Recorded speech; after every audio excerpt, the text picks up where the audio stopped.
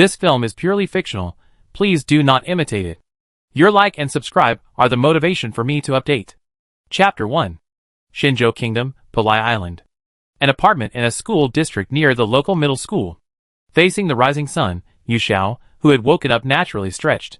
About 3.5 minutes later, he realized it was still a day off, and there was no need to get up so early. Strange. Could it be that after all this time traveling, I haven't adjusted my time zone yet? So Yu Xiao shook his head, making a self-deprecating joke. And, as his self-talk revealed, Yu Xiao was a time traveler. But his time travel, in retrospect, seemed rather absurd. 2 years ago, on an ordinary morning, Yu Xiao opened his eyes to find the scene before him completely unfamiliar. Moreover, the difference from his original world was almost negligible. As far as he knew, aside from the slightly dated technological level reminiscent of the early 20th century, everything else, culture and language, was remarkably similar to his original home. If it weren't for the fact that the Divine Land and Penglai Island he was currently in weren't place names he remembered, he might have genuinely thought he had simply moved to a different location. Yu Xiao scratched his head. He wanted to take a nap while it was still early. But he seemed wide awake. And finding something else to do seemed difficult. After all, even after transmigrating, he was still just a student. But the academic environment in this world was much more relaxed than he had imagined. Even in high school, there was no need for self-study or tutoring on weekends. There wasn't even homework. So, there seemed to be only one answer. Let's play some games. He lazily dragged out his words. That was Yu Xiao's decision. So, he got out of bed and opened the cabinet on the table. Then, Yu Xiao pulled out a game disc called Mech Warrior vs. This seemingly ordinary and unremarkable disc actually had quite a history. This was the only personal item he carried with him after transmigrating, besides his underwear. To be honest, Yu Xiao was quite resentful at first. After all, most people who transmigrate usually get extra things like systems, powerful artifacts, or cheat codes that appear with a ding. How come when he transmigrated, all he had left was a CD? And it was a game with a name that sounded like it was piggybacking on the popularity of Super Robot Wars and Gundam vs. Gundam series, and it didn't even have a publisher's name on the cover. A total no-name game. In the past, this would have been the kind of thing he wouldn't have even touched. But later, he obediently bought it. Because as time went on, he discovered that everything else in this world was normal, except that the game development seemed to be stuck at the early pixel era. Having gotten used to the graphics of modern games, suddenly being transported back to the era of Mario, or even E.T. the Extraterrestrial was quite a shock for Yu Xiao. So this game, which appeared out of nowhere, but was undeniably well made in high definition, became his only pastime in his spare time. The game's high quality was certainly a major factor. Another reason was that, before his transmigration, Yu Xiao was a fan of mecha anime. And this game, featuring mini robots from those anime, undoubtedly catered to his tastes perfectly. However, to say that Mecha vs was perfect, well, not entirely. Its biggest problem was, the difficulty was too high. Yu Xiao remembered his first game. Consider himself an action game expert. After familiarizing himself with the somewhat complex controls, he immediately chose the highest difficulty level. The initial challenge was against the well-known original Gundam and its pilot, Amuro Ray. He confidently chose his sibling model, the G3 Gundam, for his sortie. And then, he received a sound thrashing. Despite using the same level of mobile suits, the opponent's maneuvering was phenomenal. It was as if a legendary pilot from an anime had personally launched an attack. First, a barrage of fire combining rocket launchers and beam rifles, then, the act of throwing a shield to distract Yu Xiao. Finally, taking advantage of the G3's momentary lapse in concentration caused by this series of maneuvers, the Founder Gundam charged forward and, without hesitation, plunged its beam saber into the G3's cockpit. Before even 3 minutes had passed, the blood-red word failure appeared on Yu Xiao's screen. Unwilling to give up, he gradually lowered the difficulty level and tried again. His opponents changed from Amuro to Char, then gradually to nameless elites and team leaders piloting Jigen Gundams. Then the time it took to lose increased from 3 minutes to 5 minutes, then to 10 minutes. After adjusting to the lowest difficulty, facing a normal Zeon soldier piloting a warrior, Yu Xiao, using the G3 Gundam, finally managed a barely victorious win. He racked his brains, but couldn't fathom what kind of insane programmer could create such AI. It was simply too unfair. Generally speaking, at this point, one should give up. But the higher the difficulty, the more it ignites the player's fighting spirit. This was also true for Yu Xiao. Having persevered in playing, He had gone from a novice easily killed by that white devil to someone who could hold his own against him for a long time, even piloting a regular Zaku too. And since he had nothing else to do today, Yu Xiao decided to continue practicing with a Zaku of average performance. However, after inserting the disc into the console and turning it on, he discovered that things were slightly different from what he had expected. Huh? A version update?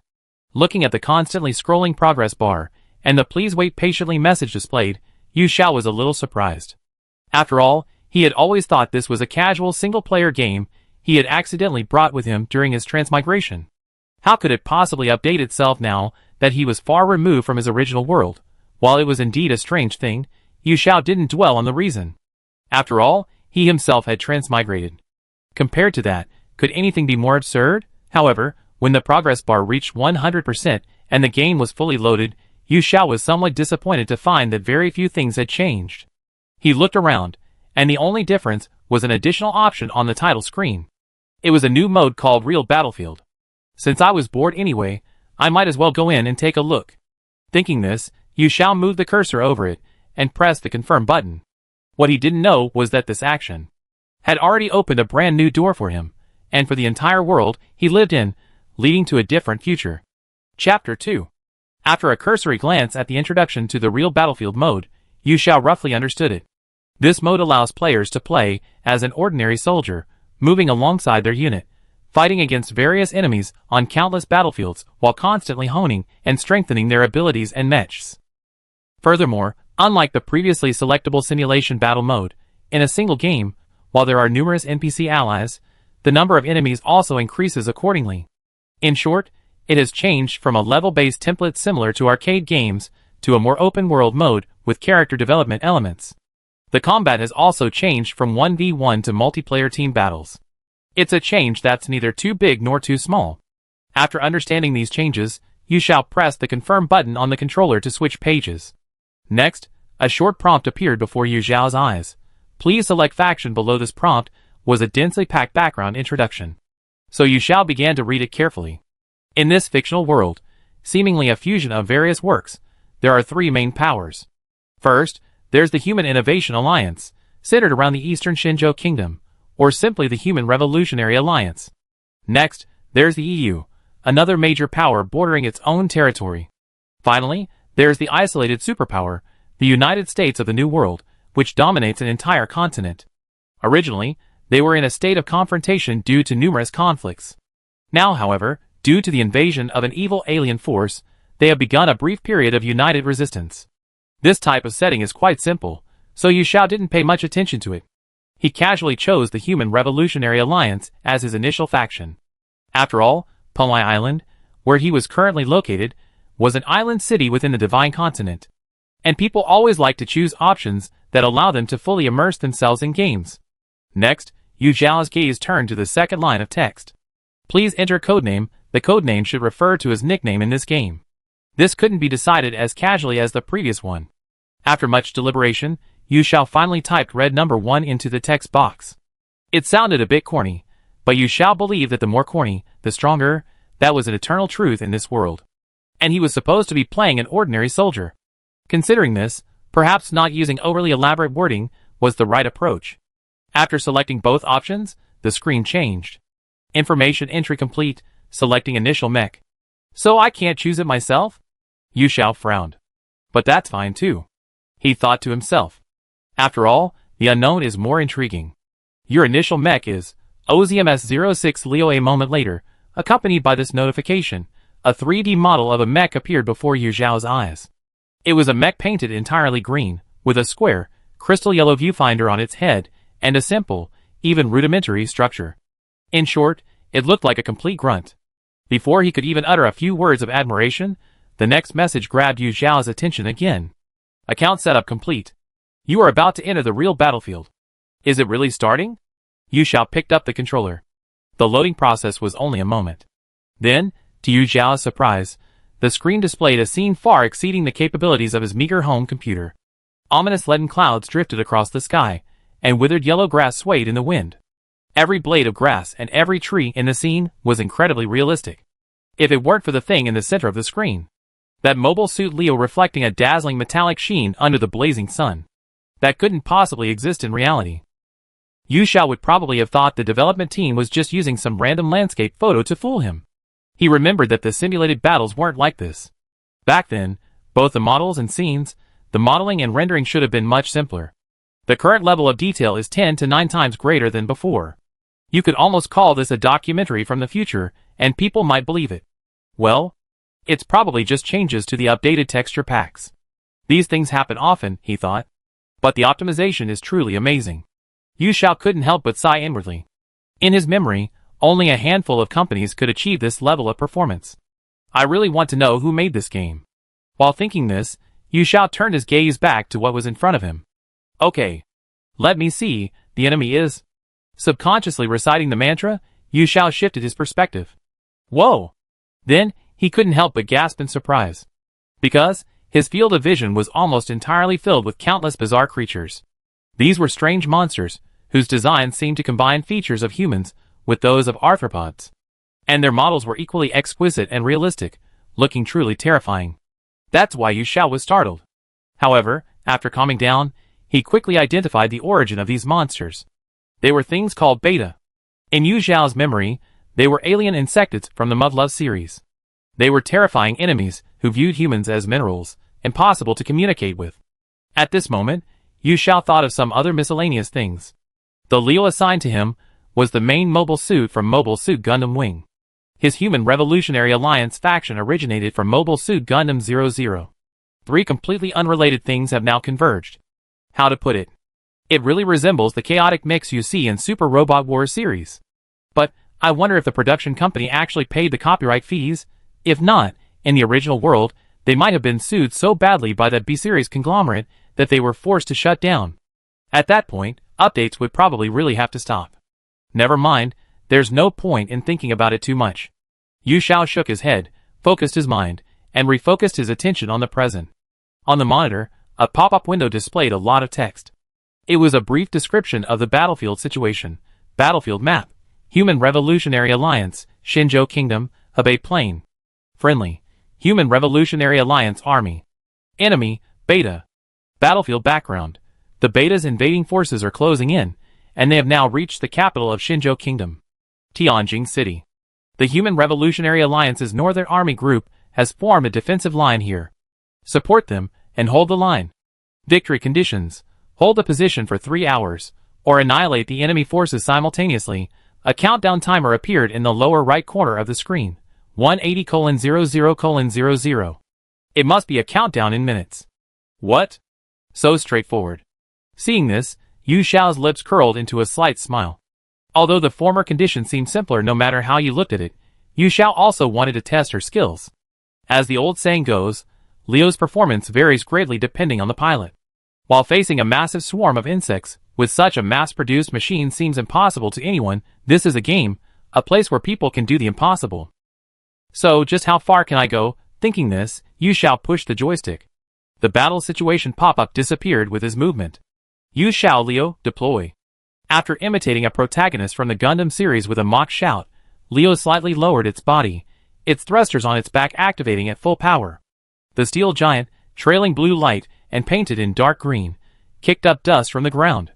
Under Yu Xiao's skillful control, it didn't retreat or cower, but charged straight towards the terrifying swarm of insects covering the mountains and plains. Chapter 3. Human Revolutionary Alliance, Shinjo Kingdom. A vast plain north of the capital, Tianjin City. This is the front line against the Beta swarm, and also humanity's last line of defense.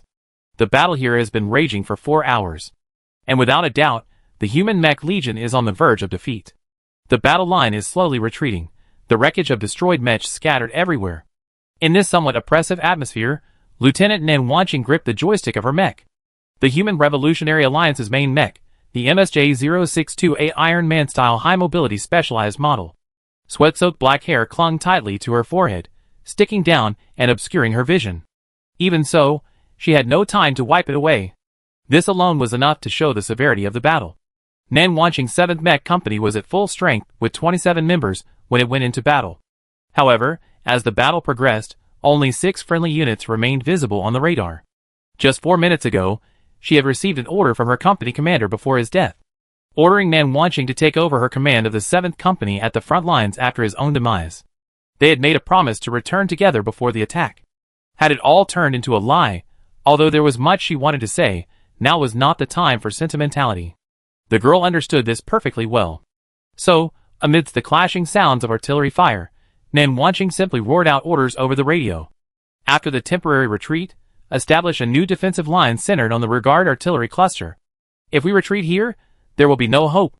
Behind us lies the Hebei Plain. Behind us lies Tianjin City. That's right, we cannot afford to fail even once more. Her voice was almost hysterical, as if she were overwhelmed by uncontrollable anxiety. It's not entirely incomprehensible. After all, the current situation is dire. And she was just a young girl of 18. Stepping onto the battlefield was not her true desire. It was only to prevent people like her from ever appearing again. But was her resolve going to end here? Nan Wanqing bit her lip tightly. Her beautiful brown eyes were now filled with a resentful hatred tinged with unwillingness. Lieutenant Nan, no, Company Commander. New friendly aircraft have appeared on the radar. At this moment, a surprise report came from her comrade on the radio. Reinforcements? Nan Wanqing was visibly overjoyed upon hearing this news.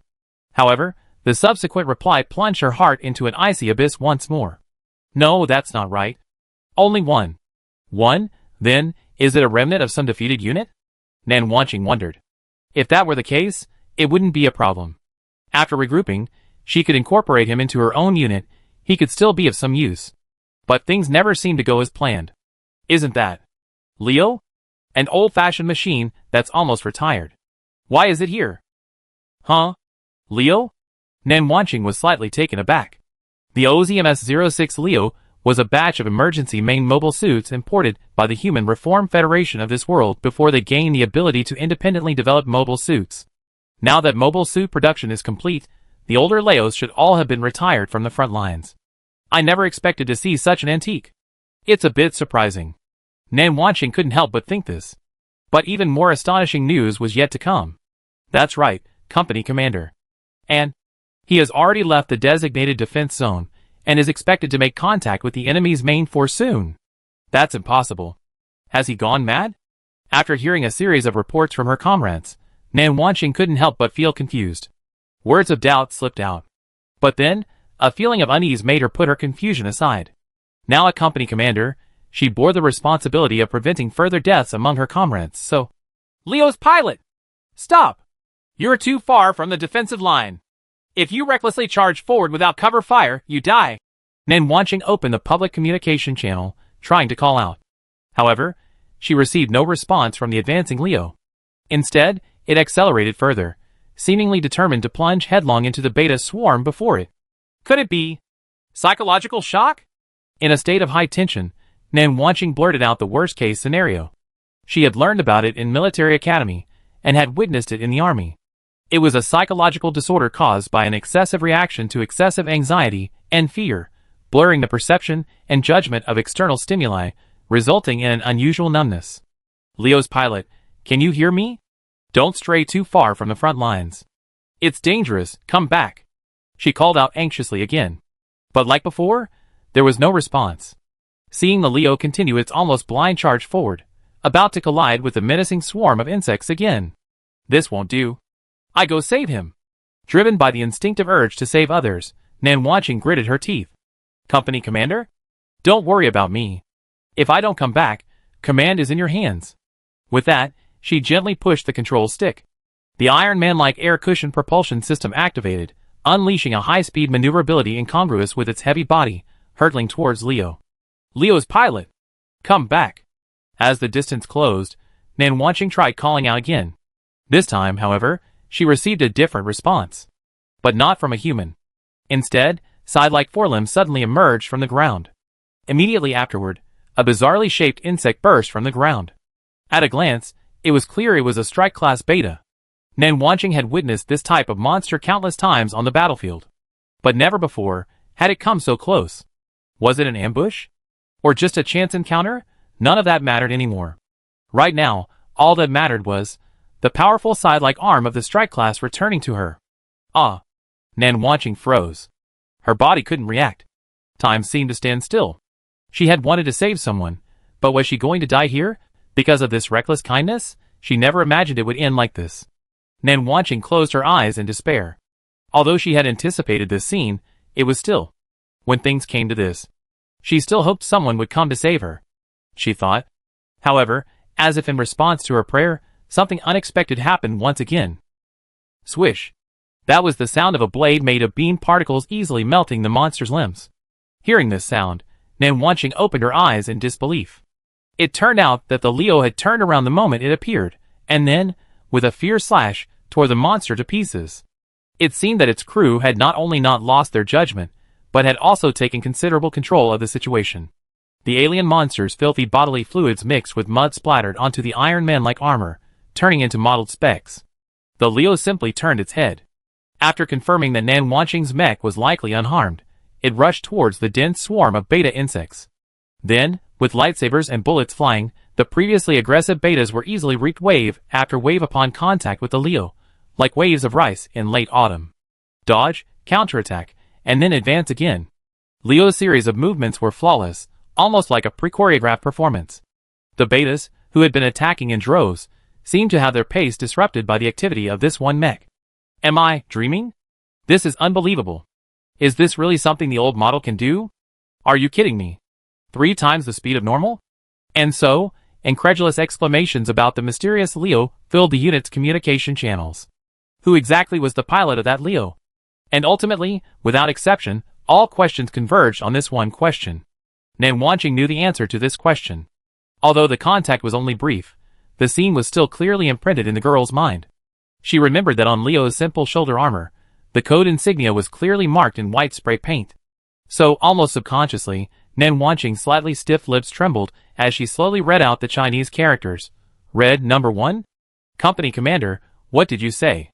It's the pilot's code name. Nan Wanqing paused. That's right. His name is Red number 1. Chapter 4. The scene shifts back to the residential area of Penglai Island. Staring at the screen, Yu Xiao scratched his head in frustration. Just now, he had controlled Leo to rescue one of his team's Iron Man units. After gaining the technical points for rescuing his teammate, he charged into the horde of monsters. Before the betas could fully react, he used his gaming skills honed in past simulation training to wreak havoc. As a result, even Leo's color gradually changed from military green to a gradient dark red. Needless to say, this was all thanks to the bodily fluids of the betas that Yu Xiao had chopped up. Those somewhat disgusting fluids splashed onto Leo's body, turning into a natural dye. Enough to prove his numerous kill count. Even so, he still looked very unhappy. As for the reason, why are these teammates all so bad? That's right. Sitting in front of his computer, he was filled with these questions. Yu Xiao couldn't understand it. During the simulations, the AI pilots he fought against were all incredibly skilled. How come in the actual combat, his NPCs were performing so poorly? At first, the beta's overwhelming force was one thing. But that could be a plot device. But when he advanced, only one person provided cover. What kind of logic was that? And even that teammate who followed, when ambushed by the enemy's powerful weapon, acted like a complete block of wood. As if caught off guard. If this were a human player, it would be one thing, but dude, you're an NPC, right? Can a well-programmed AI even feel surprise? Even if I know it might be paving the way for the player's appearance? This is ridiculous. Sigh. Maybe it's because there are too many players, so the AI's processing power is limited. Yes, that must be it. Otherwise, I could fry eggs in the computer case today. In the end, Yu Xiao simply came up with a plausible excuse to explain the current situation. While he was marveling at the game's content, he didn't neglect his actions. Beep beep beep beep.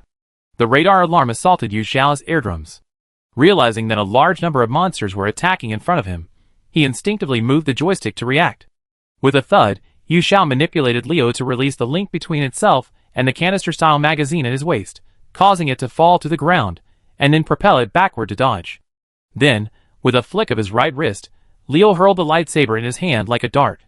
Not at any of the betas charging at him, but straight at the magazine discarded on the ground.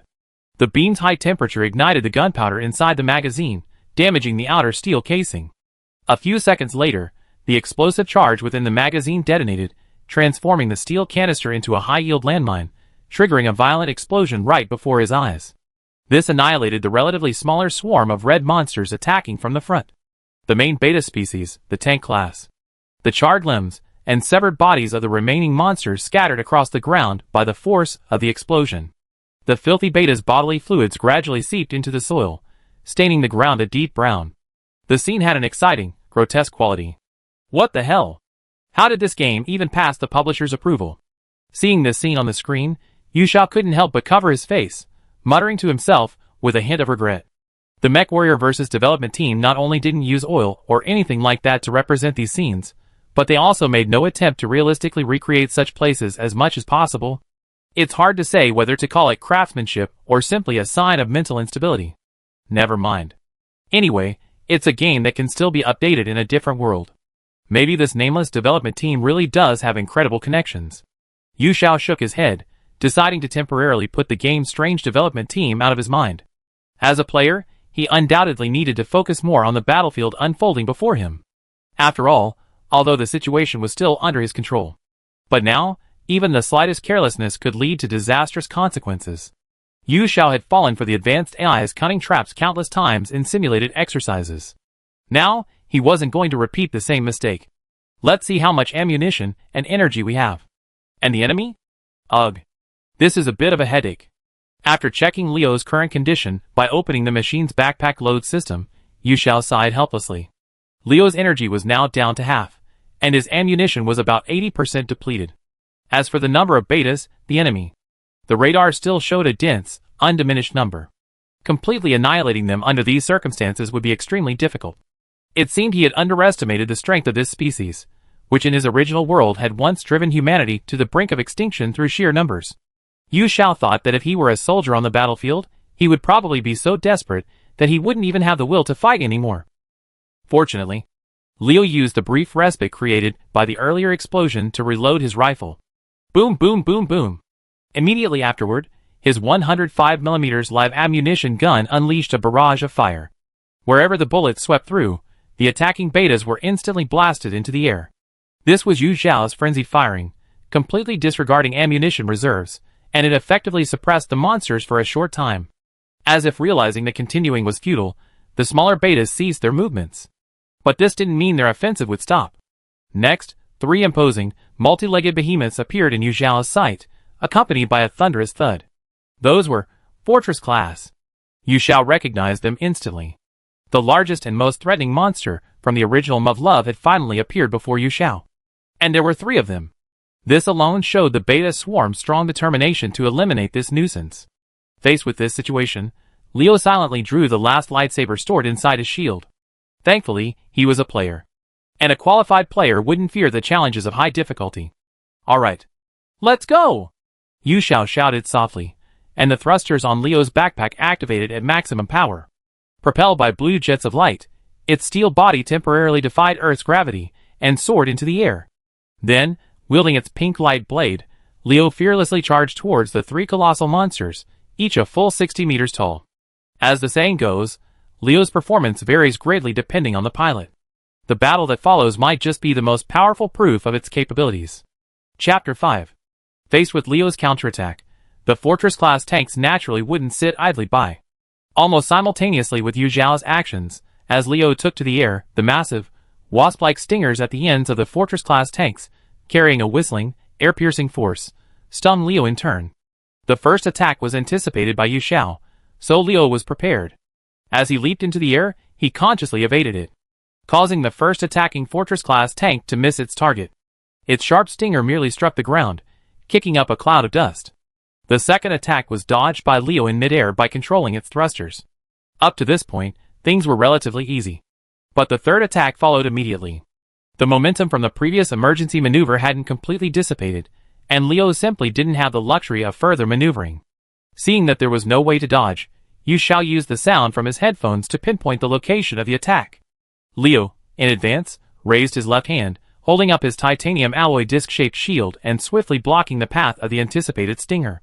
The next second, sparks flew, accompanied by a resounding clang like metal clashing. From the impact, not only was Leo's shield on the screen twisted into a bizarre shape, but the joint of his left arm was also contorted, seemingly unusable. It seemed that with Leo's equipment, blocking this unavoidable direct hit was a stretch. However, this result was enough for Yushao. while the 3 critical hit level attacks were still recovering from the aftershock of the stinger.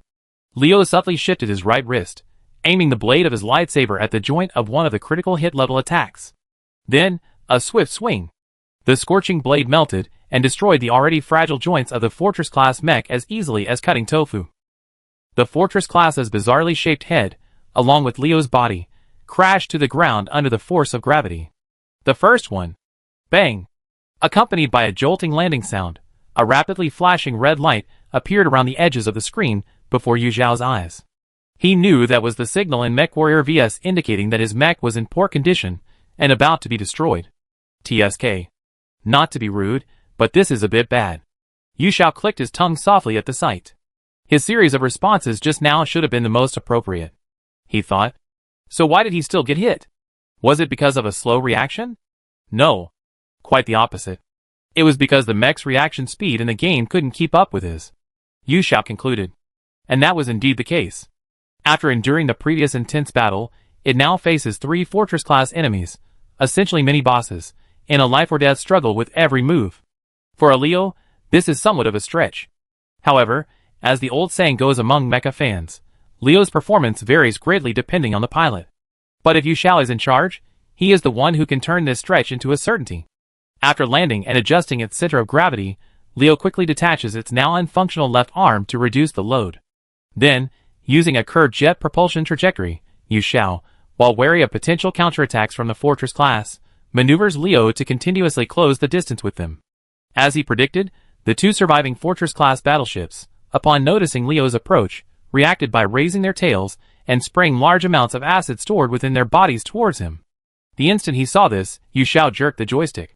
Leo also made a rather exaggerated evasive maneuver, maximizing its speed and leaving the incoming acid behind.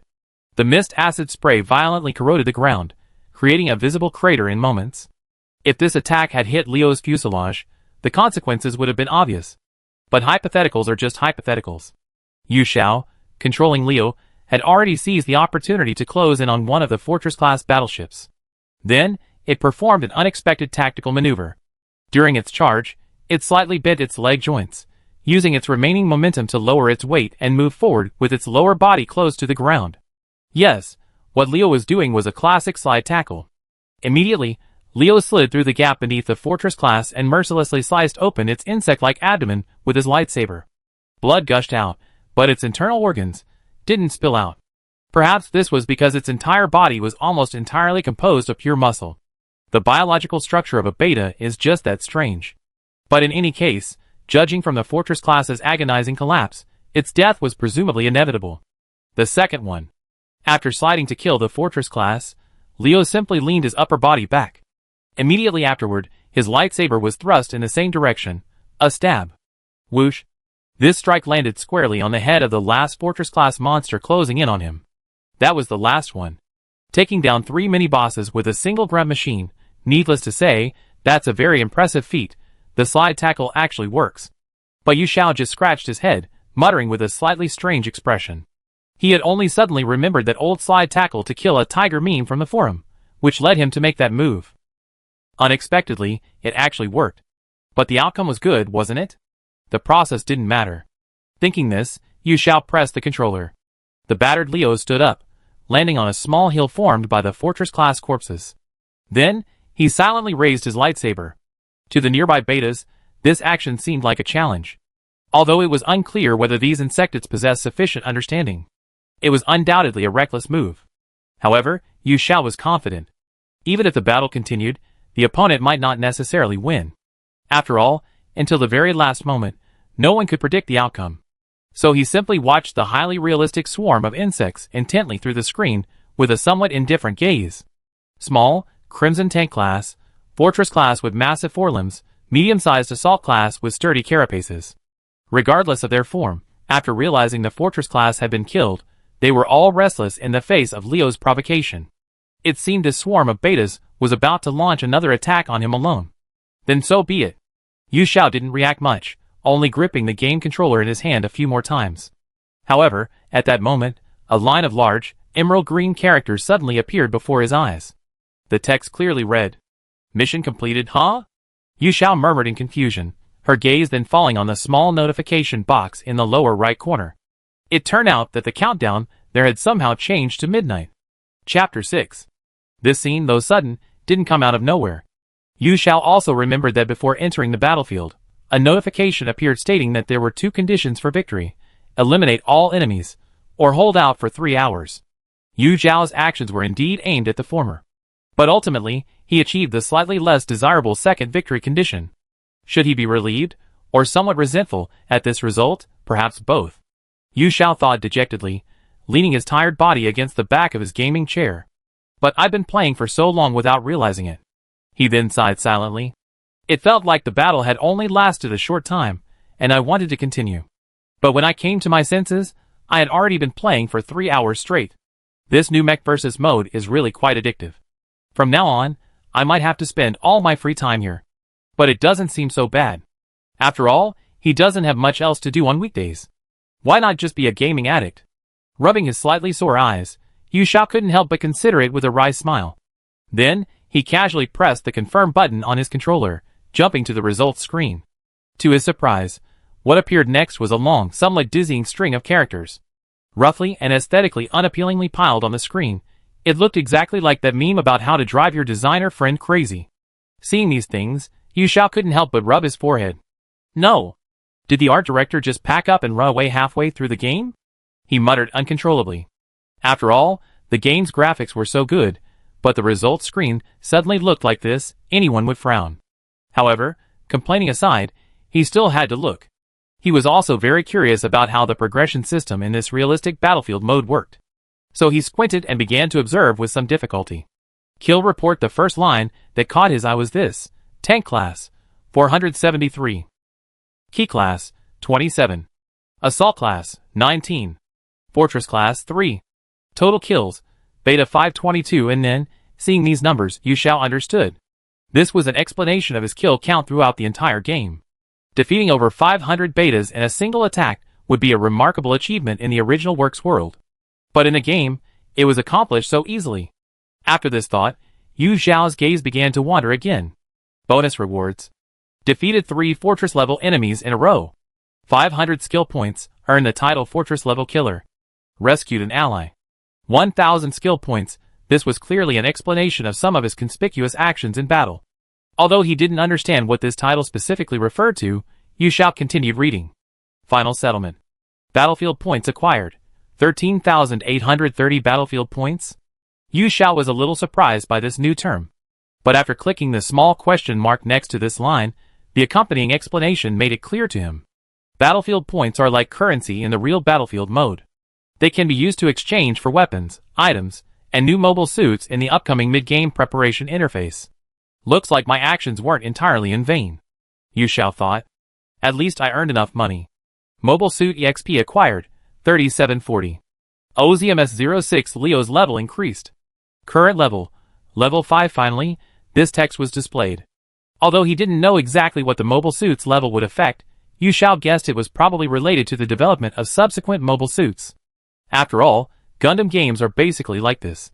As their knockoff or competitor, Super Robot Wars vs should be similar. Having finished reading, Yu Xiao clicked the confirm button again. Settlement complete. Entering the maintenance interface. This message only appeared briefly, as the progress bar quickly reached 100%. And, just like the previous settlement screen, the so-called maintenance interface that appeared before Yu Xiao. To put it nicely, it was concise. To put it bluntly, it was rudimentary. Besides a world map background, there were only 2 options to choose from: Hangarori and Pilot. It seemed the art designer might have really abandoned the project halfway through. Yu Xiao became even more certain of her earlier complaints. Driven by a desire to explore, Yu Xiao first opened the hangar. Next, a 3D model of the Leo he was piloting was displayed. Above it was a simple descriptive text: OZMS06 Leo level 5 status, damaged. Yu Xiao noticed this rather conspicuous description. Indeed, upon closer inspection, Leo's machine was still in the same condition as during the battle, covered in beta blood and bearing damage of varying sizes throughout its body. At the same time, Yu Xiao also noticed that the spot where he had removed Leo's left hand during the battle was now empty. Furthermore, the words development, enhancement, and sale on the right side of the screen were all grayed out and unselectable. So he wondered, could all operations on the machine only be performed in its healthy state? If so, it must have a function that allows it to be restored. Yu Xiao guessed. Sure enough, in an inconspicuous corner of the screen, there was an option labeled Repair. Seeing this, Yu Xiao moved the cursor over it. Repair successful. 1,000 points consumed then, accompanied by this pop-up window. Leo's dented and battered body was completely restored, and the missing left arm was reattached. The description above changed from damage to good, and the options for Develop, Enhance, and Sell lit up. So, Yu Xiao clicked on the options on the right to examine them carefully. Then he quickly understood what each one represented. Development is a system that allows you to create different successor mobile suits based on Leo, with some connection to it. For example, a level 5 Leo can be developed into 3 mobile suits, Iris, Tragos, and Duras. These were the successor mobile suits used by the OZ faction to replace Leo in the original New Mobile Report Gundam Wing universe. The final development option is in a shadowy state, presumably because it hasn't reached the corresponding level yet. Enhancement is a method of improving performance by replacing and modifying parts without changing Leo as the main body, by consuming a certain number of points. Like development, the higher the level, the more types of enhancements you can choose. As for selling, as the name suggests, it's a method of exchanging a mobile suit for points based on its rarity and level. Yu Xiao felt he wouldn't need this for the time being. He only had Leo. Selling it would mean the end of his chances. After reviewing this information, Yu Xiao wasn't in a hurry to enhance his mobile suit. As for the reason, there are still some functions I haven't looked at. And Yu Xiao is the type who won't act without understanding the overall situation. Therefore, he switched out of the hangar and opened the pilot option to browse. The displayed screen showed a half-body portrait of someone wearing the Human Reform Alliance's standard pilot uniform and a helmet that concealed their face. Beside them were detailed descriptions. Codename, Red 1. Affiliation, Human Reform Alliance. Aircraft, OZMS-06 Leo. Notoriety, somewhat famous, Looking at it this way, apart from the higher-than-expected notoriety, the rest was all rather unremarkable information. Therefore, Yu Xiao was undoubtedly more concerned with another system displayed on the pilot page, titles. According to the game's built-in description, titles are items that don't increase attributes, but can provide some special effects. Like the Fortress-class killer title Yu Xiao had previously acquired, its effect was to display the weak points of Fortress-class mechs during battle, and show the direction and range of their attacks when they prepare to strike. This was quite useful, Yu Xiao thought. If he had possessed this title in the last battle, he could have dealt with the 3 Fortress-class mechs more easily, and at least wouldn't have lost Leo's left hand. However, unfortunately, only one title could be equipped at a time. Fortunately, Yu Xiao didn't have any other options, so he simply equipped the Fortress-class killer title. Alright. Yu Xiao exhaled. Now that he had roughly figured out the development elements of the MechWarrior vs Real Battlefield mode, it was time to get to the main event. Modifying the mech. Thinking this, Yu Xiao switched the screen to the hangar. Chapter 7. Yu Xiao first opened Leo's development interface. As mentioned before, the system offered him 3 different development branches. The first option was the OZ-07 AMS Iris, which resembled a pilot in appearance. This was a mobile suit Leo could develop at level 3, an air combat type equipped with 2 large turbine thrusters, possessing a long-duration flight capability that Leo lacked. However, the consequence of drastically reducing weight to meet the demands of flight was that its armor was surprisingly thin, offering almost no effective defense. In contrast, the second MS, designated OZ-07 MS Tragos, undoubtedly went to the other extreme. Tragos was also a mobile suit Leo could develop at level 3, but it focused entirely on firepower and armor. Indeed, its 2 125mm howitzers mounted on its shoulders possessed terrifying power. However, its mobility was consequently severely lacking. It could barely move thanks to the large air cushion device on its chassis, making it more like a self-propelled turret than a robot. As for the last option, the OZ-12 SMS Duras.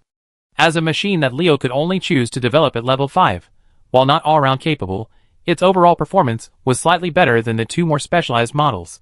Furthermore, the Duras possessed a unique transformation mechanism, allowing it to quickly transform from MS mode into a fighter-style MA, further expanding its combat capabilities and making it quite effective in land, sea, air, and space environments. So, theoretically, we should develop Leo into the Duras right now. I guess I wait. Yu Xiao simply concluded this, then exited the development interface. The reason was that he was quite concerned about the MS Leo could only develop at level 11.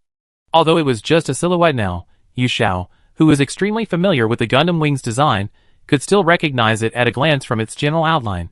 It should be Leo's prototype, the OZ-00MS, Doggies. In the original work, this machine possessed formidable performance comparable to Gundam Type MS. In Super Robot Wars vs, Yu Xiao had also used this machine a few times. Although the operation was slightly strange, once you got used to it, the Doggies was almost capable of competing with any machine, definitely able to handle most situations in the real battlefield mode. Now, Leo only needed 6 levels of experience to develop into this truly elite and powerful machine. According to the interface description, once a mech is developed, its experience will be reset, and its level unified. Furthermore, its subsequent development lineage will also change accordingly. Therefore, Yu Xiao worried that if he replaced Leo prematurely, he might not be able to develop Darugis anymore. Thus, he ultimately chose to preserve the current state, and not proceed with development. However, continuing to use Leo might lead to performance limitations. After all, no one knows if the difficulty of future battlefield levels will gradually increase. Fortunately, there was a solution. Thinking this, Yu Xiao opened another interface in the hangar. After all, he still had a second option. Not sell, but enhance. Although it would consume some battlefield points, it would preserve Leo's current experience and level. For him now, enhancement was the most suitable choice. As for the enhancement options, luckily, the system had already prepared them for him. Therefore, he didn't need to worry about it much. And, because Leo itself possessed high expandability, its modification models were numerous. There was the cannon type with added artillery equipment on both shoulders, the flight exterior type with added flight thrusters, the EWC type with a large radar dome on the head. These were just the more basic modifications. More in-depth customization options were even more varied. But in the end, Yu Xiao focused his attention on 3 different colored modification options. These options were named Leo S, Leo R, and Leo N. Yu Xiao remembered that these were special mobile suits used by the formidable villains, the Stardust Knights, in the Gundam Wing spin-off, G-Unit. The red Leo S was relatively balanced, the cyan Leo R focused on speed, and the green Leo N specialized in defense. Regardless, all 3 possessed decent performance. They should be more than adequate as transitional mobile suits before the development of the Dragis. But, which one should she modify? Yu Xiao, who already suffered from decision-making anxiety, couldn't help but worry. The Leo N's heavy armor is highly reliable, but in certain situations, the high mobility of the Leo R is also necessary. However, modifying it into the Leo S might feel too mediocre and lacking in strengths. So, considering weaponry? Yu Xiao raised his hand and stroked his chin. But, there isn't much difference. Since the power reactor models are all the same, the beam weapons used by these 3 units are all on the same level of power. The only difference between them is the style. Wait, beams? Thinking about this, Yu Xiao suddenly remembered a setting. That's right, although he hadn't encountered it on the previous battlefield, but in the Muv-Luv worldview, there is actually a rather enormous threat. It's called a beta, a beam-class unit, only the size of a person, yet capable of firing terrifyingly powerful lasers. It is said to be able to accurately shoot down any flying object entering its line of sight from 100 kilometers away.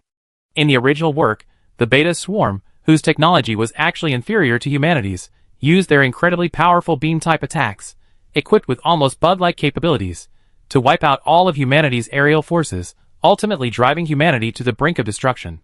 The existence of these monsters became a crucial factor in Yu Xiao's final decision. Why? Because the Leo S, one of the 3 options, happened to be equipped with a diffusion cloak that could reduce the thermal charge of the beam. In this respect, it already far surpassed the other 2. Besides, if the codename is Red One, then a red machine would be better, wouldn't it? Whispering a lame joke he himself didn't realize, Yu Xiao casually selected the Leo S modification option. Please confirm, do you want to modify Leo into Leo S? This upgrade will consume 10,000 points. 10,000 points was practically all of Yu Xiao's savings at the moment. But he still clicked confirm without hesitation. Instructions received. Modification in progress. Modification complete. Then, as the points in the upper left corner vanished like a flood, Leo's model changed. The original square monitor on its head was replaced with a sharper triangular shape. Combined with its fiery red main color, it gave off an aggressive impression. The gold relief on its chest, and the additional tassel-shaped armor on its shoulders, added a touch of majesty and splendor. It no longer looked like a simple weapon of war, but rather like a medieval nobleman's treasured knight's armor, possessing an added aesthetic significance. Yu Xiao nodded, quite satisfied with the current situation. He then turned to look at the clock on the wall.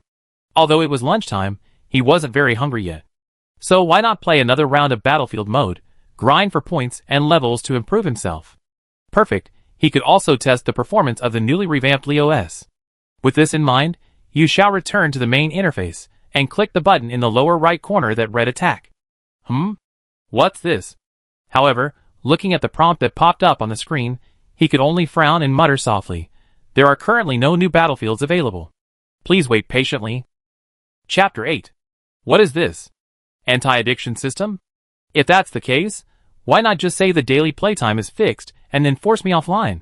What's the point of this prompt? Besides, this is clearly a single-player game, right? Encountering a situation he never experienced before, Yu Xiao was somewhat surprised. Muttering to himself, expressing his bewilderment, he tried to understand the situation. I really don't get it. Could it be the mechanism of this mode? At the same time, Yu Xiao repeatedly clicked the attack button, trying to confirm if this was some kind of coincidence. Unfortunately, no matter how many times he clicked, the only response was the same prompt as before. It seemed inevitable. Besides that, there was no explanation on the game interface. It didn't say when the next Battlefield mission would refresh. Nor did it tell him what he could do during this relatively free time. It seemed there was nothing to do now, truly entering a period of wasted time. It's like running out of stamina in a mobile game, or the interval between harvests in a farming game. Generally speaking, at this point, ending the game is the only option. But Yu Xiao didn't want to stop playing because of this while he was really into it. So, he had to settle for second best, bringing up the menu and returning to the main screen. Then, moving the cursor, Yu Xiao selected the first option on the main screen. It was the only game mode before the Mech Warrior vs. Update, Simulation Battle. The game is divided into two modes. A cross-level mode where players continuously challenge different enemies, and a free mode where they challenge opponents of their choice in designated scenarios. Yu Xiao planned to play for a short while, and then stop. Therefore, he chose the relatively shorter free mode. Upon entering free mode, the first thing to do was select the mecha he would use in the battle. The range of selectable mecha in Super Robot Wars vs. is quite extensive. From well-known series like Gundam to relatively obscure works like Gunhard Blade, you can find them to varying degrees. In short, Super Robot Wars vs. can be considered an encyclopedia of mecha anime from all eras. However, despite this, Yu Xiao didn't spend too much time on the selection screen. After all, his current focus was still on the real Battlefield mode. Therefore, getting used to the mobile suit he could use in that mode in the future. That is, the Tallgeese that Leo could develop, was his top priority. After choosing the Tallgeese as his mobile suit, Yu Xiao began to consider his opponent in this simulated battle. If it was too weak, he wouldn't improve, but if the strength disparity was too great, the effect wouldn't be good either. Yu Xiao only considered this question for a moment before making a decision. Therefore, he quickly made a choice by navigating the page. That was Free Mode Battle Settings Complete. Based on both mobile suits, the battle arena has been automatically set to Space Environment. Tallgeese vs. Perfect Xeon, Char Aznable, simulated battle about to begin.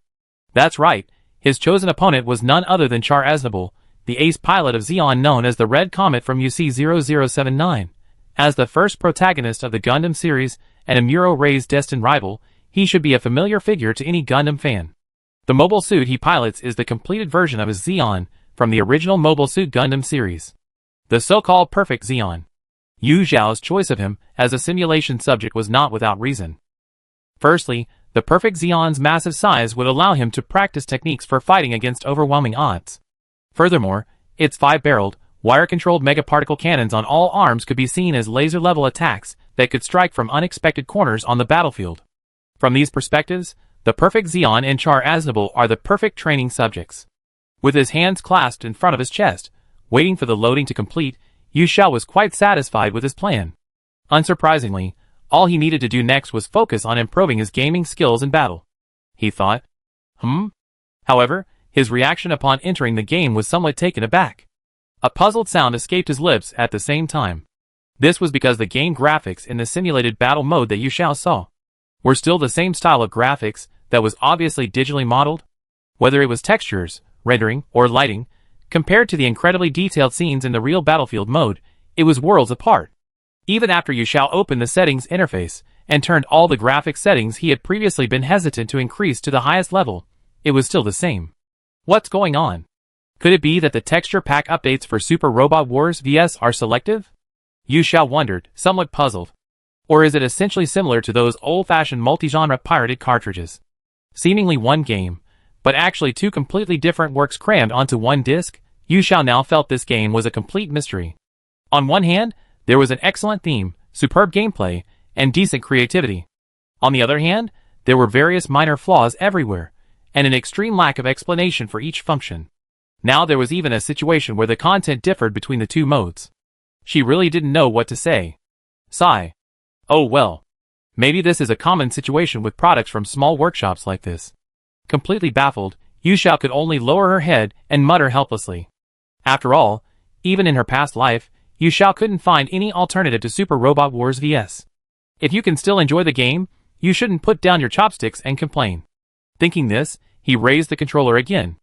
On the screen, the perfect Xeon opposite him had finished loading its model. Its already enormous size, now equipped with legs that weren't just for decoration, became even more imposing. It stood out remarkably in the pitch-black abyss of space. Well then, let's prepare for battle. Thinking this, Yu Xiao pushed the joystick to initiate a dash.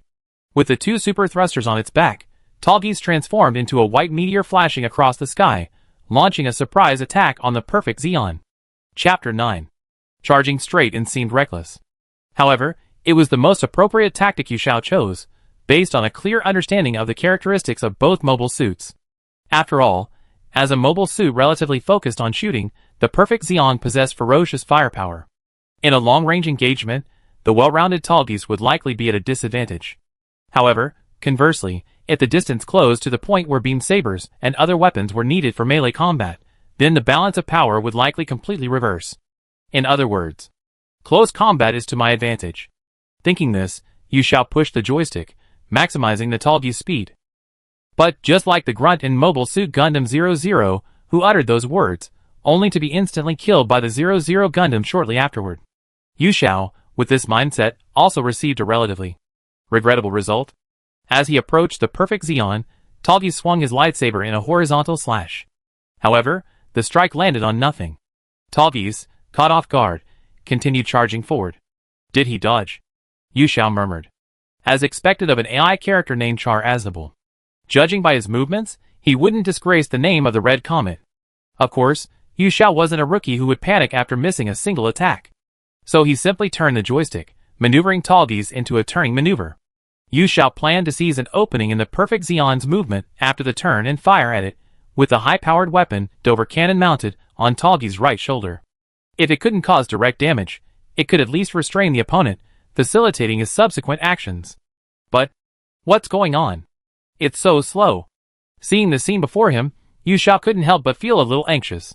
On the screen, Tallgeese's back turn seemed much slower than he had expected. This shouldn't be happening. Clearly, with its 4 high-output thrusters on its back, Tallgeese's maneuverability should be among the best in the entire Gundam series. Why does it feel so sluggish? Yu Xiao pondered. However, he quickly realized the reason. The reason he felt Tallgeese's turning was slow wasn't because it lacked maneuverability, but precisely because Tallgeese was too fast, just like aerial combat between supersonic fighter jets in reality. When the machine's acceleration exceeds a certain threshold, its turning radius also increases accordingly. Not only does efficiency decrease, but fuel consumption also increases. In other words, he shouldn't have started turning at maximum speed. Instead, he should have used the super thrusters on his back to achieve a sudden stop by thrusting in the opposite direction, and then perform the turn. When using Tallgeese in battle mode, he should remember this, Yu Xiao thought.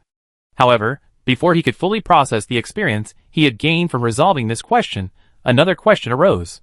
After Tallgeese completed its turn, Yu Xiao was somewhat surprised to find that the perfect Xeon, that strikingly large hull, had actually disappeared from his sight. Yu Xiao knew that the opponent must have made further movement while he turned around. He should still be able to find his trail by searching the surrounding area. However, due to the ability of UC mobile suits to release Minovsky particles, a unique particle that can shield electromagnetic waves, Tallgeese's radar was completely malfunctioning. The same applied to the game. Therefore, Yu Xiao could only rely on visual observation to determine the opponent's location. But how easy was it to accurately see against the backdrop of a vast starry sky? Of course, Since they were still in battle, the enemy's appearance didn't keep Yu Xiao waiting long. The perfect Zeon quickly reappeared in front of Tallgeese. With a flying kick. Bang! Tallgeese was struck in the abdomen by the perfect Zeon's massive foot, losing his balance from the impact. He then spun around in space several times before finally managing to stabilize himself using the posture control thrusters. Was this the legendary Char's flying kick? Facing Char's simulated AI for the first time, Yu Xiao deeply understood that a mobile suit's legs were far from just decorations. Then, the perfect Zeon detached its arms, remotely controlled via cables still connected to its main body, constantly changing its position while firing at Tallgeese. In response, Tallgeese, controlled by Yu Xiao, performed continuous barrel rolls. Soaring through space, it struggled to dodge the perfect Zeon's unpredictable megaparticle cannon attacks. Of course, Yu Xiao wasn't entirely without resistance. Taruki's occasionally fired a few shells from his Dover cannon in single bursts, attempting to halt the opponent's advance. However, these efforts were largely ineffective. After all, the opponent had gained the upper hand from the start, and turning the tide would require considerable effort. Truly, it's worthy of being called a floating weapon. Yu Xiao sighed silently. Even a player of his skill level was finding it somewhat difficult to dodge. He remembered, in the Universal Century universe, the first large mobile armor equipped with floating cannons, the Amy, was nicknamed Solomon's Ghost by the Federation Army due to its unpredictable, all-around attacks. Right now, he truly felt like he was fighting a wandering ghost. During the intense gameplay, Yu Xiao couldn't help but drift off into thought. But whether in a simulated game or on a real battlefield, there's no room for even a moment's distraction. Taking advantage of the brief moment when Tallgeese hesitated, the perfect Zeon seized the opportunity and unleashed its full firepower. Its mouth and belly mega-particle cannons fired simultaneously, along with its still floating hands, creating a dazzling net of light from 13 particle cannons of varying power, effectively trapping Tallgeese within. Furthermore, several particle cannons blasted directly at its fuselage. Although protected by its anti-beam coating, Tallgeese wouldn't be easily destroyed by this onslaught in the short term. But it could only hold out for so long. If this situation continued, Yu Xiao knew that his defeat was inevitable, sooner or later. It was like a slow death. What a headache. Was there really no way to turn the tide of the battle? Yu Xiao thought with a hint of resentment. Even if it's not a way to win, a draw would be fine. That's right. Speaking of which, let's try that. Suddenly, he had a flash of inspiration. His actions changed. Immediately afterward, Tallgeese's previous maneuvering stopped abruptly. Instead, facing the overwhelming firepower of the perfect Zeon, it, without hesitation, charged forward. Chapter 10. What is he trying to do? If the Char AI piloting the perfect Zeon had not only simulated piloting skills, but also replicated its personality, it would surely have this question. After all, abandoning a cautious strategy of protecting its surroundings, and suddenly adopting such a reckless charge would seem abnormal to anyone. However, Yu Xiao's thinking was perfectly normal at this moment. In fact, he felt that his mind had never been clearer in this battle. Thanks to Tallgeese's high speed and heavy armor, although it was badly injured, it had barely managed to hold on. And before being shot down by the perfect Zeon, Tallgeese had already reached its side. Then, it stretched out its arms, forming a weak embrace, locking the perfect Zeon's chest. This move could be described as a surprise attack. And the AI's computing power seemed to have crashed at this moment. After all, even if it simulated Char's piloting skills, it could only handle normal MS combat. It seems it was unprepared for this inexplicable fighting style. But, what's the point of doing this? While it may seem to have achieved its objective, MS combat isn't something that can be easily won with such melee techniques. In fact, it could be counterproductive. Just like now. The perfect Zeon, controlling its wire-controlled hovering hands, adjusted the firing angle to one that would hit Tallgeese, but wouldn't harm itself. Seeing that if it fired, its Tallgeese would be completely pierced and destroyed by the beam. Yu Xiao completely released the controller. He placed his hands on the keyboard, which shouldn't have been used to operate the mobile suit. He pressed the numeric keypad, entering the 4-number keys 2887. This was a hidden command in Super Robot Wars VS that Yu Xiao had unintentionally discovered earlier. Its effect was an uncontrollable, dazzling flash of light emanating from all parts of Tallgeese's body. Accompanied by a piercing sound effect, a bright red countdown was projected onto the lower right corner of the screen. That's right. This scene fully demonstrated the effect of the command. The command 2887 corresponds to self-destruction. This was probably just an Easter egg. In the game, even if a regular mobile suit self-destructed, it wouldn't have much of an effect. But the tall geese that Yu Xiao was using this time happened to be a mobile suit from New Mobile Report Gundam Wing. This made the meaning of this command different. After all, there's a well-known plot point in Gundam Wing. That is, almost all the main characters' mobile suits are equipped with extremely powerful self-destruct devices. And the tall geese, the mobile suit of Count Lightning Jack's Makis, the protagonist hero Yui's nemesis, is naturally no exception. In fact, in the original work, the power generated by its self-destruction alone was enough to wipe out an entire squadron of Durash. If this tall geese were detonated in front of the perfect Zeon, at least a draw with mutual destruction could be guaranteed. This was the battle strategy Yu Xiao had devised. And now, it can be said to have been quite successful. As for whether it was necessary to exert such a great deal of determination in a game against a computer, to be honest, Yu Xiao himself wasn't quite sure. He was simply a player who didn't want to lose. And not wanting to lose became the universal reason for all his actions in the game. Boom! A somewhat exaggerated sound effect erupted. Tallgee's self-destruction occurred at that moment. Watching the dazzling explosion effects before him, Yu Xiao relaxed and reclined back in his chair. If nothing unexpected happened, he should have achieved his goal. Unfortunately, whenever someone thinks that way, it means something unexpected is bound to happen. This had become a kind of routine. And so, something unforeseen happened again. What? Even Yu Xiao, sitting in front of the screen, couldn't help but blurt out, utterly shocked. He saw it very clearly. On the screen, from the ever-spreading smoke after the explosion, a head flew out. Moreover, he was undeniably familiar with the design of that steel head. After all, it was the target he had just fought for so long. That's right. That was the head of the perfect Zeon. In the original work, the Zeon's head, serving as the cockpit, was designed to separate from the main body and function as an escape pod. So could this be an escape pod? Yu Xiao was somewhat dumbfounded. But upon reflection, it made perfect sense. Char Aznable in the original work was adept at using the ejection system to escape death at the last moment before his mobile suit exploded. He was thus affectionately nicknamed Escape Type New Type by fans. He had planned everything meticulously, but he hadn't anticipated stumbling at this crucial moment. Yu Xiao couldn't help but sigh. But sighing was useless. The outcome of this battle was already decided. Mission completed. If you remembered correctly, this was the favorite line spoken by the main characters of W after detonating their mechs. Now, displayed on the screen as a system notification, it had a certain charm. Battle result: defeat. Seeing this line of text, which he had expected, Yu Xiao didn't overreact. After all, a loss is a loss. Although he certainly didn't want to lose during the battle, the result was already stated, and he could only accept it. At worst, he could win next time. After all, it's a game. It can be repeated endlessly, Yu Xiao thought. But if everything up to this point had been within his expectations, then the following text truly caught him off guard. Bonus reward: complete the beginner's quest. Conduct a simulation exercise, 1/1. Obtained a real battlefield mode exclusive item. Char Aznable's data, rank C. Huh? What's this? Seeing an item he hadn't seen before, Yu Xiao's interest was naturally piqued. After reading the item's description, he understood its function. Combat data. Using this in battlefield mode allows him to enter a state similar to autopilot in card games. This allows the AI of the character to take over the operation of his mech, enabling it to fight and kill enemies completely autonomously. Perhaps I use it when grinding in battlefield mode later? Yu Xiao couldn't help but speculate. Although he didn't know why items from real battlefield mode were obtained in the simulation exercise. And he didn't know what the so-called beginner's quest was all about. But having some new gains was always good. However, besides that, there were some things that Yu Xiao cared about. Namely, the rank C in the item's name. With this classification, theoretically, there should also be B-level and A-level data.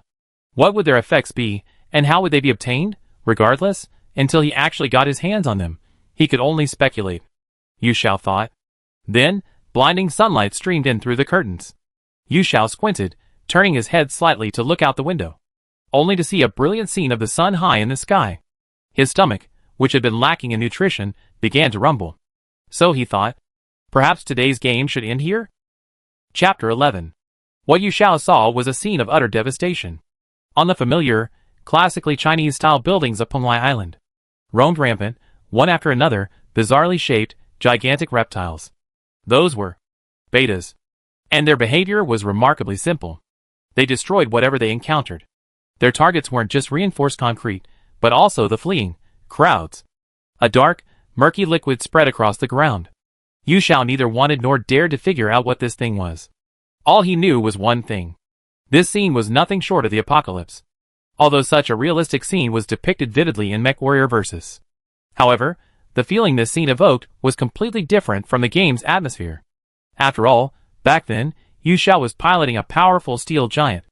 Even if the number of beta swarms before him increased several times over, he could still fearlessly throw himself into the battle. But now, Yu Xiao was all alone, possessing only his fragile human body. So, his first feeling was fear. And then, overwhelmingly, anger. If he could pilot a mobile suit, not to mention a Gundam, or a special machine like the Tall Geese, even if it were just a regular Leo, he would absolutely fight these insects to the bitter end, Yu Xiao thought.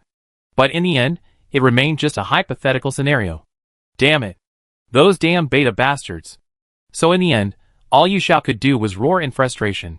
Then, filled with resentment, he watched the beta approach. It opened its powerful, gaping maw, seemingly about to devour Yu Xiao whole. However, a dizzying sensation followed. The scene before Yu Xiao's eyes gradually became illusory and blurred, like a calcium milk biscuit soaking in hot water. His vision also became somewhat distorted. No, not distorted. It gradually went from blurry to clear. This scene was like him waking up from a dream. Wait, a dream? Thinking of that word, Yu Xiao couldn't help but shudder. Then, his thoughts cleared instantly, as if a bucket of cold water had been poured over his head.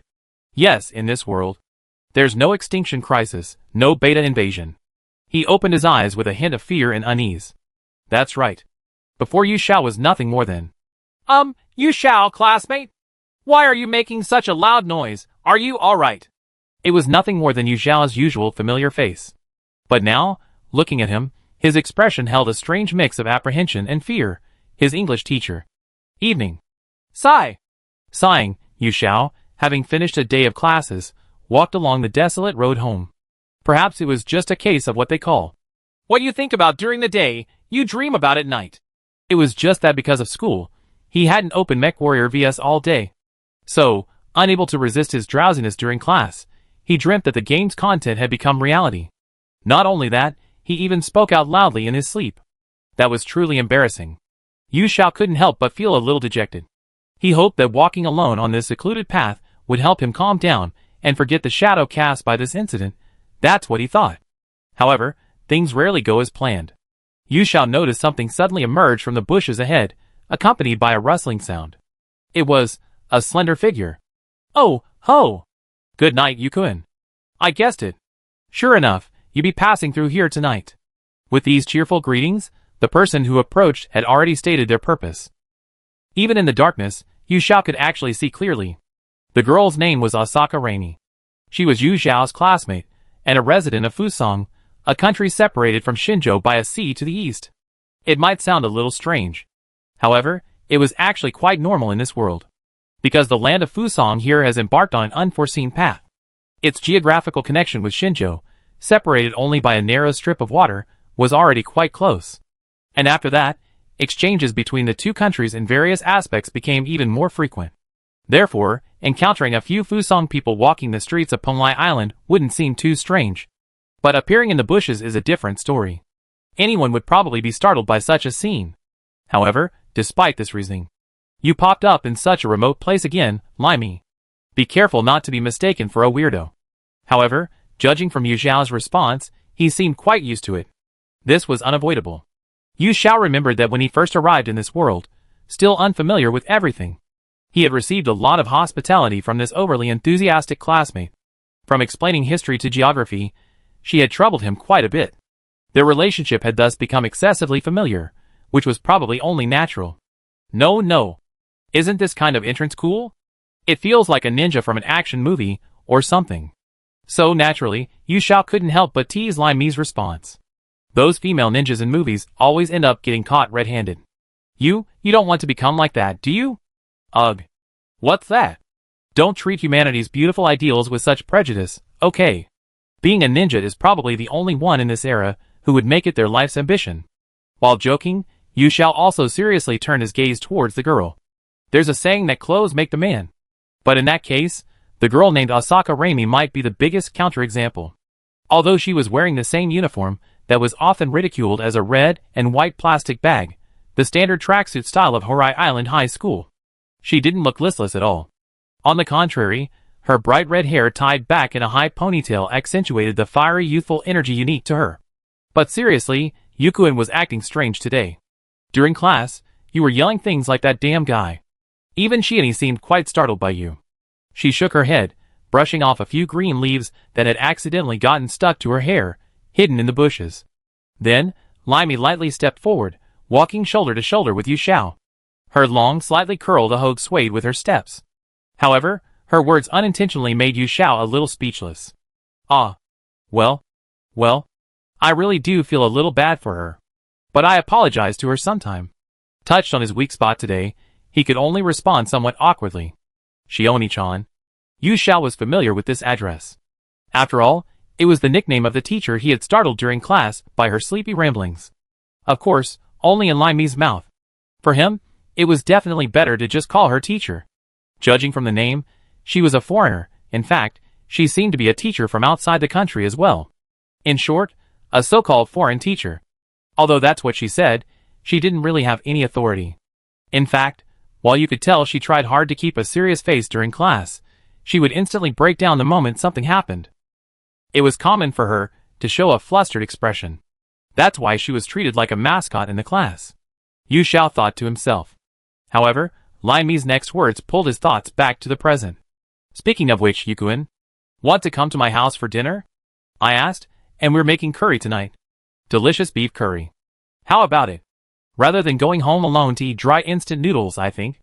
It was an invitation that was hard to refuse. Coming from Limey, it wasn't too surprising. After all, she was the hospitable type. Thanks. But I think maybe next time. However, Yu Xiao simply shook his head in response. The reason he couldn't voice was revealed by the girl's subtly disappointed expression. Oh! Is it that again? The game? Yes. That's it. The question was asked directly, and the answer was equally direct. For Yu Xiao, the real battlefield of Mech Warrior vs was now like a worm scratching at his heart. So, inviting him as a guest was best avoided. Yu Xiao thought silently. I see. And after walking side by side past the next intersection, see you tomorrow? Yeah. See you tomorrow. Leaving behind only two light words, the two waved to each other and went their separate ways. Although they were somewhat surprised to meet, there wasn't much of a grand farewell. After all, this was just an ordinary day, nothing particularly special, right? Chapter 12. Shioni Lacey's. Although, in terms of status, she was merely a young lecturer who had only recently started working at this somewhat remote place, Palai Island. With her fair skin and long, silvery white hair, and a distinctly foreign face, she was a striking figure anywhere in China.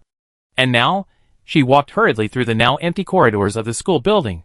Theoretically, it should be past closing time by now. So why was she here? And where was she going? The answer soon became clear from her actions. Reaching a door that rarely saw anyone, Shioni leaned down as if confirming, her eyes fixed on the keyhole. Iris recognition complete. Shioni Lacey's, please enter. With a mechanical prompt, the door opened, revealing an elevator that led directly to the deep underground levels. Shioni stepped inside without hesitation, letting the elevator take her down to a basement level where the floor number was no longer displayed. Upon opening the door, an infinitely vast space came into view. This seemed to be some kind of unusual underground base. Shioni silently moved forward, following a set route, turning left and right, before knocking on the door of an office in a corner. Please come in. A steady male voice greeted her as a white-haired, bearded man opened the door. Mr. Kalinin? I apologize for being late. Shioni lowered her head, greeting the man before her with a hint of caution. It seems, Kalinin. That appears to be the man's name. However, if Yu Xiao were present, she would recognize him immediately. This isn't because he's some kind of intelligence expert, but because Andrei Segovich Kalinin. This man is a key character in the mecha anime Full Metal Panic, which Yu Xiao loved before her transmigration, but how did he end up here? Or rather, why is he in this world? The answer to this question might be difficult to determine immediately. So, let's focus on the conversation unfolding before us. How could that be, Miss Shioni? It's not too late now. Kalinin waved his hand reassuringly. And if I remember correctly, the matter you wanted to report is, a special situation has occurred in the class. Is that right? Shioni nodded, her eyes darting around. Yes. It's a child named Yu Xiao. This indicated agreement. And Yu Zhao's name even appeared in the conversation. This seemed to be more than just a casual report. What's wrong with him? It doesn't seem quite right here, so why don't you come into my office to talk? With the other person making the invitation, Shioni had no reason to refuse. Okay. Following the other person's lead, she walked to the desk and sat down before finally speaking with a hint of hesitation. He seems to know about Beta's existence. And what she said was still a rather shocking fact. It sounds like Beta monsters really exist in this world now? But theoretically, news from the outside world shouldn't circulate on Penglai Island. Could it be that the memories from sleep learning are showing signs of premature awakening? Kalinin pondered, resting his chin on his hand, looking slightly puzzled. Shioni, however, spoke up softly in defense. No, that's not it. Noticing the other's gaze, Shioni instinctively covered the lower half of her face with the document in her hand. Only after Kalinin nodded, indicating she could continue, did she continue somewhat nervously. Well, if the information I have from the Alabeshi organization is correct, such a thing should absolutely not have happened at this time. So I think that boy learned about the outside world through some channel? That's right, I think that's very likely the case. Shioni's actions finally showed more confidence. Her words gradually became more fluent. And if that's the case, then it's necessary to end that boy's life living in illusion, and to let him live as a true knower. Right? Yes. She nodded. Then, she sighed softly, a hint of melancholy in her voice. Mr. Kalinin, aren't we being a little cruel? To live in this world, this level of awareness is necessary. Kalinin stood up. Although there were no windows in the underground base's office, he habitually turned to face the wall. With his hands crossed behind his back, Kalinin murmured, Our Peach Blossom Spring Project exists for this reason. No matter what means are used, we must protect this world free from conflict and continue the flame of culture. Even if it means maintaining a fragile, false peace, as easily broken as glass. It's the same. Chapter 13. Indeed. After all, the dimensional tremors that have been occurring since 17 years ago have changed this world far too much. Shioni, standing beside him, nodded, her expression slightly somber, silently echoing his sentiment. Yes. If I remember correctly, your country is also. Aw, I'm sorry. Realizing his slip of the tongue, Kalinin turned around apologetically. I mentioned something that might have upset you.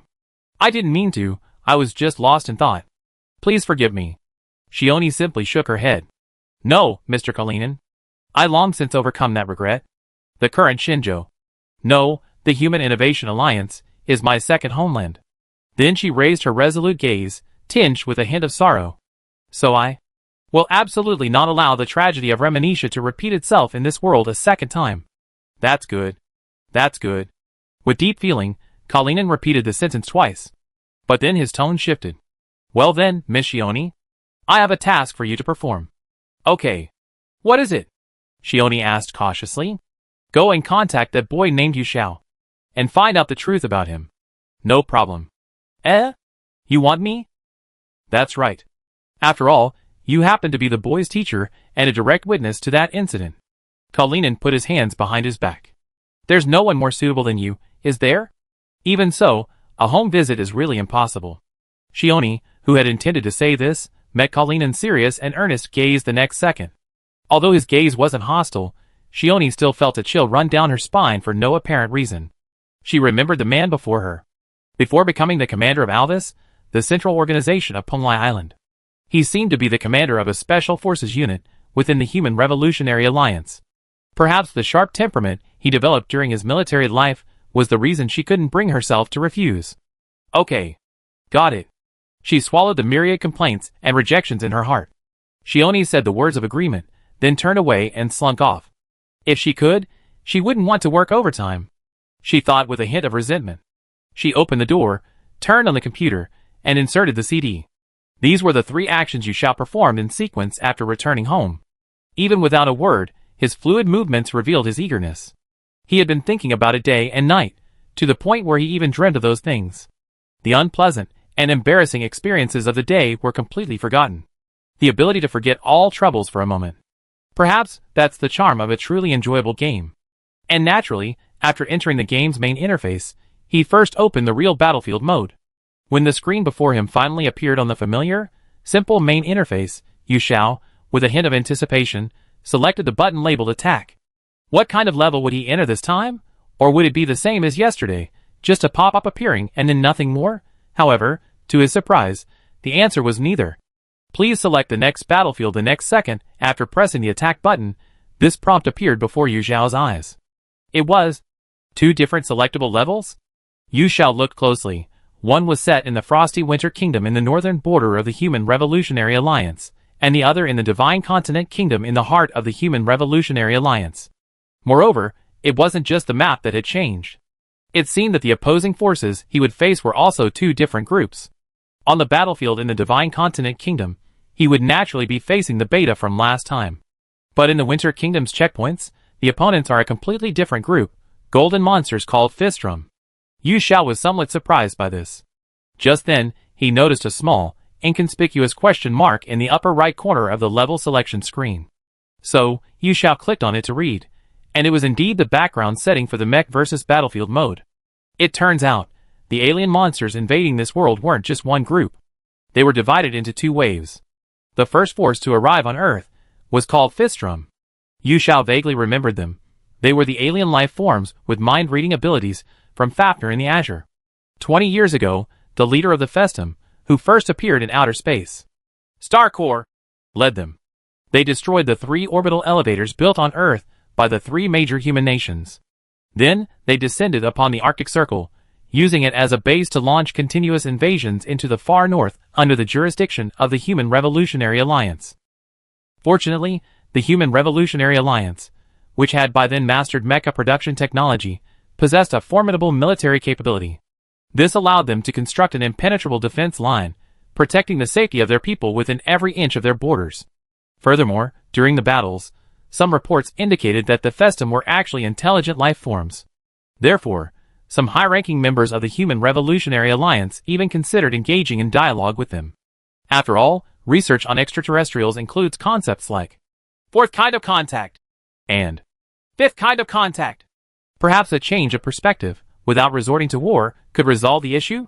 Thus, in this optimistic atmosphere, a series of related plans were implemented. Examples include Alternative 3, which creates artificial ESP manifestations with mind-reading abilities, and Super Soldier Research, which explores the field of human brain quantum waves. But no one anticipated this. 3 years after Festum's arrival on this planet, a new crisis emerged. It was called a dimensional tremor. A disaster capable of opening rifts between dimensions, causing things from different parallel worlds to intersect. The dimensional tremor that struck first in the Human Revolutionary Alliance, in western China, not only completely destroyed the local inhabited areas, but also brought monsters from other dimensions. Those monsters were the beta swarms he had previously fought. While their raw strength was inferior to Fistrum's, their overwhelming numbers made them formidable opponents. In short, this sudden turn of events further increased the pressure on the Human Revolutionary Alliance to defend its territory. Faced with a suddenly stretched front and an attack rear, the Human Revolutionary Alliance was forced to shrink its defensive perimeter, and to make matters worse, the United States of the New World, which had always remained a bystander in armed conflicts with extraterrestrial beings, suddenly changed its tune after the dimensional quake, adopting a fiercely resistant stance. While declaring its intention to fight to the death against the evil creatures across the ocean, they further condemned the Human Revolutionary Alliance for its earlier announcement of considering dialogue with Fistrum as an act of treason against humanity. If the Human Revolutionary Alliance continued down its own path, they would have no choice but to represent all rational humanity and wield the hammer of punishment against these traitors to humanity. Everyone could see that this was undoubtedly a blatant provocation from the United States of the New World, taking advantage of the situation. Their aim was nothing more than to once again covet world dominance in the tripartite division. Or perhaps, they didn't want to see the Human Revolutionary Alliance unite with extraterrestrial beings and achieve advanced technological progress. Nevertheless, however, at that time, the Human Revolutionary Alliance did not have the resources to deal with them. After all, ultimately, due to a combination of internal and external factors, they were forced to abandon their original plan for dialogue. The result of choosing to fully commit to a two-front war was that the Human Revolutionary Alliance was dragged into a bottomless quagmire. This continuous war has lasted for 15 years since then, and continues to this day. No matter how hard they try to eradicate the beta swarm, they cannot be completely eliminated. As for the Fistrum, they seem to possess a formidable learning ability. They can counter the Human Revolutionary Alliance's new tactics, imitate their new weapons, and ultimately use them against themselves. Thus, the battle has veered towards despair. Economic decline, industrial collapse, loss of territory, drastic population drop. The increasingly exhausted Human Revolutionary Alliance seems to have no hope of victory. The above is a further introduction to the world background in the Mech versus Battlefield mode, included with a level description. How to put it? Yu Xiao stared at the screen, chin in hand, deep in thought. As a fast-paced game themed around piloting mechs to kill bugs, isn't this world building a bit too detailed and dark? After all, the idea that humanity can't unite against a common enemy and instead fights amongst themselves. That underestimates the kindness and wisdom of human nature, doesn't it? Yu Xiao thought. And it's not just that. The degree to which the settings from different works are blended is also a bit. Although Yu Xiao isn't the type to constantly say things like adaptation isn't random fabrication, and fiction isn't nonsense. How could he have such a dream after Iron Man lost to Fistrum? Ahem. Getting off topic. Yu Xiao shook his head and refocused his attention on the present. Now, as just a player, his critique of the setting should be superficial. That's right, what he should be considering now is which stage to choose for the most successful and efficient attack. The beta is a somewhat familiar opponent. The monsters like the Fistrum on the other side were relatively unfamiliar, making the battles more exciting. However, in games with RPG elements, newer enemies aren't always better. In fact, encountering a new enemy for the first time can easily lead to a failed attempt. After pondering this for a short while, Yu Xiao had his answer. He then pressed the directional pad, placing the level selection cursor over one of the options. Chapter 14. Selection complete. You are about to enter the real battlefield. Battlefield map. Human Innovation Alliance, Xinzhou Kingdom, Hebei Plain. Just looking at these two lines of text, one can understand Yu Xiao's choice. In the end, he still chose to face the beta level. As for the reason, because Yu Xiao knew that Super Robot Wars vs always strive for perfection in recreating the details of the original work. For example, in simulated battles, Amuro Ray's AI preferred to use rocket launchers. And Char, whom Yu Xiao had previously fought, would incorporate flying kicks into his attacks. This was exactly the same as their representative fighting style in the original work. Therefore, Yu Xiao guessed that, according to the Super Robot Wars vs production team's usual practice, the mind-reading ability unique to the Fistrum race would also be faithfully reproduced. While it's unclear how this will translate into a gameplay mechanic, perhaps it will result in excessive pre-reading of commands. In any case, it's best to wait until you have a mecha capable of countering the opponent's abilities before deploying them. Like the Fafnir-type mecha from the original Fafnir in the Azure, which can evade mind-reading by granting pilots gender-bending consciousness, or the Zero-type system with its precognitive abilities. And compared to the Festrums, they don't possess any special species abilities, only an overwhelming numerical advantage among the betas. Dealing with them should be relatively easy.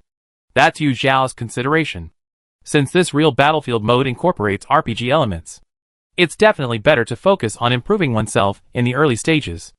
Although the mysterious restriction on level deployment prevents him from becoming the legendary sword god of Shirley Slope, who repeatedly levels up in the beginner stages until reaching the cap, he can still gradually improve his combat power by starting with familiar monsters. Thinking this, Yu Xiao turned his attention back to reality. The monitor displayed the usual mission briefing, just like before. Friendly. Human Revolutionary Alliance. Enemy. Beta first was an introduction to both sides. Next, the screen displayed a brief description of the mission. Battlefield background. The Human Revolutionary Alliance has won the battle to defend the capital. Their army is now marching north, aiming to reclaim the lost territory captured by the Beta. With the full support of the Navy and Air Force, this battle should proceed smoothly. However, Beta has deployed their most powerful special forces, the Ray class.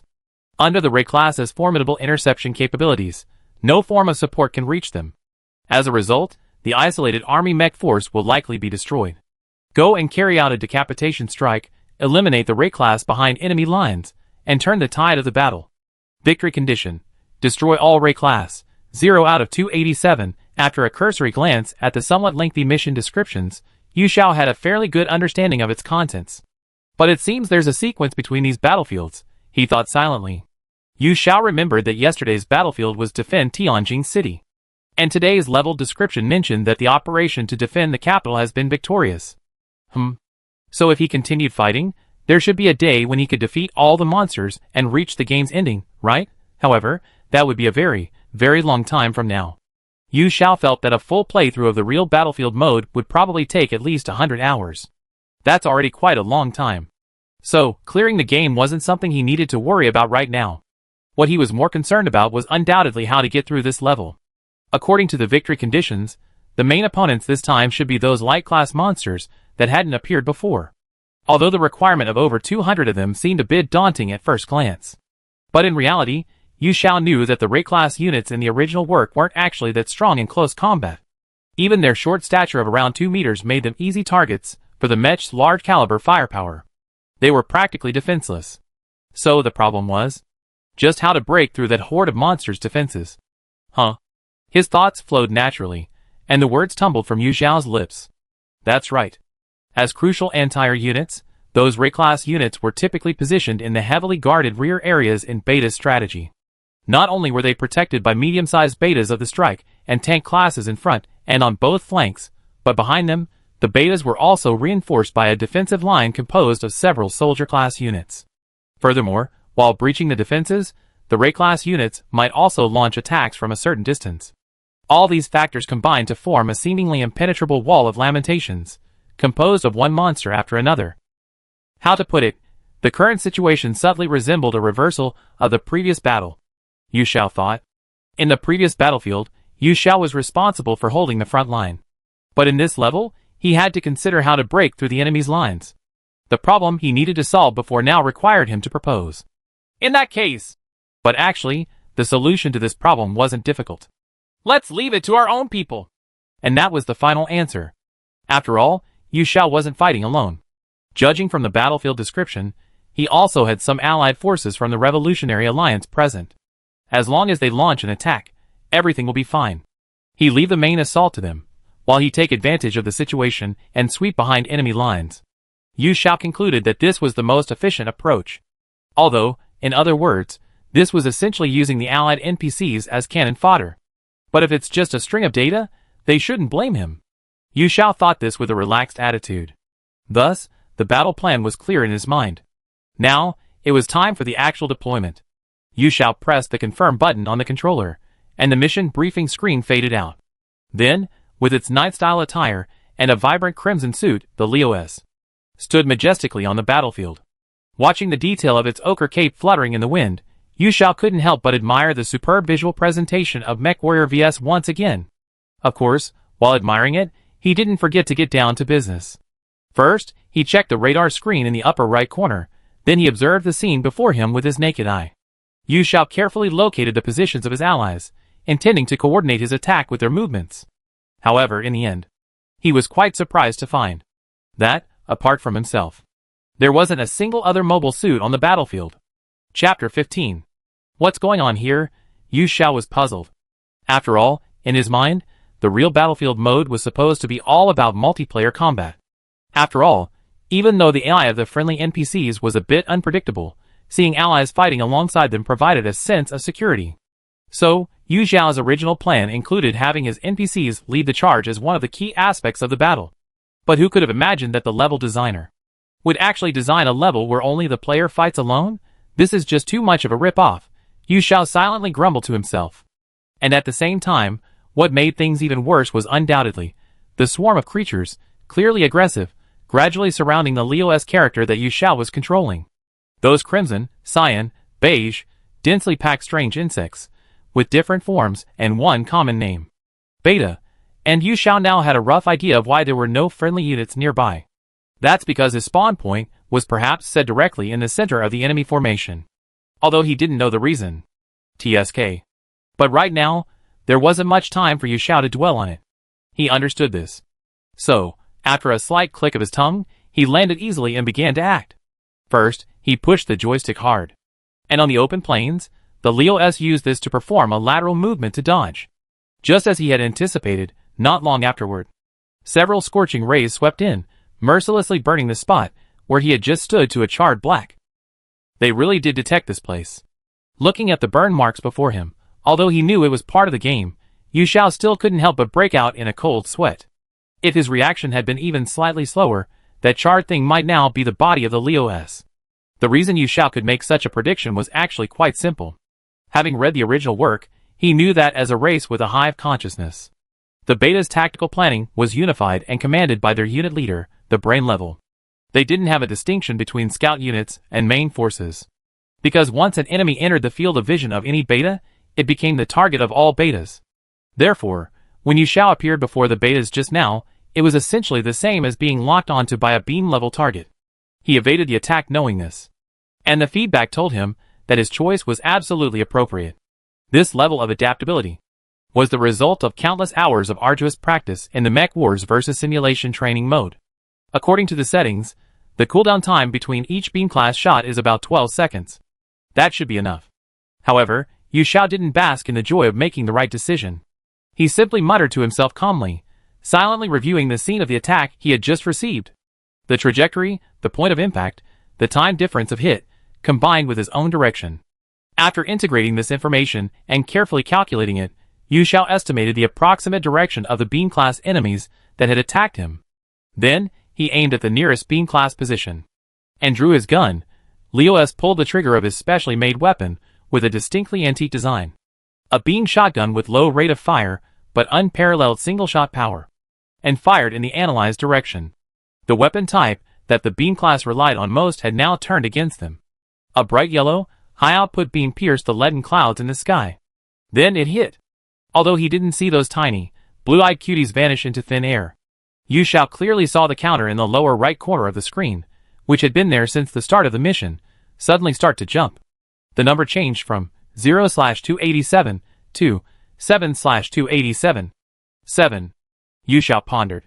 This wasn't exactly a small achievement, but compared to the conditions for victory, it was indeed somewhat insignificant. He still needed to work harder, he thought. While Yu Xiao was considering this, the Beta's counterattack came again. Accompanied by a sudden alarm, a second wave of beam-level attack shone towards him from a different direction than before. Just now, to ensure the accuracy of his long-range shots, Leo S had chosen to remain in place. So now, if he evaded, it seemed he wouldn't have enough time. But this didn't mean Leo S was without the ability to respond. On the contrary, Yu Xiao had a well-thought-out plan. With a sharp, rustling sound, he manipulated Leo S to cover himself with the crimson cloak. To the dazzling rays of light shooting towards him, this thin layer of protection seemed somewhat weak and ineffective. But the moment the light touched the cloak, its special material composition came into play. The coating, which diffused the beams, instantly weakened and dispersed the originally menacing power of the light. Although the cloak was visibly damaged, under its protection, Leo S's body remained completely unharmed. Not only that, the diffused heat rays then transformed into thousands of shimmering jets. After bursting and scattering before his eyes, they instantly blocked the path of the Betas rushing towards Leo S. And this achieved an unexpectedly good result. The Betas' action suddenly ceased. It was as if they were stunned. This was probably because they never imagined that their own attack would backfire on them, Yu Xiao thought. For the Betas, who thought with a hive consciousness, it was like throwing a right punch at an opponent, only to have it inexplicably bounce back and hit their left cheek. It was something that would require considerable thought before they could react. For the Betas, the situation was indeed bizarre. And for Yu Xiao, this was a rare opportunity. So he used the same tactic again. After analyzing the trajectory of the ray, Leo S imitated the beacon, counterattacking with his beam rifle. Just like before. Although there was no visual display, the clearly displayed kill count in the lower right corner was solid proof. At this rate, although it would take some time, it should be possible to leisurely complete the game. Yu Xiao couldn't help but feel relieved. Really, what I thought was a hopeless situation turned out to be surprisingly easy to handle, he thought to himself. But just then, an unexpected change occurred. But it didn't come from within the game. It came from outside the game. A knock on the door. The knocker seemed unaccustomed to the situation, tense and anxious. Who is it? Yu Xiao was a little puzzled. Coming at this hour, could it be a salesperson or something? If so, he better send him away to avoid spoiling his game, Yu Xiao thought. But then, a voice calling through the door and window made his heart skip a beat. Yu Xiao? Are you here? Chapter 16. After being addressed by name by the visitor outside the door, Yu Xiao couldn't help but shiver. The reason was obvious. As the saying goes, no one visits without a reason. If it were an acquaintance, things certainly wouldn't be so easily dismissed. Yu Xiao thought. As for why he reacted so strongly, there were naturally reasons. After all, 2 years after transmigrating, MechWarrior VS had cured Yu Xiao's mental exhaustion. Oops. As a gamer and transmigrator, Yu Xiao hadn't deliberately engaged in socializing in this world. Therefore, someone suddenly arriving late at night was indeed quite nerve-wracking. Fortunately, although the voice sounded somewhat unfamiliar and indistinct because of the wall, at least he could tell it was a woman's voice. This narrowed down the possibilities of whoever it was. First of all, in short, it absolutely, definitely wasn't Limey. He silently affirmed in his heart. Not to mention, her self-address is the undeniably Japanese-sounding Yukuen. And, if it really were her coming, her entrance would probably be nothing more than ripping open the ceiling vent, landing and striking a pose, the kind of uninvited arrival. Not only that, but afterwards she smugly say things like, "That's how a ninja does it." Or something like that. Don't ask why I'm imagining things so specifically, the answer is that Yu Xiao was once visited like that. Although heaven knows where Limey crawled into someone's ventilation duct from. But anyway, that kind of silly atmosphere suits her best. It was absolutely impossible for her to knock properly before entering, like she was doing now. As for the other female classmates in the other classes, Yu Xiao wasn't really familiar with them. So the conclusion was, could it be Miss Shioni? Is she here for a home visit? Muttering to himself, Yu Xiao already had the answer in his mind. If it really was her, then this would be troublesome. He thought silently. It wasn't that Yu Xiao was intimidated by her imposing presence. In fact, to be honest, this foreign language teacher wasn't particularly imposing in her daily life. It was just that he had done that in English class during the day. And she might have come for that very reason. So he couldn't help but feel a little guilty now. Anyway, pause for now. Or maybe quit, Yu Xiao thought. After all, getting caught by the teacher playing games as soon as he got home wasn't a good thing, was it? Thinking this, Yu Xiao pressed the pause button on the controller. But he was stunned. Ugh. Can't I pause it? What's going on? In the simulation training mode, pressing this key would stop the game. Did the key change with the new mode? Oh well. Yu Xiao shook his head. Since he couldn't pause, he might as well just quit the game. So Yu Xiao clicked the back button, but still nothing happened. At this point, Yu Xiao's expression became somewhat strange. No pause, no quit. Is MechWarrior VS essentially some kind of malware? Although Yu Xiao knew perfectly well that it probably wasn't like that, perhaps the developers were just clueless. But the fact that he only discovered it now gave him an urge to tear the entire development team apart. Hello? Are you there, Yu Xiao? At that moment, the knocking on the door outside grew more intense. Yu Xiao gritted his teeth. If there was really no other way, he'd have to force a shutdown, but that could potentially corrupt the save files. Or worse, ruin the entire disk. This kind of valuable entertainment was rare in this world. It wouldn't be good if it broke, so Yu Xiao withdrew his hand, but his thoughts became even more troubled. What should he do? While the situation in reality was nearing a stalemate, in the game, Leo S's situation was also deteriorating. The previous pause was only brief. The betas around him quickly came back to their senses and resumed their activities. The first to bear the brunt were the tank class groups. As the most common grunt units in the beta, they swarmed forward, trying to bite into Leo S's steel body with their massive jaws. In response, Yu Xiao almost reflexively swiftly scanned several buttons on the controller with one hand. Leo S drew its high-output beam saber from its waist, dragging it across the ground. The swarm of tank-class enemies in front of it was instantly obliterated by this single strike. But this can't go on like this, he thought to himself. Not only might the game fail, but it would also be quite awkward in real life. Is there a better solution? Yu Xiao frowned, deep in thought. Right. Isn't that there? Suddenly realizing the solution, Yu Xiao opened the backpack interface during the battle. This was originally used to check his mecha's weaponry and remaining energy. But now, there was another item listed. Char Aznable's data, rank C. That was the reward he received after completing the beginner mission in the simulation training. If he remembered correctly, this item's function was to put his mecha into an autonomous, managed state for a period of time. That way, he could just close the door. At least it wouldn't fail due to lack of operation for a while, and it also gave Yu Xiao time to deal with the teacher's home visit. It was practically killing two birds with one stone. Do you want to use this item? After clicking, a question popped up in the game interface. To this, Yu Xiao pressed yes without hesitation. ZZZZT. With a sharp, gleaming sound like a sword being drawn, Leo S's eyepiece glowed green. Then, even without Yu Xiao's input, It began to move automatically.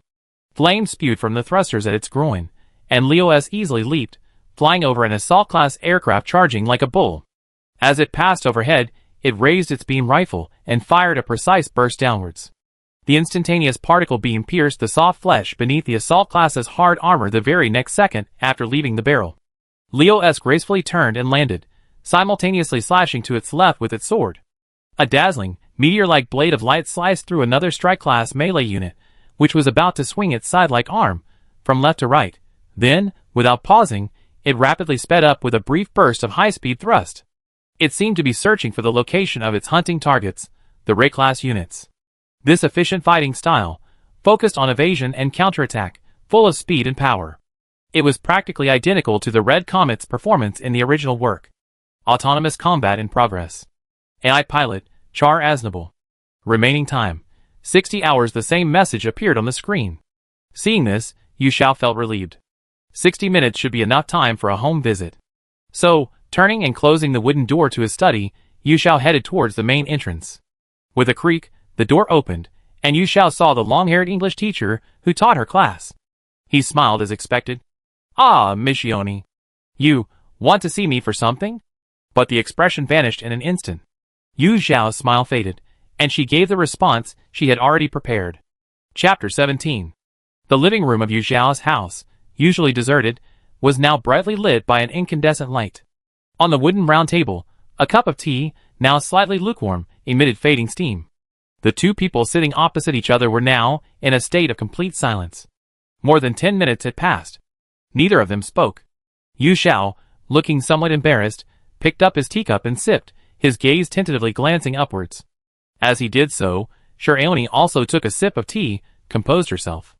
Then, as if hesitating about something, her small mouth slightly opened, then quickly closed tightly again. "What's going on, teacher?" Yu Xiao had a headache. According to the conventions of some movies and TV dramas, shouldn't he at least ask, "Are you under a lot of pressure lately? Do you need me to help you vent?" Although that kind of development was unlikely. But this rare home visit, ending in such an awkward atmosphere, was rather strange. It seemed that now it was time to... Miss Shioni, what brings you here today?" Now it was up to him to break the ice. Yu Xiao was certain. Oh, actually nothing. Anything special." Shioni paused, then finally managed to speak. She then looked around, as if searching for supporting evidence for her next words. "Speaking of which, Yu Xiao, do you live alone?" "Yes. I don't have any other family." Yu Xiao nodded. "Sorry. Did I ask something a little unnecessary?" "No. Rather, I've gotten used to this kind of life." Then, facing the somewhat apologetic Shioni, Yu Xiao shrugged and answered frankly. After all, before transmigrating, in his original world, his parents had also tragically died in an accident. So, he adapted quickly to the fact that he was still alone after transmigrating. However, what was said in jest was taken to heart. Hearing this reply, Shioni lowered her eyes, as if thinking of something sad. But after a moment, she shook off this emotion and asked with a serious expression. "I see. Then Yu Xiao, may I ask you some questions?" "Any question is fine, teacher. As long as I can answer it." Yu Xiao agreed. To be honest, he was somewhat pleased. This meant the home visit was finally getting down to business. "This morning, during class, you mentioned beta. What exactly is that?" "Oh, this." He had expected it. However, upon hearing the question, the momentary tension made Yu Xiao involuntarily swallow. "So that's what she came for, teacher?" But yes, he absolutely couldn't reveal the truth now. He confirmed this in his mind. He absolutely couldn't tell her that he was a little addicted to games. Which was why he fell asleep during class due to drowsiness, and even mumbled loudly in his sleep. The most suitable course of action now is undoubtedly to find an excuse to brush it off. So Yu Xiao hesitated for a moment, then said, that it's a character used in algebraic expressions, right?" "Algebraic expressions? Yu Xiao, are you referring to mathematical formulas or something like that?" Hearing this response, Shioni looked a little surprised. Yes. Like angle alpha, angle beta." Yu Xiao clapped his hands. "Lately, I've been thinking about that stuff day and night. Trigonometric functions and stuff like that. Those letters are used frequently, right?" "Is that so? But if that's the case, why did you say damn it?" Because the problems were difficult." Yu Xiao rested his chin on his hand. "I'm not good at science. Math too. So lately I've been staying up late doing problems, and so on. Then during class, I get a little sleepy, but the things I dream about are still things I'm reviewing, and in the end, I still can't understand them. He lowered his head, apologizing quite earnestly. That's why I said those angry words. I'm sorry, Miss Shioni. I'm sorry for the inconvenience caused to your lesson. There was no falsehood in his words. After all, he had planned to do this since the beginning of the day. And this earned him some understanding. Is that so? About what happened in class. It's all right now, Shioni said reassuringly. But there was a hint of unnecessary anxiety in her tone. As if she was the one who was wrong. I'm the one who's wrong, Yu Xiao thought to herself. Then, as if considering something, Shioni asked a question with a somewhat cautious air. So Yu Xiao, do you have a particular impression of certain words? For example? What does that mean? Yu Xiao was a little unsure. But he couldn't just ask directly, so he could only tentatively answer, pretending to wait quietly. Shioni took a deep breath. Then she asked something that surprised Yu Xiao. Like, the Human Revolutionary Alliance, Iron Man style, or Leo, things like that. These keywords, combined, naturally had a clear implication. What? Teacher, you also like watching mecha anime? Therefore, Yu Xiao almost reflexively blurted out this question. Luckily, it was only almost. He thought about it. It seemed that this was fundamentally unlikely. More likely, it was some kind of entrapment. For example, he had talked in his sleep like that when he dozed off during class, and other teachers noticed, so they asked her to investigate. No. So in the end, he suppressed all his extraneous thoughts and simply answered like that. After all, if he thought he had found a kindred spirit but actually hadn't, the situation would become quite awkward. Really not?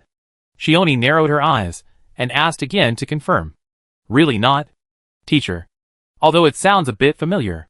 What is it? Something from anime? I don't usually watch that kind of thing. As he uttered such a blatant lie without batting an eye, Yu Xiao felt himself becoming abnormal. I understand. Thankfully, this seemed to be the last question. Actually, I don't know what these things are either. But some people say that you, Yu Xiao, know a lot about these things. No, teacher. About these things. I know absolutely nothing. You must have been deceived. That's fine then. Well, Yu Xiao, let's stop here for now. I won't disturb your rest any longer. But remember to go to bed early in the future, okay? Health is more important than grades. Saying the usual words of concern, Aoni picked up the document she had been writing on since the conversation began, then stood up and turned to walk towards the door. Okay. Goodbye, teacher too.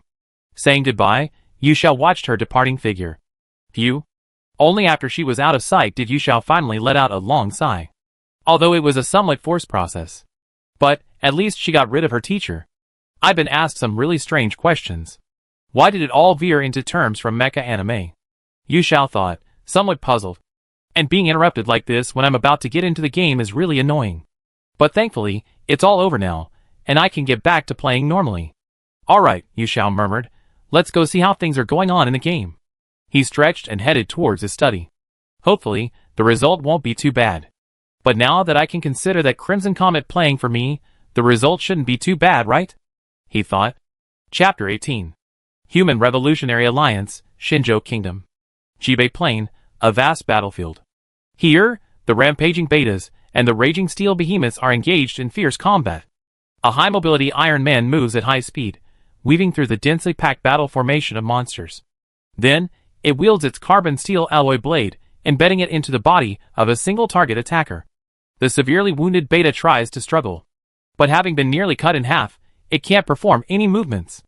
It only weakly raises its giant side-like forearm, before ceasing its action. Even in its final moments, it is still thinking about how to annihilate its opponent, that is the beta. In contrast, their enemies, the humans, clearly do not think in this way. Huff. Huff. Inside the cockpit of that Iron Man, Lieutenant Nan Wanqing breathes heavily, his chest heaving. During the previous battle to defend the capital, her valiant fighting earned her a promotion. She officially assumed the position of commander of the 7th Mech Company, a position that had initially been temporary. From a worldly perspective focused on promotion and wealth, she should be on the path to success right now. Though that's the case at this moment. Along with the exhaustion spreading through her body, a profound sense of powerlessness overwhelmed the young woman. In this operation, to annihilate the Ray-class Mech deep behind enemy lines, the Human Reform Alliance naturally dispatched a special task force to carry out the decapitation strike. Her 7th Mech Company was among them, as the vanguard, and the only team to reach the vicinity of the Ray-class position at the target location. Beneath her helmet, through the goggles that integrated external images and battlefield data, Nan Wanqing checked her company's casualties. The flashing lights continued. 1, 2, 3. Damn it. Only 3 left. Everyone, gather in my direction. If we concentrate our forces, there should still be hope. She pounded the instrument panel in front of her, somewhat resentfully, while giving orders. But just then, something even worse happened. The cursor on the radar disappeared further. This meant that now only 2 remained. Ah! A startled sound involuntarily escaped Nan Wanqing's throat. It's happening again. More people have died, on this battlefield, right before her eyes. And again, can she survive? This feeling of barely surviving made her instinctively want to vomit. But she held it in. Company Commander, Company Commander. What? What should we do? Because the last remaining comrade's slightly panicked cry for help rang out at this moment. As the commander of the unit, showing any emotion that might cause the others to waver was absolutely forbidden. Survive. So Nan Wanqing finally gritted her teeth. For now, just think about how to survive. Stepping on the pedals inside the cockpit, the Iron Man used the air cushion to perform a spin. And its 200mm smoothbore cannon fired continuously, aiming to suppress the betas before it. However, this action seemed futile. No matter how many were killed, more betas would only trample over the corpses of their own kind and pounce on them. The battle raged on and on, with no glimmer of hope for survival. Until, a friendly signal marked in green on the radar, appearing out of nowhere, entered Nan Wanqing's field of vision. Reinforcements? Advance to the target area. Move quickly. And then, accompanied by a somewhat hoarse radio crackle, Nan Wanqing saw. Through the gradually dissipating leaden clouds, breaking through the twilight horizon, a dozen or so steel giants flew in formation. Hey, Company Commander! Look! Aren't those naval aviation tactical fighter units? The exclamation of the only surviving comrade, tinged with joy, revealed their identity. Tactical fighters. Full name Tactical Surface Fighter. They are a completely different type of mecha combat unit in the world, separate from mobile suits. Their defining characteristic is the jump unit, a tail-shaped jet propulsion system mounted on their rear. Capable of achieving vertical maneuverability and short-duration flight, features unmatched by standard mobile suits, while retaining a humanoid form. Therefore, along with mobile suits, whose primary domain is ground combat, they have been widely deployed as standard weapons by various nations. The model of the machine approaching is undoubtedly the MiG-31 Tactical Mobile Suit Firefox from the Human Innovation Alliance. Each shoulder can carry 10 large cluster-type ground attack missiles, Phoenix, making them the ace in this operation. Simply throwing these behemoths into the battlefield would annihilate thousands of betas and secure victory. Therefore, Command should have issued them in order not to deploy until the Ray class has been completely wiped out. After all, even losing just one unit due to their interception could have a game-changing impact on the situation. So why? Before Nan Wanqing could even process this, the battle escalated even further. No need to be polite to these monsters. Fire all the missiles. Use their blood to atone for the souls of our fallen comrades. The tactical fighter squadron leader shouted over the communications channel. Simultaneously, the Phoenix missiles mounted on the sides of the MiG-31s detached from their bodies. Under the pilot's precise guidance, they unleashed a terrifying barrage of missiles, hurtling towards the hordes of beta fighters on the ground. The once aggressive monsters appeared insignificant in the face of this barrage of explosions. And what happened next left only one possibility. The surging cluster bombs exploded with a deafening roar, unleashing a series of crisscrossing bursts of smoke and fire. In an instant, assault class, tank class, and bombardment class. Regardless of their type, all that remained was a uniform pile of ashes. The horizon was dyed crimson by the flames and the setting sun. Having completed their bombing mission, the MiG-31s remained suspended in the air. Looking down upon the spectacle they had created, they seemed to be admiring a work of art. At this moment, Nan Wanqing also snapped out of her daze. 7th Mech Company to Tactical Aircraft Unit. Thank you. She then opened the communicator, expressing her gratitude with a hint of disbelief for the timely support. What are you saying? This is the result of your hard work.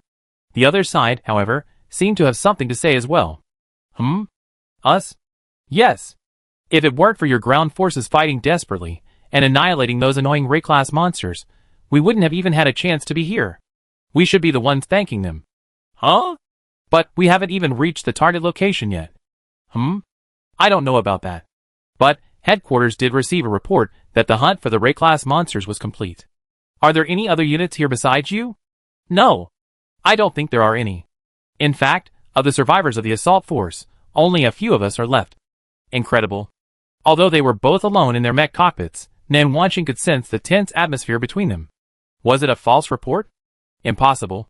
Putting aside, who in the Human Revolutionary Alliance would risk lying about military intelligence?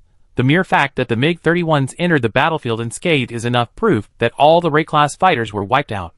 So who accomplished this mission? A secret force? Or mercenaries not part of the military? It seems impossible to find a reasonable explanation. Before Nan Wanqing could figure it out, the ticking sound in her ear pulled her back to reality. A new identification signal? From the enemy's rear? Nan Wanqing asked, bewildered. I received it too. Is it that guy? The captain of the tactical fighter squadron confirmed, his voice trembling slightly. Hey. Could it be him, after clearing out all the light-level targets? Then, the target indicated by the signal revealed its true form in the fading glow of the setting sun. It was an unfamiliar mobile suit. Although the layout of the machine was somewhat similar to the older Leo models, it possessed a completely different aura and striking, albeit somewhat luxurious, decorations. It was a modified model, Nan Wanqing deduced. But for some reason, she felt, this modified Leo looked somewhat familiar. It was as if she had seen it not long ago. Could it be? Thinking this, Nan Wanqing hurriedly compared the data recorded in the database. Infrared radiation, laser scanning, and the fully automatic response signal from the cooperative IFS system. No mistake. This Leo's authentication code. That meant someone Nan Wanqing knew. Or rather, someone she remembered quite vividly. Yes. His name is Red One. Beneath her helmet, Nan Wanqing spoke with a hint of relief. At that moment, the red, modified Leo seemed to sense something. It turned around again, jetting forward at a speed far beyond the reach of a normal Leo, seemingly wanting to leave. Strange, it's gone again. Hey, what did you just say? The MiG-31 captain asked curiously. It's a code name. Red One. It belongs to that machine.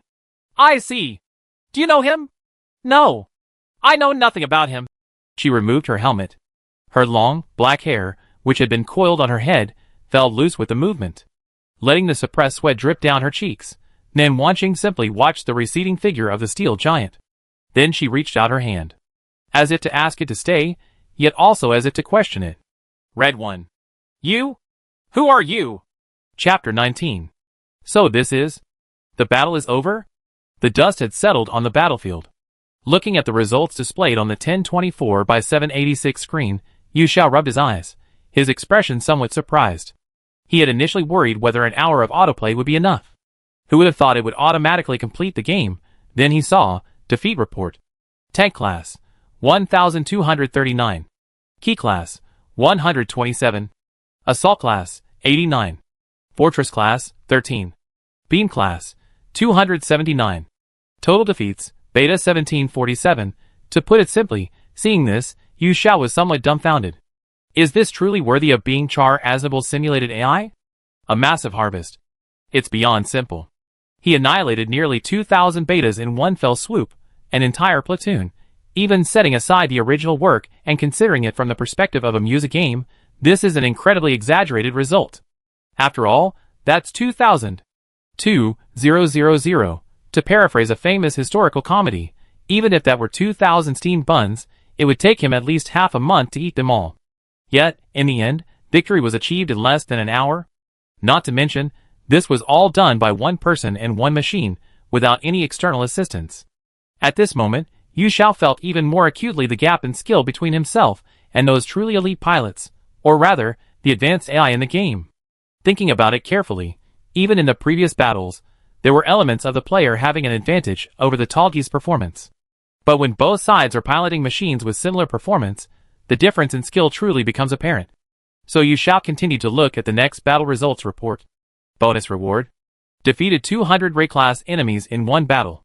1,000 skill points, earned the title Ray-class Killer, huh?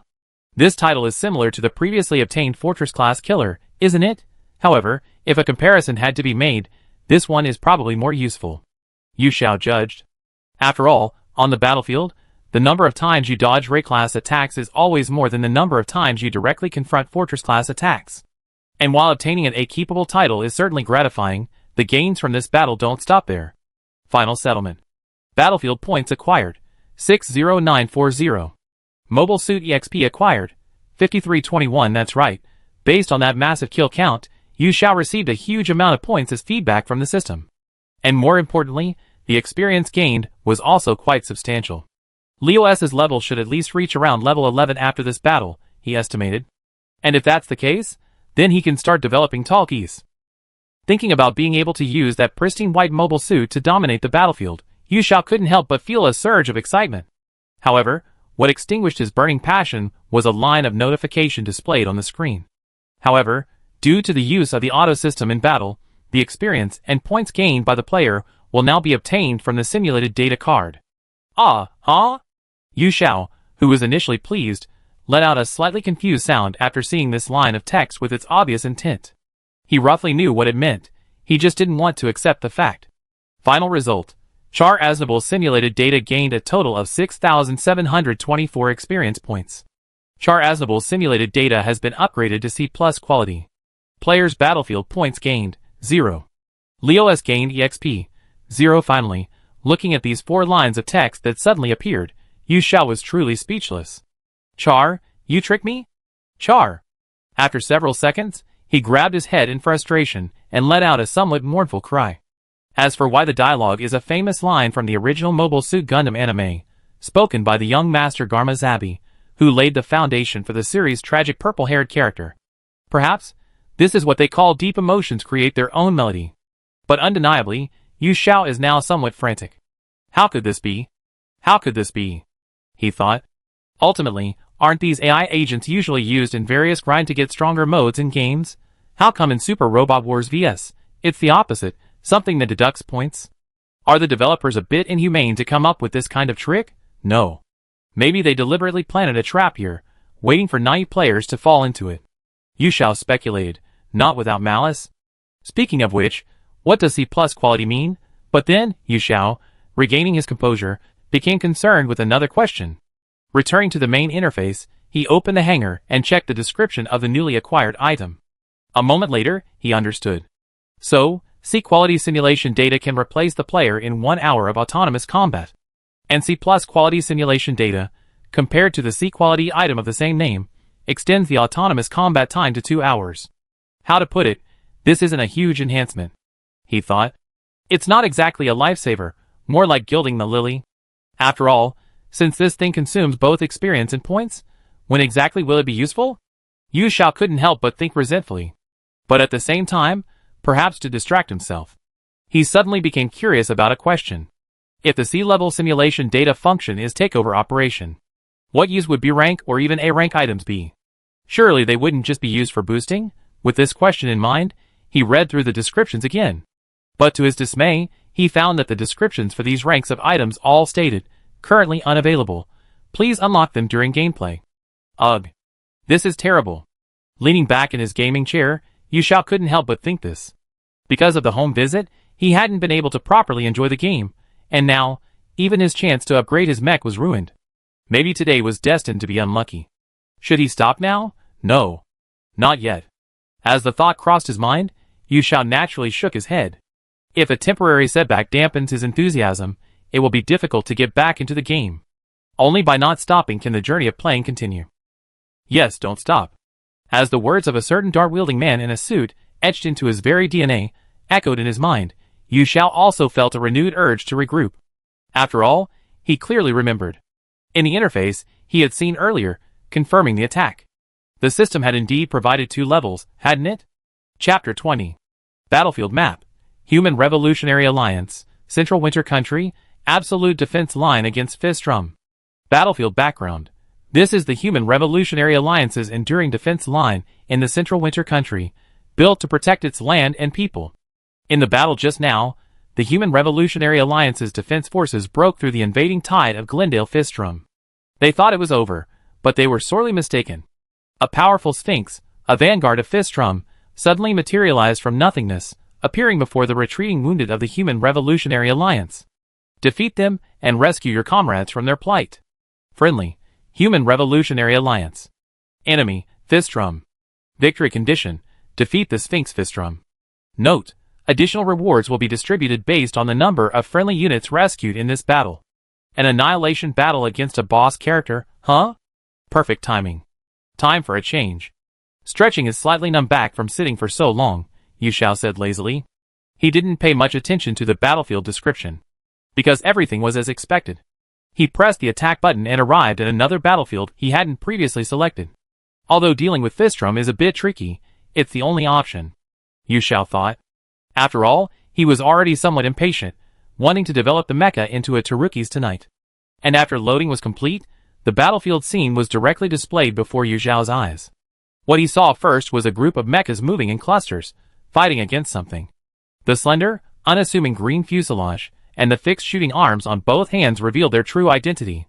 That was the type of machine listed in the title of Fafnir of the Azure Fafnir.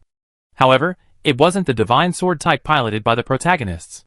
It was the mass-produced intelligent type, the standard military model used in the series. More numerous, but with lower performance.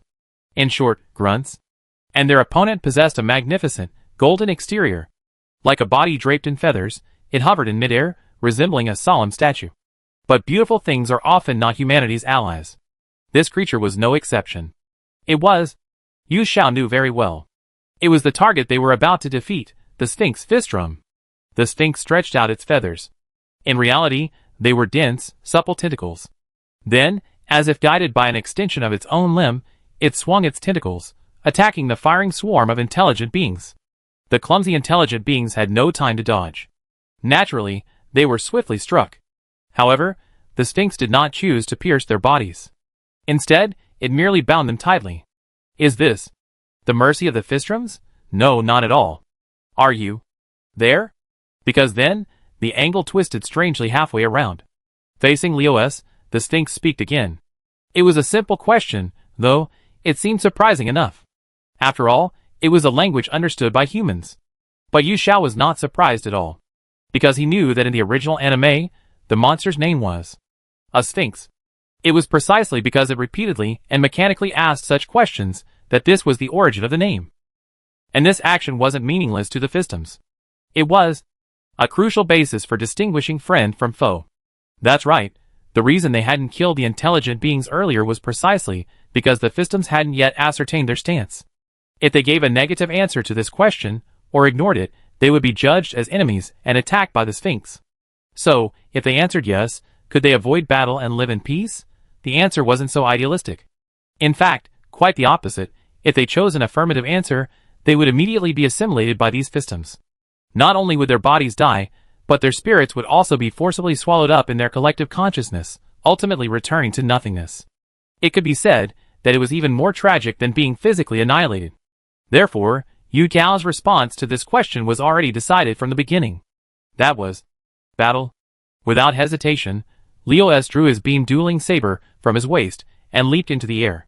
Then, he swung his extended emerald light blade, slashing down from above.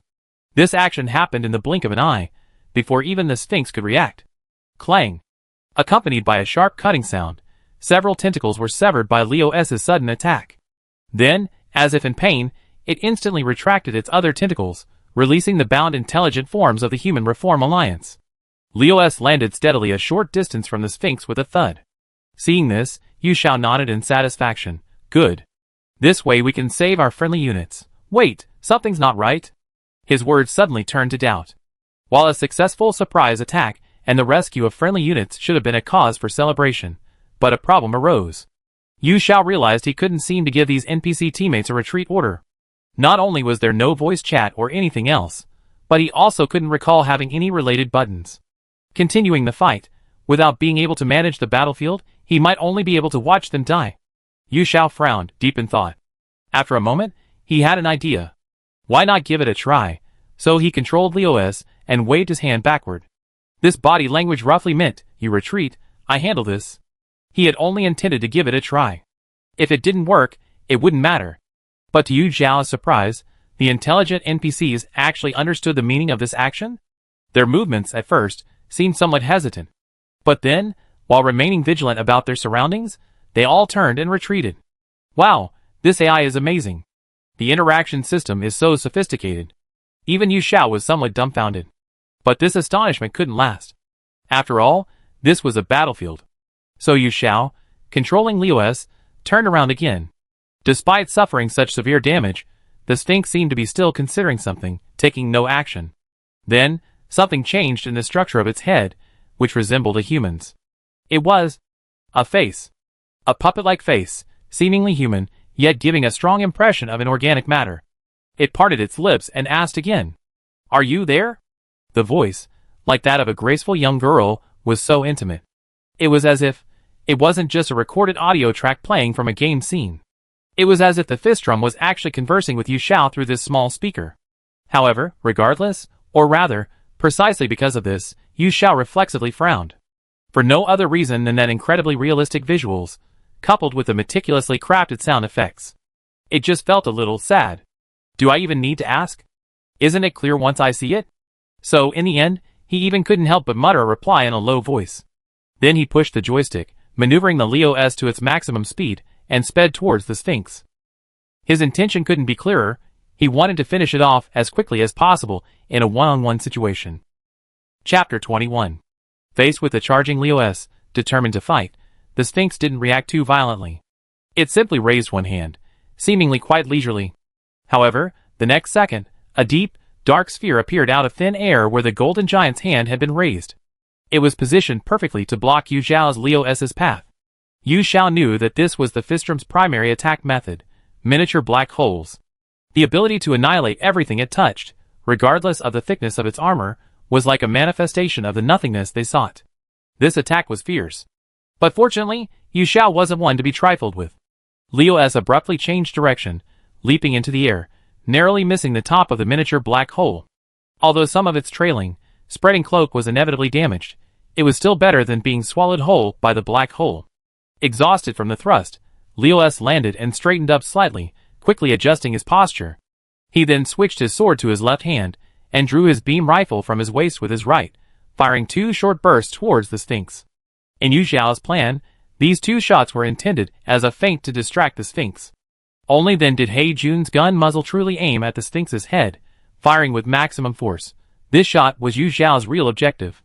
However, this series of carefully planned actions yielded only a meaningless result. Faced with the first 2 distracting shots, the Sphinx neither dodged nor evaded. It simply stood there, letting the extremely threatening beam particles whiz past it. But it seemed to have anticipated the final attack. Turning its body, the Sphinx perfectly escaped the trajectory of the Leo S beam shotgun's bullets. TSK, seeing this, Yu Xiao couldn't help but click his tongue. It really did read my movements, he thought. Although he didn't know what kind of code the development team had written, they really did reproduce the mind-reading ability unique to the Fistums, quite accurately. This feeling, how to put it, disgusting. Looking at the Sphinx's movements in his field of vision, Yu Xiao muttered with a hint of disgust. He wasn't referring to its appearance. Rather, he was referring to the inner workings projected in its every move. Previously, no matter how powerful the simulated targets were, like Amuro, like Char, Yu Xiao could tell from their movements that they weren't judging the situation through some kind of bug pre-reading setting. Instead, he genuinely relied on his superior computing power to analyze the current situation and respond to the player's every move with the most appropriate countermeasures. So even if he lost, he could only accept it willingly. But these Fistrums gave off a different feeling. It was as if, no, it knew everything about him. What he wanted to do, and what he would do. Whatever his thoughts were, it would all be seen through. This feeling of being completely seen through made Yu Xiao feel somewhat physically uncomfortable, regardless of the development team's initial design intentions. But making it like this in a game is absolutely monstrous. Sometimes, fidelity has to give way to gameplay, you know? Yu Xiao complained inwardly. But no matter what, now wasn't the right time for him to vent his frustrations. The Sphinx opened its right palm, then its 5 fingers suddenly contracted and stretched, eventually extending into sharp tentacles that shot towards Leo S at a tricky angle. No matter how Yu Xiao tried to dodge with the controller, he couldn't match the agility of its opponent. In the end, Leo S's blade-wielding left arm was tightly bound by the golden tentacles. At the same time, emerald-colored crystalline objects suddenly sprouted at the point of contact. This phenomenon was the enemy's assimilation ability. Knowing the original setting well, you shall instantly discern the opponent's intention. Knowing that if this continued, the entire mech would be devoured and destroyed by these seemingly harmless green crystals, you shall gritted his teeth and decided to abandon his controlled left arm. But, after pressing the shortcut key, the machine itself didn't execute the command? Then it suddenly dawned on him that the crystallized assimilation process had probably blocked the internal mechanical circuits of the LEOS, preventing the command from being accurately transmitted. The development team even designed such a detail? I don't know whether to laugh or cry. Yu Xiao thought. Reluctantly, while sighing, he could only manipulate the LEOS's right hand, drawing out another beam-dueling saber he had stored away. Then, reversing the blade, he forcefully slashed towards the machine's left shoulder. The high-heat beam particles easily melted the LEOS's composite armor like butter. Then, seizing the opportunity, the LEOS swung the beam saber again, slashing and hacking at the Sphinx's tentacles that hadn't had time to release. The objective was clear: to exchange one's own arm for the enemy's 5 fingers. Even if that failed, it would at least force the opponent back. And this act of self-sacrifice unexpectedly yielded miraculous results. LEOS not only escaped the crisis of being assimilated by the Sphinx, but also, through subsequent movements, severed the opponent's 5 tentacles in one fell swoop. Manipulating LEOS to push backward and create distance, Yu Xiao was not elated by this temporary victory. On the contrary, he felt a slight sense of doubt. Strange. If the opponent possessed mind-reading abilities, how could it not dodge the previous attack? Yu Xiao couldn't help but wonder. Could it be that it didn't read my command? That's impossible. Or, no, wait! While muttering to himself, Yu Xiao soon understood. The answer was actually quite simple. It wasn't that it couldn't read, but rather that it couldn't react. Because LEOS's actions just now actually occurred in a matter of mere blinks. Even if it sensed Yu Xiao's true intentions, the Sphinx's movements couldn't keep up with the sudden change. This allowed LEOS to seize the opportunity and launch a rather successful counterattack. So, yes, pre-planning is useless. It will only be seen through by fistrum, putting oneself at a disadvantage. So, the best course of action now. Instead of considering any battle plan, it's better to simply adapt to the situation. Thinking this, Yu Xiao felt a strange sense of calm. Yes, stop thinking about countermeasures in detail. Just entrust everything to the almost reflexive instincts that have developed after becoming familiar with the game. Then, in defense, seize any openings the enemy might make when they attack first and launch a counterattack immediately. As long as one acts immediately while thinking. Perhaps, there's still a sliver of hope for victory. LEOS, with only one arm remaining, lowered himself. He seemed poised for battle, yet also as if his defenses were wide open. And even Yu Xiao himself seemed unaware of what was happening. In front of the screen, his gaze had become increasingly ethereal and sharp, like an ancient beast poised for battle. Chapter 22. Faced with LEOS's imposing stance, the Sphinx showed no hesitation in its movements. After all, the Festums, who pursue nothingness, probably had no idea what bewilderment was. So, it simply extended tentacles from its body again without hesitation, combining them with the creation of miniature black holes for a complex attack. But this time, the result was quite different. Although it occasionally managed to hit LEOS's body, it only caused damage. It seemed difficult to further entwine and assimilate it. And LEOS would repeatedly retaliate with its lightsaber. Although the dancing beam blades, aided by its mind-reading ability, could only graze it. But it was getting closer and closer to a hit. Moreover, after a third round of dodging and counterattacking, Yu Xiao finally figured out the trick. As the golden tentacles lashed out like whips, LEOS swung his sword to meet them. The trajectory of his particle blade was as swift as lightning, clashing with the attacking tentacles. And this time, what was severed completely was the Sphinx's left arm. The giant golden arm, upon hitting the ground, transformed into a miniature black hole, vanishing into nothingness. Good. Seeing the results of his attack, Yu Xiao couldn't help but murmur a self-praise. Moreover, for some reason, he felt that although it was a spur-of-the-moment battle strategy, it was becoming increasingly natural and seamless with repeated manipulation. It was as if some kind of combat talent etched into his genes was gradually awakening. Perhaps he still has much room for improvement in action games? So next, Yu Xiao pushed the joystick, controlling LEOS to launch a further attack. But whether it was because his movements weren't fast enough, or because his mind-reading ability had been seen through, the balance of power instantly shifted. The Sphinx dodged LEOS's blade, using its remaining tentacles to subdue it. Fortunately, perhaps the previous battle had caused it some pain. It didn't choose to assimilate Liu S. Instead, in a vengeful manner, it roughly flung him away. Furthermore, along the path Liu S was thrown, it created a miniature black hole to wait. Yu Xiao understood, it intended to completely annihilate itself by throwing Liu S into the black hole. Realizing his opponent's purpose, how could he simply surrender? The Liu S's thrusters activated forcefully, abruptly halting its retreat in midair. The alloy-forged steel body scraped across the ground with a rough clang, kicking up puffs of smoke that blurred vision. The repeated battles, coupled with a reckless impact, had brought the Liu S to the brink of destruction. The spreader cape tore tattered, and sparks of electricity visibly erupted from its joints. Under these circumstances, Yu Xiao, piloting the Liu S, struggled to his feet. "TSK, this is bad. If I don't think about it," Yu Xiao murmured, simultaneously tense. There was no other way. Even though he had done his best, his opponent still held the upper hand. Without a surprise attack, he might have to accept defeat. Thinking this, Yu Xiao placed his last hope in observing the surrounding situation. In this icy, snow-covered landscape, was there anything he could use? Wait, there it is! His gaze finally landed on a crucial item. Zooming in on the viewfinder, Yu Xiao saw the severed arm of Liu S, which he had voluntarily detached to prevent his mecha from being assimilated. In the mechanical arm's hand, the beam-dueling sword he hadn't had time to release was still tightly gripped. So, in the fierce battle just now, he hadn't even realized he returned to his original position. But perhaps this could be used. With this thought in mind, Yu Xiao instantly hatched a plan. And as soon as the thought formed, he acted. In the distance, the Sphinx, having completed its attack, silently observed. Perhaps it was utilizing its mind-reading abilities, or perhaps it was receiving orders from the Star Core. But whatever the reason, what the Sphinx could see was, from the rising, icy mist, tearing through the air, emerged a single arm, originally belonging to Liu S, painted crimson. That's right. Using it as a throwing weapon, Yu Xiao manipulated Liu S to throw it out. But his actions, of course, couldn't have been that simple. During the initial contact, he reconnected the severed arm's control system to his main unit. While he couldn't operate it as a weapon, like he had with the perfect Xeon he previously fought.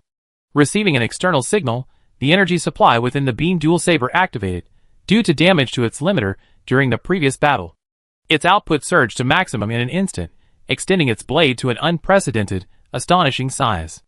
Although this usually meant it would become ineffective after only a few moments due to energy depletion. But even a few seconds of this duration was enough for Yu Xiao now. The beam saber, transformed into a flying sword, hurtled forward at supersonic speed. Then, even faster than expected, it struck the unresponsive Sphinx directly. To be precise, it pierced its chest. The wind subsided, the snow and smoke dissipated. Liu S's figure reappeared on the tundra. And seeing this result, Yu Xiao wasn't particularly surprised. Instead, he merely smiled knowingly at the screen. Indeed, if Fistrom's tactics involved using mind reading to understand the effectiveness of the opponent's attack and then launching a precise counterattack, then this was an attack whose effectiveness even Yu Xiao himself couldn't estimate. Moreover, it required a reaction that occurred in an instant. Not to mention that mind reading only provides vague information. Even if it did read the information, the time left for it to react was extremely limited. Considering all these factors combined, even Fistrom's elite troops, the powerful Sphinx, had to face the reality of defeat. Liu S, the victor, dragged his equally battered mobile suit forward. Ugh. What's that saying again? Standing atop the Sphinx's completely defenseless body, Yu Xiao muttered casually to himself. The battery from Mobile Suit Gundam 00 would say. He reversed his remaining wrist, pointing his beam saber at the Sphinx's brow. That's right. This is the fusion of thought and reflexes. This line, as a battle line, is always cool, no matter how many times you reread it.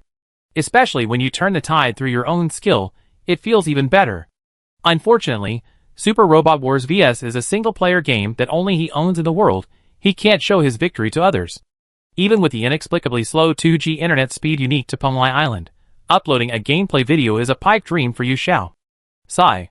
If the real-world Battlefield mode could be made into a large-scale online game for multiple players simultaneously, that would be perfect. The foundation itself is clearly very suitable. While making this thought with a touch of frustration, Yu Xiao didn't neglect his actions. The emerald beam of light embedded itself in the golden humanoid's head, announcing the end of the Sphinx's life. And from its body, the black hole energy bursting forth from its passing instantly spread out. Liu S, however, under Yu Xiao's control, nimbly leaped away using propulsion, unharmed. After all, in the game, he's the type who never lets his guard down until the very end. At the same time, the words mission completed displayed on the screen clearly told Yu Xiao he had finally passed this troublesome level. Chapter 23. What poses the greatest threat to humanity in this era? Undoubtedly, it's the interstellar visitors, the Fistrum, and the alien creatures brought by the dimensional quake, the Beta. Both are terrifying threats to humanity. However, if we were to further rank them, then everyone would agree that the Beta's destructive power is far less than that of the Fistrum. Indeed, while the lands ravaged by the Beta can be reclaimed and rebuilt to some extent, the Fistrum invasion is far more complex. Pursuing nothingness, they indiscriminately annihilate everything in their path. No matter the creature, the equipment, even buildings, and the earth beneath their feet. They will all vanish completely from the world, leaving behind only a vast ocean, flowing in and filling the gaps left by the sinking landmass. Therefore, the Human Reform Alliance has always maintained a highly vigilant and preventative attitude towards the Fistrum invasion. Therefore, even when subjected to an unexpected attack, the defense forces stationed here possess the capability for rapid response, and the Iron Man squad currently speeding across the snowfield was the most fitting proof of this. Sun Tzu said, "In all warfare, one engages with the orthodox and wins with the unorthodox." Sitting in the cockpit of one of the Iron Man squadrons, a black-haired youth with a worried expression pondered this ancient strategist's famous saying. His name was Yin Taiwan. I originally thought this was a uniquely human wisdom, but I never expected that the wounded during the retreat would be subjected to such a tactical attack. Could it be that in these past 10 years of fighting, they have learned human strategies? The Festums. Just as he was feeling slightly annoyed, another communication interrupted his ears. "Hey, Lieutenant Yun. Reciting that Art of War again? Like a routine lesson. We graduated from military academy a long time ago. Is it really necessary to do this kind of thing again?" It was a rather straightforward male voice. Yun Taehwan simply replied calmly. "It's the art of war. Drawing nourishment from the wisdom of the ancients is very important, Captain Gordon. I don't think I did anything wrong." "Aw, no. I didn't mean to criticize you, Lieutenant Yun. No. Rather, I admire you. It's rare to see you so calm with the enemy at hand." "Not at all. I've been inferior to you since my military academy days, and this is probably my only advantage." Yun Taehwan responded with a sullen expression. Judging from their words, it seemed they had a long-standing friendly relationship. Indeed, this was the case. Yun Taehwan and Jade Taylor Gordon were twin stars, rising young elites on the far northern front of the People's Revolutionary Alliance. However, one grew up on the eastern continent, while the other was born in an island nation in the South China Sea. Despite their different backgrounds and ethnicities, they got along remarkably well. Perhaps this was a testament to the People's Revolutionary Alliance's powerful cohesion, which had smoothed out the existing barriers between nations and ethnicities. But let's leave that aside for now. Their conversation continued as normal. "Rank and position, after all, can't be the sole measure of ability, Lieutenant Yun. I always felt you were superior to me. But let's leave the small talk here. We're almost at the location of the enemy reported in the report." "Indeed? Then prepare for battle, Captain Gordon. We must ensure that Lieutenant Colonel Sergei's reputation is not tarnished." The conversation ended there. The two men, poised for battle, were clearly in a state of readiness. Sergei Smirnov, that was the name of the direct superior officer of their unit. A nickname the Wild Bear, he had fought for many years on the absolute defensive line against Fistrum. Moreover, Sergei had a remarkable record of saving the entire line from the brink of destruction on several occasions. Therefore, he was not only a seasoned and decorated general, but also a highly respected hero. This was evident in the respect shown in the words of Yun Taehwan and Gordon. And at the same time as the discussion took place, they also noticed a strange signal coming from the machine's OS. "That's coded communication? Is it wounded soldiers in retreat?" Yun Taehwan murmured, somewhat puzzled, after recognizing its source at a glance. During the battles with the Fistrum, due to their mind-reading abilities, they rarely used real-time radio communication. Instead, they communicated more often using encrypted codes. If the soldiers developed a certain conditioned reflex, such as replacing the word retreat with something like chicken rib, then the Fistrum would need to spend some time deciphering and understanding it to effectively utilize their mind-reading abilities. And the only one capable of sending such a communication at this moment could undoubtedly be the wounded unit that had been ambushed by the Sphinx. But how did they have the time to send a message? Had they successfully retreated, or? With this curiosity in mind, Yun Taehwan began deciphering the code. Who's fighting? Please provide assistance? After reading the coded communication, Yun Tae-hwan couldn't help but be surprised. How is that possible? Could there be a unit that acted before us? If so, Lieutenant Colonel Sergei wouldn't have failed to notify us, would he? Gordon was also stunned. The Lieutenant Colonel isn't omnipotent. Perhaps he make mistakes. Anyway, let's get to the scene. We need to hurry, Captain Gordon. That's right, Lieutenant Yun. All aircraft, forget about fuel reserves, increase speed to maximum. With Gordon's order, the Iron Man squad, as the de facto commander, rapidly increased their speed. And just as they reached the reported location at top speed. Huh? No. Anyone? What they found was a scene where no one was present.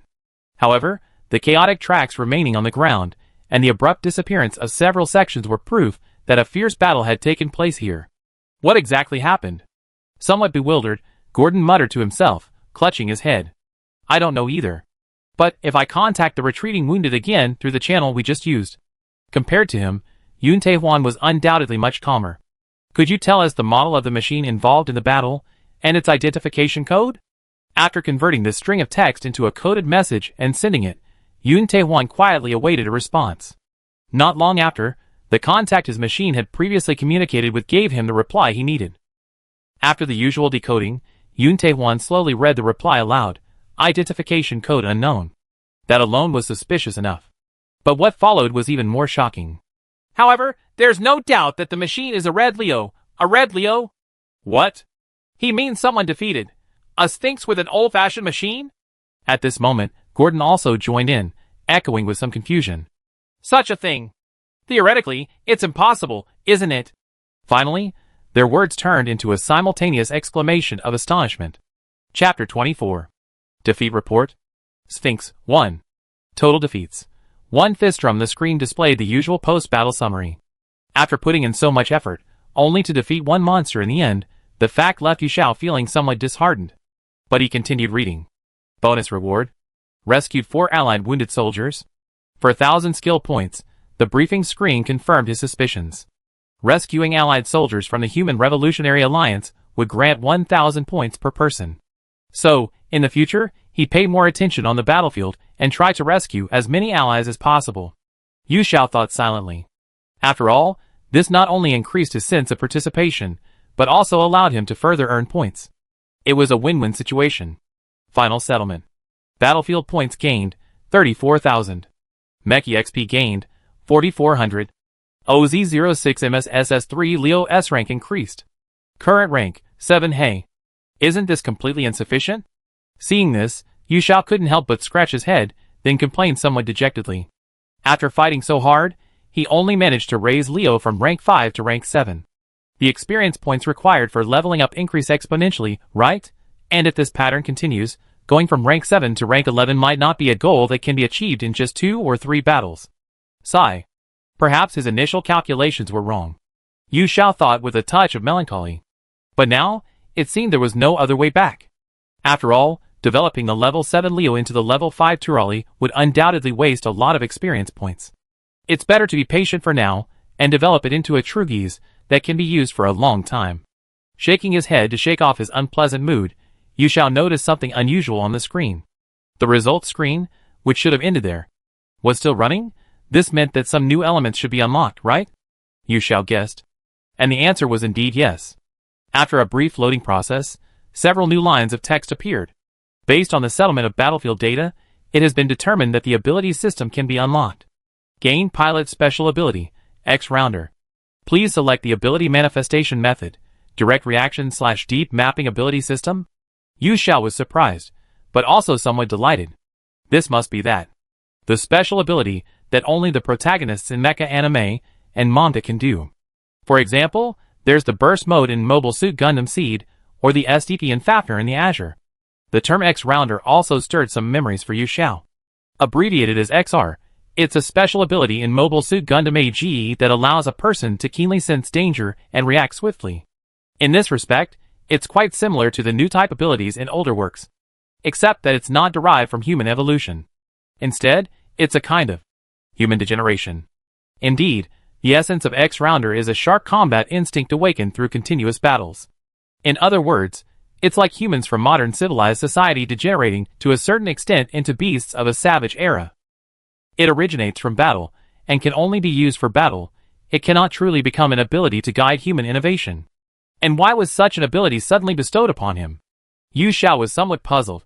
Strictly speaking, the enemy he was fighting was Festerm, and his mobile suit was a Gundam Wing series. There was absolutely no connection between him and Mobile Suit Gundam AG. But upon careful recollection, Yu Xiao realized it wasn't difficult to understand.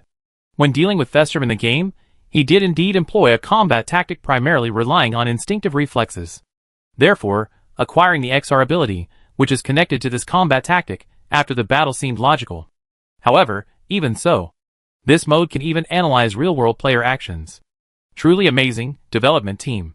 In Yu Xiao's mind, her evaluation of Mech Warrior vs rose another level. However, what do direct reaction and depth mapping mean? With this question in mind, Yu Xiao clicked on the small question mark next to the prompt box. And sure enough, explanations for these two terms popped up. After reading them, Yu Xiao quickly understood. These two terms represent two completely different ways of manifesting the special ability system in the game. In short, direct reaction means that the pilot's abilities gained after each battle are directly reflected in the mech stats. For example, the X-Rounder acquired earlier can be quantified as mech mobility plus 10% and pilot reaction plus 10% enhancement points, directly strengthening the player's mech at a numerical level. Deep mapping, on the other hand, is entirely different. It doesn't affect the player's mech's performance, but it alters some default in-game settings, subtly changing the player's gaming experience. Using XR abilities as an example again. For instance, when encountering a critical moment in the game seems to be consciously slowed down, giving the impression that the player's reaction speed has increased due to the burst of XR abilities. Comparing the two, Yu Xiao felt. While direct reaction seems simpler and easier to understand, the deep mapping model is undoubtedly more attractive. Furthermore, he guessed that the skill ceiling for this mode would be even higher as the game progressed. To give an analogy, it's like the difference between easy moves and normal mode in a fighting game. The simpler and more satisfying the control method, the less usable it is in high-level matches. Conversely, relatively complex styles become increasingly flexible and convenient as one's understanding of the game deepens. Therefore, he immediately chose the deep mapping method. Selection complete. Mapping in progress. Mapping complete. Player has learned the special ability X-Rounder. Please check the pilot's current status after another loading. Yu Xiao guessed it was changing background settings. And then, what appeared before Yu Xiao was the pilot interface he had seen before. However, besides the system for titles, there was an additional ability field. Yu Xiao glanced at it. But to his surprise, apart from the newly learned X-Rounder ability. But there was also a pre-existing ability entry there? If he wasn't mistaken, it said, Singularity? Chapter 25. Singularity. Yu Xiao didn't find this term difficult to understand. It's a term frequently used in various ACG works, mainly referring to time travelers. If we narrow the scope to mecha anime, then the most famous singularity should be Katsuragi Kei, the protagonist of Super Robot Wars Orgus. Not only does he play a crucial role as a time traveler in the original work, but he also shines brightly in the fan-made adaptations of the Super Robot Wars series. For example, in the Super Robot Wars Z trilogy, he becomes the fundamental cause of the story, a pivotal figure. However, speaking of the Super Robot Wars Z series, Yu Xiao thought of something subtle. He had a similar feeling before. In Super Robot Wars Z2, a character named Sione Laces appeared. With her signature long, silver hair, she was originally a diplomat from a small island nation. However, due to a series of events, she lost her beloved homeland and was thus drawn into a treacherous and unpredictable fate, ultimately leading her down a dark path. Yes. Thinking about it carefully, she and the English tutor, who had just visited his home tonight, look almost identical, don't they? And they even share the same name. Can such a coincidence really exist in the world? Yu Xiao murmured, somewhat hesitantly. At the same time, he considered the worst-case scenario. That is to say, he had actually transmigrated into the universe of the Super Robot Wars Z series? However, that's impossible. After all, if this were the world of Super Robot Wars Z, it would be teeming with alien beasts, space-time and chaos, and the three great nations locked in infighting, a complete mess. Like the setting of Super Robot Wars Versus, or perhaps even more extreme. It wouldn't be like this, living a peaceful life on a small island. So, in the end, he shook his head, dismissing these superfluous thoughts, and focused his attention back on what was most important right in front of him. The pilot's special abilities implicitly include a singularity. That means, could it be that the character he's controlling, the default setting for Red Number 1, is also a transmigrator like himself?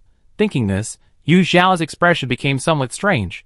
Instinctively, he wanted to learn more, but the ability description interface only briefly mentioned the definition of singularities. And there was no detailed explanation of how it would enhance the pilot, or how it would affect gameplay. So in the end, Yu Xiao had no choice but to give up. After exiting the pilot page and returning to the main interface, he pressed the attack button. Unfortunately, he seemed to be stuck in the same situation as before. After clicking, besides the message, there are currently no new battlefields available. Please wait patiently. There was no further response. TSK. Why won't the development team give us more time to play? While it's certainly not like there are battles happening every single moment of 24 hours, is it really necessary to obsessively recreate that? Yu Xiao complained somewhat irritably. But complaining didn't seem to change anything. So he could only slump back in his gaming chair. Then he looked up at his watch. The hour hand was pointing precisely to 12 o'clock. It couldn't be called late. It was definitely late. I should just go to sleep. Yu Xiao thought silently, then went to his bedroom, casually pulled up the covers, and lay down. After Yu Xiao remembered that he had forgotten to eat dinner because he was so engrossed in the game. He was so sleepy that even moving his limbs felt heavy. He'd eat something good tomorrow morning. Thinking this, Yu Xiao finally drifted off to sleep. However, his ability to sleep peacefully didn't mean that everything on Pengwai Island was calm and peaceful. For example, deep within the structure called Alvis beneath Pengwai Island. Is this the result? I understand. Thank you for your help, Miss Shioni. Stirring the strange, brownish-red liquid in the pot, the highest commander of this building, Kalinin, muttered to himself into his communication device.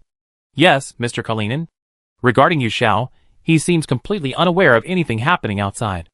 The voice coming from the other end of the receiver undoubtedly belonged to Shioni Lacey's, Yu Xiao's English teacher, whom he had mentioned earlier in his thoughts. That's good, of course.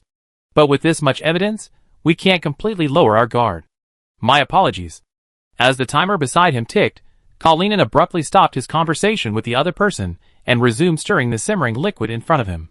Judging from his movements, it didn't seem like he was cooking.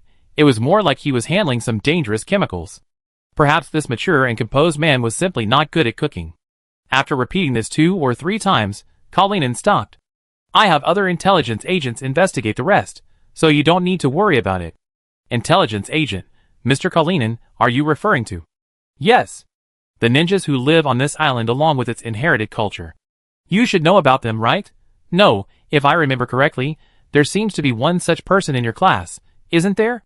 Tick-tock. The timer ticked again, and Kalinin began repeating the process. That's true, that's right. In that case, I won't bother you any longer.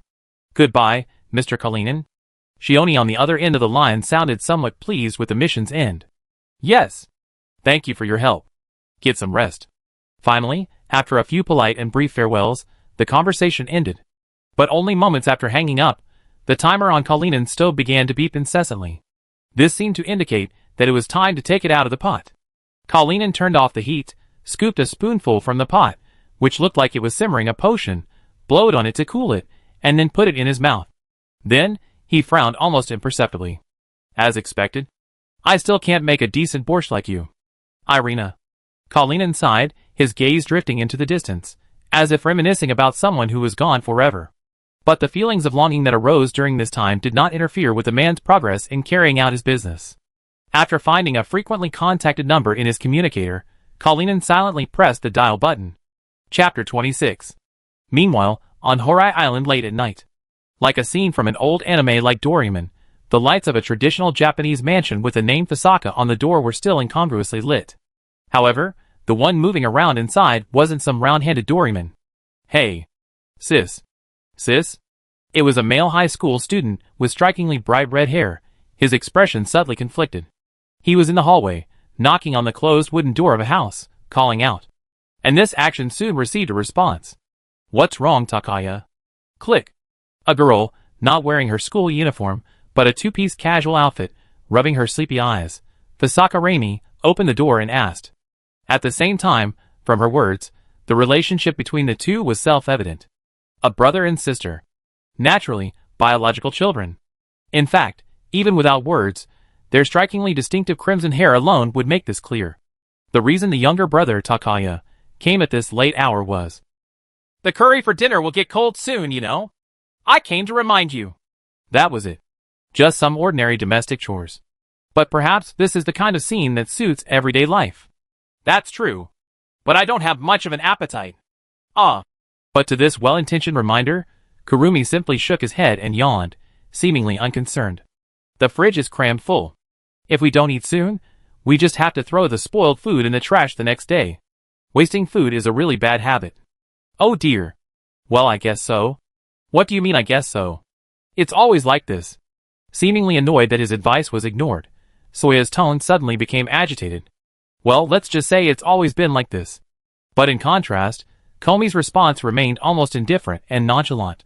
What kind of attitude is this, sis? There's a reason, I guess. But even if I said it, you wouldn't understand, Soya. Komi spread her hands, speaking with a somewhat soothing tone, as if comforting a child. These words visibly calmed Soya down. Then, a confident smile appeared on his face. No. I understand. It's something so obvious. It's because of him, right? Who? Him. He? Who else could it be? It's obviously about Mr. Yushao from your class, sis. So it's obvious. After all, who wouldn't have noticed that you asked Mom to make an extra plate of curry in the first place? The balance of power seemed to have shifted at that moment. Limey, who had been so confident, seemed to have been hit where it hurt, and could only respond somewhat awkwardly. Seeing this, Taka continued his attack. To be honest, I don't really care. After all, that's just my older sister's personality. It's probably only natural that she's become like this.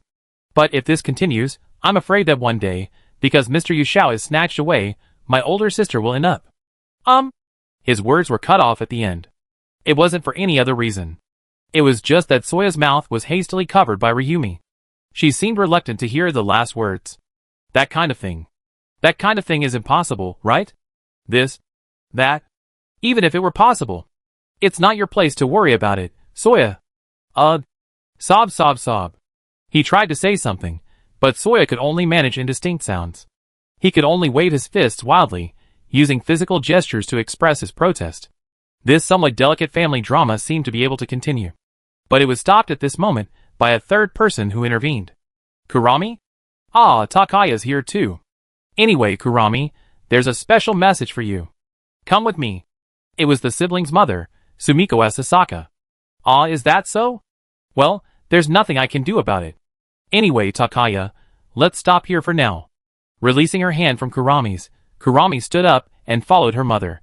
Looking in the direction the mother and daughter had disappeared, Takaya murmured in confusion, cough. GH. Another message? It's always the same.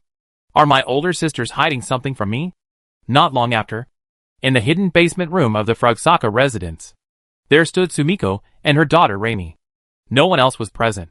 However, Reimi's face, glimpsed in the dim light, was quite different from her earlier casual demeanor or usual playful manner. It was a remarkably serious expression, like that of a mature office worker facing a crucial task. Then, she connected to the seemingly ordinary communication device before her. Hello, this is Reimi. What can I do for you? She replied, her tone calm and cautious. An investigation mission? Who is it? What Yukuin? No, Yushao-kun him?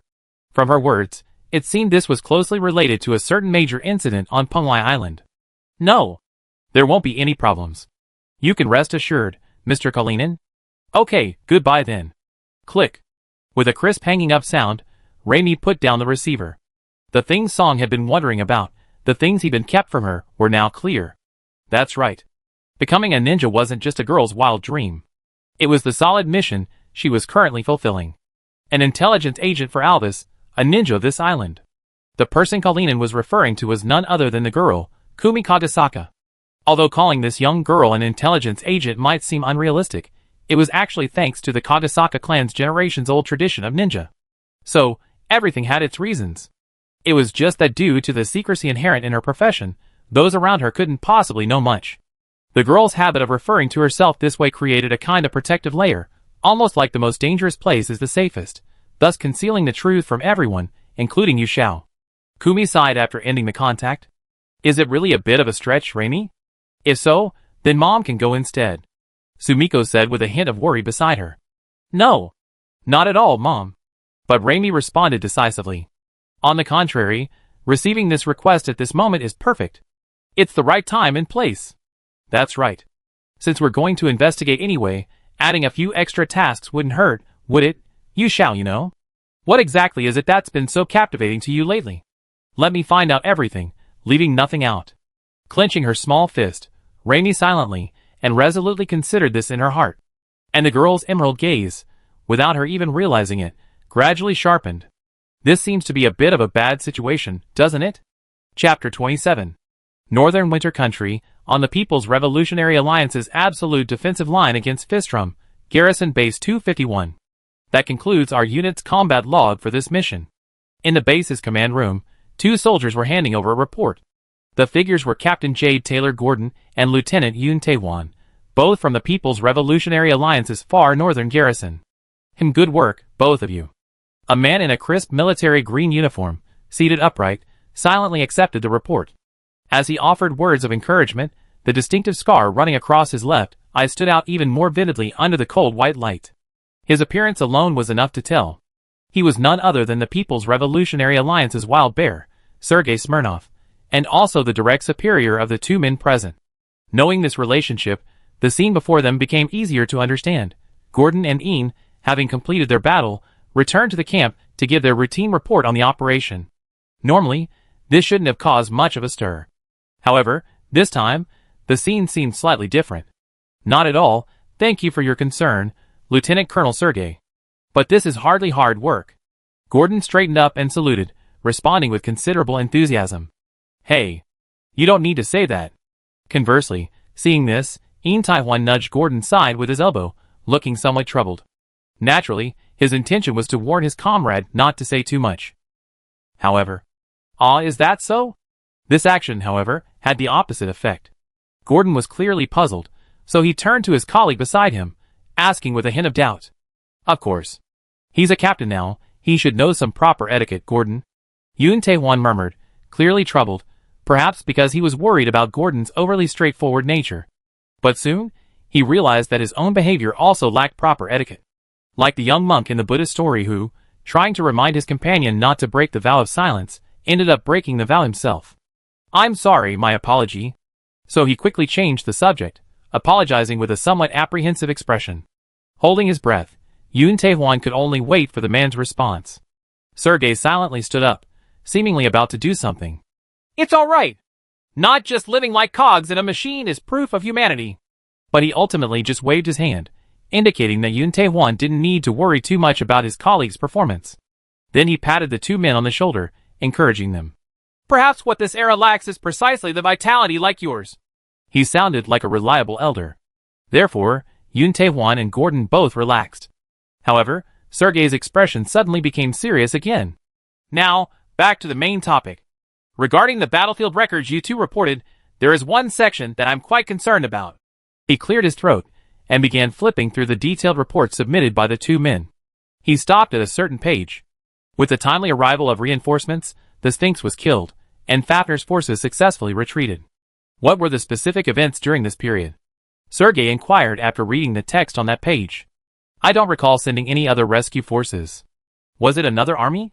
If so, that's good, but regarding their unauthorized entry into our operational area, perhaps we should contact and confirm with the commander of that unit. About this matter. Gordon responded somewhat awkwardly, seemingly hesitant to speak due to some constraint. After all, this matter was perhaps a bit too dramatic for him.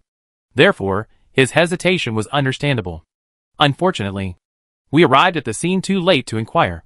But the aircraft that came to our aid, according to reports, was a red-painted Leo. Meanwhile, Yoon Tae-won continued the report, picking up where he left off. Clearly, this young lieutenant was indeed superior to his colleague in some aspects. Sergei nodded upon hearing the report. Red paint, huh? I don't recall any unit using that as a designation. Perhaps it's newly established. So what about other combat forces? He then continued to ask. After all, defeating a Sphinx would require at least a squad, even for seasoned veterans. No. But the response was surprising. Therefore, Sergei made a slightly surprised sound. There were no other combat forces. According to the reports from the retreating troops, at the critical moment, a red modified Leo rushed into the battlefield, single-handedly holding off the enemy Sphinx, and signaled for a quick retreat. Yun Taehuan raised his head, seemingly to increase the credibility of his statement, and spoke more firmly. And according to our observation, the enemy at the target location should have been completely annihilated. So the final conclusion should be that the Red Leo alone accomplished the feat of defeating the Sphinx.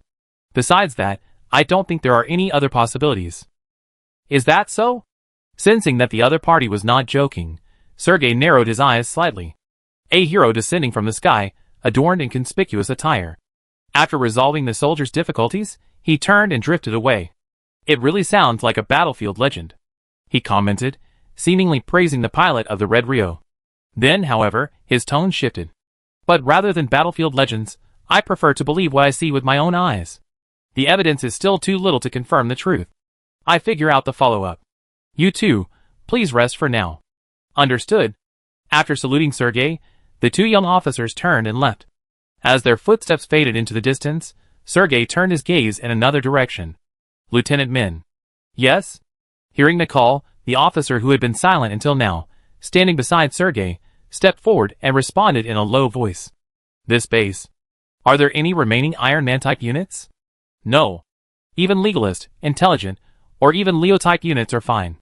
Any deployable units will do. If you're asking whether there are any, yes.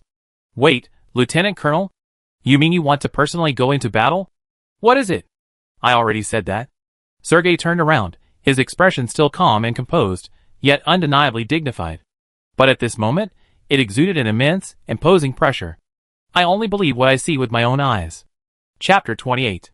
The next day, the sun was high in the sky. Yu Xiao, still a little sleepy after waking up, quickly dressed. Then came the washing up. Then came brunch.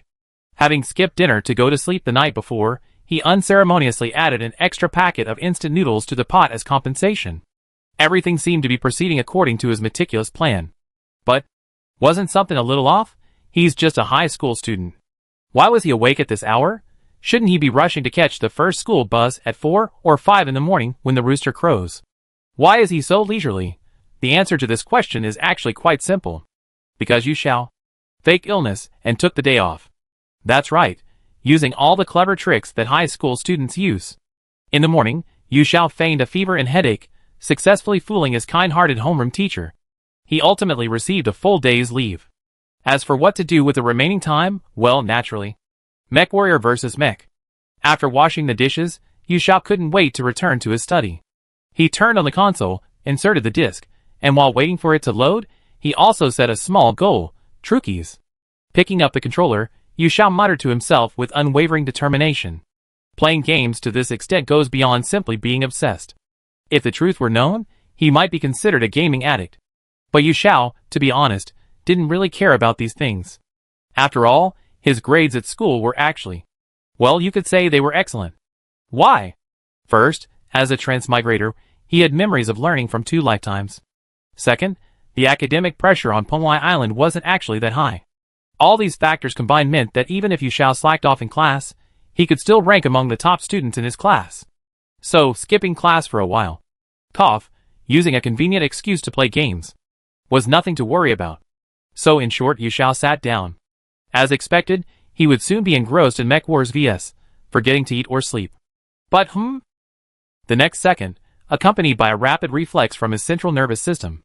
Instantly, a dangerous feeling, like thorns in his back, spread through Yu Xiao's heart. Although he didn't quite understand it, something was definitely telling him.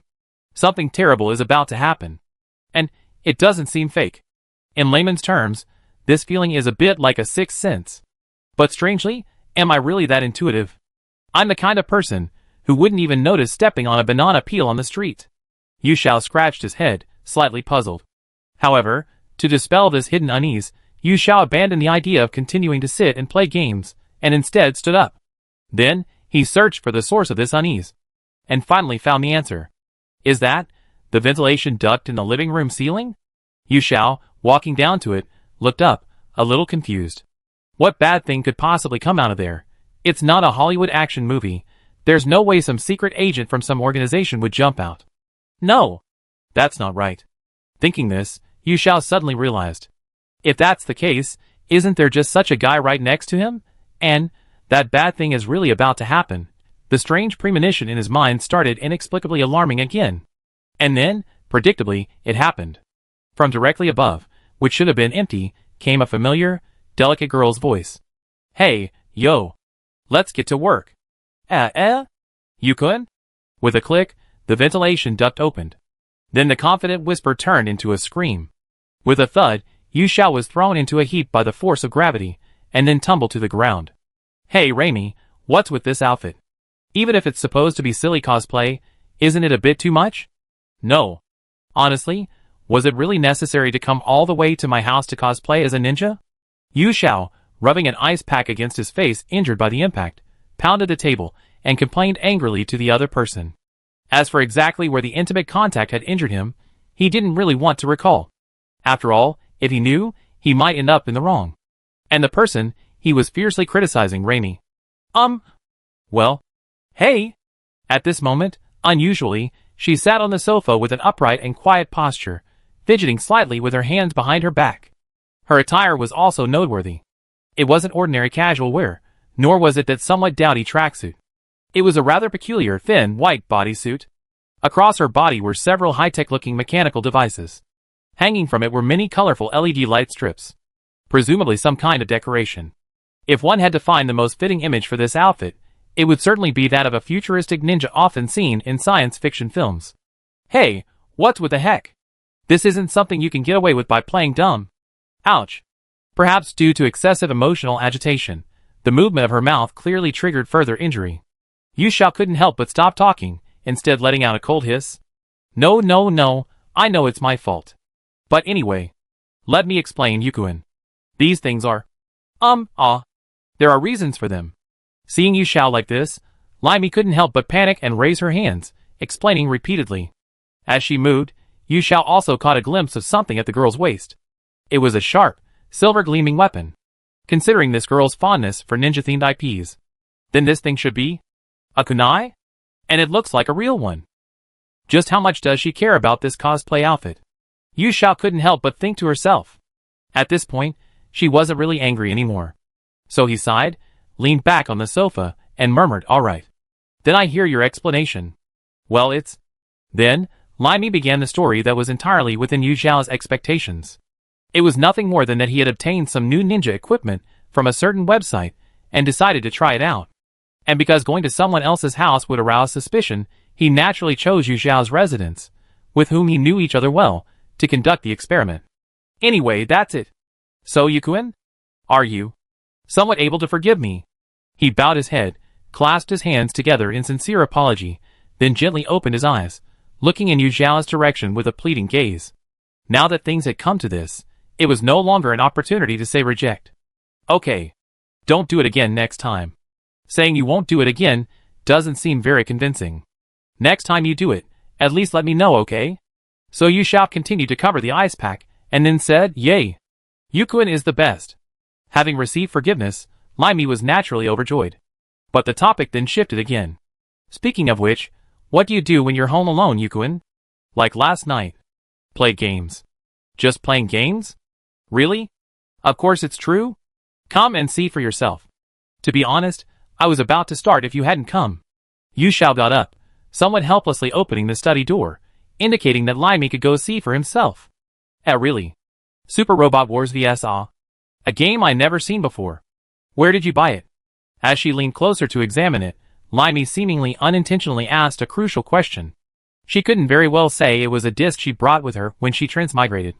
While this silly girl might believe her, her common sense would scream alarm bells at such a response.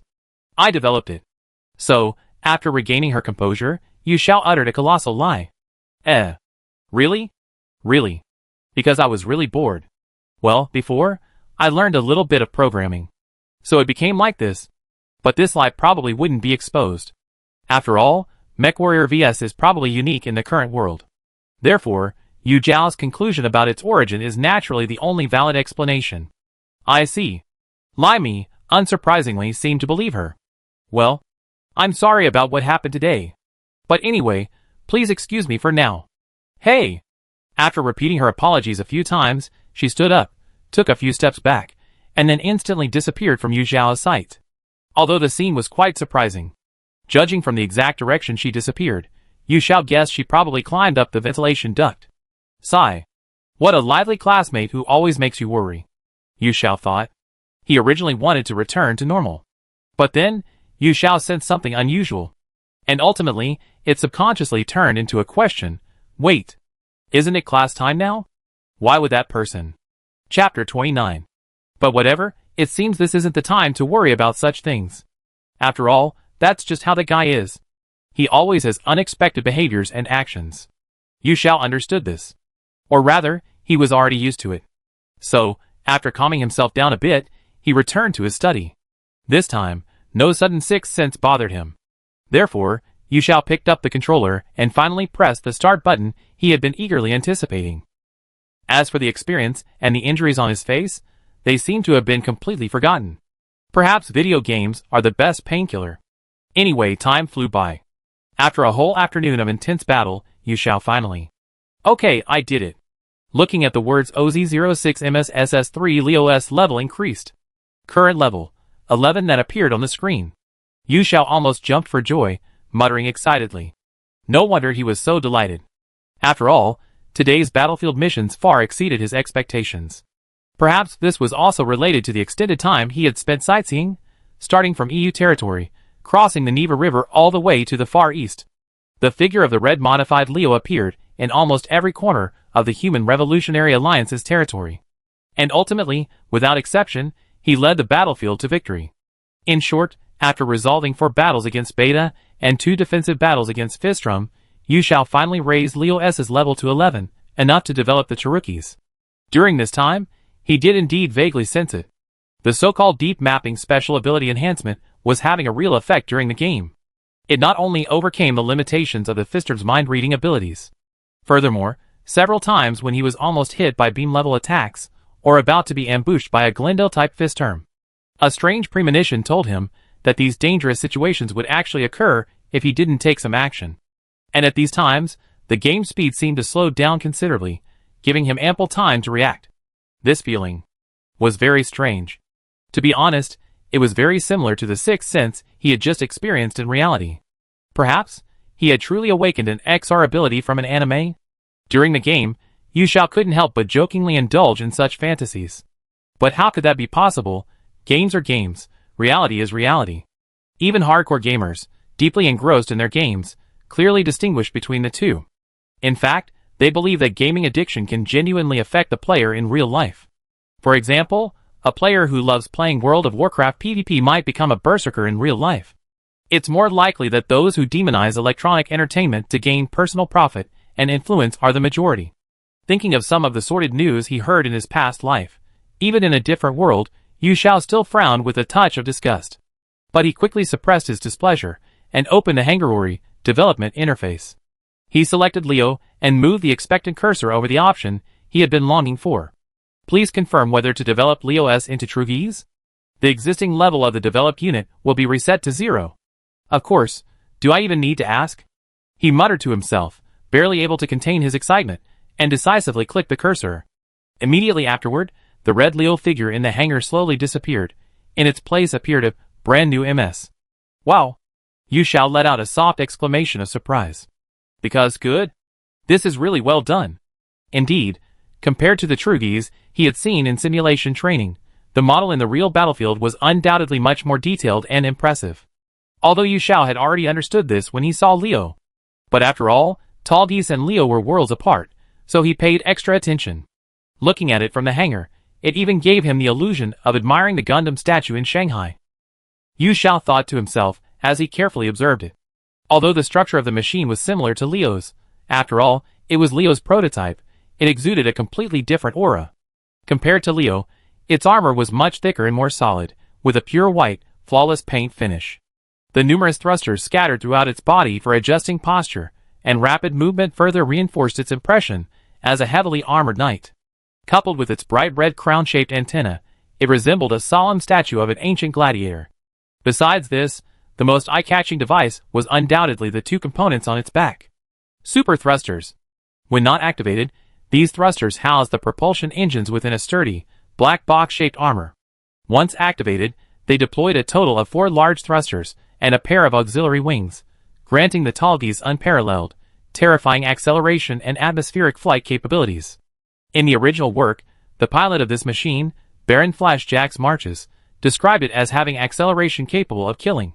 The fact that 2 pilots died while riding the Tallgeese in the original work also serves as the best evidence for this statement. But this is, after all, a game? It shouldn't have such a severe side effect. Yu Xiao thought dejectedly, then exited the hangar interface. What should he do next? Should he quit the game? Of course not. In any game, the first thing you want to do after getting new weapons and items is undoubtedly try them out. This was naturally the same for Yu Xiao. He couldn't wait to pilot this MS and head to the battlefield to practice. And as expected, after returning to the main interface and clicking attack, sure enough, there was still a battlefield mission available for him to undertake. It was a mission taking place on the far north front of the Human Reform Alliance, a place he was already somewhat familiar with. A mission to repel the attack on Fistrum. And in the prediction of the types of monsters that would appear, it clearly stated. Again, the Sphinx. Yu Xiao murmured. The Sphinx that had once given him a hard time. But for Yu Xiao now, with Tallgeese and XR abilities, it's quite good as a test subject, isn't it? That's all it is. With unwavering confidence, he pressed the confirm button without hesitation. That familiar intuition told him. This time, victory would be easy. Chapter 30. Meanwhile, on the Fistum defense line, the Human Revolutionary Alliance.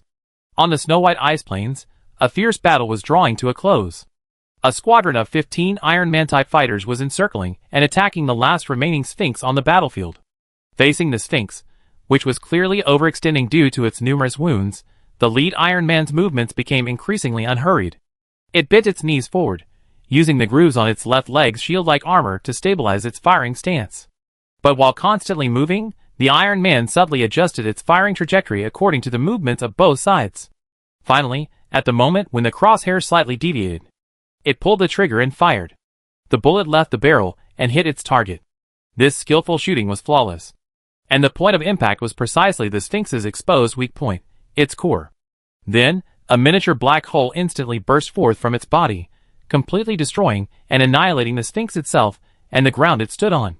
And just after destroying this last Sphinx before them, the pilot of the Iron Man-type captain's mobile suit and the commander of this unit, Sergei Smirnov, sighed softly, as if trying to shake off fatigue. Lieutenant Yun, how many attacks are there today? He then turned on the long-dormant communication frequency and asked the officer beside him. 6th wave, Lieutenant Colonel. Much more than usual. Yun Taewon answered without hesitation. This MS unit, composed of him and Gordon, had welcomed a new member today. Not a recruit. It was their commander, Sergei. Today, he had personally piloted his mobile suit into battle. Already quite interested in military strategy, Yin Taewon and Gordon naturally had neither the grounds nor the motivation to refuse their superior's request. Yin Taewon even volunteered to accompany Sergei on the battlefield, serving as his usual adjutant. Is that so? Perhaps the enemy is testing us. Upon hearing Yin Taewon's report, a slightly sarcastic response came from Sergei's iron-willed posture. Testing us? Could it be? Yin Taewon, already somewhat aware of the situation, spoke hesitantly. That's right, Lieutenant. It seems not only we, but even they are interested in a certain legend. You mean Red Number 1? Yes. Thinking about it carefully, both sides are intelligent beings after all. The Fistum are just as curious as we are about situations that have never occurred before. Sergei explained casually. After all, the actions of the Fistrums, who are silicon-based lifeforms, are governed by the Star Core, a pure energy entity possessing both extremely high intelligence and computational capabilities. Therefore, it's entirely possible that it's confused by the unprecedented battlefield situation, and has dispatched a larger-scale legion to harass this area than before. Sergei considered this. Lieutenant Colonel, a new materialized reaction has been detected not far ahead. It's a large Fistrum legion. There are more than 7 Sphinxes alone. They are currently sending reinforcements towards your location. At this moment, a hastily delivered warning from the communications officer interrupted his thoughts. It was a statement intended to illustrate the critical situation. I see, so they become impatient too. But Sergei had a different perspective. Desperate desire breeds anger. From this perspective, their leader seems to be Humph. The so-called Star Corps looks like nothing more than a petty wretch. Sergei muttered to himself after reaching this conclusion. Then, his eyes sharpened instantly. All aircraft, rearrange your formation. Prepare for engagement. Sergei's performance seemed to echo the famous words of a great man in the founding history of the People's Revolutionary Union. Despise the enemy strategically, but take them seriously tactically. This attitude of not underestimating or fearing the enemy is perhaps a major reason why Sergei is called the Wild Bear. But compared to Sergei, who has been on the battlefield for a long time, it's impossible for all his current subordinates to remain as calm as he is. Gordon is one such example. Damn it. So many of them? He gritted his teeth, cold sweat dripping from his forehead. After all, no matter what, a squadron of soldiers present was fighting against a large number of Fistroms led by 7 Sphinxes. Frankly, it was an impossible mission. Under such pressure, even concentrating was difficult. Calm down, Gordon. We just need to focus on what's at hand. Fortunately, he wasn't alone. Beside him were reliable friends he'd known for a long time. Heen? After all, it's not just that red mysterious Leo that can play the hero, right? Huh. You're right, Yoon. Let me be a hero for once. Like that MS. Encouraged by Yoon Tae-hwan, Gordon regained his fighting spirit. Meanwhile, Sergei's tactical explanation began. Use the crane wing formation to meet the enemy. Simultaneously, from now on, all aircraft will silence their radio frequencies. If communication is absolutely necessary, use coded signals, repeating them at least twice using different templates. Understood. Understood. The soldiers, led by Yoon and Gordon, responded spiritedly. Then, the iron-willed formation was perfectly aligned, forming a wedge-shaped defensive array, ready for the enemy aircraft to arrive. But at that moment, the barrier was broken by communication from the rear. Headquarters? We are currently engaged in combat with the enemy, and are unable to receive communication. Please disconnect immediately.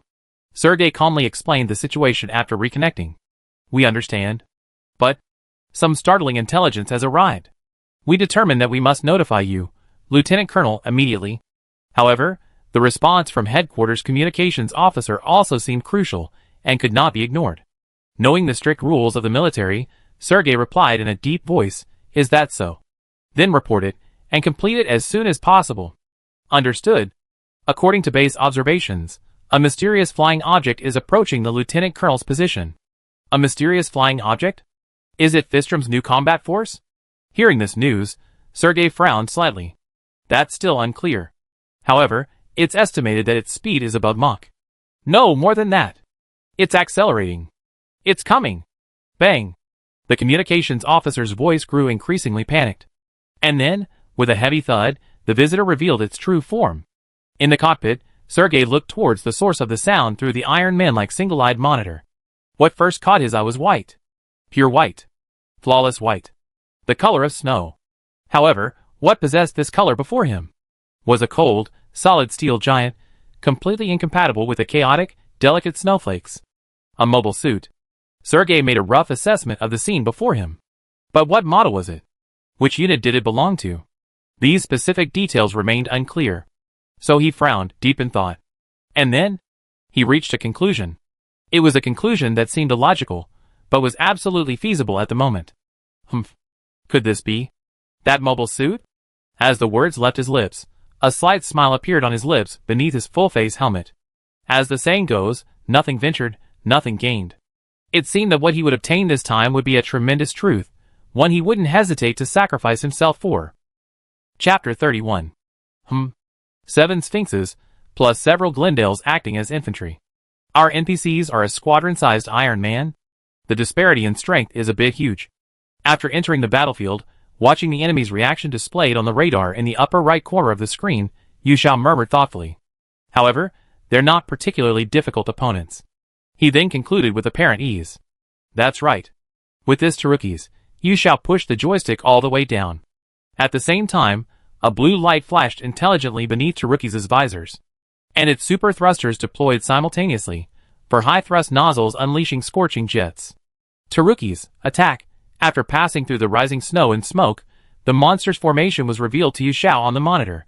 7 Sphinxes led the charge, followed closely by a large horde of 3-legged golden beasts crawling on the ground. The so-called Grendel race.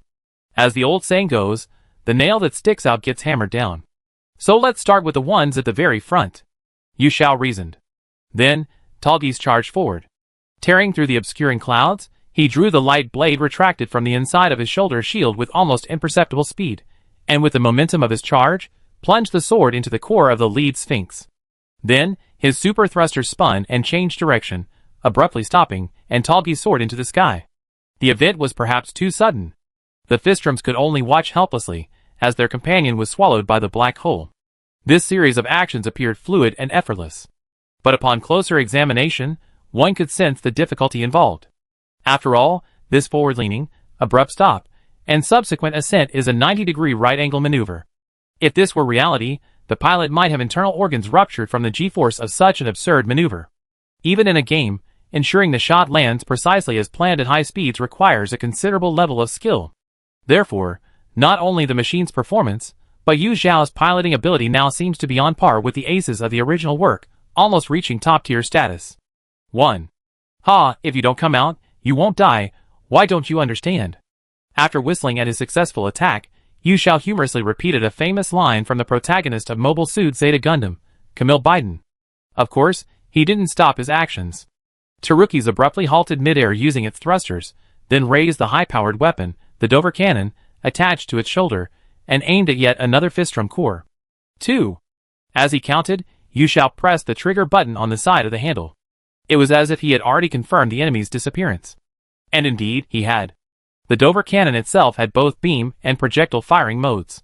Here, Yu Xiao, based on the situation, chose the more penetrating beam firing mode. A beam of brilliant golden particles roared out, shooting forward at the speed of light. The Sphinx that was targeted had no time to dodge, and was instantly killed by this shot.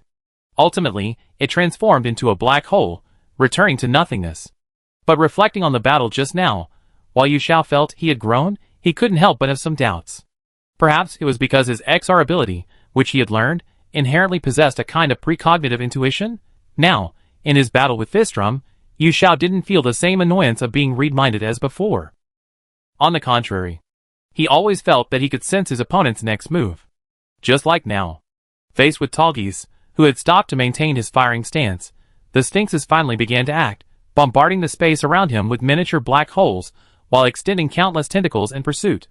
Talgis, however, under Yu Xiao's control, instantly accelerated, performing a maneuver like a hawk's somersault, and leaving behind all the golden tentacles and miniature black holes that were relentlessly pursuing him.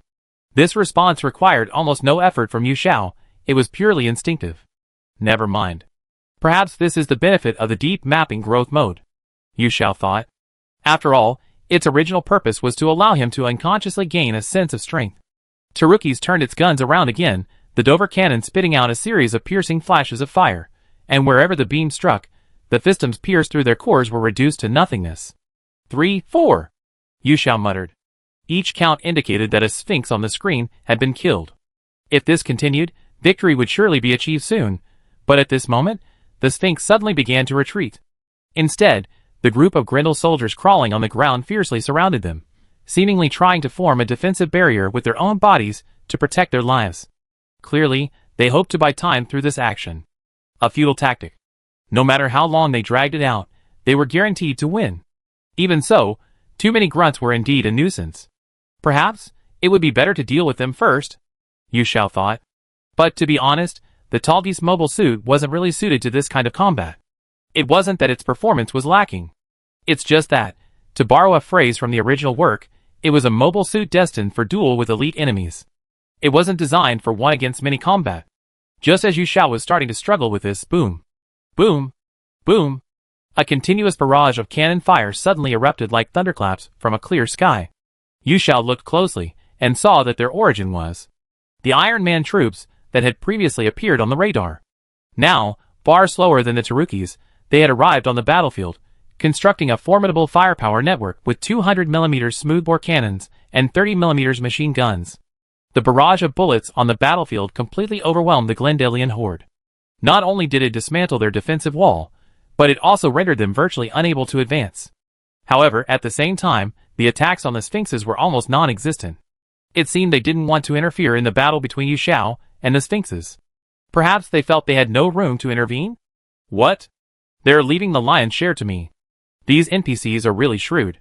Yu Xiao, having discerned the Iron Man troops' intentions, couldn't help but scoff. But then, a clear expression of joy appeared on his face.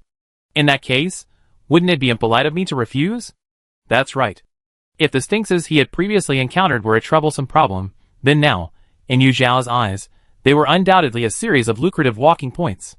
Compared to fighting, his current mindset was naturally more like harvesting leeks, and there's never too much leeks growing in the field.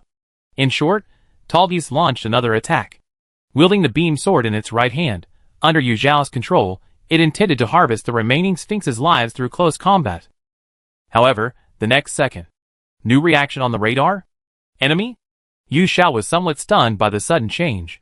And before he could even see the location of the new enemy, a jet-black ray, from an unexpected direction, swept in with unprecedented power. Chapter 32. Fortunately, the moment the ray appeared, a loud alarm bell rang in Yu Xiao's mind, signaling the impending danger. The game seemed to slow down slightly, giving Yu Xiao ample time to react. He jerked the joystick, bringing Talgis to a standstill. Then, the super thrusters continuously changed course, causing it to perform unpredictable evasive maneuvers in midair. Even so, the pursuing ray remained relentless. The black beam danced with Talgis' movements, even willing to engulf its own kind. A Sphinx that had narrowly escaped Yu Xiao's hunt was unfortunately struck, then seemingly obliterated into nothingness within the erupting black hole. This relentless pursuit only gradually subsided when the enemy's energy was exhausted. This gave Yu Xiao time to catch his breath and contemplate the true identity of his opponent. Although it appeared to be a beam cannon-like weapon, since the opponent was a fist drum, then it must be a beam formed from the extremely concentrated energy of a black hole. Having clarified the method of attack, Yu Xiao could roughly understand the opponent's identity. A variant of the Sphinx? Wiping the inexplicably tired sweat from his forehead, Yu Xiao judged. At the same time, the enemy's true face materialized before his eyes. The golden color, and the vaguely familiar yet completely different face confirmed his earlier guess. It was truly undeniable that he had been tricked, Yu Xiao thought. The description mentioned the appearance of Sphinxes, so he naturally assumed it was just the type he had encountered before. But Sphinxes is actually a somewhat general term in the original work. Besides the most common and numerous types with human upper bodies, there are Type A types, Type B types resembling Cyclops, Type C types with heavy, petal-like armor, and so on. And this creature before him, spewing a jet-black death ray and resembling a giant moth, is undoubtedly a formidable elite monster among all types, a Type D Sphinx. However, Yu Xiao felt a little puzzled. He remembered that in the original work, these Sphinx variants were only deployed by the Star Corps of the Festoms in the latter half of the anime, due to the increasingly unfavorable situation in the battle. How could it appear so early in the game? It's only been a few days since the game started.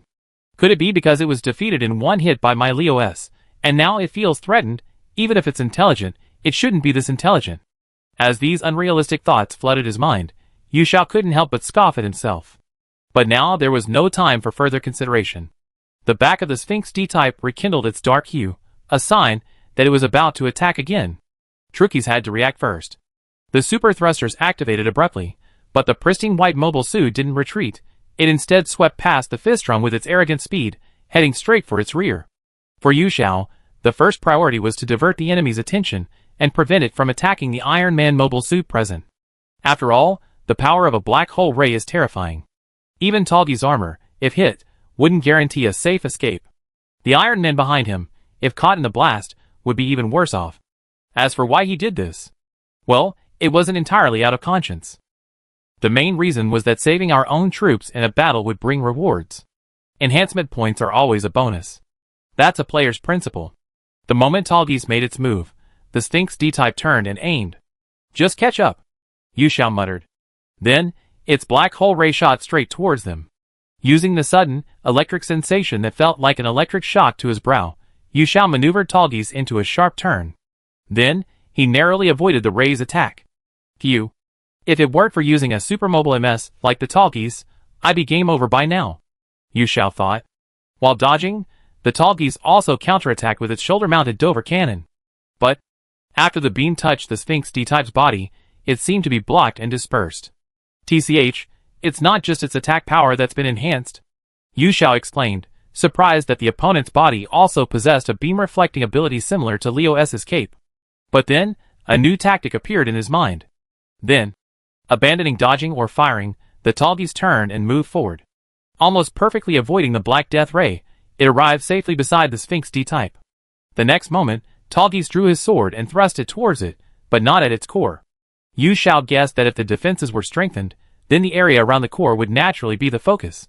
So his beam saber struck the disc-shaped object on the back of the Sphinx D-type. That is, its micro-black hole generating organ, sizzle. With an ominous leaking sound, the beam saber pierced through Fistrom's back. Tallgeese, meanwhile, launched a jet of energy, releasing his beam saber, while simultaneously switching his Dover cannon to live ammunition firing mode. Then, he pressed the muzzle directly against the opponent's injured back. Fistrom's organ, capable of creating black holes, was likely now in an unstable state due to Tallgeese's attack.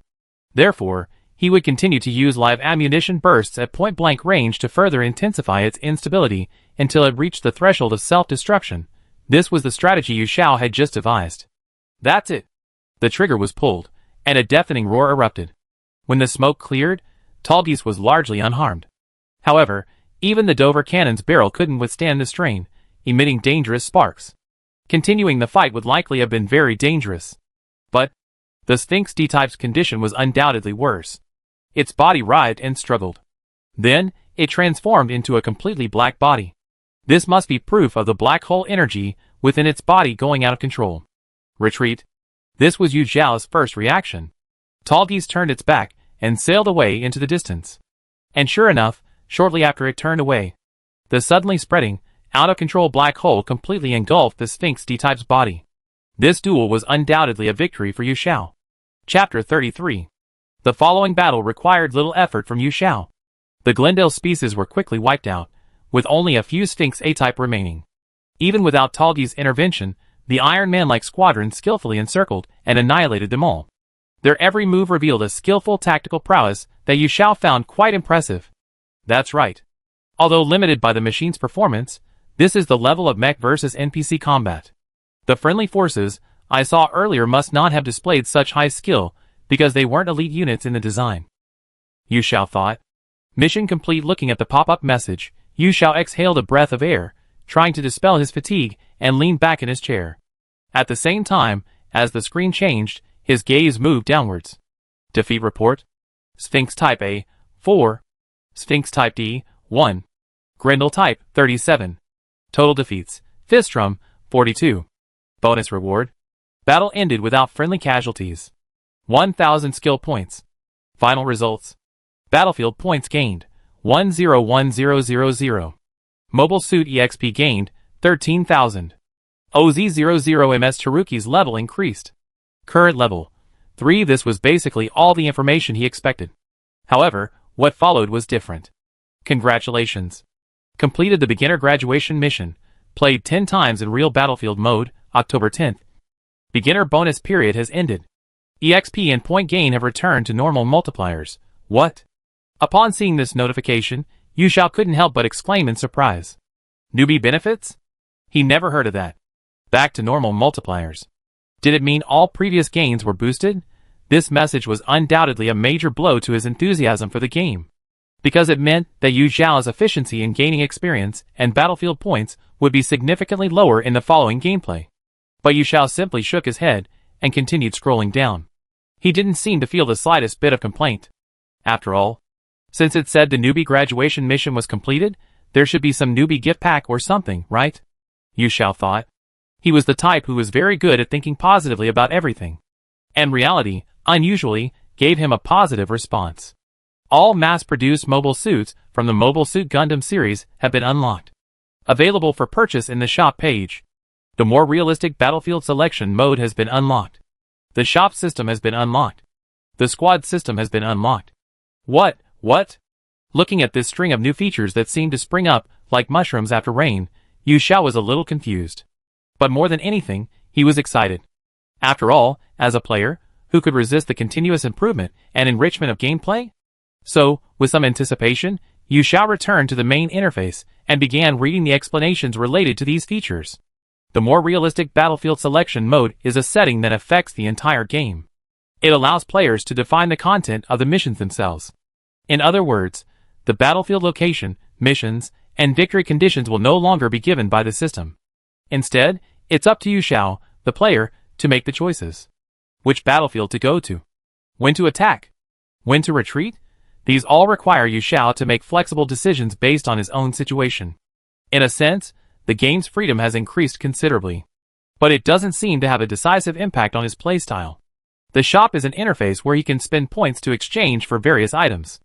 Like other locations with the same name in other games, there's not much to say about it. Therefore, what deserves his attention more than these two is undoubtedly the team formation system that was unlocked at the same time. As the name suggests, it means that Yu Xiao currently has fixed teammates in each battle. Currently, in addition to his own player character Red One, he can also assign 3 additional NPC allies to assist him in battle. It's worth mentioning that, unlike previous proxy battles, they don't require sacrificing points earned on the battlefield. On the contrary, the points earned by the NPC teammates after battle are directly added to Yu Xiao's account. From this perspective, it's a system that greatly improves combat efficiency, but it's more harmful than beneficial. However, as the saying goes, there's no such thing as a free lunch. This action isn't without its costs. First, the NPC's mechs need to be purchased using Yu Xiao's own points. Second, recruiting pilots requires spending points and also consuming specific items. That's the simulation data he previously obtained during the beginner quests. To obtain the simulated data of a corresponding pilot outside of missions, the first step is to challenge them in simulated battles, and when using the same mobile suit. This is already a major headache. After all, for Yu Xiao now, simply winning against those aces from anime is difficult enough. Winning with the same mobile suit with identical performance seems like a pipe dream. Furthermore, recruiting pilots requires specific levels of simulated data. For example, the C+ level of Char Aznabul's simulated data he currently possesses is insufficient to recruit a corresponding pilot. It only allows for proxy operations. To have Char as a teammate, at least a level data is needed. And this Char isn't at his strongest yet. He's in UC0079, before he realizes he's a new type. To recruit him in his complete form from UC0093, his combat data needs to be upgraded to S rank. Not only does the data rank affect the pilot's condition, but the number of points required is also a factor. The more skilled the pilot in the original work, the more points are needed. For example, to recruit a Muro Ray in his prime from UC0093 as a teammate, it would require his simulated data at S rank, along with a whopping 1 million battlefield points. For Yu Xiao at this point, this is undoubtedly an astronomical figure that leaves him completely bewildered. Fortunately, aside from the data of those elite pilots, the A-rank stats of regular pilots, those faceless grunts who only appeared in the original work, or even didn't appear at all, can be directly purchased from the aforementioned shops. The cost of recruiting them will be relatively low, at least within Yu Xiao's budget. So, there's no time to lose? Thinking this, Yu Xiao opened the team formation interface. Clearly, he wanted to hire an NPC teammate first to test the waters. The newbie perk he received was the right to purchase all mass-produced Gundam series mobile suits. So, after much consideration, he could only select from the group of GMs and Zakus, taking into account his own situation. The problem with the current Talgies is that it's not very suitable for fighting large-scale grub battles. Therefore, if there were an allied unit that could provide fire support during battle, it would be much better, Yu Xiao considered. At the same time, he also had to consider scenarios involving boss-level combat. Back then, if he were to keep up with Talgi's pace and coordinate with him, he would at least need the ability to fly. To be honest, just thinking about it was a bit annoying. Could a mass-produced mobile suit capable of switching between two completely different modes, heavy firepower and aerial maneuverability, even exist? Perhaps that's a bit of a stretch. No, that's not right. At that moment, the image of a certain mobile suit suddenly flashed through Yu Xiao's mind. Yes, that's it. While muttering to himself, he made a decisive decision. Chapter 34. In outer space, on a mysterious satellite orbiting Earth. In its hangar, previously empty except for a pristine white mobile suit. But today, a new tenant arrived. Not a giant of steel, but a living human being. I am still alive? He muttered to himself, waking from his dream. This brown-haired youth, his body drenched in cold sweat from his green uniform, was named Fidel Ashima. When he lived on PLAN.T, those around him often omitted the final R from his name, referring to him simply as Fidel. So for now, let's also use Fidel to represent his name. And, yes, PLANT. As this keyword suggests, this man suddenly appeared in the dimly lit hangar. He originally lived in the so-called C era. He was a coordinator, a unique race of that era, whose genetic makeup had been modified, granting him greater abilities. Despite this, in Fide's memory, a happy life was an unattainable dream. He was born during the coordinator craze sparked by George Glenn, so his Earth-born parents, even at the cost of their life savings, insisted on sending him to the operating table while he was still an embryo, preparing for his future.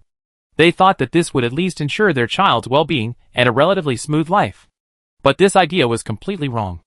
As the conflict between coordinators and naturals intensified, families on Earth who had given birth to coordinators gradually lost their homes. The Ashma family was no exception. Furthermore, due to the relentless threats from the followers of Blue Cosmos, they were forced to relocate to Plant. However, even within that hourglass-shaped constellation of steel satellites, the idyllic life they sought did not exist. Not to mention the conflicts between different social classes, the near-monopolistic clans still existed. In fact, this phenomenon was even more severe than on Earth before the existence of coordinator technology. After all, the higher the position, the deeper their coordinator level.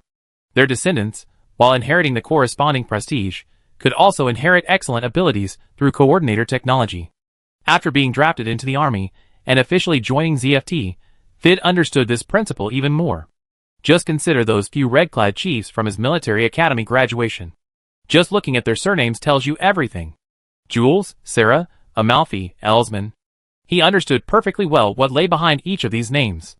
He knew that no matter how hard he tried, he could only ever reach their starting point. But, burdened by the expectations of his aging parents, he dared not utter the words, "I can't do it." So he could only strive, and strive endlessly. But no matter how hard he struggled, he seemed to be merely adrift in a predetermined, deep sea, with no hope of ascent. It wasn't until C-74 that he heard about something that seemed capable of changing his life. It was the fate plan proposed by Gilbert Durand Owl, the then chairman of PL.A.N.T, a system that uses genes as the sole selection criterion, unaffected by lineage, status, relationships, or personal political influence, eliminating disparities and unfairness, and providing everyone with the most suitable job and position. This plan captivated him like rain after a long drought.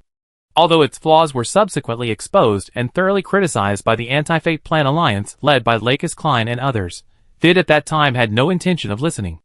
Instead, he was filled with rage, obeying orders from above, and piloting his mobile suit directly into battle. After all, in Fid's eyes at that time, Lakis, who did not abide by the Fate Plan, was undoubtedly a traitor to the coordinators and needed to be completely purged. She just couldn't bear to part with the Klein family name. That's what Fid, already somewhat resigned to his fate, thought. However, just like Fidel's life, it had never been smooth sailing for him. In his final moments of memory, there was no glimmer of victory. Instead, charging headlong at him was a Crimson Gundam piloting a massive weapon system, wielding a powerful beam of light. A scorching stream of light pierced through him. Before he could even feel the pain, Fidel's life in the cockpit vanished. That was the end of the young man named Fidel Ashima's entire memory. And because of this memory, the young man was filled with many questions. First of all, why was he still alive? Being hit by a beam saber of that size, he shouldn't have survived. That's because you were chosen. A cold, electronic voice interrupted Feed's thoughts. Feed looked around, and after a long while, realized the voice was coming from a small panel in front of him. Seemingly having no one else to talk to, he stood up and faced the panel, asking a question. Chosen? Is it time travel? There must be some mistake. He had read time travel or infinite flow novels before, so he understood the general idea. But suddenly becoming a character in one was still a plot he couldn't accept immediately. And someone like me is utterly useless, isn't he? This was the main reason for his doubts. After all, his life had already been utterly unsuccessful enough. Such negative self-denial is not recommended. As for the reason for choosing you, that was the decision of the Supreme Host. Therefore, neither you nor I have the right to refuse. Faced with such skepticism, the AI's response remained cold. But to Fide, it seemed to carry a hint of encouragement. So he looked up and asked further. Supreme Host? What's that? I'm sorry. You do not have the certification level to access this classified information. Alright. So what exactly do I need to do after being summoned here? In short, save the world, more specifically, participate in battle. This time, the AI responded quickly. However, the reply left Feed somewhat bewildered. Saving the world? He had never even considered that. And a battle. Against whom and what? Could it be a war between humans? But that hardly qualifies as saving the world. Feed thought blankly. Against them. Of course, your efforts won't be in vain. The highest host will distribute the rewards you deserve as the battle progresses. On the day the battle ends, you can choose to leave with these objects. At this moment, as if reading Feed's thoughts, the AI quickly responded and displayed a text with an accompanying image before him. After reading it, Feed was speechless for a long time. The enemy he was to fight was this kind of enemy?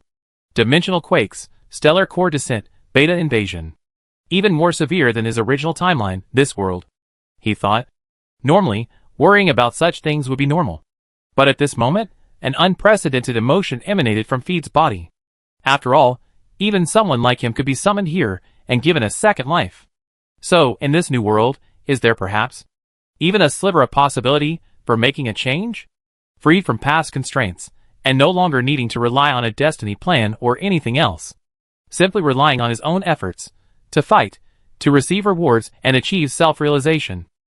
A world where effort is rewarded. Isn't this the goal he strived for? This feeling stirred a long-dormant joy within him. He should say thank you. For the ultimate host who had chosen him. Fidel thought, falling silent. As if because he hadn't responded for a while, the AI spoke again, as if confirming. Inquiry. Do you have no intention of participating in the battle? If so, please enter a negative response via voice. This machine will, with the granted permissions, restore your physical structure and consciousness. Fidel's response was naturally negative. A denial of the assumption that he didn't want to continue fighting. No. I will fight, he said, then added a new question. Then, what about the machine? To fight those monsters, relying solely on the physical body might be understood. Participation intention confirmed. Registering Fidel Ashima to the pilot list. Registration complete. Your machine? It's ready. Over there, please take a look. While recording something, the AI also conveniently answered his questions. As the cursor pointed on the screen, Fi turned around. And standing there was someone he knew all too well. Black and purple hues. A backpack with folded wings. And a highly recognizable, distinctive cone-shaped nose. It was a machine he had ridden countless times during his atmospheric operations while serving with ZFT. If he remembered correctly, its development designation was AMA 953. Its official name was Babby? Chapter 35. Look closely, this man is no ordinary person. This kind of comment seems to have been overused by marketing accounts. But looking at the queue, on the page where the pilot was listed as Fidel Yashima, and seeing his comprehensive resume about his past, Yushao couldn't help but repeat this sentence to himself. The random generation of pilots by the Mech Warrior vs. system is truly impressive. He sighed silently. Even a randomly recruited NPC pilot can be given a complete and well-developed background story. And the quality is quite good. The plot not only closely connects to the development of the original work. Even as he read, Yushao couldn't help but feel a little melancholy. Could it be that even if humanity's footsteps have spread to space, the pressure from all aspects of society will still continue to stifle the individual's spirit? There's nothing that can be done. After all, the debate about whether advancements in technology and intelligence will truly bring a better future is one of the eternal themes of the Gundam series. Yushao shook his head, trying to shake off the grand pronouncements he wanted to make as a seasoned anime otaku. He then tried to focus his attention back on the game. After all, the main reason Yushao purchased the data of this ZFT green-clad soldier and hired him as a teammate was to adapt him to the wingman he needed. AMA 953 Barbie. This mobile suit, which wasn't particularly noticeable in the original work and didn't even have any peripheral models, was the best answer Yushao had found after much deliberation. After all, as a mass-produced mobile suit possessed by the ZFT forces in the later stages of Mobile Suit Gundam Seed Destiny, it possesses a terrifying array of features completely at odds with its mass-produced status. First, to achieve atmospheric flight, it is equipped with a transformation system, quite rare for a mass-produced mobile suit. Second, for the firepower support Yushao desired, Bobby also possesses the capability to fulfill his request. In its MA mode, its wings are equipped with four 22.5mm rotary cannons and a honeycomb missile pod, with a total of 12 rounds. In its MS mode, it is equipped with a standard beam rifle and a solid shotgun. Furthermore, on Bobby's chest is a terrifyingly powerful weapon. The MGX 2237 Fervor type phase beam cannon. This description alone might not be enough to convey the true extent of its power. However, a small comparison reveals the truth. Few people notice that the Strike Freedom Gundam, nicknamed the strongest and coolest among fans, has the Reaper-type phase beam cannon on its chest and abdomen designated as MGX-2235, while Bobby's Zeal type has the designation MGX-2237. In other words, it's not just not a low-end version. Bobby's weaponry is even a successor to the protagonist's mobile suit. Because of this, Yu Xiao even felt that if it weren't for the fact that the series emphasizes the terrifying, 1 against 1,000 combat power of the UCs as protagonists, the portrayal of them would be somewhat exaggerated. A firepower monster like Bobby is what makes it the most eye-catching presence on the battlefield. Just look at that red and white cannon on its chest. If it were to fire in unison, no mobile suit could possibly get close. This is probably why the Earth Alliance of the Seed series shifted to producing large mobile suits with extremely high defensive capabilities. It was precisely this overwhelming firepower that became a major reason why Yu Xiao produced it and equipped it as a wingman. At this moment, Yu Xiao noticed a message popping up on the screen. First pilot hired. Infrastructure system unlocked. Another new element. But Yu Xiao wasn't too surprised. After all, the Mech Battle vs. Battlefield mode had already given him plenty of surprises. So he returned to the main interface and casually checked the infrastructure system. Then, an interface resembling a space station appeared. After reading the accompanying explanation, Yu Xiao understood. So in the setting, this was his secret base. This area is responsible for storing spoils and mechs. And it's also the living quarters for the pilots he's hired.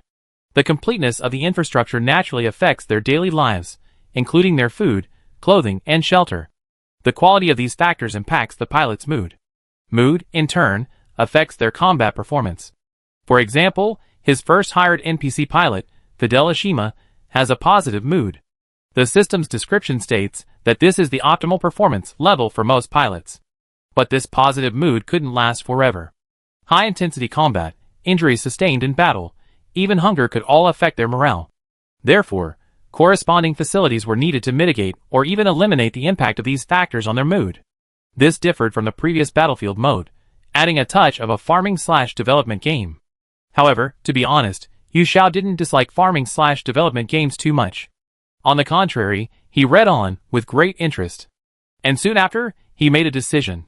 Besides the oxygen electrolysis chamber, dormitories, and hydroponic food tanks necessary for survival, Yu Xiao also built a simulated combat area for daily training and designated another section as an entertainment area, placing computers, bookshelves, and video games there. To maintain the consumption of these additional facilities, he also purchased a solar energy storage panel for the space station as an external facility. For a living place, this was already quite good, wasn't it? Yu Xiao thought, then exited the interface. Upon closer inspection, Yu Xiao's spending this time was quite substantial. Purchasing mechs, hiring pilots, and building infrastructure. These miscellaneous tasks had used up half of Yu Xiao's points from the initial 10 battles. That's no small amount. Especially considering the loss of the so-called newbie bonus multiplier.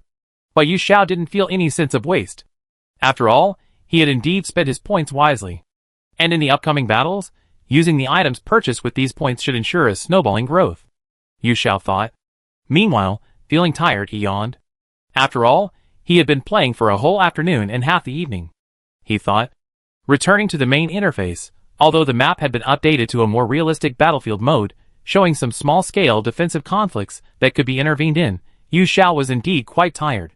He pulled out the CD and was about to go back to his room to rest, when there was a double knock on the door.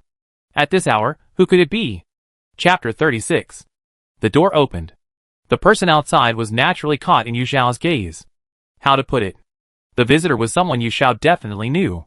The short-haired man before her was named Bu Qing. His red and white school uniform collar was open, giving him a casual look. Although he was a head shorter than Yu Xiao, he was definitely her senior at school.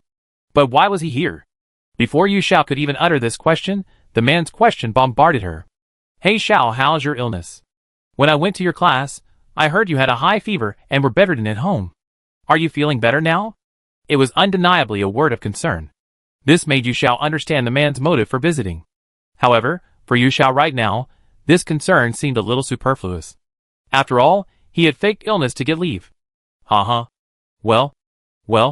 So he could only scratch the back of his neck, replying sheepishly, I was faking it. You were faking it?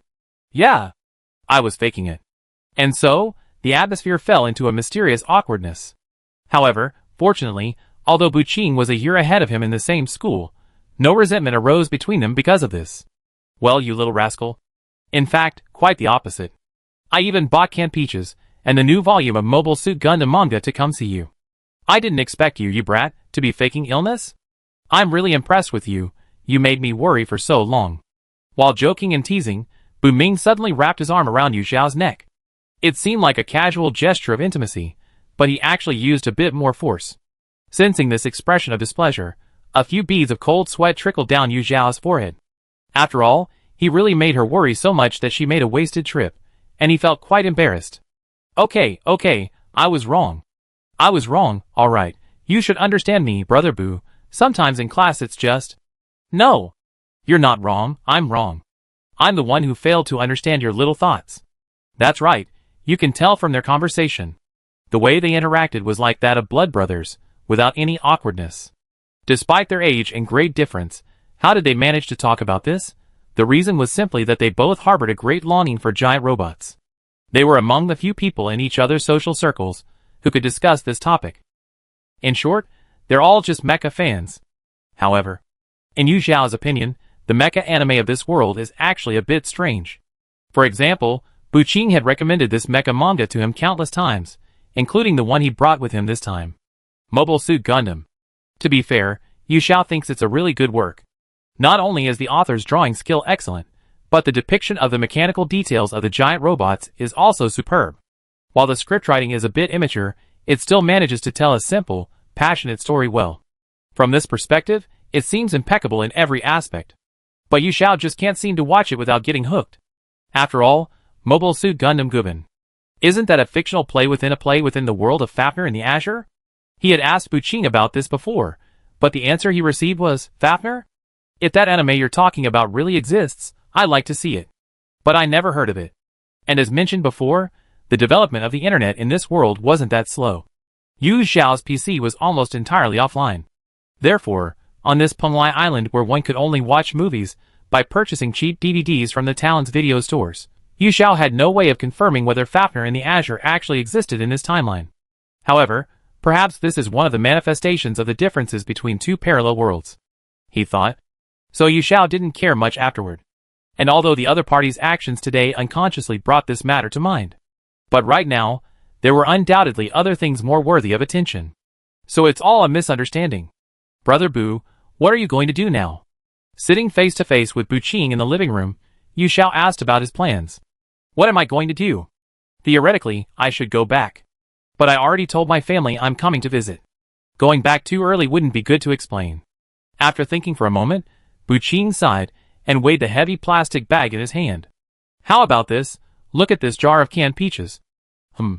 I was going to have you eat it all to nourish your body, but since you're pretending, there's no way around it.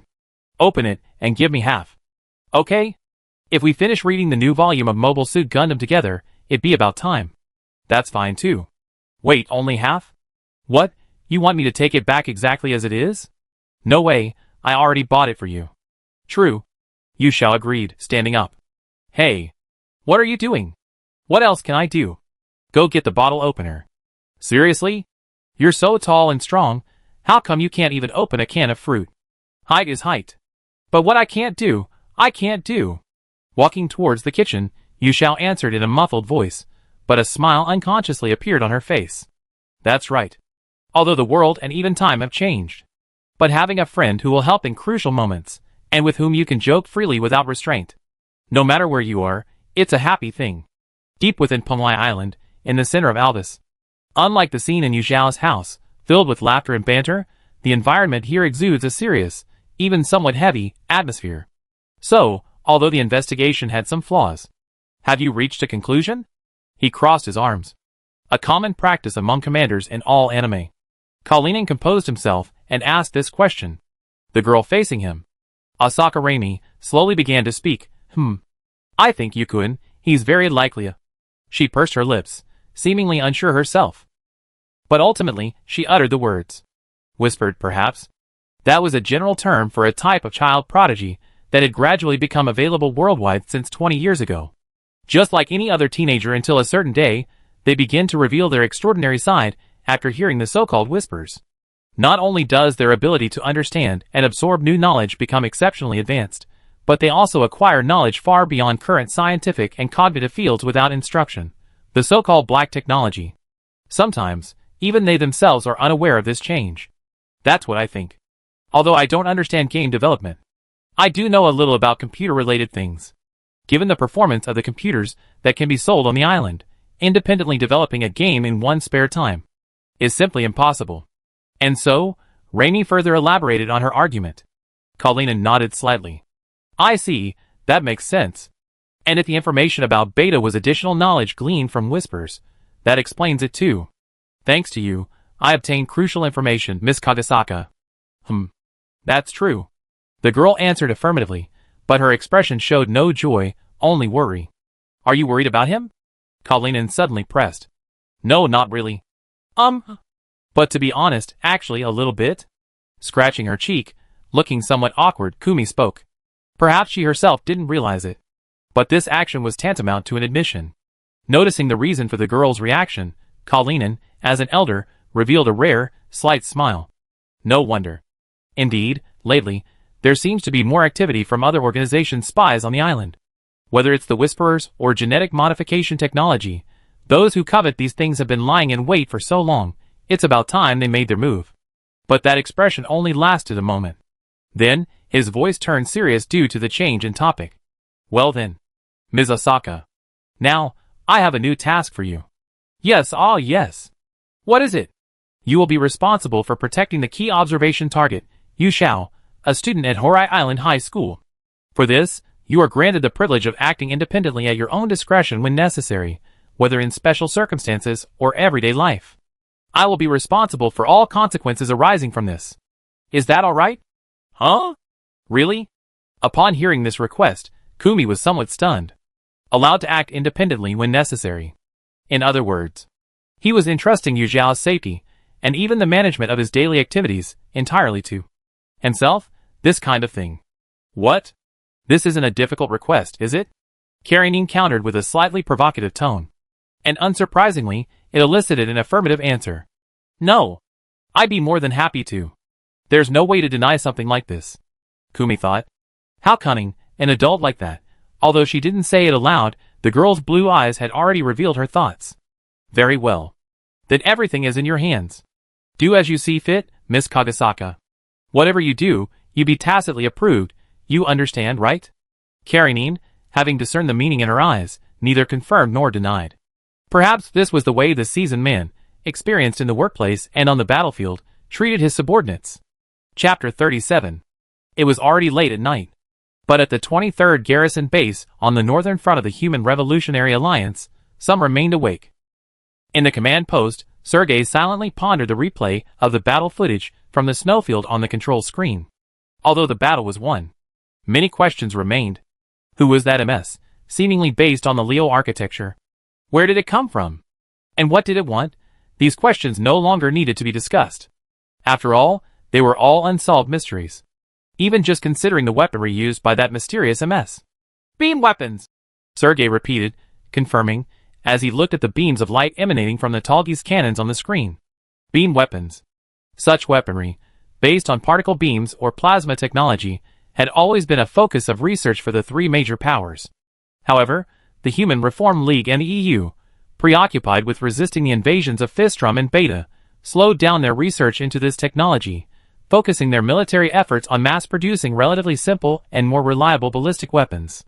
This was a major reason why the Human Reform League replaced the Leo, who could barely use beam weapons, with the fully ballistic-equipped Iron Man, a purely domestically developed mobile suit.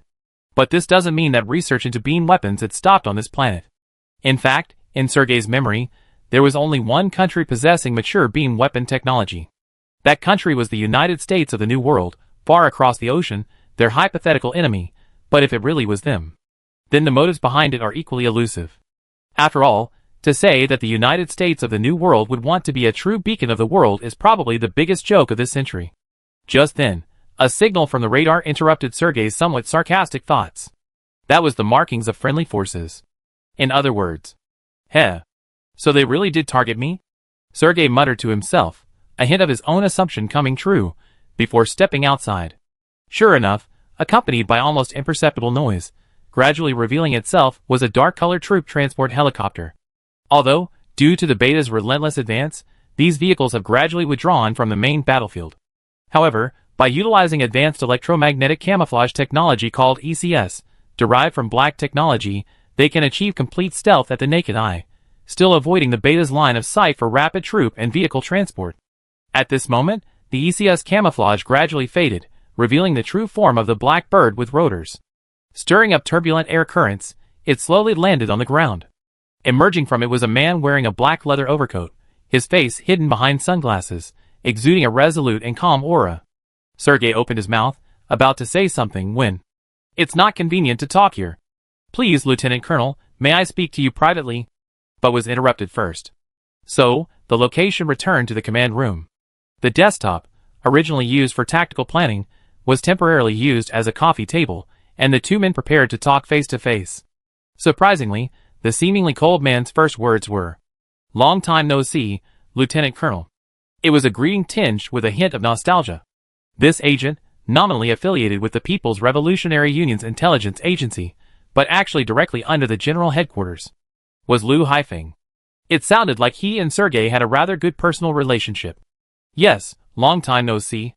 To be honest, seeing you here actually put me at ease, Haifeng." Sergei, unusually, smiled, responding with the casual tone one would use with an old friend. "Is it because you can directly gauge the higher-ups' attitude towards you through me?" To this question, Sergei simply shook his head. "No. I was just thinking, the boy from back then has become so remarkable." But then, his expression returned to its serious, work-related tone. "So, specifically, what are my instructions? Since you were specially sent here, I imagine it must be top-secret information that absolutely cannot be leaked, right?" "Still as perceptive as ever, Lieutenant Colonel. The mission is to specifically order you to form a special unit. Tentatively named Top Weapon, its primary mission is..." Liu Haifeng paused slightly. "Lieutenant Colonel, you heard the legend of Red Number 1, haven't you?" "Humph. I just witnessed it myself not long ago. A legend of victory, bringing overwhelming performance and technology to soldiers on every battlefield. It's said that the name Red Number 1 comes from the fact that after every battle, no matter what color the aircraft was, it would eventually be stained a dark red with the enemy's blood." Sergei tilted his head slightly, recounting the mixed intelligence he had gathered since returning to base. "I never imagined it was actually real. I was surprised too. But bringing this up now, could it be?" "That's right. This unit is responsible for searching for and making contact with Red 1. Those mysterious MS clusters. The unit's members are composed of elite soldiers from various regions, who have eyewitness reports." "That's it." Sergei closed his eyes slightly at this request. Then, his tone heavy, he questioned, "Why?" "To remove me, and a large number of elite soldiers from our original posts, weakening the already precarious defenses, indirectly undermining the very foundation of national security. To investigate something that's just a legend? Although I wouldn't refuse orders from higher command for personal reasons. Is this really necessary? I understand your thoughts. However, this mission does have its reasons." Liu Haifeng adjusted his sunglasses. "Lieutenant Colonel, you should know that humanity needs hope. Without hope, let alone fighting, even surviving normally becomes a luxury. So, this isn't about searching for some vague legend, but a journey to find hope for us, Lieutenant Colonel. A hope called Red 1. I never expected to hear such romantic words in the final years of my military career." Sergei sighed softly. "All right. If that's the case, I accept it without hesitation." Having received an affirmative answer, Liu Haifeng nodded. "That would be perfect. However, Lieutenant Colonel, I have another favor to ask of you." But he seemed to have more to say. "What is it?" "There's a soldier who absolutely must join your unit. This is her file. Please take a look." With that, Liu Haifeng handed over a stack of prepared documents. Sergei naturally began to examine them. Undoubtedly, it was a soldier's registration file. But it was rather unusual. Only 18 years old, with no concrete combat experience, yet already holding the rank of second lieutenant? This was the first thing Sergei noticed. Then, his gaze shifted to the photograph in the file. Unexpectedly, it was the face of a girl with beautiful silver hair and a doll-like, delicate face, yet her expression revealed a doll-like indifference. "And her name is Soma Pyrus?" "That's right." as the latest research achievement of the superhuman organization, the completed super soldier. With the help of nanomachines within her body, she can utilize brain quantum waves, so she should be able to spy on Red One's intelligence. The higher-ups seemed to have this in mind, which is why they insisted on including her in this unit. However, as for me, there's another reason. Sensing the doubt in Sergei's words, Lu Haifeng explained his reasons in detail. But this wild bear of the Human Revolutionary Alliance noticed more than just the reasons at the decision-making level. Research achievement. In other words, this girl. Yes. Just like me in the past. Lu Haifeng answered calmly. But even through those dark sunglasses, Sergei could see that this panther-like man was now reminiscing about a somewhat distant past. So, Lieutenant Pyrrhus, I'm entrusting this to you as well. Let that child live not only as a soldier, but also as a human being. That's something only you, Lieutenant Colonel, can do. He stood up and bowed to Sergei. Well then. I have a mission to complete, so I take my leave. The members of the top martial forces will, barring any unforeseen circumstances, assemble at this base in the next few days. Lu Haifeng, straightening up, offered his final blessing before departing. May you achieve a resounding victory. Lieutenant Colonel. Chapter 38. Then time passed. Although the allure of Mech Warrior vs remained, Yu Xiao didn't extend his sick leave. After all, he couldn't use the same excuse 2 days in a row. That would be too lame. At the same time, he unusually refrained from playing the game. But this wasn't because of the Mech Warrior vs newbie bonus period. It was because, unexpectedly, although he had used his sick leave to get through class, his coursework had actually increased. It all started because his teachers, led by Shiani, worried that his illness would cause him to fall behind in his studies, had proactively offered to tutor him. And in this situation, he couldn't very well refuse. After all, Yu Xiao was essentially an adult, and he understood that their offer stemmed from their concern for him. Educators are workers too. Being able to set aside their own rest time to help you is already a commendable act of care. So what else could he do? He naturally had to accept it with a smile. Thus, Yu Xiao was forced to swallow the bitter pill of retribution. Moreover, what he hadn't expected was that this karmic retribution was clearly a bit too much. The number of questions many teachers presented was simply not on the same level as before. It was far more numerous. So much that it brought back memories of his agonizing senior year of high school in his previous life. Especially that balding old man who was his physics teacher. The questions he presented were not only massive, but some were clearly beyond the scope of high school material, weren't they? What was he thinking? Fortunately, Yu Xiao had a rudimentary understanding of these fragmented pieces of knowledge, and he responded with feigned understanding, pretending to be comprehension. So 2 days later, in the evening, finally finished with all his tutoring, Yu Xiao, feeling relieved, was preparing to go home, and then play Mech Warrior vs robots all night long. This must be what they call revenge gaming, Yu Xiao thought to himself, quickening his pace homeward. But, as he passed a tall willow tree, a familiar feeling suddenly flashed back like an alarm. So he turned around. Hey. Lai Mi? You're there, aren't you? Then he asked abruptly. And sure enough, with a rustling sound, she appeared from the tree, accompanied by fluttering willow leaves, and there stood that familiar red-haired girl. Although she was hanging upside down for some reason, she seemed to be in a good mood. What? So you noticed? You seem to have gotten quite impressive lately, Yukuin. As the words fell, the girl landed lightly with an almost imperceptible movement. She landed firmly with a soft thud, like a cat leaping down from the top of a bookshelf. It doesn't matter what I become, right? While equally surprised by the fact that her senses and intuition had become remarkably sharp recently, Yu Xiao's attention wasn't on that. But you? Another appearance that's bound to be misunderstood. So, what is it? Therefore, he simply asked. Lai Mi then replied, oh dear. Well, to be honest, Yukuin, when you're playing games, don't you really need to get even more immersed? It depends on the occasion. Games with a strong sense of immersion are naturally good, but wait, what do you mean? What I mean is this. A new product from .NET, a semi-in-ear audio signal transmission device. It boasts high sound quality, is waterproof, loss-proof, and ear-protecting, a must-have for audiophiles of the new era. While rattling off his sales pitch, Lai Mi pulled out a pair of earphones from somewhere. Although it was called an audio signal transmission device, it was definitely an earphone. That's it. Now, I'm giving it away for free to the first lucky customer who finds me, plus a 7-day warranty. What do you think, Yukuin? Then he waved it in front of Yu Xiao. Speaking of which, Yu Xiao had heard of .NET before.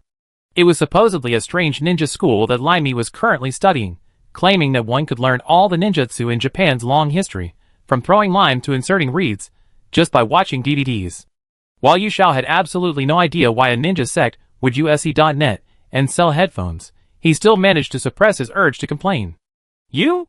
How much do you get paid to sell one of these?" After taking the headphones, he changed the subject, teasing another aspect. At Yu Xiao's home. With a click, as the cable plugged into the high-tech 3.5mm jack, the upbeat opening theme of MechWarrior VS began playing in Yu Xiao's headphones. Clearly, no matter what, he had accepted the friendly gift from the girl he knew. And, well, regardless of whether Limey's touted features, like preventing ear damage, and others actually exist, at least its sound quality is acceptable, Yu Xiao thought. So using it now might not hurt. Thinking this, Yu Xiao then opened the interface for the real Battlefield mode.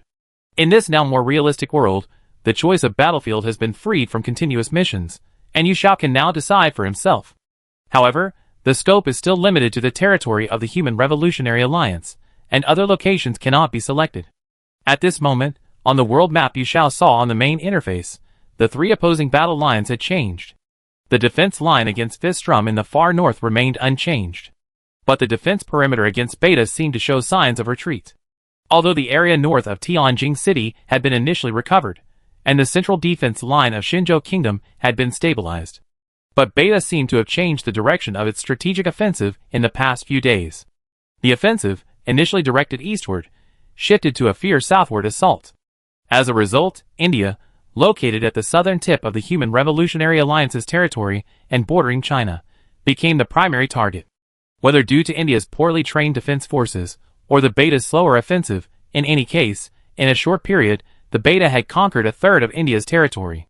This is dangerous. It's not that India holds a particularly important position in the Human Revolutionary Alliance's strategic plans.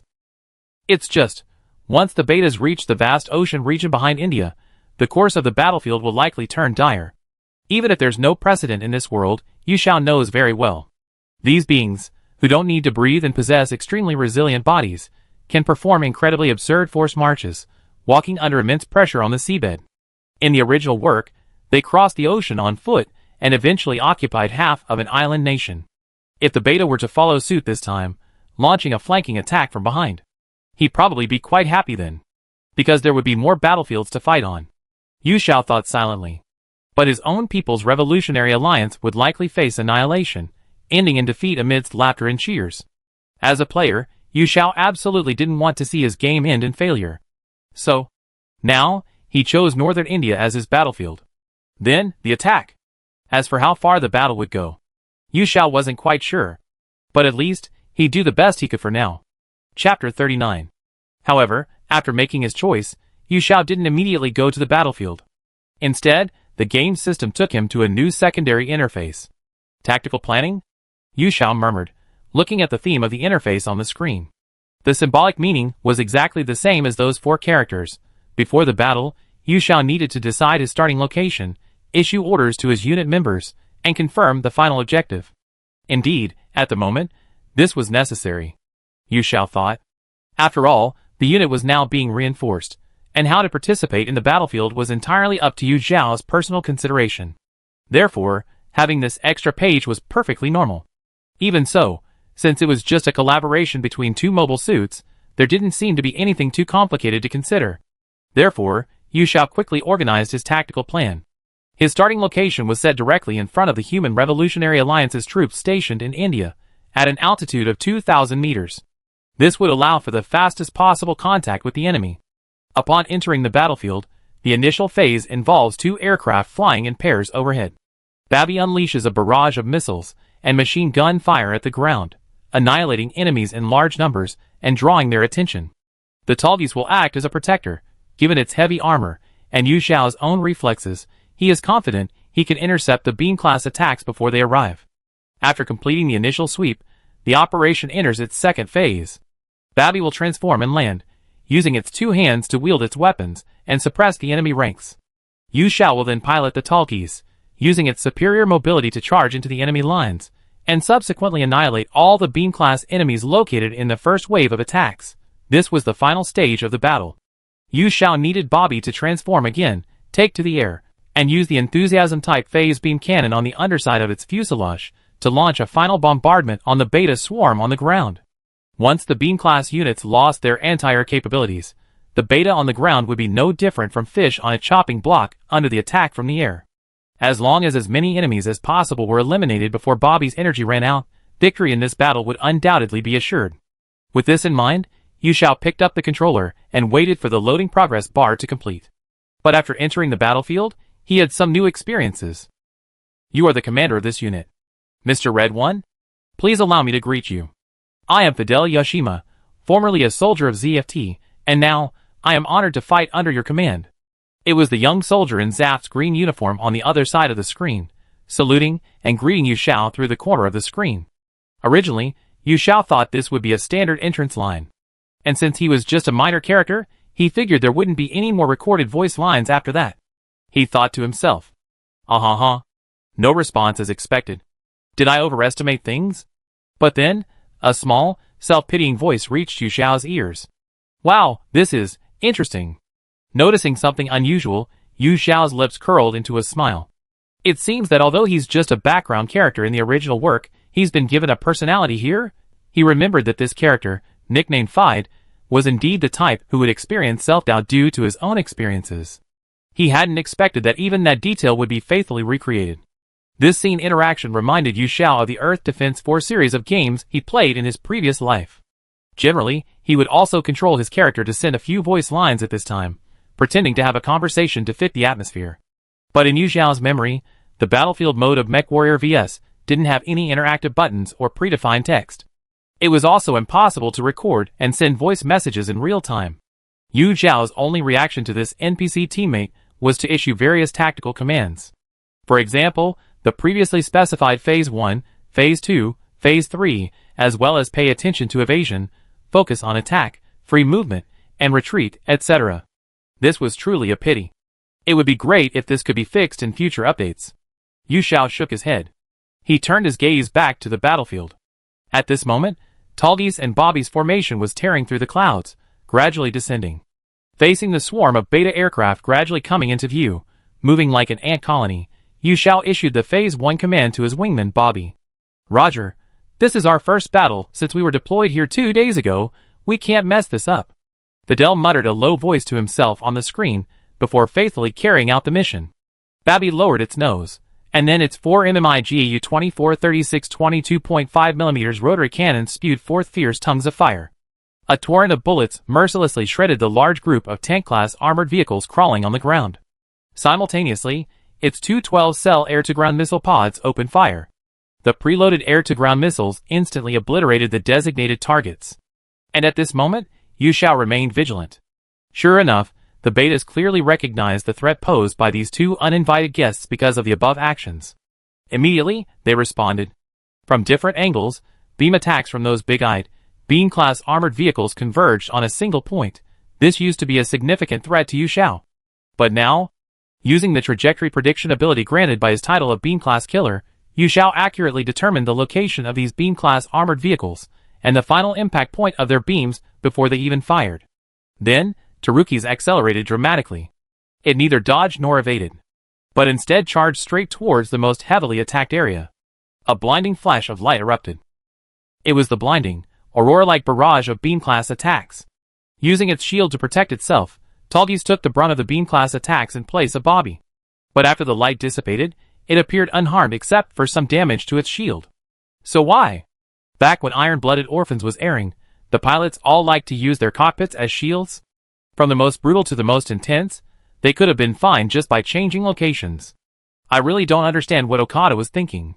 Perhaps it was the scene that stirred his emotions, but Yu Xiao shook his head, reflecting on the incongruity of a scene from a certain Gundam anime he had watched earlier.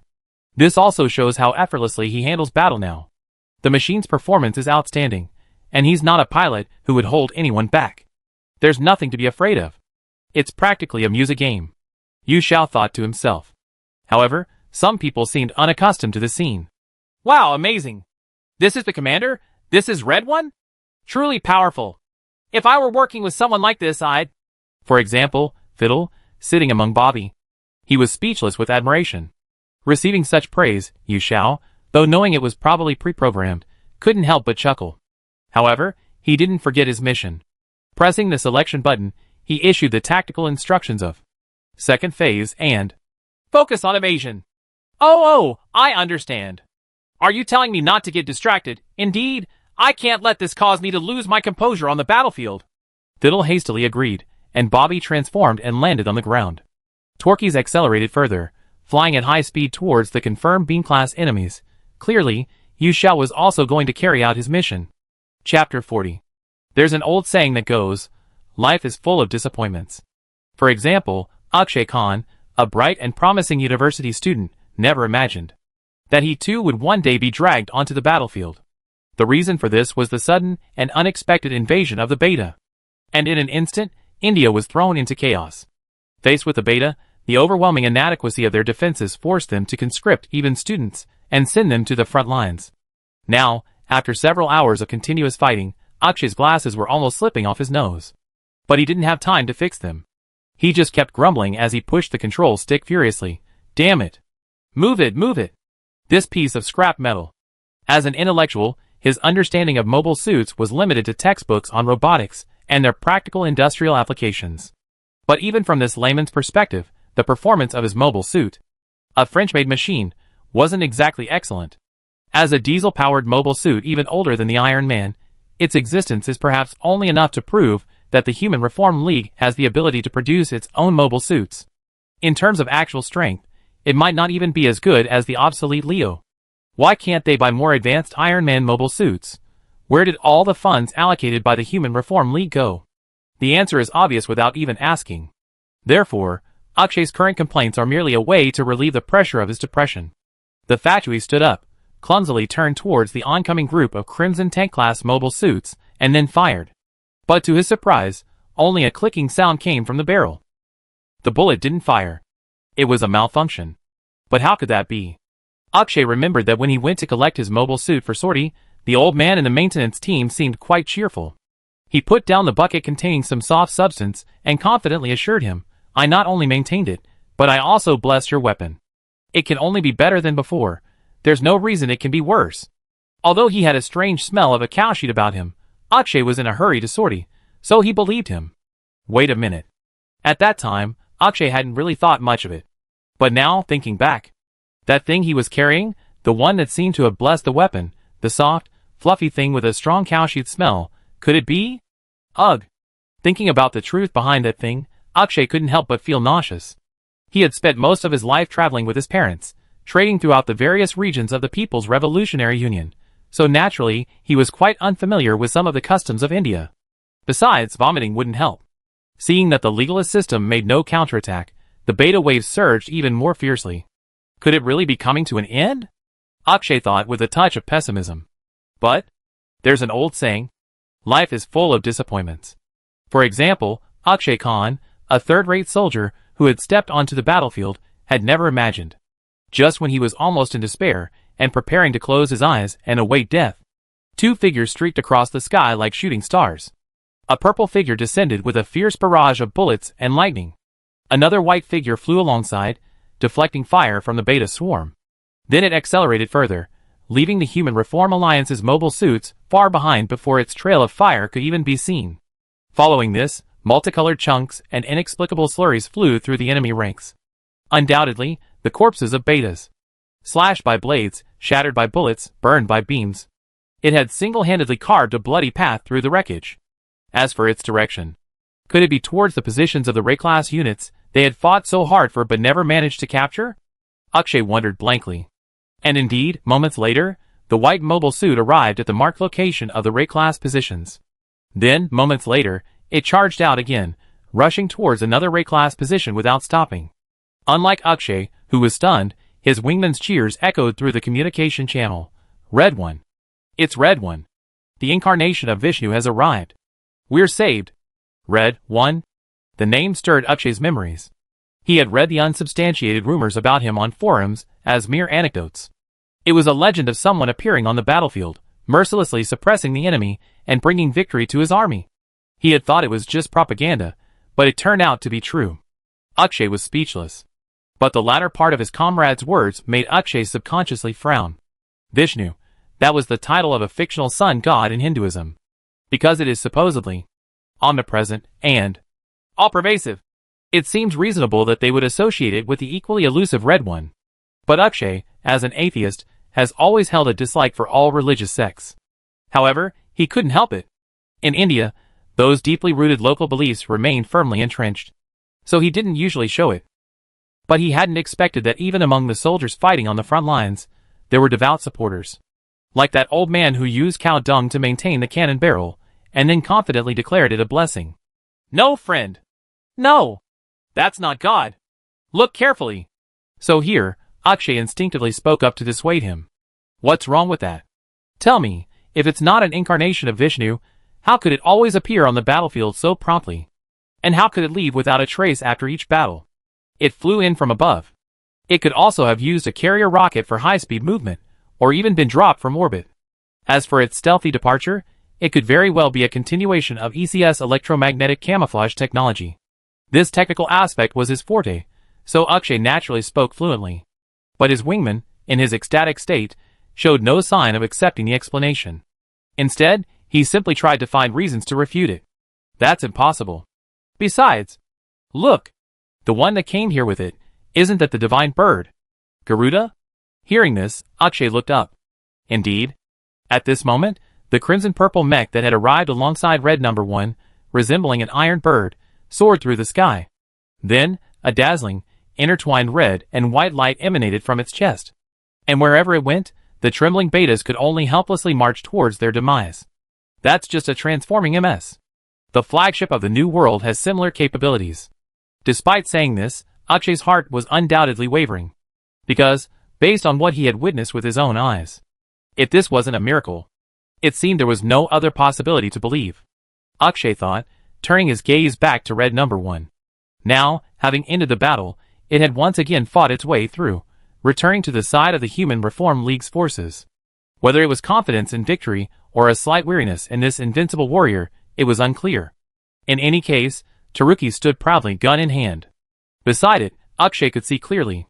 After breaking through the enemy lines, the MS's white body turned red. A scorching, dark, aggressive color. The reason was simple. What he heard was indeed true. Akshay thought silently. The red of Red No. 1. It was the color stained by the blood of the enemy. Alien monsters. This scene was like an ancient heroic legend, he murmured to himself. Chapter 41. 2 days have passed since the decision was made to establish the top martial special unit dedicated to searching for Red No. 1. At the 23rd base on the far north front, some new changes have occurred in the usual routines. For example, the blonde youth still greeted his old friend warmly. So, you decided to stay here after all? But the content was quite different. That's right. His old friend, the black-haired man processing a stack of documents, nodded. These two were Gordon and Ian Taiwan. Judging from their words, it seemed that this pair of elites from the Twin Stars were about to part ways temporarily. That's truly a pity. Completing this mission might have made me a star. Oh well. When I return I should. What's your Chinese idiom again? Celebrate my triumph? Gordon indeed spread his hands, speaking with regret. That's a derogatory term, Captain Gordon. Yun Tae-wan responded calmly, as always. Ah, is that so? But, as long as the meaning is conveyed. So Yun, why aren't you with us? Is it because you still can't believe the legend of Red No. 1, even though we witnessed it together? No. Not at all. It's just that I believe that while some are exploring new paths, others must continue to strive within existing fields. Yun Tae-wan stopped working on the documents and turned his head. After all, hope is never just a castle in the air. You know that, right? Haha. Sometimes, I think you're more suited to be the top student at the military academy than I am, Yun. Really? But more than that, Captain. I think you should worry more about yourself. Yun Tae-wan, unfazed by his friend's praise, abruptly changed the subject. What do you mean, Yun? The composition of the top martial unit. I heard it's selected with high standards. But many of the soldiers sent from various places don't seem to be elite at all. More like problem soldiers that even the higher-ups find troublesome. Yun Tae-wan couldn't help but let out a slightly disdainful snort at the end. They see top martial as a good place to drain pus, huh? Hearing this, Gordon rested his chin on his hand, seemingly lost in thought. Could it be about Lieutenant Soma? Yes, That kid is really strange. Always so cold-faced, and since arriving here, she's been doing that kind of high-intensity train day and night. No. Not just her. I also heard. Never mind. Continuing like this will only demoralize your troops. Yoon Tae-hwan shook his head, then raised his gaze again, meeting Gordon's eyes with a serious expression. Anyway, take good care of yourself, Captain. Gordon responded with a light laugh. Yes, sir. Meanwhile, inside the base command post. Report. Nan Wanqing, formerly the company commander of the 7th Mech Company of the Tianjin Defense Group Army, has arrived at his post along with all 32 members of his company. The black-haired girl who rushed over, not even having had time to take off the jumpsuit covering her delicate body, and had only managed to put on a green military jacket over it as formal attire for the meeting, was named Nan Wanqing. She stood in the base's command post, saluting Sergei before fluently reporting the situation. As the first to submit a report witnessing Red One, her inclusion in the top-tier unit was only natural. But was that really the case? Considering Yin's earlier remarks, something seemed amiss. Captain Nan Wanqing, you're the last batch of members. It must have been a long journey, and nice to meet you. But let's set aside that for now. Anyway, Sergei returned the same salute and greeting to Nan Wanqing. Huh? No, nice to meet you, it's me. To be able to fight under the banner of the Human Revolutionary Alliance's Wild Bear, it's truly something I never imagined. This elicited a slight show of modesty from Nan Wanqing. However, a subtle hint of panic flashed in her eyes. Because it was subtle, Sergei didn't notice. Instead, he continued, old people will always be replaced by the young people of the new era. So there's no need to be so modest, Captain Nan. I heard of the names of the young heroes who fought bravely in the defense of Tianjin and the recapture of lost territory. You also experienced such battlefields, which is why you were promoted 2 ranks, right? But despite these words of praise, hearing them, Nan Wanqing's head drooped lower and lower. After Sergei finished speaking, she explained with some shame, I'm sorry. But Lieutenant Colonel, that's not the case. Oh, I'd like to hear more. This naturally caught Sergei's attention, so he inquired carefully. Yes. In fact, the experiences in those battles were hardly glorious. My luck was a bit too good to be true. Nan Wanqing raised her head again, a pale smile on her pretty face. I was rescued by that red number 1 several times. Even so, almost every time, I was the only one who came back. It's a terrible thing, isn't it? So, I'm now called the unpredictable officer who takes the lives of his subordinates, Lieutenant Colonel Sergei. She spoke in a forced, normal tone, but the tremor in her voice betrayed her true feelings. This transfer is the same. I think it was the upper echelons of the original unit who made this assignment for the sake of the morale of the entire unit.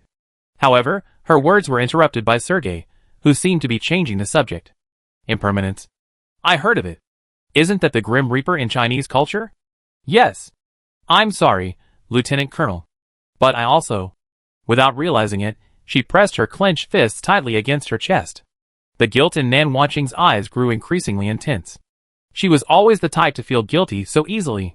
Even on the battlefield when she first encountered Red One. To avoid carrying unnecessary regret, she was willing to risk her life to save her comrades as much as possible. But regarding this... ha ha ha. Sergei, unusually, let out a seemingly hearty laugh. Lieutenant Colonel? Why? Because I never imagined I one day feel fortunate because of someone else's feudal superstition. Sergei responded to Nan Wanqing's question. How could I not know your side's intentions? But listen carefully, Captain Nan. On the battlefield. No. In this world, everything isn't decided by individual ability alone. Even I have had things I couldn't change, things I ultimately regretted. As he spoke, Sergei's gaze dimmed slightly. But it was quickly washed away by a new emotion. That's right, luck or skill. If you can survive on the battlefield because of it, then whatever it is, be proud of it. Then, Sergei turned his gaze. Because that's what you possess, a quality others can't match. My unit is pleased to welcome you, Captain Nan.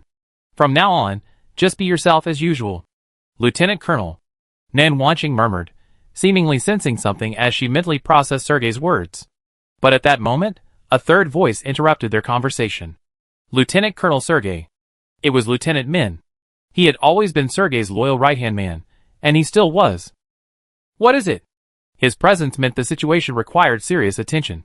So Sergei naturally turned to inquire. Yes. Reportedly, Red One has been sighted on the Indian front. This time it's a white mobile suit and 2 purple transformable mobile suits. 2? So, the earlier guess that Red One existed in multiples was correct. Better late than never. Captain Nan, prepare yourselves. After summarizing the situation, Sergei raised his hand and waved it. This sharp movement signaled. Top tier units, prepare to attack. Chapter 42. 2 hours passed after the battle began. After completing the beam level kill mission, Yu Xiao piloted his Tallgeese away from the combat zone. Cosplaying Tallgeese's classic stance from the original work, he silently observed the battlefield. Firstly, he wanted to rest his fingers after the intense operation, and secondly, he wanted to confirm Fidel's skill level as a ZFT green-clad figure. The result was somewhat surprising. He wasn't the typical clumsy NPC. On the contrary, he was able to balance tactical execution and detailed control very well. And after he piloted Bobby, transforming and taking off to carry out the final bombing mission, the beta swarm before him was visibly reduced in number by his annihilation efforts. The outcome of this battle seemed to have been decided. This seemed undeniable. Thinking about it carefully, if Fidel's profile was accurate when he was hired, then in the world of Gundam species, he was a veteran who survived World War I and a genetically modified coordinator, so it was only natural that he possessed such skills. As Yu Xiao was considering this, Fidel's voice interrupted his thoughts. Report, Commander. Bobby's energy is almost depleted, requesting a return order. Yu Xiao also looked at his wingman status bar. Sure enough, after a barrage of attacks, Bobby not only had almost exhausted his ammunition, but also had very little energy left. In that case, for the sake of efficiency, and to maintain the mood of the pilot NPC, ordering him to retreat seemed to be the optimal solution at the moment. So Yu Xiao pressed the selection button and issued the corresponding command. Received. So, if I remember correctly, the return procedure should be... Oh no! It's nothing.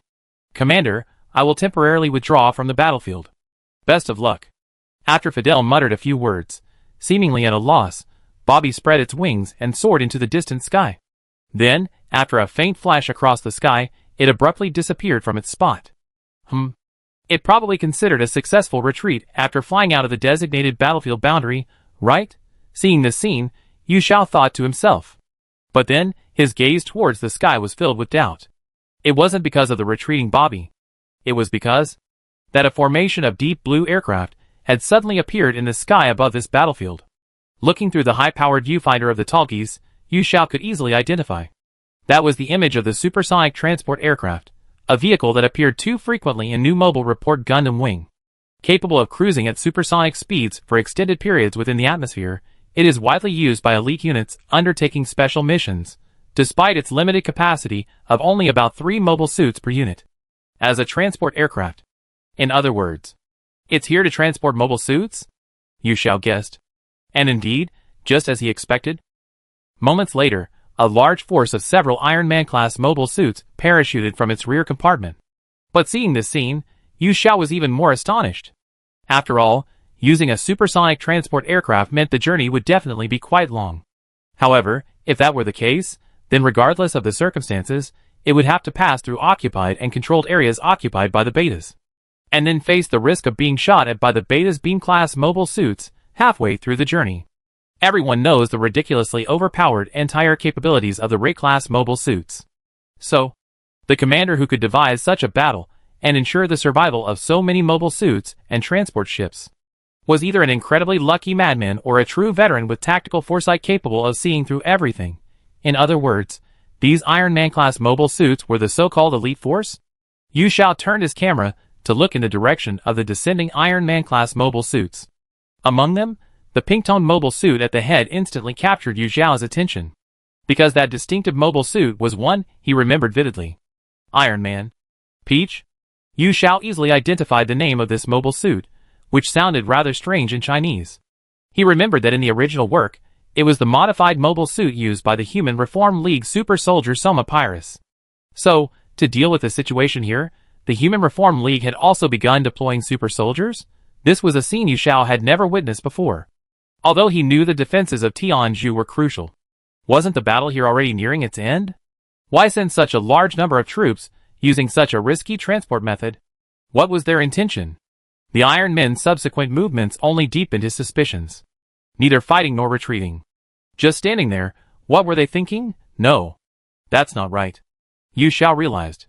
Unbeknownst to him, the Iron Men were gradually forming a ring around his Tarukis, standing in a circular formation. Was this an encirclement? Or a protective shield? Yu Xiao was completely baffled. But before he could figure it out, a burst of noisy buzzing came through his earpiece. Perhaps the high quality boasted by Limey was finally working. The sound was incredibly realistic and piercingly harsh. Ugh! What's that sound? The noise directly pierced Yu Xiao's mind, causing him to mutter unconsciously.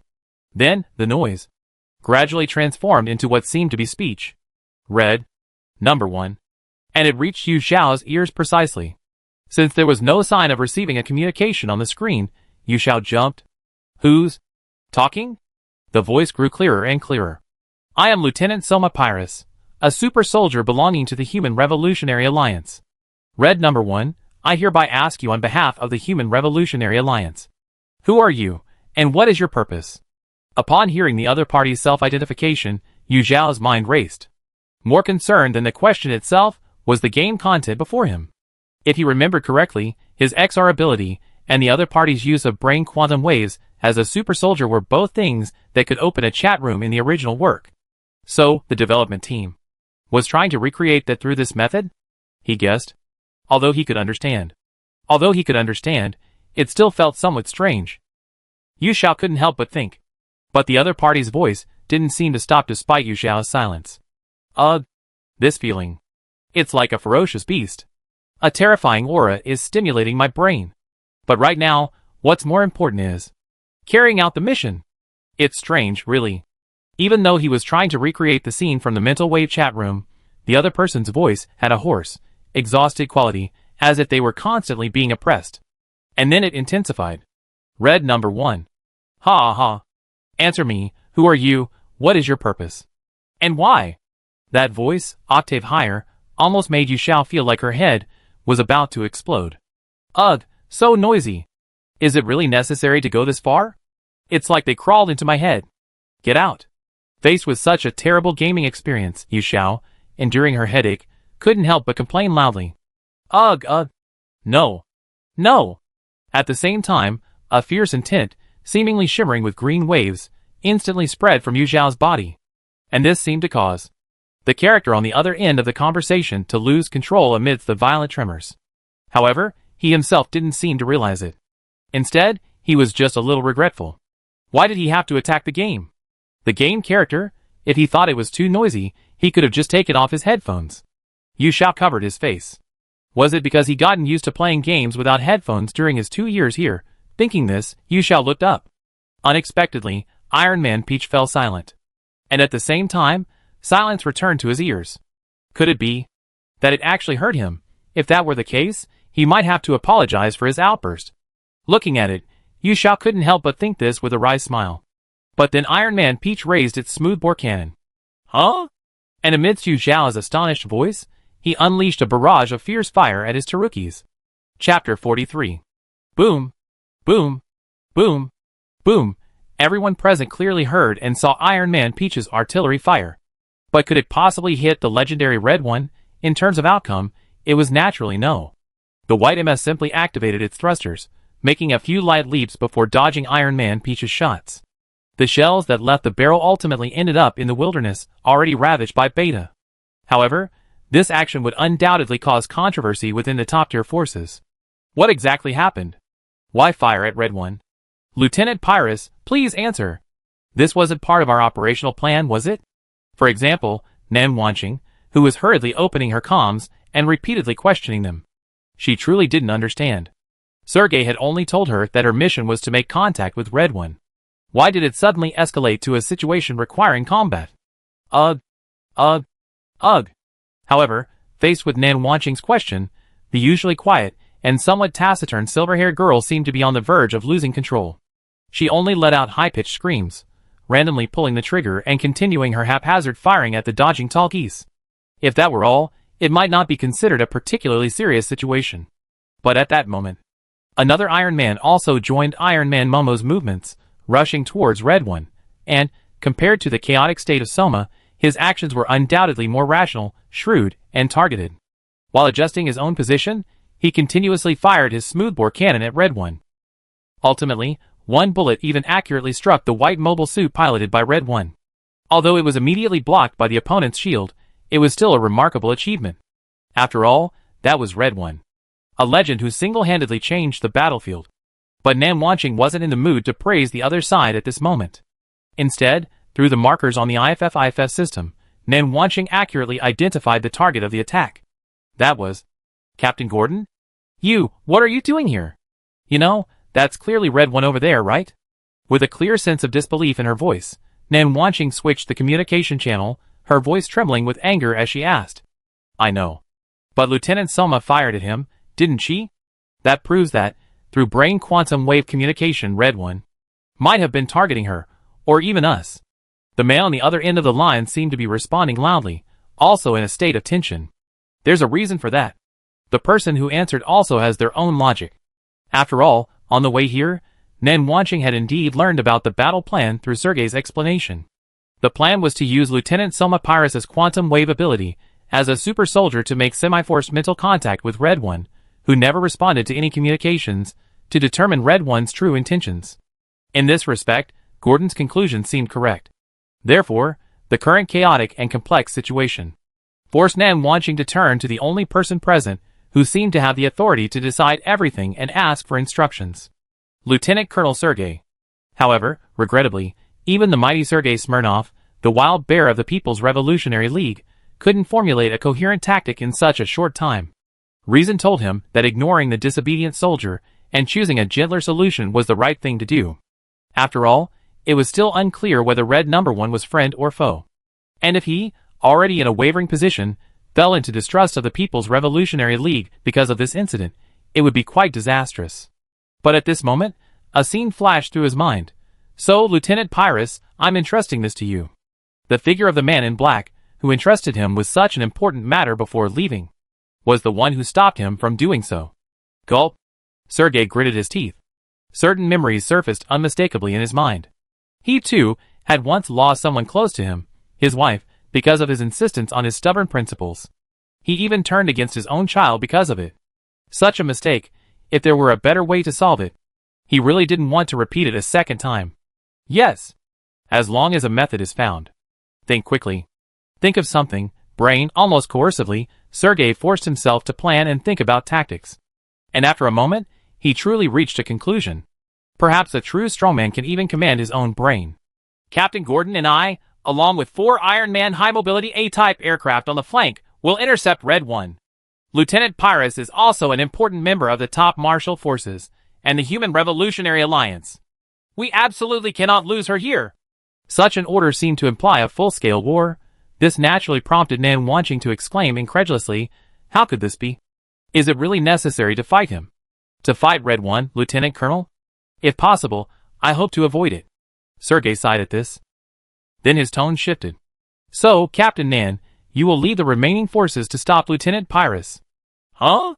Lieutenant Colonel. Do as I say. Our objective here is negotiation. And only negotiation. Whether the outcome is good or bad, the countermeasures must be redecided after discussion. After ensuring the lieutenant's incapacitation, retreat quickly and assemble at the designated location, B6. Understand? I see. Understood, Lieutenant Colonel. At this point, the true nature of Sergei's strategy became clear. They intended to use this action, now forced into a unilateral war, to demonstrate their current intentions to Red One. At the same time, they were trying to buy time to preserve Soma's survival as much as possible, although its feasibility was quite slim. After all, without the super soldiers, they were completely unable to communicate with Red One. But for now, they had no choice but to believe. Choose to believe in yourself, and others will believe in you. This was a quote from a writer from his homeland that Sergei particularly liked. Then let's do it. After issuing a swift and decisive command, his land-based Iron Man advanced forward. Let's just consider it a test of the performance of that futuristic MS. For a soldier, this is invaluable experience. Speaking with a relaxed tone that even he hadn't expected, Sergei truly showed no fear. Chapter 44. What's going on? Sitting before the screen, Yu Xiao was truly bewildered. The Iron Peach, piloted by the person claiming to be Soma Pyrus, suddenly opened fire on him after ending the communication. Then she was surrounded by Iron Peach units, seemingly trying to disarm her, but then, several new Iron Peach units charged forward, their target being her? Is she an undercover agent? Or a mutiny? Yu Xiao couldn't understand for a moment. Although he immediately wanted to retreat from the battlefield upon realizing the situation was dire, the damn game system only gave him the message, player detected in combat, unable to leave the battlefield before the battle ends. So, in the end, he could only focus his attention back on the present, racking his brains. Although he knew that in the original work Soma, as a super soldier, had also gone berserk due to quantum wave communication with Hallelujah, known as Battery Kuan.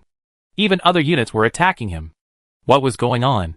Moreover, the radar still indicated that they were still considered friendly units. Could it be that Mech Warrior vs hides some mechanism I'm unaware of? At this moment, Yu Xiao couldn't help but have the same thought as a certain Jupiter-haired grandma. But this wasn't the time to dwell on these things. The roar of artillery fire. Clearly, the enemy had no intention of avoiding battle.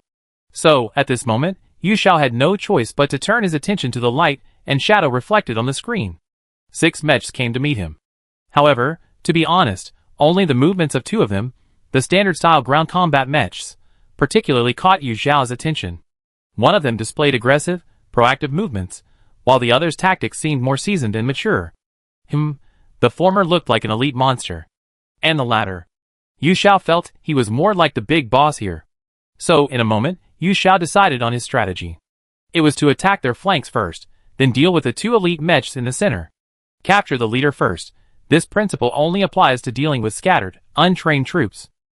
For these well-trained elite units, losing their commander mech wouldn't make them retreat.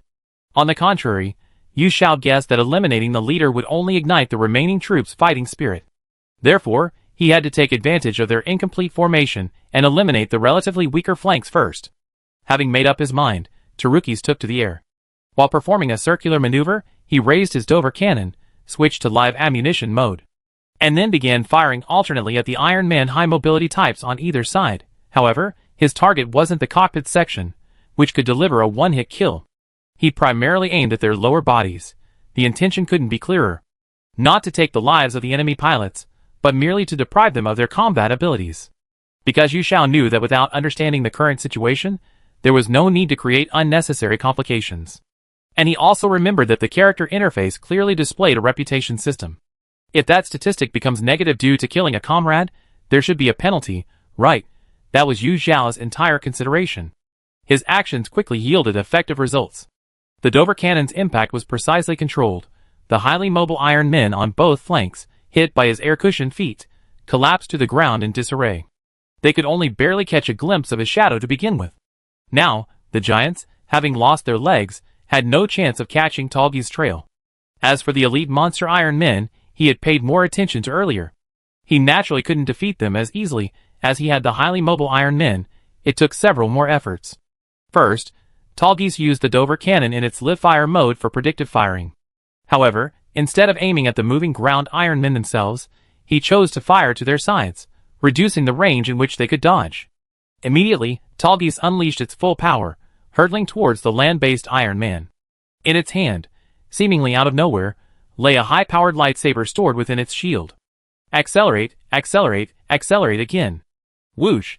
Tolgis brushed past the land-based Iron Man at top speed. Then it abruptly stopped, turning to check the effect of its attack.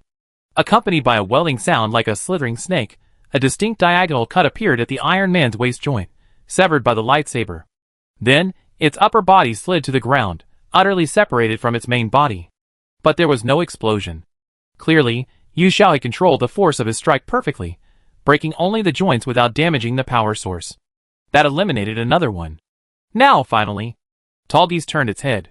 Only the boss-level, Iron Man-type commander unit remained. At this moment, it and the Iron Man type that had just been defeated formed a subtle mutual response.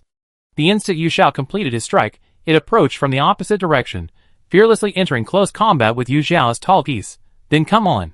Yu Xiao couldn't help but feel invigorated by the Iron Man type's pilot. He maneuvered Tolgis, swinging its lightsaber in a thrust, aiming directly at the Iron Man type's main monitor. But the Iron Man type seemed no pushover either. After a slight dodge, it dodged Yu Xiao's sharp thrust. He then swung his carbon steel blade, but not at Tolgis' fuselage. Instead, he struck its wrist. What was his intention? Before Yu Xiao could reach a conclusion, reality unfolded before him. Bang! With a heavy impact, the lightsaber Tallgeese held flew from its grasp. Even its vulnerable joints possess such defensive power, a testament to its robust armor materials. However, the information revealed in this exchange was far less optimistic. Despite having the superior capabilities of its mech, it had even lost its weapon. In other words, it was now undeniably at a disadvantage. Perhaps the opponent's piloting skills were truly so formidable that they could compensate for the performance difference. Since that's the case, Yu Xiao improvised. Since the opponent's swinging momentum hadn't subsided, he seized this opportunity to counterattack. Thinking this, Yu Xiao manipulated Tallgeese to clench its mechanical steel fist. After taking a step back to stabilize itself, it swung it fiercely, smashing it towards Iron Man's body. Bang! The sound of steel clashing against steel rang out. Struck by the punch, Iron Man staggered backward. No, not quite.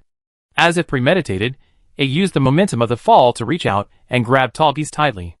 Then, it forcefully reversed its momentum, using the force to pull Tallgeese to the ground as well. It itself managed to stabilize itself at the last moment. This scene was somewhat similar to wrestling, a kind of martial arts, and after this lightning-fast exchange, Yu Xiao quickly grasped the whole situation. Then, he couldn't help but marvel at the opponent's bold planning and exquisite tactics. Indeed, if the Iron Man type were to directly confront Tallgeese, it would have no chance of winning. So that's why he used the initiative and deception to lure him into close-quarters combat. Wait! Thinking this, Yu Xiao felt a cold sweat trickle down his forehead in surprise. The opponent actually even planned this step? That's right. Although compared to Tallgeese, the Iron Man type's overall performance could be described as clumsy, heavy, and inflexible. But this doesn't mean its power is inferior. On the contrary, as a representative machine of the Human Reform League's hardcore style that emphasizes simplicity and practicality, the sturdiness and power output of its joints are unimaginably formidable. In the original work, it once lifted the 57-ton Ashia Gundam with a single hand. At this moment, Yu Xiao recalled a setting that seemed to add fuel to the fire. As a product of the Gundam Wing universe, with its exceptionally advanced materials science, the total weight of the Tallgeese he piloted was a surprisingly high 8.8 tons. If we use a boxer's weight as an analogy, it's like featherweight versus heavyweight. In other words, although the Tallgeese performance specifications far surpass the Iron Man, in the almost impossible hand-to-hand combat between MS, the two were evenly matched. And now, this scenario had unfolded thanks to the opponent's meticulous calculations and Yu Xiao's slight oversight. Crack, crack, crack. The Iron Man's joints were driven to their limits. The sound of metal scraping against metal was almost sickening.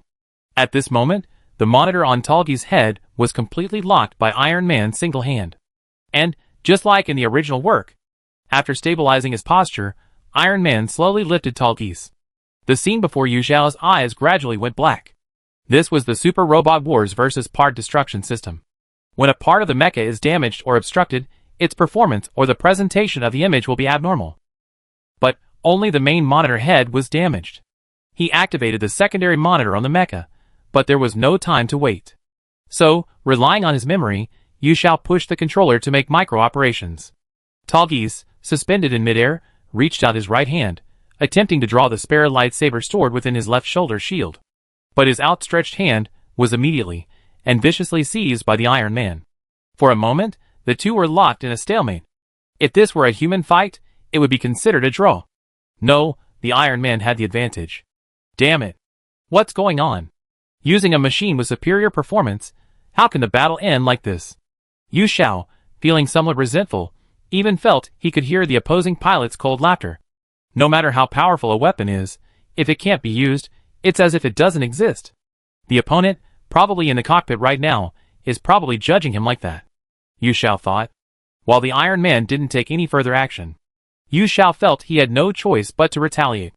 With a crisp, mechanical whirring sound, the box-shaped super thrusters on Tallgeese's back rapidly deployed. And in an instant, they pulled the thrust to its maximum. After all, MS aren't human. Therefore, a counterattack that humans cannot achieve, they can easily accomplish. Just like what's happening now. With a desperate, all-or-nothing stance, Tallgeese used its immense, brick-like thrust to propel itself and the Iron Man together. The sudden, high-speed propulsion would bring unimaginable G-forces and imbalance, but that was precisely Yu Xiao's purpose. Losing their balance, the two machines, under the influence of centrifugal force, were flung out in a chaotic, tangled mass across the vast battlefield. Ultimately, this action forced the Iron Man and Tallgeese to separate. Then, Tallgeese used its jet propulsion system to instantly recover and stand up. In contrast, the Iron Man's ascent was noticeably slower. This shouldn't just be due to performance differences. The pilot's physical condition is also a factor, Yu Xiao judged. If Super Robot Wars vs had separate calculations for the pilot and the machine, then the violent tumbling and jolting from the previous exchange alone would have been enough to seriously injure the pilot inside. Not to mention red and black vision, even the damage from the physical collision alone would have made it difficult to continue fighting. And looking at the Iron Man now, its movements were clearly somewhat sluggish. Clearly, the development team really chose to go to this extent. Therefore, for Yu Xiao, the next step was simple and straightforward, with only one path. You flatter me. You're a formidable opponent. Speaking words of respect. Yu Xiao didn't know why he wanted to do this. Tallgeese launched its final attack. Using the second lightsaber stored in its shield, it swiftly severed all 4 limbs of the commander's Iron Man, and that was the end of it. But Yu Xiao didn't feel relieved. After all, a victory achieved solely through overwhelming superiority of the mecha's performance was rather ugly. Thinking of this, he couldn't help but sigh. Earlier in the Mecha Wars vs Simulation exercises, he had always adhered to this principle. He wouldn't choose supernatural mecha like the Demon God Zero or the Heavenly Wilrema to enjoy crushing victories, but instead insisted on fighting with characters of the same type whose level wasn't too far above his own. Unexpectedly, the realistic battlefield mode shattered his previous assumptions. Perhaps this is why the word realistic was specifically emphasized. In reality, nothing can always proceed according to ideal conditions. Speaking of which, how are those human Revolutionary Alliance soldiers who were locked in combat with Iron Man Peach doing? With this thought in mind, Yu Xiao turned his perspective. What he saw was the scene of them subduing Iron Man Peach. This isn't hard to understand. Even super soldiers, when out of control and going berserk, can't perform at their best. And they didn't seem to have any intention of continuing their attack. So does this mean it's time to retreat? Thinking this, Yu Xiao switched to the end of battle interface and pressed the selection button. Mission completed. The pop-up window that appeared next confirmed that this was indeed the case. Chapter 45. Title acquired, Non-Killing Principle. Effect: when attacking man units, more accurately pinpoints the location of enemy pilots and cockpits. Title acquired, Incarnation of Vishnu. Effect: causes soldiers with the India attribute on the battlefield to voluntarily follow the user. A moment later, the battle concluded. After receiving significantly fewer points and experience than before, the title shown above appeared. At best, these are just bonus abilities. After reading the descriptions of these titles, Yu Xiao confirmed this. Especially the ability that supposedly summons India soldiers. It feels like although the name sounds impressive, the visuals will be a bit comical. Won't there be some overloaded 3-wheeled motorcycles running around following me? Muttering to himself, Yu Xiao opened the character interface to check the current status of Red Number 1. After all, the previous battle had been far too bizarre. He needed to confirm his current role and function within the unit. And sure enough, the notoriety section had changed to Rising Fame. But further down, there was a line of small text in parentheses explaining, Controversy. What does this mean? Looking at this clearly strange entry, Yu Xiao rested his chin on his hand, deep in thought. Could it mean that his role as Red Number 1, while gradually gaining recognition for his numerous victories, was being met with some inexplicable suspicion for reasons unknown to him?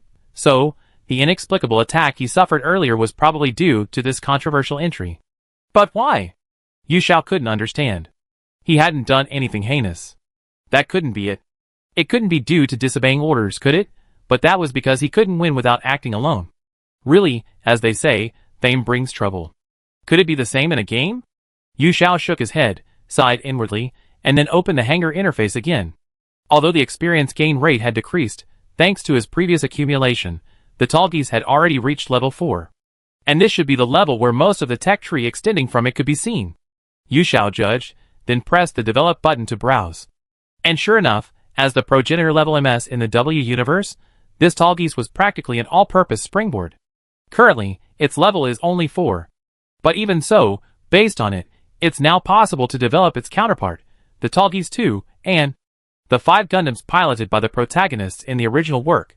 Wing, Death, Desert, Dragon, and Heavy Armor. These 5 mobile suits, each with its own specialization, are familiar faces to longtime Gundam fans. Therefore, they must be very attractive to Yu Xiao. However, faced with the temptation of quickly developing Gundam-type mobile suits, he held back. That's right. While developing a Gundam directly might seem like a very profitable business, Truckies' performance is actually no less impressive than the early Gundam-type mobile suits. In fact, without specific functional requirements, Truckies might even be slightly stronger. As for Truckies 2, although it's named after its successor, it was actually pieced together using spare parts from the original Truckies and some original parts from Leo, in preparation for the final battle. Yu Xiao silently recalled. It could be said that if it weren't for the exceptional skill of its pilot, Trace Xulinana, its performance might have been slightly inferior to the original Truckies. Therefore, keeping Truckies as it is isn't a bad choice for now. Besides that, there's another reason driving Yu Xiao to do this. It's an MS that could be developed when Truckies reaches level 6. Judging from the silhouette in the image, it has a demonic outline, with wings on its back, wielding a sword in one hand and a whip in the other. And if Yu Xiao wasn't mistaken, this was OZ-13 MS, EP1 Gundam. As the final boss unit of Wing, its performance and design are extremely powerful. Although it's a mobile suit only equipped with melee weapons. But precisely because of this, it possesses unparalleled mobility and the Zero system, which allows it to foresee the future. Furthermore, its beam sword, capable of cleaving a colony in two at maximum output, guarantees its immense destructive power. It could practically be described as graduation gear perfectly suited to the current battle situation. But before reaching graduation gear, there was the question of what to use during the transition period. Yu Xiao had already made his decision. Switching to the modification interface, Yu Xiao selected a modification plan called Taruki's Type F.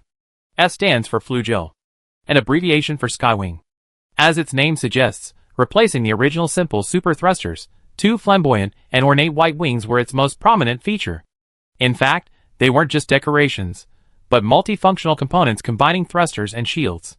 Besides the modification of the back thrusters, it also changed the shape of the crown from the original design, making it more imposing. It was also equipped with a thermal lance called Storm as additional weaponry. In the world of Endless Waltz, its pilot, Jax Marches, ultimately modified it into this version of Skywing. Finally, he further modified and combined the wing components with the found prototype of the Wing Zero Gundam. The final product was the undisputed king of the Gundam world, the Wing Zero Gundam, EW. Also known as the feather-shedding Gundam among enthusiasts. But let's leave that aside for now. Naturally, modifying it into this Talgis F would allow for a smoother transition between the Epion and the Epion. Yu Xiao thought to himself. Moreover, performance wasn't his only reason for doing this. For Yu Xiao, there was another reason. The Talgis F was obviously cooler. The crimson modified headdress exuded a sharp edge, and the wings behind it were even more imposing. Just like the misheard lyrics of the first line of the song in Gundam Wing. Just showing off! I can show off all night! He's piloting a W-Series MS. So what's the difference between him and a salted fish if he doesn't show off? Yu Xiao thought with a touch of irony. Upgrading Talgis to the F-Type enhancement module cost him 80,000 points of his savings. Adding to the previous series of expenses, Yu Xiao now only had a small fraction of his original savings left. But adhering to the principle of using what he could, Yu Xiao felt it best to make the most of it. For example, recruiting another NPC teammate to expand the squad. No sooner said than done. Yu Xiao began to consider how to optimize his team's composition. In the current squad, Bobby was responsible for mid to long-range fire support, while Talgis was basically a versatile fighter for close to mid-range guerrilla warfare. Therefore, with a maximum of 3 people, the missing role might be a sniper capable of providing cover at extremely long ranges. A sniper. Almost simultaneously with the appearance of this term, a mech that hadn't appeared often, but was undeniably memorable flashed through Yu Xiao's mind. And the cost of manufacturing it should be within a reasonable range. So, okay. That's it. Thus, Yu Xiao made a decisive decision. Chapter 46. Thinking back now, it really was a strange thing. Back at the satellite base, Fever called this. After following the prescribed procedures, inputting the current location and special code, his mech, carrying him away in an instant. Was it some kind of application of space teleportation technology? Feed, who didn't know much about this, could only guess. Moreover, what happened next was even more overwhelming. Just as he was about to leave the hangar. Who is it? Thud. Accompanied by the hurried sound of footsteps scraping the ground, someone asked Feed. This startled him. After all, he should have been the only one in this satellite base. Hey. Why are you asking me? You are? Who is it? Sophie answered. But then, the voice began uttering strange phrases. Gulp, a one-eyed mobile suit. You? Are you from the Xeon army? Xeon? No, this is Bobby. It's different from Xeon, unlike Xeon. Besides, what exactly is Xeon? I never heard of such a name. This was unbearable. Fide, slightly annoyed, turned her gaze, searching the other party, and retorted. Bobby? An organization I never heard of. Or is it a mobile suit? Never mind. And from the shadows, the voice finally gradually revealed itself. It was a tall, Asian-looking man, wearing a brown uniform from an unfamiliar military unit. Since I'm already here, then it's up to you to fight or kill as you please. But before that, how about you explain the situation? He spoke somewhat resentfully, raising his hands to indicate he held neither weapons nor hostility. Seeing this, Fide understood. He was probably in the same situation as he had been, newly chosen, but completely unaware of anything. I see. I understand. First, please relax. Although I don't know what Xeon is, I can assure you that this is not their territory. Really, huh? I knew it was unlikely. I felt like I was about to be vaporized. How could I possibly be brought back unharmed? So, now, what exactly is going on? Before that, please introduce yourself, sir. Me? I am. The man sighed, confessing his name and past in detail. According to his self-introduction, the man's name was Luo Dongchuan. He was, or rather, he used to be, a soldier belonging to an organization called EFGF, the Earth Federation Army, on the East Asian Front, directly commanded by a company commander. During a special mission, he was assigned to hunt down a military traitor and an enemy mech. His memories end there. Thinking about it carefully, I guess I just died in that battle. He shrugged, a hint of irony in his voice. So can you finally speak now? Of course. Fide nodded. Then he began to describe the layout, the facilities, and the fact that he had died and been resurrected by the ultimate host here, and the current state of this world, and the enemies to be fought. Fistrum, Beta, and potentially hostile humans. After hearing this introduction, Luo Dongchuan lowered his head, and a silence spread. Are you kidding me? Fight? I'm a dead man. Not only can I not get that generous compensation, did my bunch of scoundrel bosses sell me to this hellish place to do odd jobs? How could this happen? The atmosphere was only broken when he looked up and unleashed a string of complaints in a slightly humorous tone. Hearing the hint of negativity in the other's words, Feed said dejectedly, Is that so? So do you want to quit, Mr. Luo? I heard before that if you leave here, your physical structure and consciousness will be restored. In other words, you will return to the nothingness of death once again. That's what he wanted to say. Although it carried a slightly threatening tone, the underlying intention was to encourage the stranger before him to cherish this opportunity. However, Luo Dongchuan's words abruptly cut him off. Huh? I didn't say I was refusing to participate here, did I? This time, it was Feed's turn to be taken aback. Seeing this reaction, Luo Dongchuan couldn't help but shrug. After all, complaining is complaining, but work is work, right? You can't stop working because you complain about reality, and conversely, you can't suppress your complaints because you need to work. If you can't distinguish between these two, humanity simply won't survive, I think. As Luo Dongchuan introduced his philosophy, an electronic voice echoed from the cold, mechanical device above the space. Thank you for your explanation on behalf of this machine. Fidel Yashima. Who is it this time? Luo Dongchuan was somewhat surprised. Fidel responded to this question. It's the artificial intelligence managing this area. Is that so? Then, your sudden appearance means... That's right. I'm asking you here. Do you have no intention of continuing the fight? If so, please enter a negative response via voice. This machine will, with the granted permissions, restore your physical structure and consciousness. Hearing this, Luo Dongchuan gave a helpless half-smile. He then turned to Fidel and said, See? We come this far. Well, I guess I just have to accept it, won't I? Master, I agree. The last sentence was directed at the AI master. Understood, participation confirmed. Adding Luo Dongchuan to the pilot list. Login complete. Your assigned mech is over there, please inspect. After saying this, the mainframe remained silent. What? This is much more efficient than the Earth Federation's internal operations. Looks like working here might not be such a bad choice after all. Luo Dongchuan shrugged, letting out a soft snort. But, I hope my superiors won't dump any more dirty work on me this time. Following the direction the AI had pointed, Luo Dongchuan shifted his gaze. And in his shifted field of vision stood a mech. That was. Hey, it really is you. Perfect. Don't you think so, old buddy? A dark green steel mech, RGM-79G, a locally modified version of the ground-type GM, the GM Sniper type. Chapter 47. The GM Sniper type, based on the RGM-79G, a ground-based mass-produced GM with temporary modifications, this MS was Yu Xiao's final choice. As a mobile suit appearing in the OVA anime Mobile Suit Gundam 08th MS team, it made its final appearance, leaving a deep impression on viewers, including Yu Xiao, with its ridiculously high-powered beam rifle and outstanding performance. Meanwhile, Yu Xiao was also browsing the information of Luo Dongchuan, the pilot he had recruited at the same time. It seems he was the original pilot of that GM Sniper type. This is interesting. Yu Xiao rested his chin on his hand. After all, although he was a faceless grunt in the original work, some viewers jokingly called him Sniper God or FFF Group Leader. Some even joked that he should be the final boss of this anime. After all, his glorious record of shooting down a battleship once, and a mobile armor twice, would be considered AC level in other works. To be able to hire such a character at such a low cost is quite a bargain, isn't it? He thought. Afterwards, he spent all the remaining points on further expanding his base, adding entertainment facilities, and enriching the variety of food, etc. Until he could no longer deduct any more points. That is, until he had almost no points left. Yu Xiao stood up, exited MechWarrior VS, and retrieved the disc. He stretched. It was getting late, so he decided to go back to his bedroom to rest. But just then, a sudden sense of loss assaulted Yu Xiao's mind. He stumbled, almost falling onto his own floor.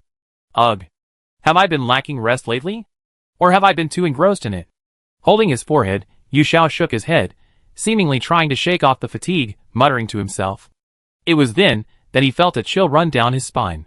The reason was that his clothes were soaked with sweat. Playing games could make him this tired. His gaming skills have really declined.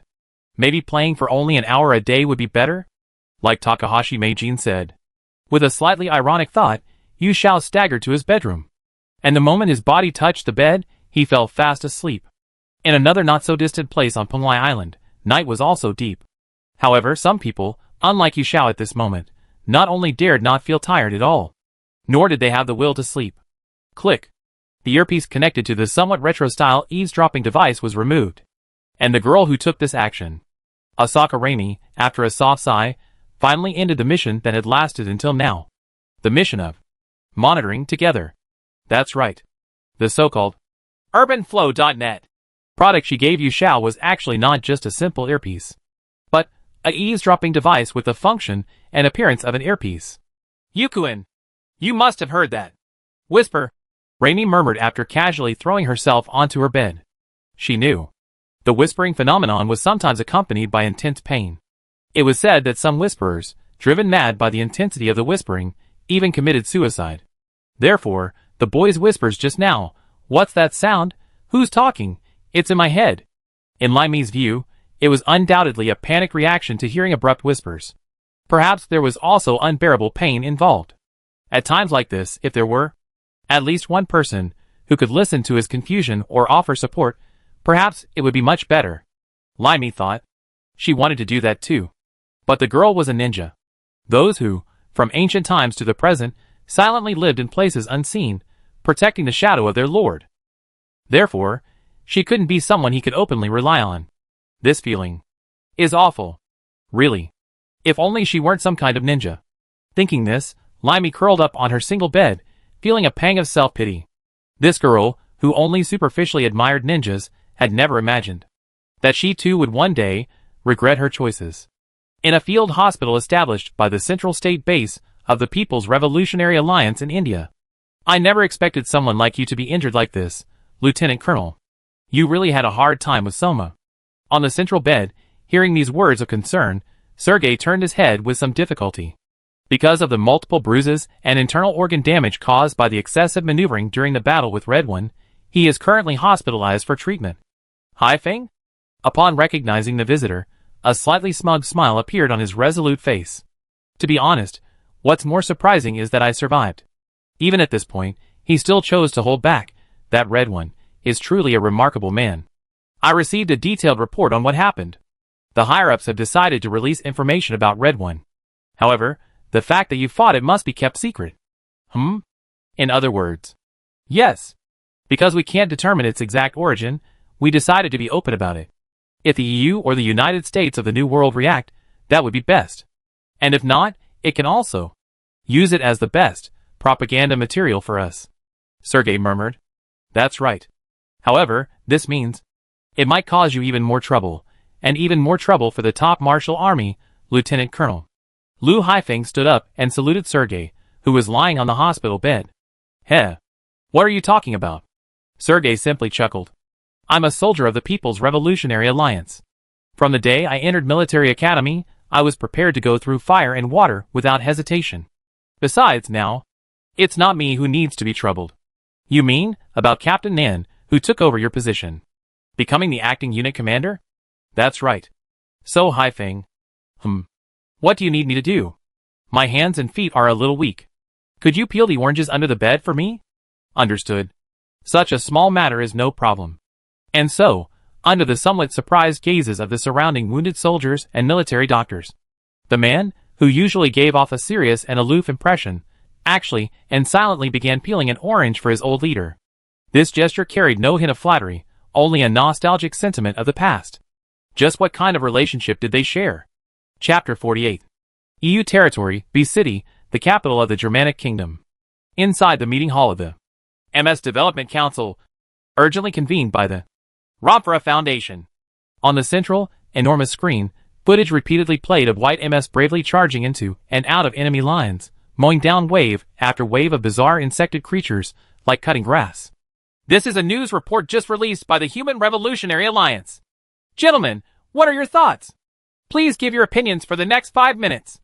On the sixth replay, the white-haired, white-bearded man in the center of the meeting hall finally spoke. He appeared to be a high-ranking leader of this organization. Impossible. Everything about the Tallgeese and Gundam-type MS, whether it's their physical form or design data, should have been completely erased during the witch hunt 20 years ago. Therefore, that MS absolutely cannot be the Tallgeese. Echoing his words, a heated debate immediately erupted from the audience. But both the appearance and the performance are exactly the same as the rumors. Could it be that the relevant technicians survived that sweep and went to the Human Reform League under assumed names? Or it could be the result of highly reverse engineering based on the imported Leo. None of those are possible. After all, is this image real? There have been many cases in history of using strategic false propaganda to deceive the enemy. For a moment, the normally silent and serious council meeting descended into chaos and noise, like a bustling morning market. This atmosphere persisted until the allotted 5 minutes were up. The white-haired man waved his hand, and the room fell silent instantly. Silence. Now let's vote. Should we take certain measures to ascertain whether the Human Reform League truly possesses the Tallgeese and the technology to manufacture Gundams? 3 minutes. He then proposed the vote. In favor. In favor. I also agree. Abstain. Omitted. In short, the final result of the vote was 37:3:1 in favor, abstention, opposition. And overwhelming as expected. Very well. Now, representatives of the 7 star families. Do you wish to veto this result? Therefore, the man standing in the center of the room, now in charge, turned to the other round table and asked a question. This attitude seemed to indicate that even this white-haired man, as the leader of the conglomerate, could not completely control Romfla. However, the 7 figures seated above remained remarkably silent today. This seemed to imply a kind of tacit agreement. I understand. He nodded knowingly. Gentlemen, you see, our conclusion is precisely this. Humanity does not need weapons that can kill themselves. The sins incurred after pulling the trigger should be borne by the person who pulled it, living and breathing.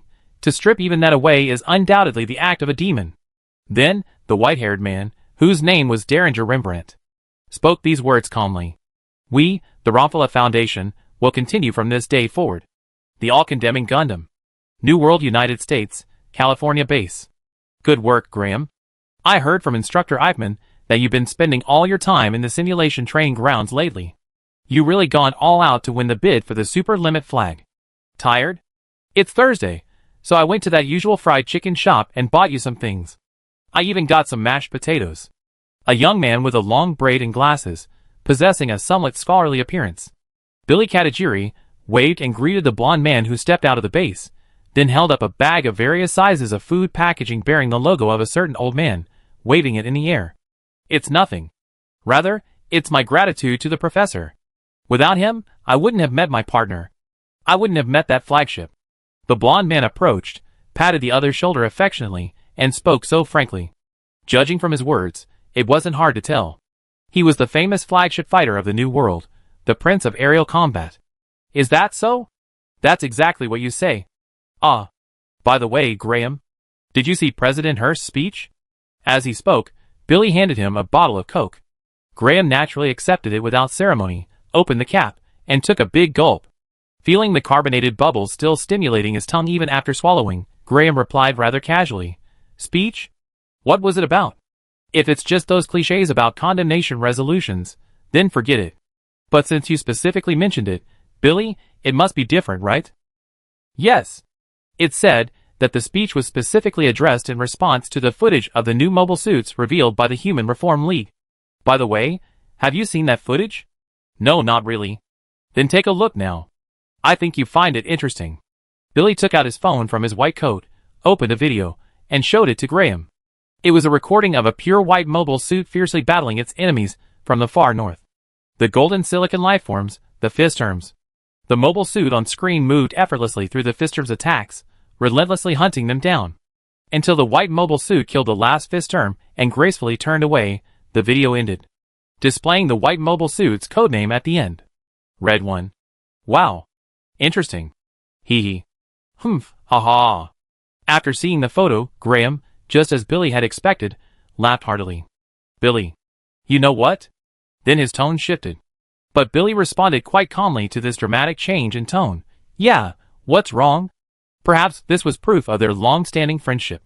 Before, I didn't understand what the so-called Virgo sentimentality was all about. Graham opened his eyes as he spoke these slightly jarring words. But right now, my heart is beating like that, something I never felt before. Red number one, huh? I want to see you. I want to see you so much. Oh dear, oh dear.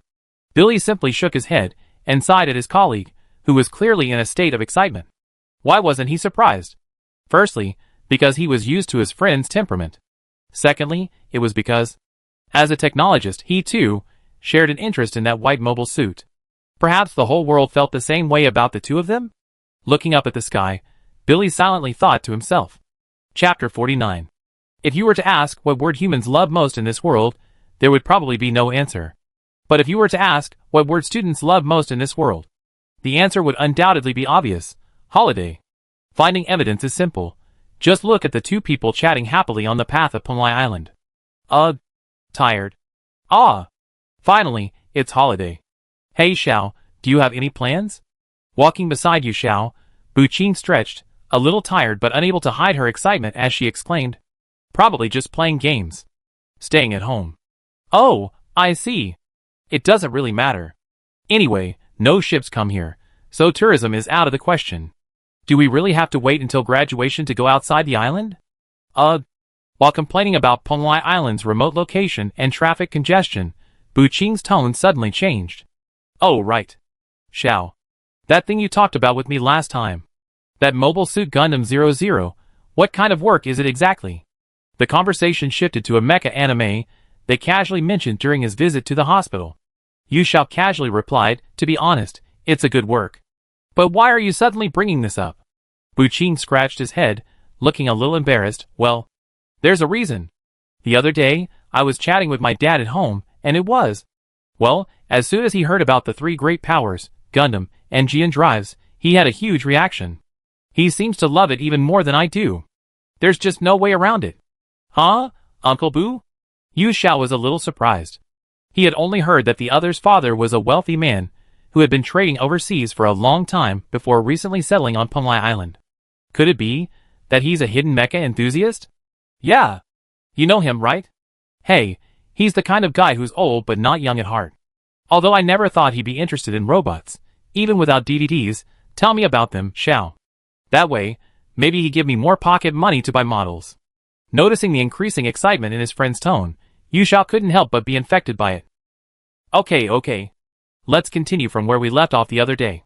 Along the way, Yu Xiao chatted with Buqing for quite a while, including the character settings, mecha designs, and plot of 00. After all, the other was someone he rarely had anything to talk about on this topic, so the conversation was quite enjoyable. After parting, Yu Xiao naturally went home. He opened the study door, turned on the computer, and finally inserted the Mech Warrior vs. Disc, launching into battle mode. If this keeps up, it become a conditioned reflex, Yu Xiao thought to himself. But anyway, he still fixed his gaze on the battle mode map before him. He didn't know if his intervention had any effect, or if the Human Revolutionary Alliance had finally stabilized its position. The anti-beta defense line within India now appeared to be gradually solidifying. However, at the same time, Yu Xiao noticed that a new incident had occurred in the Human Revolutionary Alliance's Winter Kingdom territory. That's a forward base located on the defensive line against the Fist Terms, under heavy attack from the Fist Terms, and he seemed to vaguely remember the location of that base. It was near the far northern front, where he had previously carried out several missions against the Fist Terms. Yu Xiao pondered this, resting his chin on his hand. Strange. An attack on such a key point usually signifies a very unfavorable overall situation on the battlefield. But if the current defensive line had collapsed, that didn't seem likely. In fact, apart from this base, almost nothing had happened elsewhere. A surprise attack seemed improbable. As far as he remembered, this base should have several highly skilled pilots and a commander with considerable strategic vision. With their abilities, how could this have happened, however, considering the current situation wasn't something Yu Xiao should be doing? After all, the game's real-time calculations weren't something he could interfere with. So now that such a crucial battle is before us, naturally, it's his turn to fight, right? Thinking this, Yu Xiao pressed the attack button. And naturally, this time, he entered the tactical planning interface again. After a moment's thought, Yu Xiao reached a conclusion on how to fight. Due to the characteristics of the Fistrum, which differ from the beta group that relies on numbers, the tactics had naturally changed. Although the previous battle focused on the Barbie's ability to achieve wide area annihilation, this time, the difficulty has shifted from large-scale annihilation to striking elite enemy forces.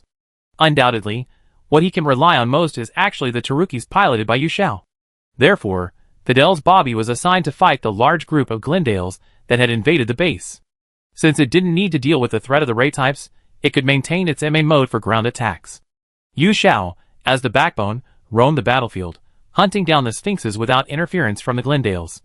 As for the third member of the team, the newly purchased GM Sniper, and its pilot, Luo Dongchuan. His mission was the exact opposite of Fidel and Bobby's. Yu Xiao's task for Luo Dongchuan was to conduct precision sniping on the Sphinxes, when they might pose a threat to Yu Xiao. Simply put, to prevent Yu Xiao from being surrounded by multiple Sphinxes simultaneously. Given that the GM Sniper was capable of destroying the Xi'an Zanzibar warship at extremely long range, this shouldn't be impossible. Meanwhile, to guard against Fistrum's mind-reading ability, Yu Xiao had pre-selected several sniping locations on the map with good range and easy mobility. And, using system privileges, had set up necessary energy supply tanks there. However, he wouldn't report the specific locations to the enemy before firing.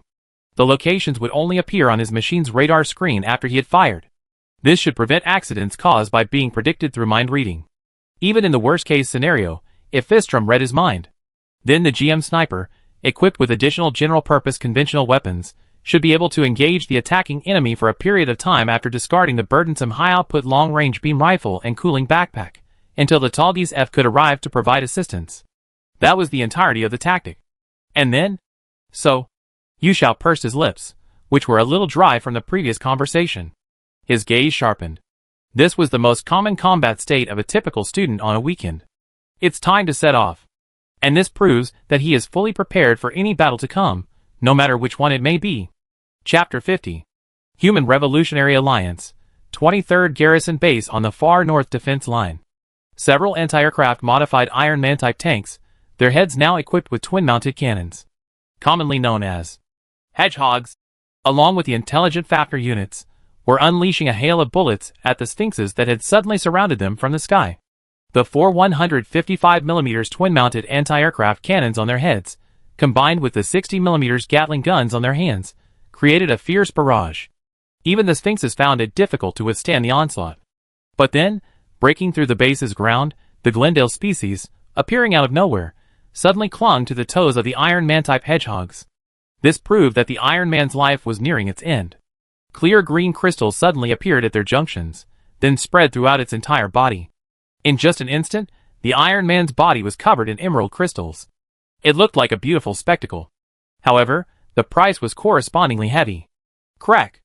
After fully forming, the crystals shattered one by one. The entire Iron Man, along with its pilot, was absorbed into the world of the Festums, into an endless ocean of nothingness. This is the assimilation of the Festums. And such scenes seem to be unfolding everywhere in this base. Yet, amidst this tense atmosphere, Yu Xiao felt not a trace of panic. The reason, perhaps, was the Tallgeese F shown on the screen. Feeling its four wing-like thrusters to fine-tune its direction, it sped towards the battlefield, its performance far exceeding Yu Xiao's expectations. If the Festums could offer a decent challenge, he would naturally accept. But if the current Festums weren't up to par, well, sorry. They would only become points, and then become Yu Xiao's offerings. These guys are Festums? Hey, golden and shiny. Much prettier than I expected. After the battle, had the humans here considered building a zoo specifically to keep them? They should make a fortune. That'd have to wait until after the battle. Judging from what I heard about this situation, maybe humans are the ones who should pray to be kept in captivity rather than be exterminated. That's realistic, Fide. But preventing such a future from happening is our mission now, isn't it? That's right, Mr. Luo. To be fair, the atmosphere became even more lively after the team expanded from 1 to 2 members. Just like that, despite facing the harsh battlefield, they could still calmly and leisurely tell jokes. This meant that these two NPCs weren't the type to panic based on the battlefield situation. However, being too talkative might not be a good thing. So, Yu Xiao instructed them to avoid the battlefield. Hey, Feed. What does the commander's order mean? I guess it means we should focus our attention on the battlefield. Or something. The two people talking on the screen then immediately shut down their communication and fell silent. Immediately afterward, Yu Xiao issued the order. Operation commence. First, Bobby took to the skies, unleashing a barrage of missiles and machine gun fire upon the Glendale on the ground. Although the enemy's mind-reading ability prevented direct hits, the sheer number of them was enough to overwhelm them. The Taruki's F also began its operation, its wings flapping as it took flight, its flamboyant movements drawing attention to the Sphinxes. The GM sniper immediately moved to a high vantage point, intending to provide long-range support. The thermal lance named Storm proved remarkably effective against the Fistrum. Piloting the Taruki's F deep within the enemy ranks, Yu Xiao confirmed this in his mind. As a highly penetrating melee weapon, if the core of the Fistrum could be accurately targeted, a single strike was not impossible. Even the D-type variant of the Sphinx is no exception. On the screen, Tallgeese F accelerated, shedding several feather-like armor fragments rendered ineffective by the attack, and instantly overtook its opponent. Dodging the ethereal death ray spewed by a D-type Sphinx, Tallgeese F circled beneath it, and thrust its lance. Then, the scorching Red Knight's lance pierced it completely from front to back. Pulling it out, Tallgeese F turned smoothly, ignoring the black hole that exploded behind it, and sped off towards its next target. Yet another D-type Sphinx. But then, another Sphinx A-type suddenly appeared behind it. It raised its hands, and instantly countless miniature black holes appeared along the trajectory of the Tallgeese F. Clearly, it had focused its entire attention on this machine. But Yu Xiao didn't turn around, because he knew that someone would handle this kind of situation for him. Sizzle! And sure enough, accompanied by a sound like a welding torch melting iron, the Sphinx's golden body was suddenly sliced in half by something. It was the high-output Mega Beam, its color a bright pink. That's right. The source of this attack was none other than the GM sniper, which had been waiting in the distance. The high-powered beam rifle in its hand emitted dangerous white fumes due to overload cooling, and the waste heat expelled from the cooling device on its back steamed up a cloud of snow-like smoke beneath it. Well done. Yu Xiao couldn't help but silently praise the AI of this FFF sniper god in his heart. He then used the selection button to issue the preset tactical command, hit and run. Roger that. This is the GM sniper, moving to sniping position A2. Estimated time, 8 minutes. After this response, using the rising snow smoke as cover, the GM sniper swiftly disconnected the cable connecting to the backup energy tank, grabbed its sniper rifle, and began moving towards another designated location. Meanwhile, Yu Xiao, piloting the Taruki's F, found the next Sphinx D-type. After circling in the air to bait its attack, he once again pierced it with a single shot, as always. Then it turned its back, and the Taruki's F began searching for its next prey. Sigh. This repetitive work can get boring sometimes. Looking at the rapidly changing scene before him, Yu Xiao couldn't help but think this. But perhaps there really is a god in the world who likes to grant people's wishes. Hey!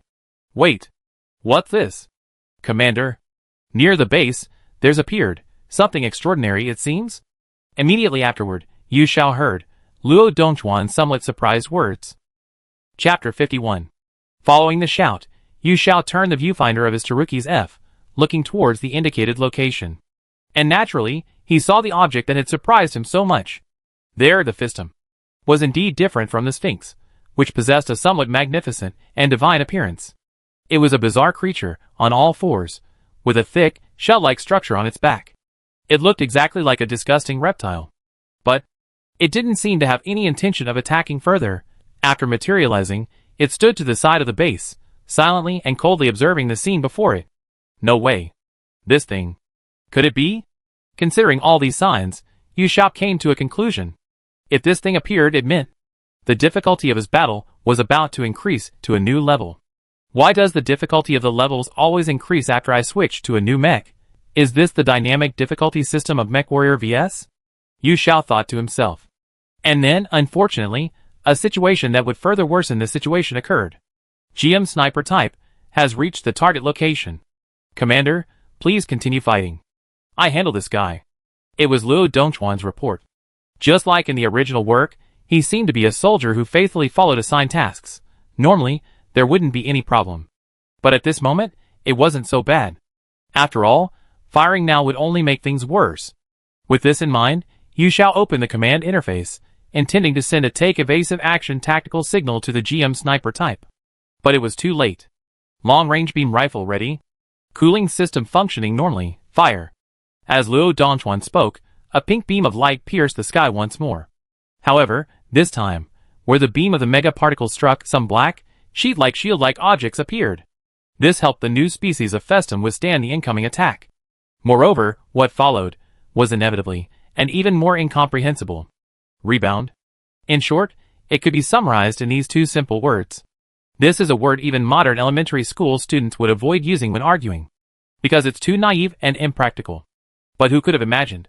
In this overly serious fictional battlefield, such a scene actually occurred. The floating, sheet-like light effects condensed into a beam, becoming a jet of black energy that distorted and rippled the air.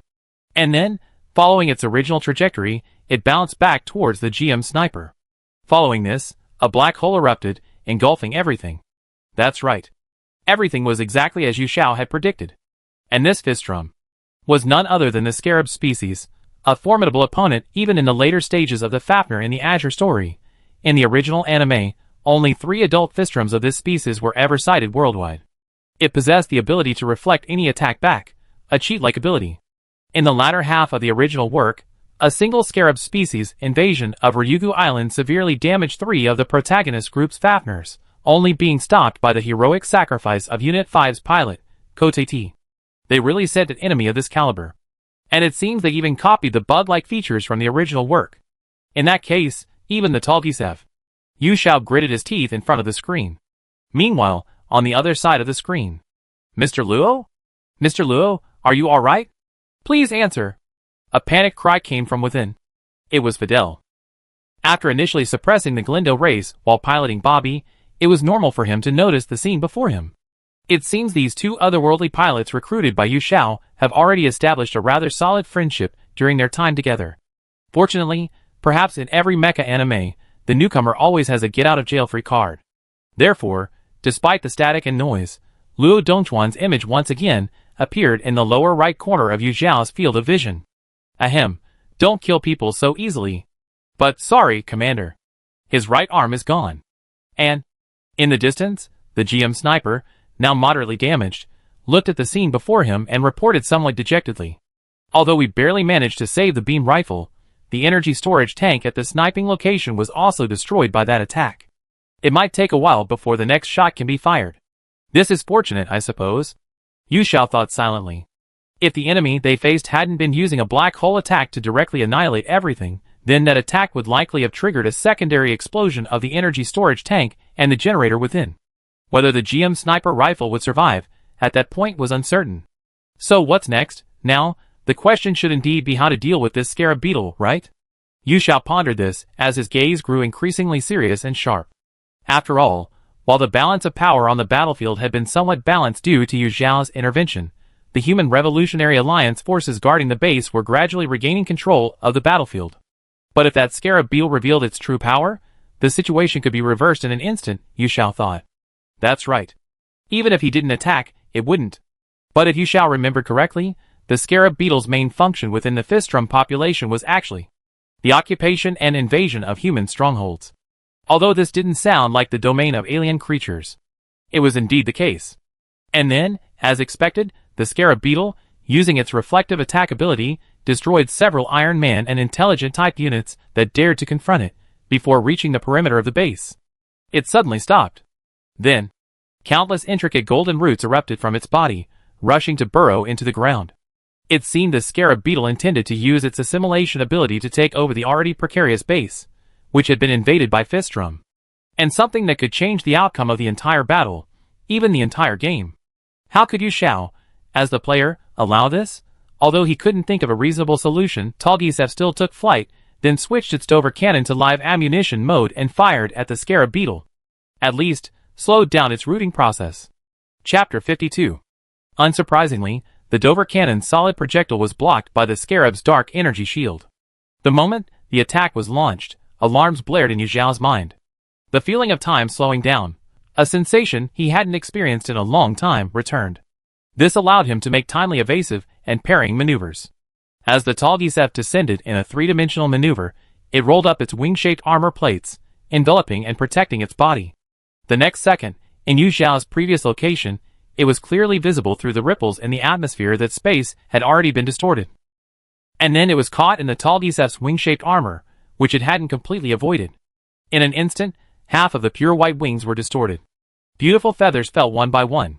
TSK! Yu Xiao clicked his tongue in astonishment. What a formidable opponent!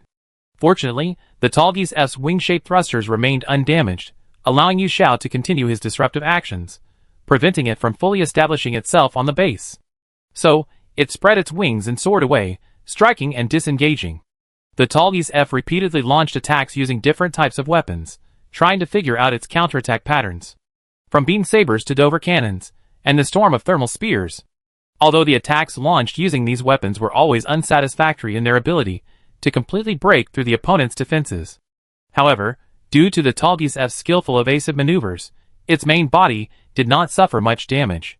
Moreover, in the gradual exchange of blows, Yu Xiao also discovered several characteristics of the scarab species' movements.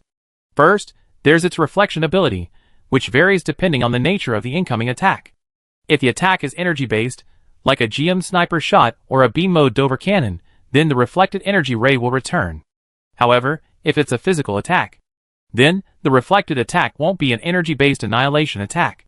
Instead, it will directly distort space in the direction of the attack, using something similar to a variant of black hole energy. More importantly, this ability to reflect attacks doesn't seem to be omnipotent. If evasive action is taken beforehand, it can avoid attacks to some extent. Most importantly, in battle, if attacked simultaneously from several different directions, the scarab cannot reflect or defend against all of them. It can only target a portion. After several iron golems on the ground, realizing the situation was dire, concentrated their fire on the scarab, resulting in a Dover cannon shell hitting the Taruki's F, Yu Xiao became even more certain of this guess. Although the Iron Man-type tanks were immediately distorted by the reflected attack, their shapes becoming indistinguishable, along with the surrounding space. This, however, was not enough to extinguish Yu Xiao's thoughts. While he expressed respect for the NPC's fearless courage in their sacrifice, on an artistic level, that was all. After all, for gamers, the more thrilling the scene, the more likely it is to trigger their fighting instincts. Just like the famous Die Hard game, the Dark Souls series. The more talked about it is, the more challenging the levels are. And thinking back carefully, the tactic used to defeat the scarabs in the original Fafnir in the Azure is the same. Back then, Tattoo, piloting Fafnir Sword Type 5, and the protagonist, Kazuki Makabe, were coordinating their attack with Fafnir's presence. With a brutal slam, they threw it onto Fafnir's presence's blade, and unable to withstand the scarabs coming from multiple directions, it was pierced and destroyed. Although that attack came at the cost of Fafnir's Sword Type 5 being unable to dodge, and being caught in the spatial distortion and destroyed. But, with the current Talgisef, perhaps it's possible to avoid repeating the tragic tactic. Yu Xiao judged. His grip on the controller tightened even more. Before that, however, there was one more question he needed to consider. If the role of Unit 5, responsible for the decoy, was assigned to the Talgis F, then who should be responsible for delivering the fatal blow, Fafnir presence? If it was someone equipped with highly penetrating weaponry, then there was indeed one on the battlefield right now. It was that GM sniper unit. Its high-output beam rifle was essentially no different from a beam saber, with an extremely long range. But this wasn't part of any pre-planned strategy. As a member of an NPC team alone, could he understand this kind of improvisation? Such worries inevitably surfaced in Yu Zhao's mind. But then, he completely dismissed these doubts. After all, it seemed there was no other way but this tactic. So, he would trust the abilities of the Mech Warrior versus development team. Onward thus, abandoning the previous tentative approach, the Talgis F went all out. The storm spear in his left hand thrust forward, its maximum speed intended to pierce through. Unfortunately, against the scarab type with its reflective and shielding abilities, the attack fell short. Even though it uprooted the scarab type's body, that was all it did. The next second, a spatial distortion attack spread from the point of contact between the spear and the scarab type's body towards the Talgis F's fuselage. However, even in this predicament, Yu Zhao did not choose to retreat. Even though the spear was twisted and powerless, unable to cause any effective damage other than serving as a point of contact, he did not give up. Instead, he forcefully pressed down on the joints with his right hand, preventing the twisted limbs from detaching from his main body. Then, while pushing forward with even greater force, he issued the command focus on attack to the GM sniper. Attack command? Ah, I see. Understood, Commander. Unable to connect to the energy tank in time, I will use the main body's power reactor and the remaining energy in the weapon to fire. And in the lower right corner of the screen, Luo Dongchuan's avatar and his reply sounded together. Not far away, the GM sniper, with only one mechanical arm remaining, also managed to maintain a firing posture by using the terrain. This was proof that he understood the situation. Yu Zhao breathed a sigh of relief. Taruki's F's output surged to its limit in an instant. Using all the remaining wing-like armor to protect itself, Yu Zhao finally pushed the scarab into the position he needed. A position where its back was completely exposed to the firing arc of the GM sniper. This is the last shot. Take it. The next second, a powerful mega ray struck from behind. The concentrated attack scorched and sliced through the scarab's back, which it couldn't avoid, until its core was completely exposed. Now, at the most crucial moment, Yu Zhao didn't hesitate for a second. Taruki's F, with its damaged right hand, barely managed to pull out the light blade from its body. Then, it thrust it straight at the exposed core of the scarab. Sizzle! A sound like a hot plate scorching something rang out. Through Taruki's F's vision, Yu Zhao looked ahead. The scarab's body gradually withered away. Then, it vanished instantly, turning into a black hole.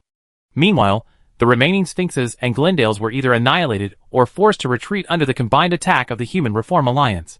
Although Taruki's F was completely overwhelmed, its back's wing armor disintegrating into flying scales. But it had finally won. The battle to defend the base. Chapter 53. Dozens of kilometers outside the 23rd Garrison Base on the far north defense line of the Human Revolutionary Alliance. Rapidly moving forward was a mixed force comprised of various types of mechs. And its leader, Lieutenant Yun Taehuan, in the cockpit, was engaged in a tense communication. This is Squad Yun. We will be returning to our objective shortly. How is the battle situation, Base? Please respond. Base. This is Base. Is this Lieutenant Yun? Great. The battle situation is currently heading towards Ugh.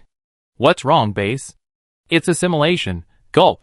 These guys are eroding my heart. No, Lieutenant Yun. I'm counting on you from now on. Please do it. Bang. A lone gunshot rang out from the other end of the line. Presumably, the communications officer chose this method to prevent Fistrom from completely mastering the intelligence he possessed after assimilation. TSK, these damn bastards. All they learned from these endless battles is how to manipulate people's hearts systems. Suppressing his anger, Yun Taehuan's gaze darkened with displeasure. The content of the conversation was certainly intriguing. But equally noteworthy was the machine he was currently piloting. It wielded a prototype railgun with a somewhat futuristic design, levitating forward using thrusters on its legs instead of walking. And that massive, slender, iron-gray body was more than twice the size of the mobile suits beside it. That was the Human Reform League's new Fafnir, the Fafnir Beast type. This was because, due to the reorganization of the elite top weapon unit focused on searching for Red No. 1, And considering the need to replenish its strength, the Human Reform League had supplied Base 23 with a considerable amount of advanced weaponry still in the experimental stage. Lieutenant Yun Tae-hwan was among the first to be equipped with the new weapons. Earlier that day, Base 23 received a report of a large-scale manifestation of the Fistrum on the distant front lines. He and a unit of soldiers newly equipped with the new weapons went to intercept them, also as a test of their new weapons.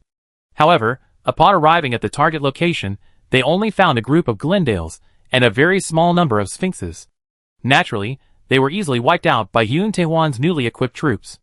Just as he was wondering why the Fistrums had created such a large commotion while deploying only a small force, a report came from Base 23 in the rear, base under attack. Since the communication was coded and transmitted twice via a secret circuit, its validity was guaranteed. A diversionary tactic. Perhaps that was the Fistrum's strategy. These alien visitors might have gradually improved their intelligence through constant battles. However, at this moment, Yun Tae-hwan was still pondering more than just this. But where did they attack from? Indeed. Even if it were a feint, there would still need to be a route they could take.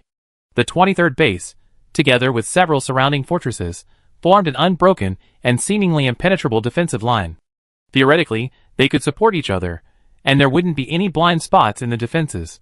Not to mention bypassing radar with its extremely wide detection range to launch a direct surprise attack on key locations. Where exactly did the Festums launch their attack from? Just as Yun Tae-hwan was quite puzzled by this. Could it be from underground? A sudden flash of inspiration told him a less than pleasant answer. It wasn't impossible. According to Yun Tae-hwan's memory, the reason the 23rd base was built in this location was because the underground portion contained structurally stable natural caves, making it ideal for building a massive, hidden hangar and supply base underground, taking advantage of the terrain. Even if the surface portion were invaded by the Festum, they could retreat underground and maintain a defensive posture, prolonging the battle while awaiting reinforcements. It was practically a flawless plan. That's right.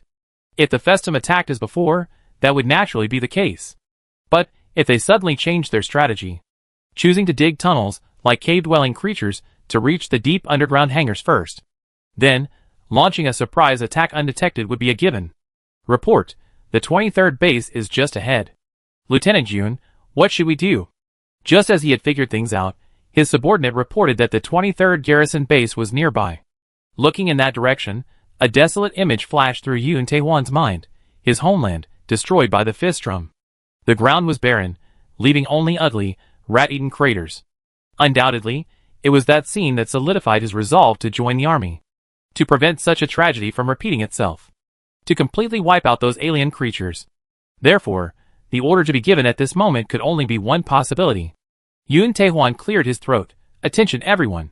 We will be launching a rescue operation at Base 23. However, if necessary, you may need to execute the Combat Regulations Alpha. Be prepared. Radio is silenced now. Enter combat configuration. After giving the order, he charged into the possible enemy lines. His original base. Where are the enemies? Yun Tae-hwan searched anxiously. However, the first thing he saw was not the golden fester he had expected, but a remarkably calm scene and pure white, falling snow? Looking at the object that had fallen into Fafner's behemoth form's hand, Yun Tae-hwan thought with a sense of realization. No, not at all. But then, he realized. The thing falling from the sky. Upon closer inspection, it wasn't falling snow. It was countless pure white steel feathers. But who caused this scene? Yun Tae-hwan shifted his gaze. And the answer to the question emerged, Red One. And its white mobile suit, undoubtedly more magnificent and dazzling after some modifications. At this moment, spreading its tattered wings, the MS concealed the severe damage to half of its body, and silently watched its feathers fall softly from the sky. This scene was like a beautiful illustration from a best-selling fantasy book. And facing such a sight, so beautiful, even Yun Tae-hwan was momentarily stunned, muttering to himself. He wasn't someone whose emotions outweighed his reason. On the contrary, as someone who often had to make decisions, his rational side usually outweighed his emotional connection to art. Yet, gazing at the scene before him, he couldn't help but be somewhat overwhelmed. After all, how long ago was it that he had last seen a scene so beautiful that it truly inspired appreciation? He was somewhat lost in thought. But no, he shouldn't be indulging in such thoughts now. Thinking this, Yun Tae-hwan abruptly snapped back to reality. And then, through the human-machine integrated collaborative circuit. Via fact of the beast's gaze, Yun Tae-hwan saw the same scene that had given him the same shock. But it wasn't a feeling of beauty, but rather the opposite, a heaviness stemming from a realistic topic.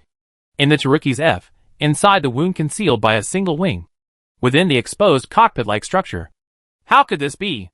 There's no pilot? Then, perhaps sensing Yun Tae-hwan's gaze, the MS, which should have been unmanned, suddenly flapped its badly damaged wings and soared towards the distant horizon, until it disappeared from sight. Chapter 54. Mission completed. With these 4 words displayed, the subsequent action planning became a streamlined process for Yu Xiao. After tallying the points and results, it was time to carefully calculate how to spend them. Then Yu Xiao let out a long sigh. It wasn't the sorrow of those who had just perished on the battlefield in the game, nor was it a sign of fatigue. Quite the opposite, he was still full of energy.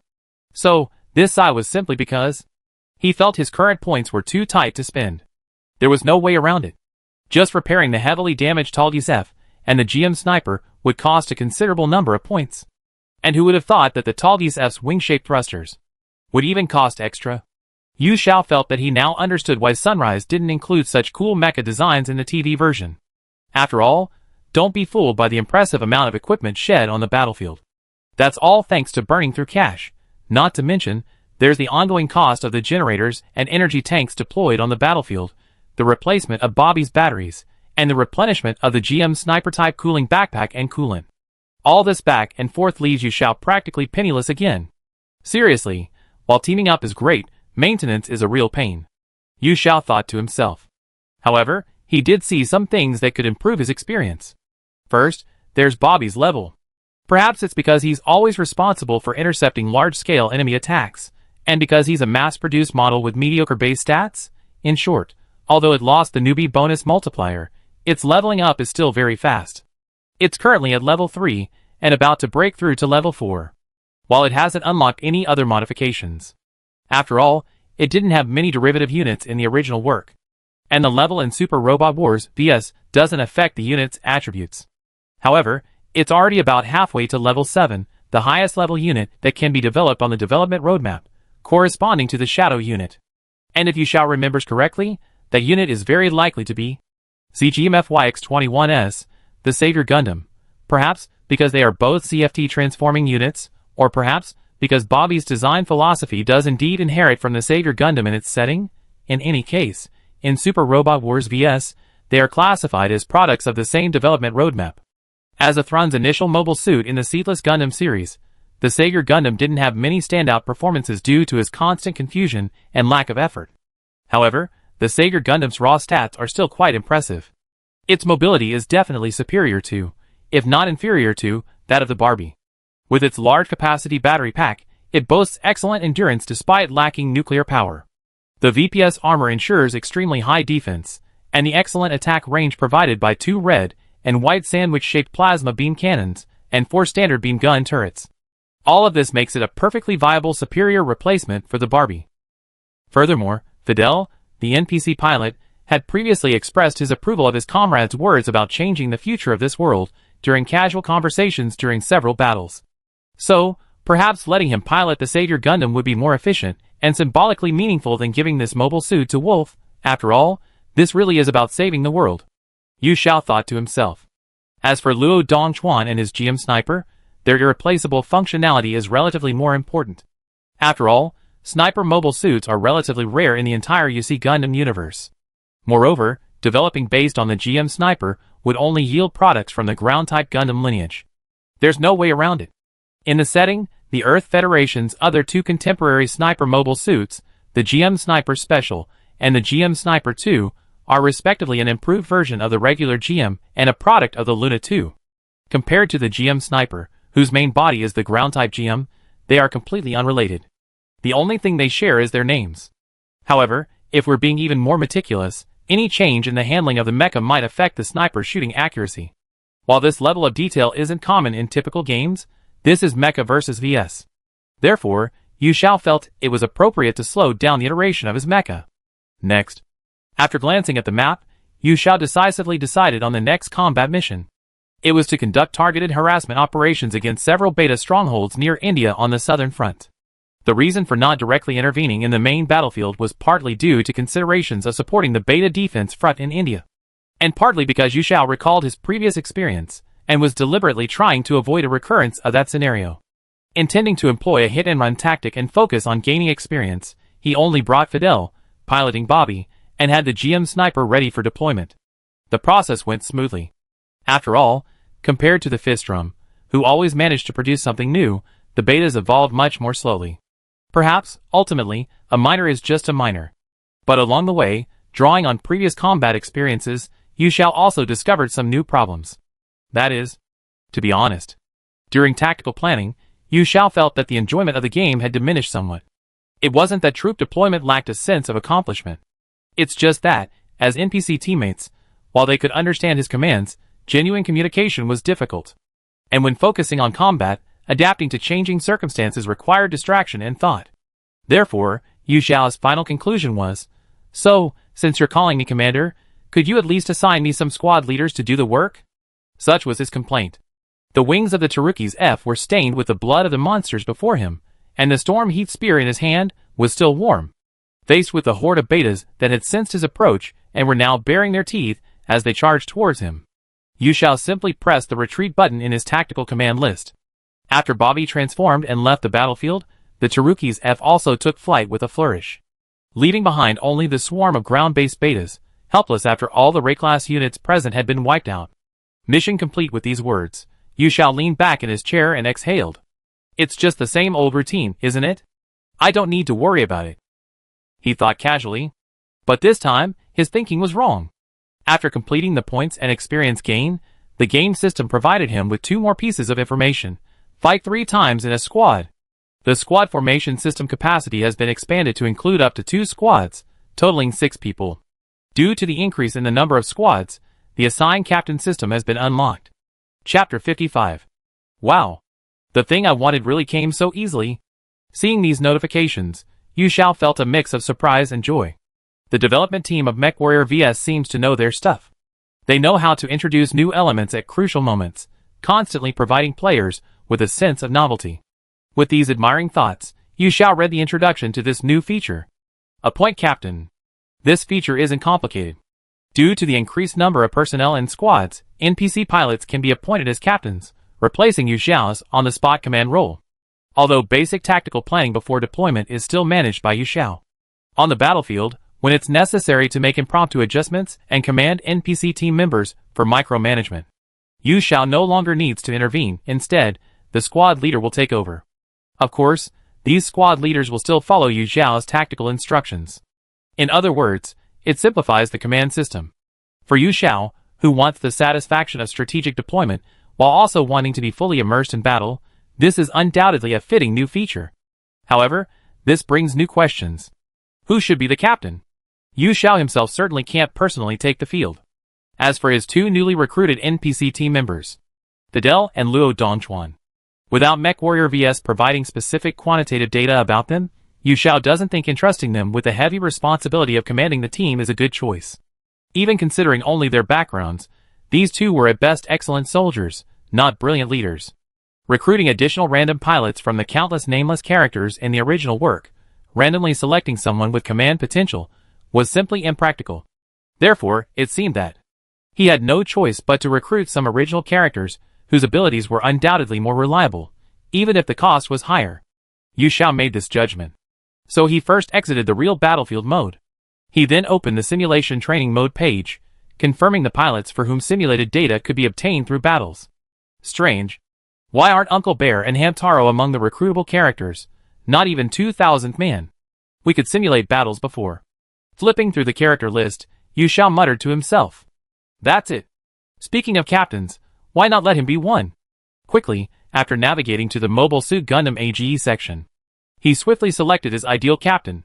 It was the character with the resounding title White Wolf in the AGE universe, and a considerable following. Wolfie Nyakal. Although merely a former race car driver who joined the army seeking thrills, he possesses truly exceptional combat talent and instincts. Furthermore, while exhibiting considerable command abilities, he also possesses a cheerful and conciliatory personality. Therefore, while Wolf's methods of caring for his subordinates and leading his troops were inevitably rough, they were undeniably effective. This is why Fleet Asuno, the first protagonist of AG who was already a military commander at the time, entrusted his son, Asim Asuno, the second protagonist, to Wolf's team. And he indeed led this young soldier through countless practical and psychological challenges. Furthermore, at the end of the story, in a fierce battle with the enemy, he sacrificed himself to save Asim's life from an enemy attack. Making such a character the captain was arguably the most appropriate choice. And that's not all. Yu Xiao had another important reason for intending to recruit him. Because the character Yu Xiao liked the most while watching AG, and also the one he felt the most regret about, was this elite soldier known as the White Wolf. And the desire to see favorite characters not only survive without regret in their original world, but also to have their unfinished stories unfold in new ones. This is perhaps part of the enduring charm of fan-oriented games. This applies to both the Super Robot Wars series and the SD Gundam G Generation series. In the face of nostalgia, strength often takes a back seat. Moreover, Wolf himself is an excellent pilot with outstanding abilities. This seems to make him impeccable in every aspect. So now it seems that only one problem remains for Yu Xiao. So could he really defeat him? Especially using a machine he wasn't familiar with. Yu Xiao twisted his neck, which was stiff from sitting for so long, and thought silently. After all, if he wanted to obtain the simulation data needed to recruit pilots, he needed to defeat his opponent in the highest difficulty of the free mode of the simulation training, using a preset machine with the same performance. For example, against Wolf, he could use 3 machines he had piloted before, the Genoa Special Type, the Gion, and the G-Giant. And frankly, Yu Xiao had no experience using any of these 3 machines. If things continued like this, the battle might easily turn into a pointless waste of time. Not only would it be fruitless, but it might also waste his precious rest day. So, forget it. Yu Xiao shook his head, shaking off the turbulent thoughts in his mind. Since it was a decision already made, there was only one way forward. And even if he lost, it wouldn't matter. Even in defeat, one can find enjoyment. True players are those who grow stronger with each setback. Just like the line Wolf used to comfort Asim in the original work. The truly powerful ones are the ones with strong minds here. So Yu Xiao stopped thinking about those troubling things and chose Wolf's last available unit, the G-Titan, for his sortie. Free battle mode, setup complete. Player suitability detected. G-Titan has been changed to G-Titan Dios by default. Since the unit's performance remains at the same level, it will not affect the acquisition of simulation data. Based on the characteristics of both units, the battle location has been set to Reef Space Region. Please be careful to avoid the small celestial debris scattered on the map. G-Titan Dios vs G-Titan, Wolfeniacal, the simulated battle is about to begin. Chapter 56. While navigating the Reef Space Zone, dodging floating celestial debris, Yu Xiao also checked the specifications of the mobile suit he was piloting. After all, this MS was indeed a minor character in the original work, only making a brief appearance before disappearing. It would be strange if Yu Xiao could remember all its capabilities perfectly. This G-Giant Dios was, in its design, a modified G-Giant variant specifically designed for the Federation Army's X-Rounder. However, despite being a customized unit, its armament was actually a lower-spec version. The close combat weapon specialized for Wolf, the high-vibration blades time rain blades located under the shield, were replaced with cheaper, more readily available, mass-produced shields. But it wasn't entirely mass-produced. After all, the Dios had an additional device called the X-Rounder Enhancement System compared to the original G-Giant. This system enhanced the pilot's XR abilities. In the Mech Battle vs. Simulation training game, it's a mechanism that activates only after pressing all the function keys simultaneously. Yu Xiao guessed that this was something like a burst in fighting games. So, in that case, gaining a burst damage function, but losing a high-end weapon, is essentially a one-for-one trade. The system statement before entering the battle that performance remains at the same level didn't seem unfounded. But why was he specifically made to switch to this mech in the game? Staring at the pale green MS sailing on the screen, Yu Xiao was still somewhat puzzled. Could it be because, in the realistic battlefield mode, he had deeply mapped the acquired X-Rounder ability, thus affecting the overall settings? He pondered silently.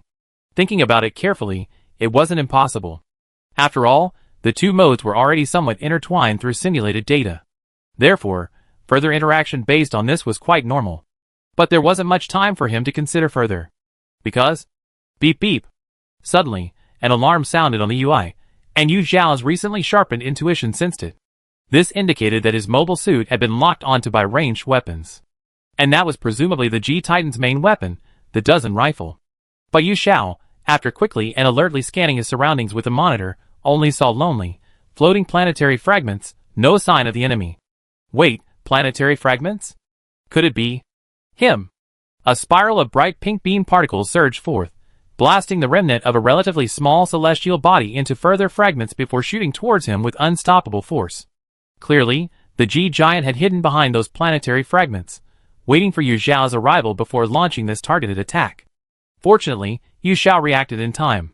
He had already moved from his original position and raised his shield to defend, causing the spiral beam to merely graze its side. Otherwise, that sudden attack would have been enough to kill an ordinary novice in this universe. But this didn't mean everything was safe. On the contrary, the G-Giant then revealed itself, its pristine white body flashing through space like lightning. In an instant, it closed in on Dios, then swung the hook-shaped blade beneath its shield at Yu Xiao. Faced with the emerald green blade aimed at him, Dios's first instinct was to dodge. After all, this weapon, the Blade of Time Rain, in the original work, was powerful enough to even cut through an enemy's beam saber. Yu Xiao didn't want to fight such a thing head-on. So, after a short, rapid retreat, Dios prepared to draw his beam saber to counterattack.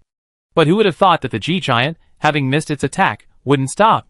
It then smoothly redirected its empty shield to block and protect itself before accelerating at full power. A reckless charge. TSK. Although it knew Wolf's driving style was like this, such a fluid and unexpected attack was still surprising. Dios was forced to swerve to the side. But it was too late. Bang! With a clang of metal hitting its ears, Dios, before it could even swing its sword, was struck and rolled off balance. After Yu Xiao finally managed to stabilize his machine using the thrusters, he was met with the white silhouette of the G-Giant charging forward with its sword drawn. Damn it! Was it all planned? The enemy's AI. Or was it simply relying on its programmed reaction speed? Yu Xiao gritted his teeth, reluctantly considering his options, but was forced to make the only choice before him. That was to raise his beam saber, and engage the G-Titan in a direct confrontation. The two blades clashed, the blinding light instantly filling the reef space map. Although their efforts were equal, Dios gained the upper hand due to its initial acceleration. This gave the G-Titan a significant advantage in the initial clash. But thankfully, Yu Xiao had gradually become familiar with Dios's handling after this exchange.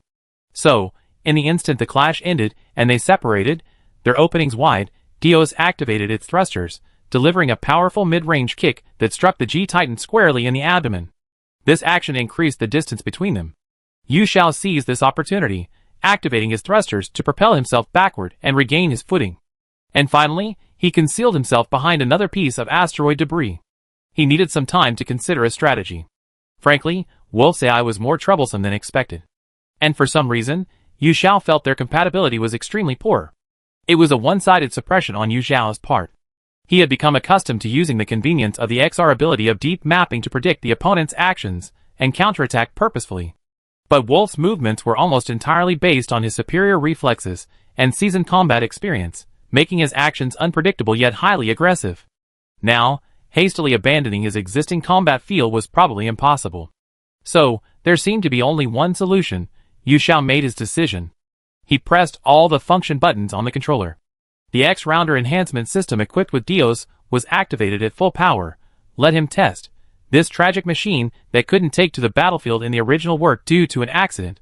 Whether it can unleash its full potential in its own hands is a question Yu Xiao was determined to answer. Chapter 57.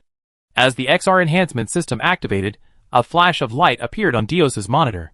Then, its output, already at its limit, abruptly increased. Unleashing an unimaginable burst of flame, the green-painted machine resumed high-speed cruising. And it wasn't just Dios's performance that was enhanced. Yu Xiao's spirit seemed to be the same. What is this feeling? Right now, the current situation felt like his thoughts were expanding without limit. Yu Xiao thought. The tentacles of his senses seemed to reach every corner of the battlefield before him. He remembered that famous quote from the Red Comet, Char Aznable, when he awakened his new type abilities. I see it, I can see it too, the enemy's movements. Yu Xiao's feeling at this moment was exactly the same as that statement. The enemy's current location was visible. The momentum of the enemy's previous attack was visible. The enemy's next move was clear without a doubt, and entirely predictable. Everything on the battlefield seemed to be under his control. and his control of the mecha was now almost effortless, like an extension of his own arm. This feeling was quite peculiar, and difficult to express accurately in words at the moment. The MechWarrior vs. development team, capable of achieving this level of skill. Truly impressive. Yu Xiao silently praised them in his heart. Then he began his actions. Bypassing the area of stellar fragments, Dios advanced, drawing a clearly visible trail of light across the dark expanse of space. And then instantly appeared before the G-Giant, who was searching for it. No dodging, no hiding, direct confrontation. As a result, both fire control systems locked onto each other simultaneously. Crimson crosshairs pressed against their respective fuselages, indicating that this was the optimal firing range. Then, like a cowboy duel in an old Western movie, two similarly capable machines pulled their triggers simultaneously, firing, but the next moment, the two machines, as if performing a pre-planned ballroom dance, nimbly dodged each other's attacks. Then came the dodge, the repetition, the dodge again, the repetition again. A flurry of fluorescent pink spiral beams crisscrossed the battlefield. This was a sign that the two machines were engaged in a fierce exchange of fire. However, even as the intersecting attack shattered countless small celestial bodies on the battlefield, they didn't take a single hit from each other. It was practically a stalemate. But whenever this situation arises, it proves that there will always be a moment when someone else breaks it. And right now, the most suitable person to carry out this operation was undoubtedly Wolf and Nyakel. While engaging, the G-Titan constantly adjusted its position during the intervals between its continuous fire, and when it found a suitable opening, it accelerated violently, closing the distance to the nearest point in an instant. The G-Titan then used the rain of blades beneath its shield to unleash a powerful slash. Still a surging attack with unstoppable momentum, but I knew you come. This action did not escape Yu Xiao's notice at all, rather, it was entirely within Yu Xiao's expectations at this moment. This time, with his enhanced reaction speed, Yu Xiao was confident he could devise a different approach than simply evasion. Dios activated the thrusters behind him, discarded his rifle, and drew his sword. While slightly shifting to the side to dodge, he also activated his shoulder and elbow joints.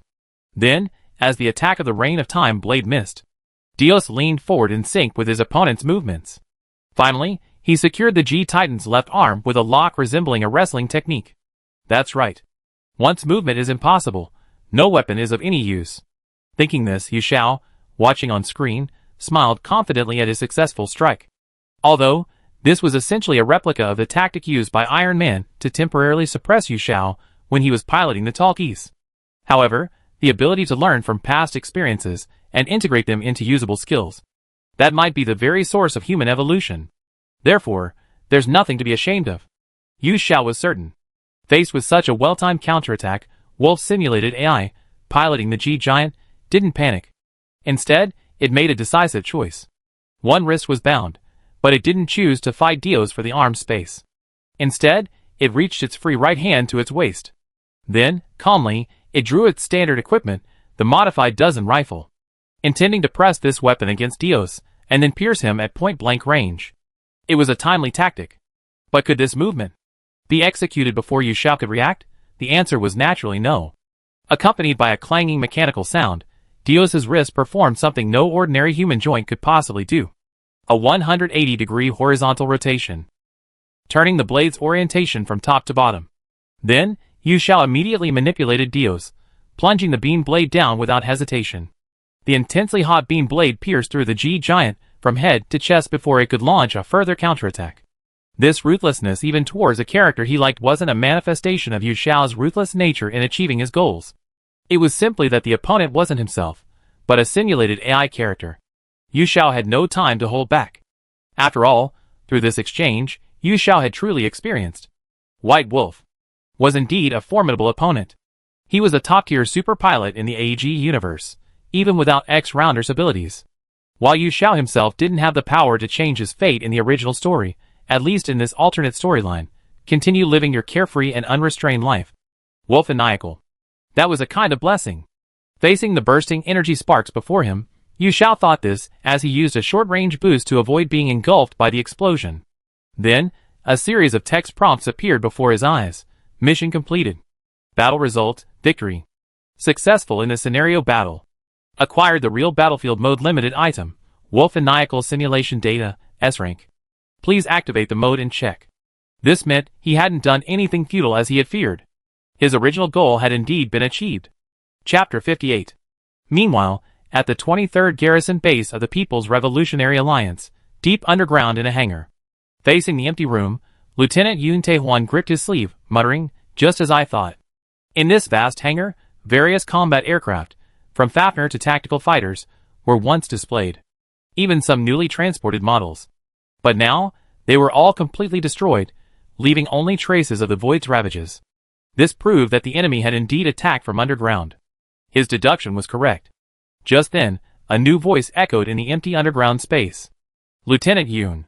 It was a young man who had been his subordinate. After standing at attention, he saluted and said, "I have brought a report on the current work status of each department and request further instructions." From these words, it was easy to discern one fact. Indeed, the situation at the 23rd Garrison Base was now extremely dire. Lieutenant Colonel Sergei, originally the commander-in-chief, had left. The major who was acting as the commander here had unfortunately been killed in the previous raid on Fistrom. Besides that, the other command personnel were either dead or wounded. Therefore, the task of temporarily redeploying the remaining troops at the base was surprisingly assigned to Lieutenant Yun Tae-hwan. But despite being given this critical mission, this young elite soldier did not panic. On the contrary, he displayed a convincingly calm and decisive approach. So, at this moment, he was effectively the commander of this base. Let's leave that aside. To the soldier's visit, Yun Tae-hwan simply responded calmly, "I'm right here. First, report on the situation. Is there any possibility of restoring communications?" "Yes." Unfortunately, according to the maintenance crew's report of the situation on site, the Festum seem to have prioritized sabotaging our communication equipment linked to the covert circuit. Therefore, repairing it is considered impossible in the short term. And the soldier pursed his lips nervously. And several kilometers outside the base, traces of a new type of particle remnant, unknown to current scientific understanding, have been discovered.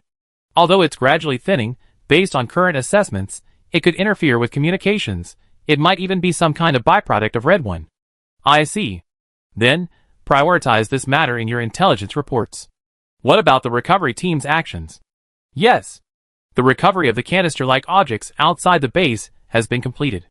And now, as per your instructions, they are collecting and organizing the feather-like armor fragments left behind on the battlefield from Red One.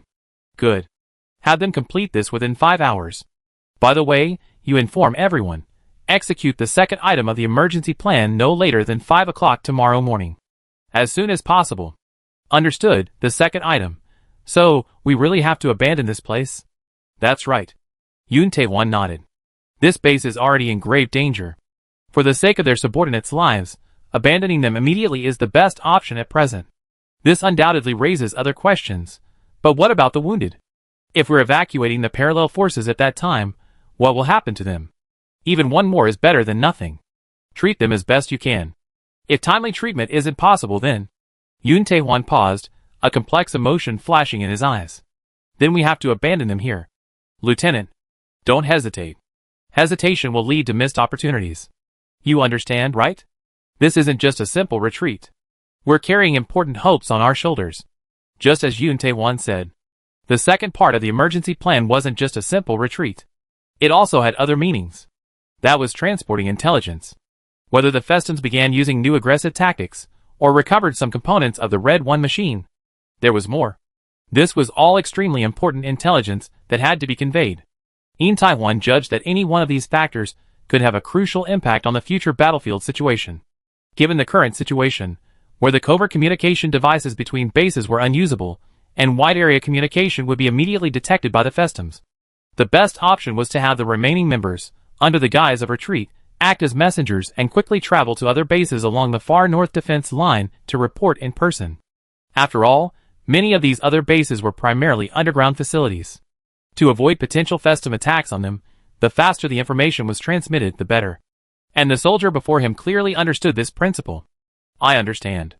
Lieutenant. Any other instructions?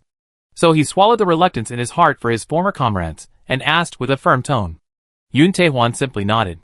Then, in a calm tone, he asked, "Is the wide-area communication equipment still usable?" "Yes, it is." "Lieutenant, you mean?" "I want to use it. Tomorrow, as the convoy begins its evacuation, I use it to send out misleading information. But Lieutenant, wouldn't that mean Thistrum might concentrate here? That's my purpose. If that happens, I stay here with the wounded until the very end, acting as bait to draw your attention. Consider it compensation for abandoning them. How could that be, Lieutenant? All right. Remember what I said? Don't hesitate. Hesitation will lead to missed opportunities. So, further command after the evacuation is in your hands. Is that all right? Yes. Absolutely no problem, Lieutenant Yoon. Well then, I take my leave. The soldier answered solemnly. Then he turned and walked away step by step without looking back. That's good. Watching his departing figure, Yoon Tae-hwan thought. This way, most people can survive.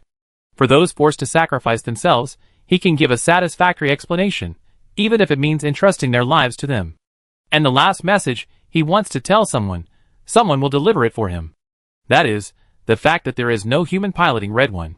This information might be insignificant, but for the top martial unit, it might be a great help. So, in the very end, let me help you out.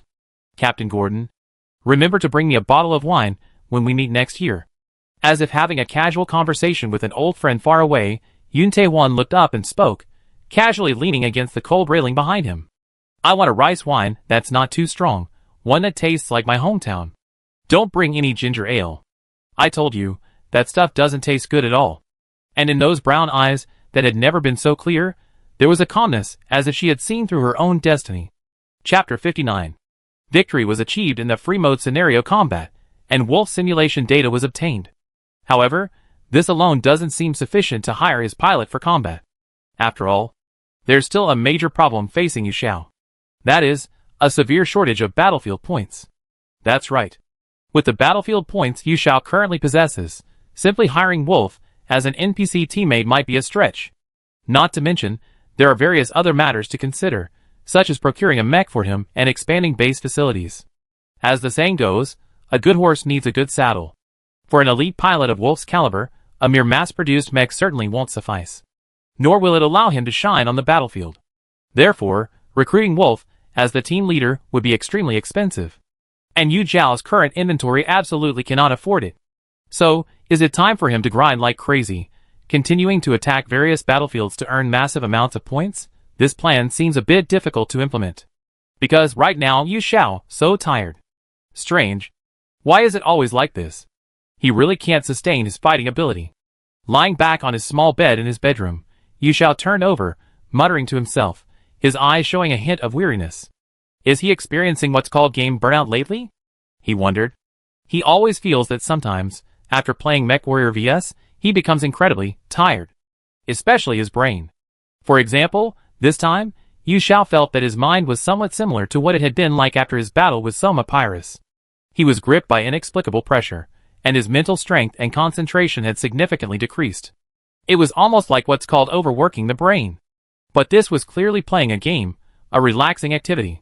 So this situation was just too strange. What was the reason? Completely baffled, Yu Xiao sighed silently. Never mind. He better get some sleep first. Good night. He didn't know who he was saying goodbye to, but Yu Xiao murmured something before closing his eyes. Then, less than 3 seconds later, the room was filled with rhythmic soft snoring. Like this, he could always sleep well. The next day at noon, Yu Xiao woke up smoothly in his lonely bed. Thanks to his excessive early to bed and late to rise, his fatigue from last night had largely dissipated. And since it was Saturday, this pleasant news gave Yu Xiao a shot of adrenaline. So, after a quick wash and freshening up, he went to open the MechWarrior vs. game interface.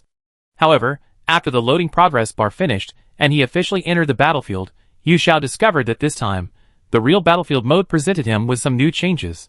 He noticed that on the world map of the battlefield, emergency mission detected. Should we attack? A pop-up window had appeared, along with a prominent red dot. The location was right there on the base on the far northern defense line, where he had previously launched an attack. But, strangely enough, after loading the more realistic battlefield mode, wasn't it supposed to become a template where players could freely plan their combat objectives and locations? Yu Xiao couldn't help but wonder. How come now, there are levels that appear in the form of missions planned by the system, similar to those from the initial gameplay? As the saying goes, there's always a reason for something unusual. So, with these questions in mind, you shall carefully read the introduction to these emergency missions. And immediately, he was captivated by this new feature.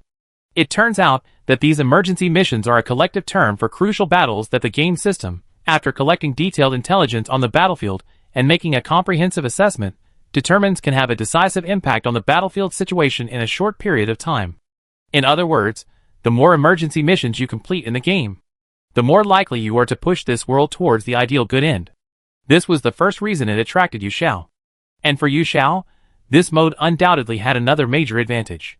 So, according to the system's explanation, the rewards for completing these tasks include a large number of points. This is probably part of the risk-reward mechanism. After all, these urgent tasks are not only opportunities, but also challenges. As crucial operations that can influence the course of events, they will likely spawn quite powerful enemy characters. But, would a player give up on the substantial rewards they are about to receive simply because they fear the high difficulty? Surely, there's no definitive answer to this question. So, you shall press the yes button without hesitation. Then, various explanations regarding the battlefield appeared. Map, Human Innovation Alliance, Winter Country, 23rd Garrison Base on the far north defense line. Friendly, Human Innovation Alliance Army. Enemy, Fistrum. Battlefield background. The 23rd Garrison Base suffered severe damage in the previous Fistrum surprise attack. Therefore, the garrison chose to evacuate to conserve strength and transmit intelligence. To cover their evacuation, some soldiers stayed behind to cover the rear, prepared to act as bait if necessary. Go and support them, protect the lives of those who are willing to die, and lead this desperate battle to victory. Victory condition, repel all attacking Fistrum. Bonus reward condition, protect the friendly aircraft of the rear guard. What is this? Isn't this a level that can really ignite passion? Yu Xiao thought after reading the displayed description. This kind of game, where you pilot a giant robot to defeat monsters, should unfold like this. So, shouldn't I do something in line with that? Yu Xiao couldn't help but think this. So he took a deep breath and solemnly. Then he muttered to himself, all right. Red 1 Talgisef. Sortie! It was a sortie with a lot of ceremony. Although no one else could hear it. But Yu Xiao felt great. That was good. And then, on the screen, the mobile suit with white wings tore through the digitally calculated azure sky, diving straight down towards the ground. Towards the facility called the 23rd Garrison Base. Chapter 60. July 23rd, 5 o'clock morning. Operation begins. The troops withdrawing from the base are heading towards Base 24 and Base 22 respectively. Both sides are divided into 3 groups under the protection of guards, one group withdrawing every 10 minutes, repeating this process. The salvaged items from the previous operation, feather armor made of materials beyond current technology, and energy generators equipped with small reactors, are also being carried by the retreating troops. They are being transported in trucks sandwiched between troop transport vehicles. Furthermore, they were not told what was in their respective containers. This is even a measure to prevent the Festums from using their mind-reading abilities to intercept them after obtaining intelligence. Meanwhile, the troops stationed at Base 23 have also completed their reorganized. The unit was primarily composed of wounded soldiers who had not fully recovered from the previous operation, along with some volunteers who wished to remain. It consisted of a total of 72 personnel and 20 combat aircraft, including 1 Fafnir Beast, 5 Fafnir Psychic, 6 MiG-23 tactical aircraft, and 8 Iron Man-type aircraft. Then, at 6:30, using the base's remaining wide-area communication facilities, a deceptive intelligence message was sent to Fistrum. The prepared false message stated that the remaining garrison did not intend to abandon the base and planned to hold their ground while requesting reinforcements from other locations. Based on the operational template of their commander, Polaris Corps, in previous offensives, they will launch a surprise attack on this base when they realize that other bases have not provided actual support. At 7:05, they arrived as expected. The defense forces immediately entered combat readiness. At 7:46, at the cost of all 6 tactical aircraft, after defeating the enemy's Sphinx D-type mutants in the rear, the enemy chose to temporarily withdraw. Although it is unknown whether the enemy will return, the defense forces gained a respite. The units, which had been altered due to battle losses, were reorganized, and emergency maintenance and repairs were carried out on site. At 8:19, all signals from the Fafnir intelligence-type squadron, which was on guard duty around the base, disappeared. The enemy's second wave of attack began. At 10:31, the enemy's second wave of attack was repelled. 5 combat aircraft remain on our side. At 11:18, the enemy's third wave of attack arrived. Proceed to intercept. One voice message after another echoed inside the cockpit of the Fafnir Beast-type piloted by Yoon Tae-hwan. And facing him now, having destroyed almost all of the base's facilities, and relentlessly advancing towards him, were the Festum. Then, at 12:00, which is now, Operation Rearguard is about to enter its final stage. Yoon Tae-hwan activated the internal recording function of his mech, speaking with a somewhat somber expression. This base is completely finished. The underground hangar has been breached, the garrison has been utterly wiped out, and the remaining defensive artillery ammunition has also been exhausted. The only surviving defenders are me. Despite saying this, a closer look revealed that Yoon's mech was in dire condition. His beast-like legs were broken. He could only barely lift his hands. The head monitor also had multiple scratches, resulting in an incomplete view of the screen. Yet the enemy numbers remained unchanged. So, we must activate the last resort. Yoon Tae-hwan recorded solemnly, as if discussing something unrelated to himself. Now, with the highest authority obtained through direct communication between this unit and the base control system, we are about to detonate all the Fenrir buried underground. This operation will bring us victory. Though we can't say that. But at least we can guarantee it won't be a complete defeat. Operation report completed. Recorder, Chong Cheongyuan, Human Innovation Alliance, 23rd Garrison Base, Far North War Zone, Lieutenant Yoon Tae-hwan. And above. The black-haired youth took a deep breath and slowly exhaled. Fenrir, activation authentication phase. Then, accompanied by a cold female voice, a pop-up window displaying a prominent countdown appeared on Fafnir Behemoth's holographic interface, synchronized with his vision. That was the activation interface for the powerful vaporized explosive Fenrir, which he had previously installed in the base as a backup plan. If activated, it could at least send all the existing Fistrum in this base to hell. Yoon Tae-hwan thought silently. So, all that was left to do was complete the authentication. Just press your fingerprint. It was a simple matter. It should be that simple. But, his hand was trembling. He couldn't press it. Why? Yoon Tae-hwan frowned. But then, he quickly understood the reason. So that's how it is. He himself doesn't want to die. This is a very common emotion for humans. But sometimes you have to overcome it to move forward. So resistance is useless. Just let him pass. Thinking this, Yoon Tae-hwan pressed the button corresponding to his handprint. Fenrir, activation failed. However, this was the result he received. What? Could it be that the Fistrums deactivated Fenrir's settings from underground first? He murmured in astonishment. This was indeed the most likely outcome at the moment. Then, one wrong step led to another. Before his eyes appeared the deep light of black hole energy. It was the Sphinx's charged shot. Is this the end? So Yoon Tae-hwan closed his eyes. He felt that he would see the so-called underworld scene in the next moment. But a second passed. 2 seconds passed. Death seemed not to arrive as expected. With a mixture of surprise and confusion, he reopened his eyes. What he saw, weapons. Floating down, romantic and magnificent steel feathers. And its master, the same pristine white mobile suit. That figure was incredibly familiar to Yoon Tae-hwan.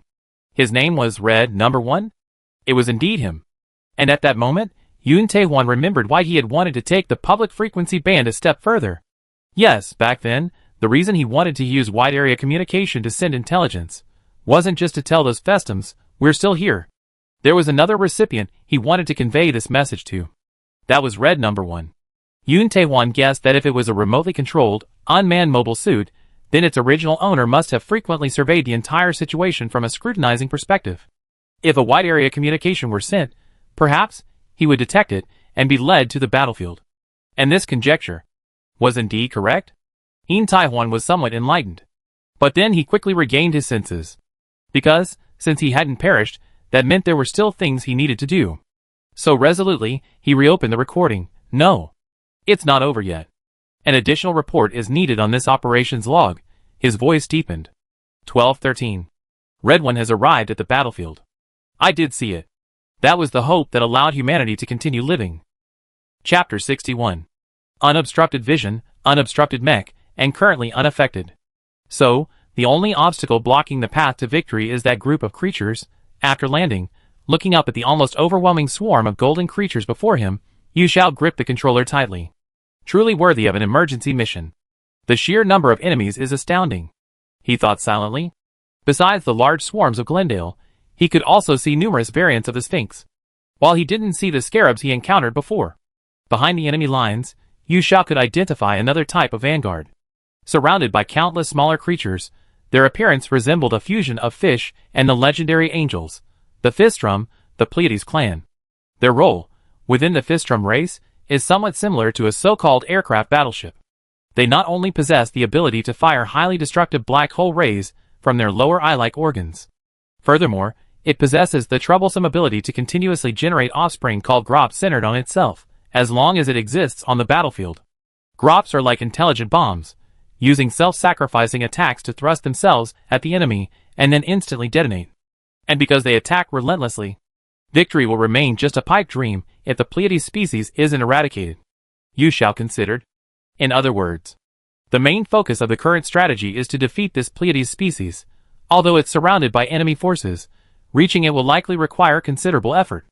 But Yu Xiao is already used to this kind of situation. After all, this has always been the case in my experience playing this mode. It really feels like I'm about to become a hero on the battlefield. For some inexplicable reason, Yu Xiao thought to himself. So Tolgisef didn't look back at the damaged Fafnir beast behind him, because he was certain he had perfectly protected the friendly unit behind him. Instead, he focused all his energy on operating his 4 thrusters. Then, in an instant, he took to the air. His target was the core of the enemy formation, the Pleiades species. At the same time, the alarm bells on the screen blared loudly, proof that the Fisters had locked onto his ray axis. But Yu Xiao wasn't worried at all. His increasingly keen game sense had already told him what was going to happen next. And the experience he had accumulated in the Mech Warrior vs. Battlefield mode told him what to do. Tolgisef flapped its wings, using this movement to change the direction of its high-speed thrust. A streak of black, deathly light brushed past the pristine white fighter jet a moment later. Then it stopped, spun around, and turned. With a waltz-like elegance, the Taruki's F easily positioned itself in the direction of the incoming beam. It then raised its black-barreled Dover cannon and activated the default live ammunition mode. It pressed the button. A burst of fire erupted, and then it shattered. With the bursting of a miniature black hole, the Sphinx D-type that had just fired vanished without a trace. This is what they call practice makes perfect, isn't it? Yu Xiao simply clicked his tongue, remarking casually. He easily eliminated the formidable enemy he was supposed to be dealing with. This showed that Yu Xiao had gained more than just a simple performance improvement. The Festums, at this moment, seemed to have sensed the threat posed by Yu Xiao and his Taruki's F. Several Sphinxes that were previously scattered began to purposefully approach the Taruki's F, forming an encirclement. Indeed, concentrating forces to encircle and annihilate a small number of enemies is very effective, easily achieving considerable results. Their relentless pursuit of the now empty base was probably based on this principle. And now, in a sense, it might be a repeat of that tactic. The game AI can now apply this knowledge to new situations. However, AI is AI. Therefore, it's incomprehensible that a template-based annihilation tactic might show some errors due to changes in circumstances. And it was a fatal mistake. That is, without understanding the disparity in strength, this only increases the number of targets being offered up. The storm spear in Taruki's F's hand swung at full power, its shaft instantly transforming into a vibrant and fiery red lotus. Countless wisps of mist rose from the boundless snowfield before it as it charged forward at full speed. Its aim was the weak point in the enemy's incomplete encirclement, where now stood only a lone, ordinary human-faced Sphinx. Facing the charging Taruki's F, it unleashed countless tentacles from its body, swirling forward to try and bind it, but it was too late. With its powerful propulsion, the Taruki's F struck first, its gun-wielding assault as swift as a meteor. Aside from the countless tentacles attacking it, it mercilessly pierced the core of the Sphinx in the next instant. Before even seeing the black hole that followed its dissipation, Yu Xiao spurred the Taruki's F forward, accelerating further. It had carved a path through the encirclement before it could even form. At this moment, the Taruki's F was like a fish in the ocean, unconstrained. "It's done!" Yu Xiao murmured unconsciously. And it had even gained the upper hand on the battlefield. The Dover cannon in his hand switched to beam mode. Maximum output, unleash. The next second, a massive, pillar-like beam of yellow light, seemingly accompanied by visible flashes of lightning, swept across the battlefield. Despite being a beam weapon, it seemed to possess a significant recoil, causing the Taruki's F's fuselage to tremble slightly. This also demonstrates the immense power of the Dover beam cannon under full power illumination.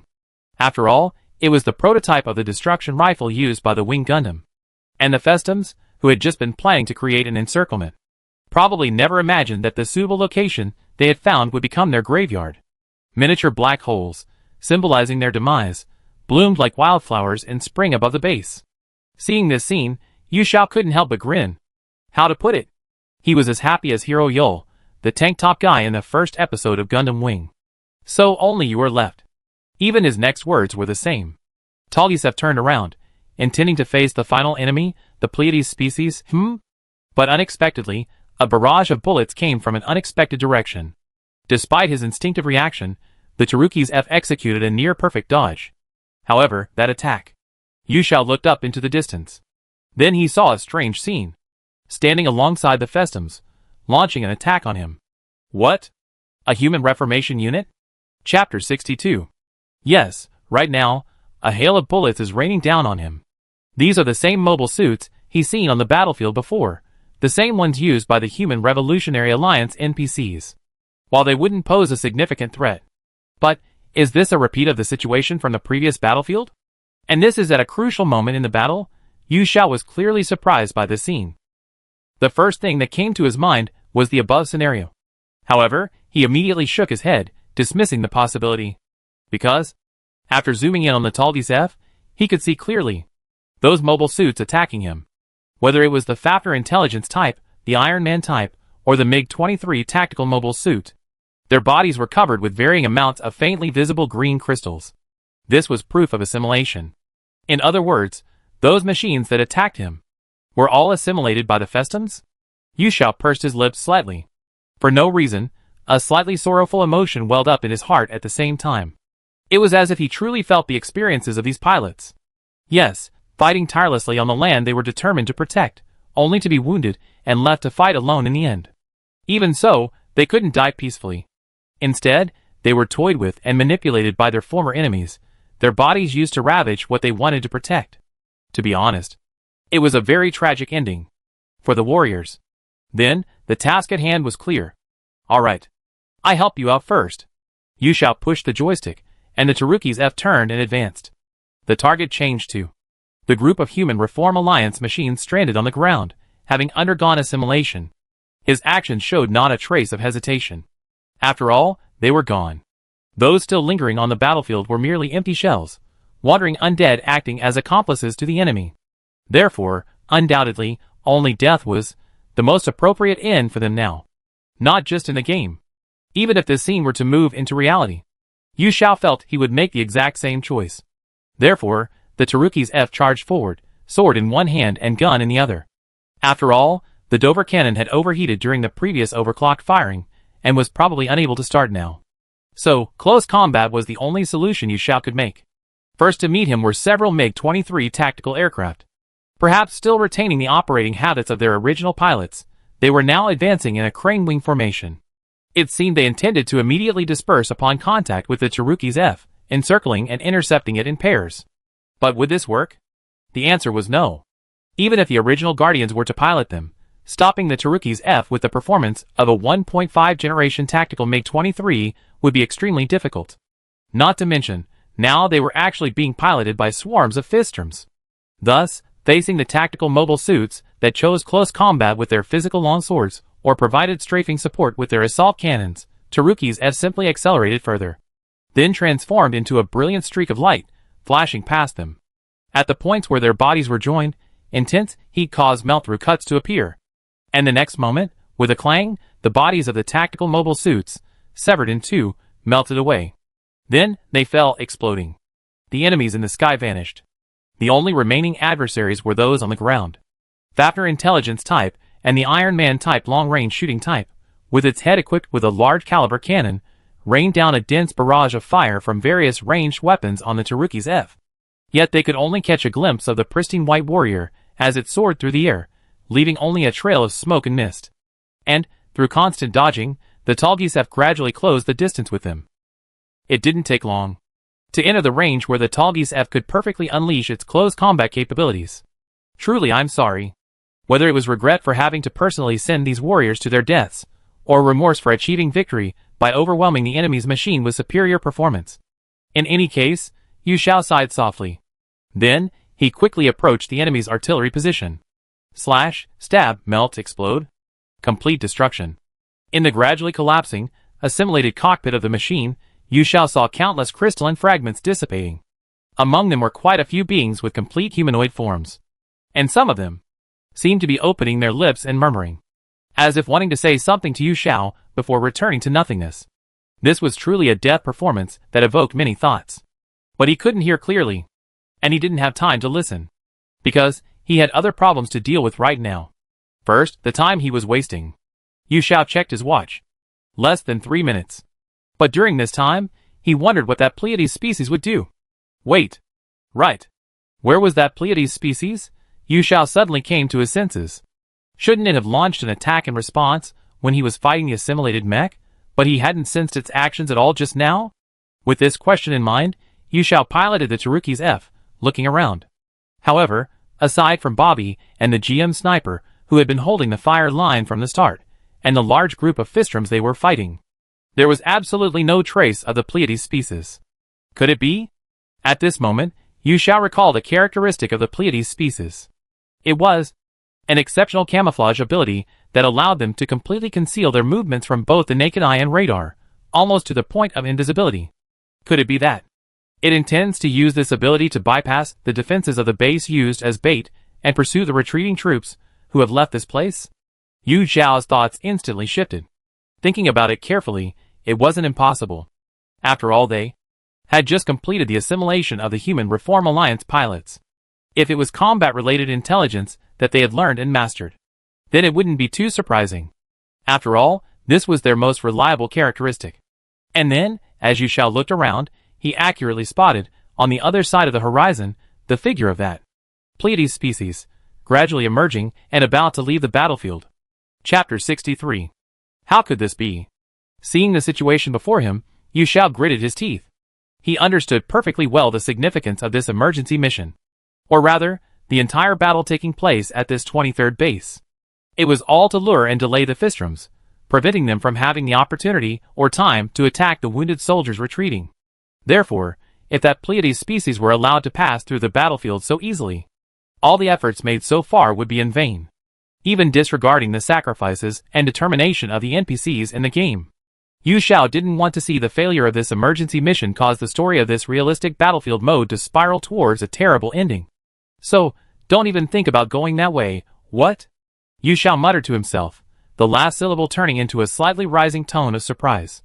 The reason was that, on the screen, the Taruki's F. Perhaps because Yu Xiao was too eager to chase the Pleiades species, he was inadvertently ambushed by several sphinx-like Fistrums behind him. Extending golden tentacles from their bodies, they tightly bound the Taruki's F. At the same time, emerald green crystals began to spread continuously at their contact points. An assimilation attack. It seemed they also knew what the immediate priority was. Damn it! Yu Xiao unwillingly pushed the joystick, accelerating the Taruki's F's wing-like thrusters to their limit, attempting to break free from their restraints. And this decision worked. With a terrifying burst of acceleration, the Taruki's F either shook off or severed the tentacles binding it. Freed from its restraints, the Taruki's F was able to soar through the sky once more. However, looking at the two sphinxes relentlessly pursuing it, Yu Xiao felt that if he wanted to escape, he would have to defeat these creatures. And in this situation, the only ones he could rely on. Were they the only ones? Controlling the Taruki's F, Yu Xiao slightly turned his head, confirming the location of Bobby's firing position and the direction of Jim's sniper position. Judging that they could at least hinder the Pleiades' advance, he switched the tactical command, which he had already decided to avoid next time, to focus on attack. Hopefully, they would understand. Focus on attack? I see. Does this mean we need to slow down that big guy? Meanwhile, in the distance, the GM sniper sniping position was set up. Seeing the notification pop up in the cockpit, Luo Dongchuan clearly understood Yu Xiao's intentions quickly and took action. Gripping his fully charged high-output beam rifle, the GM sniper ran and moved, chasing after the Pleiades species disappearing into the distance. However, Luo Dongchuan judged that although the opponent's air speed was slightly slower than his walking speed, given the current distance, the Pleiades species would be able to leave the battlefield's edge before he could bring it within firing range. In his memory, once his mech left the designated combat zone, the base's satellite would execute a pre-programmed return procedure, using directional spatial teleportation to transport him back. Damn it. Why do all my superiors always assign me such unreasonable tasks? Sigh, what can I do? After all, I'm just working for someone else. Luo Dongchuan shook his head, muttering a few words with a hint of complaint. But then, his gaze sharpened again. He pulled out the folding control panel in the cockpit and pressed several combination buttons. So, although it's a bit reckless, let me do it. Clang. It was the sound of the exhaust cooling device, originally connected to the beam rifle, crashing to the ground on the GM sniper type. Having shed its unnecessary baggage, it abruptly transformed its running motion into a powerful, explosive leap. It then activated the 4 thrusters on the GM sniper in midair, pushing the distance it could travel to its limit, until the planet's gravity forced it to land on the ground. Then, instead of standing, it lay supine on the snowfield, its body arching slightly, using its crossed legs as a gun mount to stabilize the massive beam sniper rifle. A standard upward firing stance. After this series of actions, the Pleiades species was finally completely exposed to the GM sniper's vision and firing range. This was Luo Dongchuan's objective. As the saying goes, opportunity knocks but once. As a seasoned sniper, Luo Dongchuan naturally knew what he needed to do at this moment. Alright. Just this one shot, don't miss. That is fire. The crosshairs aligned, and the trigger was pulled. A magenta beam shot out from the barrel. Due to the lack of a cooling system, the barrel, lacking effective heat dissipation, scorched the Luna titanium alloy leg armor, emitting wisps of scorching white smoke. This shot was aimed at the left flank of the Pleiades star cluster, because he knew that his mission was ultimately just to hold back the enemy's advance. If that were the case, merely damaging the enemy's wings would be enough, however. The situation seemed to be somewhat beyond his expectations. The Pleiades' wings were indeed melted off, but despite a painful thud, it didn't fall, it merely lost its balance. Then, it turned around. It opened its strange, human eye-like lower organ, gathering the energy for a black hole shot. This is bad? Luo Dongchuan understood. It wanted to eliminate him, who was in its way. But he, the GM sniper, was temporarily unable to move due to the overheating. This is terrible. Was he going to be killed here? Having lived 2 lives, both ending up being killed by indescribable behemoths with strange beam weapons. No way. Don't even think about it. Bang. However, at that moment, a resounding collision and a loud shout simultaneously echoed from above. It was Fidel, and the Bobby he was piloting. It rapidly approached in its MA form, then instantly transformed in midair. With a lingering acceleration, Bobby raised its shoulder and slammed into the Pleiades' body in a reckless charge. This attack further disoriented the Pleiades, which had lost one of its wing-like organs. The black beam of light emanating from its lower eye-like organ merely grazed past the GM sniper. Thank you. You saved my life, Fidel. Still shaken, Luo Dongchuan, after calming himself in the cockpit, thanked him earnestly. Save your thanks for next time. Now you should retreat, Mr. Luo. With your current weaponry, staying here will only lead to your death. Heh. Actually, that's what I was thinking too. Well then, see you back at base. After bidding farewell to Bobby, the GM sniper stood up and moved towards the edge of the battlefield. The Pleiades didn't choose to pursue him. It simply looked at the newcomer, slowly closing its lower eyelids. However, the exposed eyelids revealed the face of an old man. Then, that face slowly grinned and spoke. You are there, are you? Yes. I'm right here. To this question, Fidel simply took a deep breath and slowly closed his eyes. His past, his life spent in the CE era, flashed back before his eyes. Confusion, setbacks, and losses, all of which now undoubtedly became the driving force propelling him forward. This is all thanks to the person who granted him a second life. So, I'm here to stop monsters like you. He also possesses the determination to carry out the mission assigned to him, even at the cost of his own life. Chapter 64. Then, Fidel opened his eyes. His gaze was filled with the unwavering resolve befitting a warrior. He pushed the control stick in the cockpit to its limit.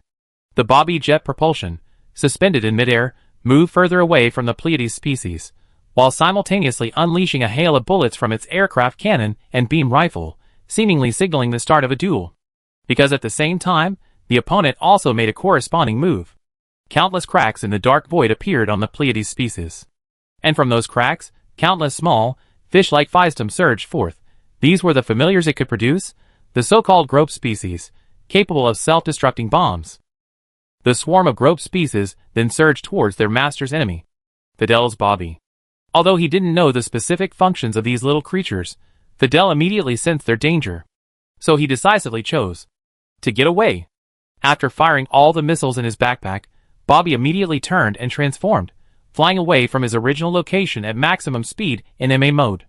Then, the dazzling light from the exploding missiles mingled with the golden swarm of creatures chasing behind, like a spectacular fireworks display. But such an attack wasn't enough to completely wipe out the Gropes. Fidel knew this too. So he wasn't just moving, he was subtly guiding them. Then, judging that the Gropes had reached the location he wanted to guide them to, this is it. Bobby decisively turned around, transforming back into MS combat mode. The fervor phase beam cannon, already fully charged on its chest, then unleashed a stream of interwoven red and white energy. Caught off guard by this attack, the Gropes exploded in midair into miniature black holes. Huff! Fidel gasped slightly at the sight. If he had been caught in the blast of such a self-destructing life form, he would surely be dead. But before he could recover from his relief, the Pleiades' next attack arrived simultaneously. A highly condensed, pitch-black ray. This time, Bobby wasn't lucky enough to completely dodge it. Instead, it destroyed the ailerons on his backpack. TCH, damn it! Inside the cockpit, alarms and flashing red lights blared in unison, signaling an impending doom. Bobby lost his balance and crashed to the ground. Ugh, damn it! Even with the shock absorbers, the impact still caused Fidel considerable pain. When he finally managed to focus his attention back on what was before him, he saw the Pleiades species already hovering above him, and gradually closing the distance between them. At the same time, Fidel recalled the enemy's information he had studied before the battle. It seemed it wanted to assimilate him, to pull his consciousness into the void where nothing existed. This really is the worst blessing. Knowing he was powerless to retaliate, Fidel sighed. He silently awaited the moment his existence would end. But what then caught his eye was a long silver-white spear reflecting the dazzling sunlight. A machine possessing such a weapon and such acceleration could only be that Truggy's F. In other words, the newcomer was undoubtedly his current commander. With a hint of joy in his voice, Fidel opened the communication channel and said, "Mr. Red One, they really worked hard." After forcing back the Pleiades species with a thrust, Yushao looked at the young man on the screen, his eyes slightly teary, and thought silently. Although he himself was also a young man. But to achieve such results with a machine one level lower, it's truly amazing they managed it. Speaking of which, the development level of the Savior Gundam should be reached by now. Then, after returning it, I developed that machine for Fidel. As a reward in a sense. Yushao thought this with a sense of relief. He then looked towards the Pleiades species, confirming its condition. The storm spear was deeply embedded in that eye, splashing out a strangely bright and inexplicably shimmering liquid. The eye-like organ that had previously driven GM Sniper and Bobby to the brink of defeat had just been casually destroyed by Talgis F. It had thus lost a major offensive weapon. Therefore, the Pleiades species now tore cracks in its body again, attempting to summon its familiars to end the battle. But it's useless. Yushao hissed, and Talgis F raised its beamed-over cannon. The next second, intense light bathed the Pleiades species, causing the surrounding Grope species, which had just separated from its main body, to vanish into nothingness. After the irradiation, the golden body of the Pleiades star cluster species was riddled with wounds, covered in burn marks and cracks. Its crystalline core was also exposed to Yujiao's eyes. So, facing this Fistrum, which had lost all power to retaliate, Yushao didn't hesitate, maximizing his speed and delivering a fatal blow. The extended beam of light tore through its exposed core. The erupting black hole symbolized its return to nothingness. Mission complete. This brief notification told Yushao. This long and protracted battle had come to an end thanks to his efforts. Chapter 65. Beyond the blue planet, in the space of a space-based satellite orbiting its orbit. Yo. Seems like you're in a good mood. How did the battle end, Fidel? I almost died. Luckily, the commander was there. He saved me. Truly worthy of being the person who built this base. So you also had a brush with death. Oh well, this is the battlefield after all. Two young men who had just finished a grueling battle sat chatting across a round table. This was the rest area inside the base. Established under Yu Zhao's leadership, it was, needless to say, a place for pilots to relax. Not only were there soft sofas, reading materials, and electronic devices, but also an unmanned cooking machine that could automatically produce desserts, snacks, and drinks on demand. It could be said that it could meet most of the entertainment needs of the people living here during their downtime. Therefore, Luo Dongchuan was able to casually sip his bubbly cola while speaking. Besides, people like us are alright. It would be terrible for soldiers born and raised in this world. Guys who have to fight all sorts of monsters in that icy wilderness every day, huh? I think they go crazy if they stayed there too long. But Fidel seemed to have a different opinion. However, they're also quite admirable, aren't they, Mr. Luo? Those Mechs we saw today. Weren't they? They were even willing to sacrifice their lives to protect that base. Ah, that's certainly true. These things happen often on the battlefield. I seen it too. A similar guy. A similar guy? Yeah. Although he was an enemy. Piloting one of only the 3 tigers. Ah, tiger? The flame tiger? Upon hearing the name of the machine, Fidel reacted in a way that surprised Luo Dongchuan. But hearing the strange prefix Fidel used for the machine, Luo Dongchuan roughly understood the truth. No. I guess it's not what you're talking about. So he shook his head, denying the other person's words, and continued to recount his experience. To stop us from shooting down their troop transport. No, now that I think about it, it was probably indeed a wounded soldier ship. They risked their lives to destroy a few of our long-range mobile suits. Indeed, that's quite an admirable spirit. I see. So, what happened to that wounded soldier ship in the end? It was sunk. By my own hand. A clatter. It was the sound of the shaved ice spoon falling from Fidel's hand. This case, which sounds somewhat like a violation of battlefield conventions, coming from Luo Dongchuan, who usually has a very cheerful demeanor, would be quite surprising. Say whatever you want. But let me make it clear, I won't regret it. But as if he had already prepared himself for it, Luo Dongchuan shrugged and continued. It's not just because I was simply following orders. Xian. In any case, to me, they are undoubtedly invaders. A somber tinge crept into his voice. Even if those guys were wounded, or possessed admirable courage, it doesn't matter to me. I don't believe that their past crimes will be erased just because of that. He slammed the empty glass bottle down on the table. So I could pull the trigger on that ship. Many times over.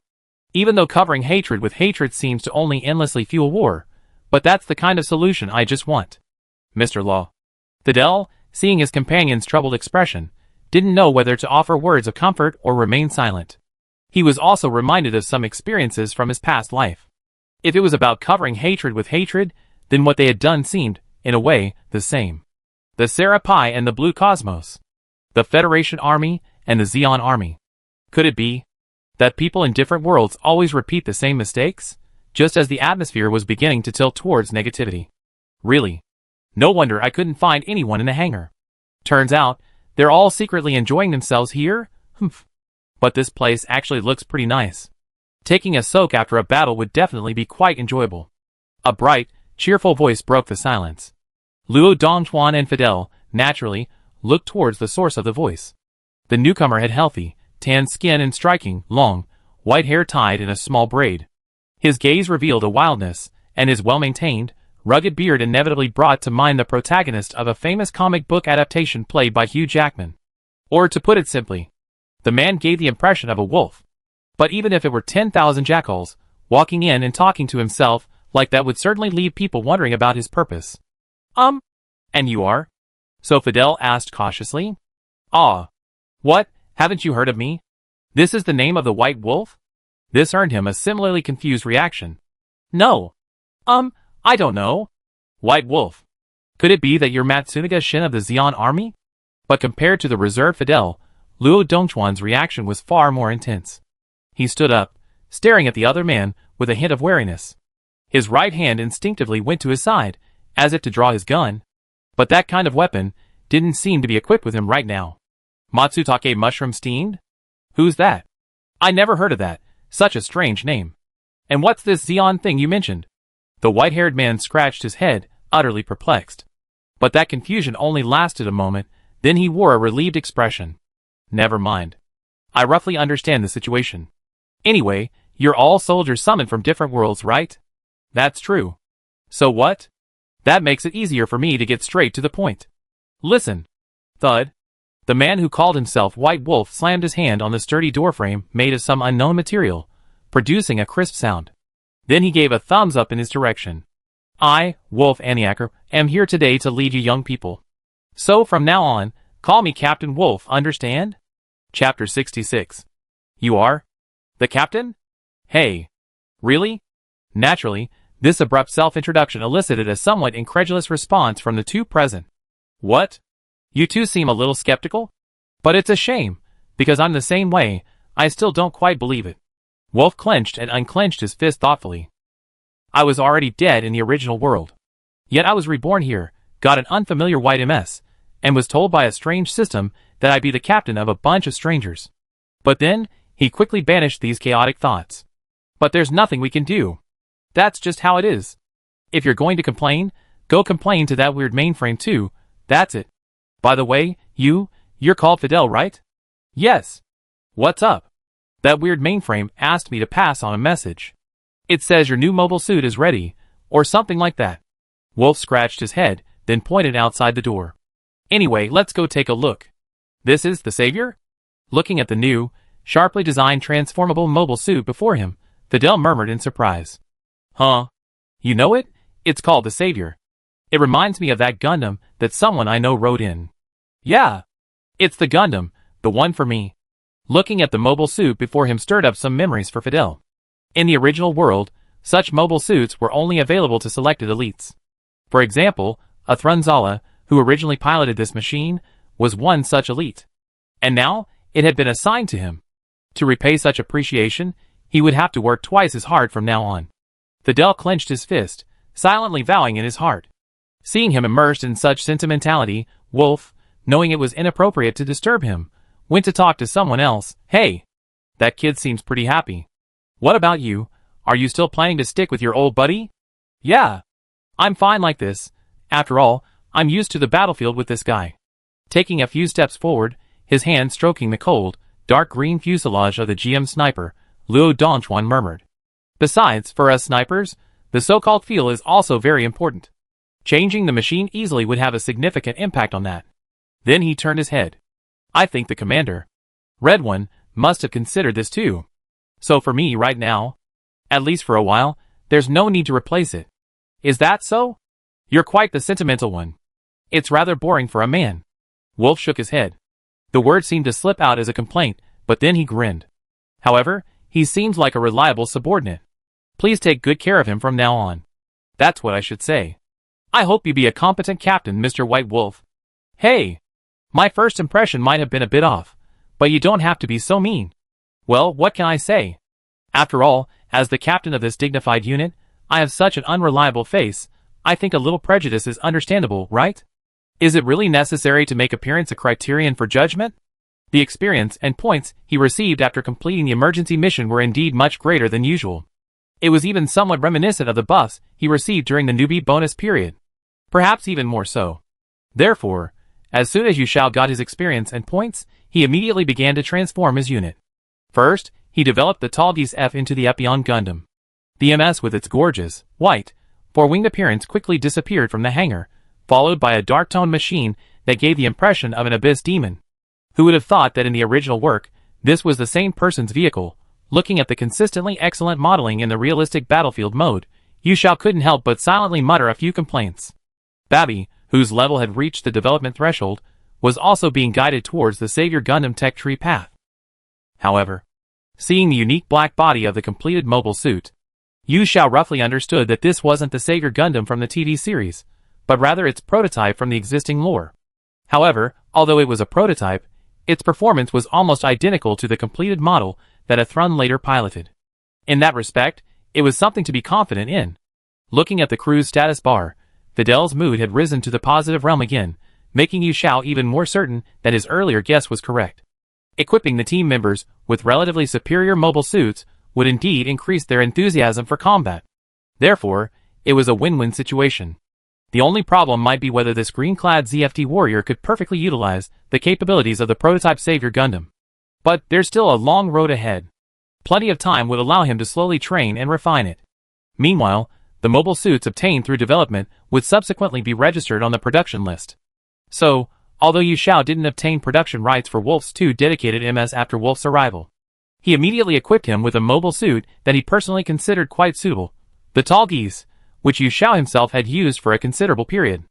And the Tallgeese color scheme, being pure white, perfectly matched his personal aesthetic.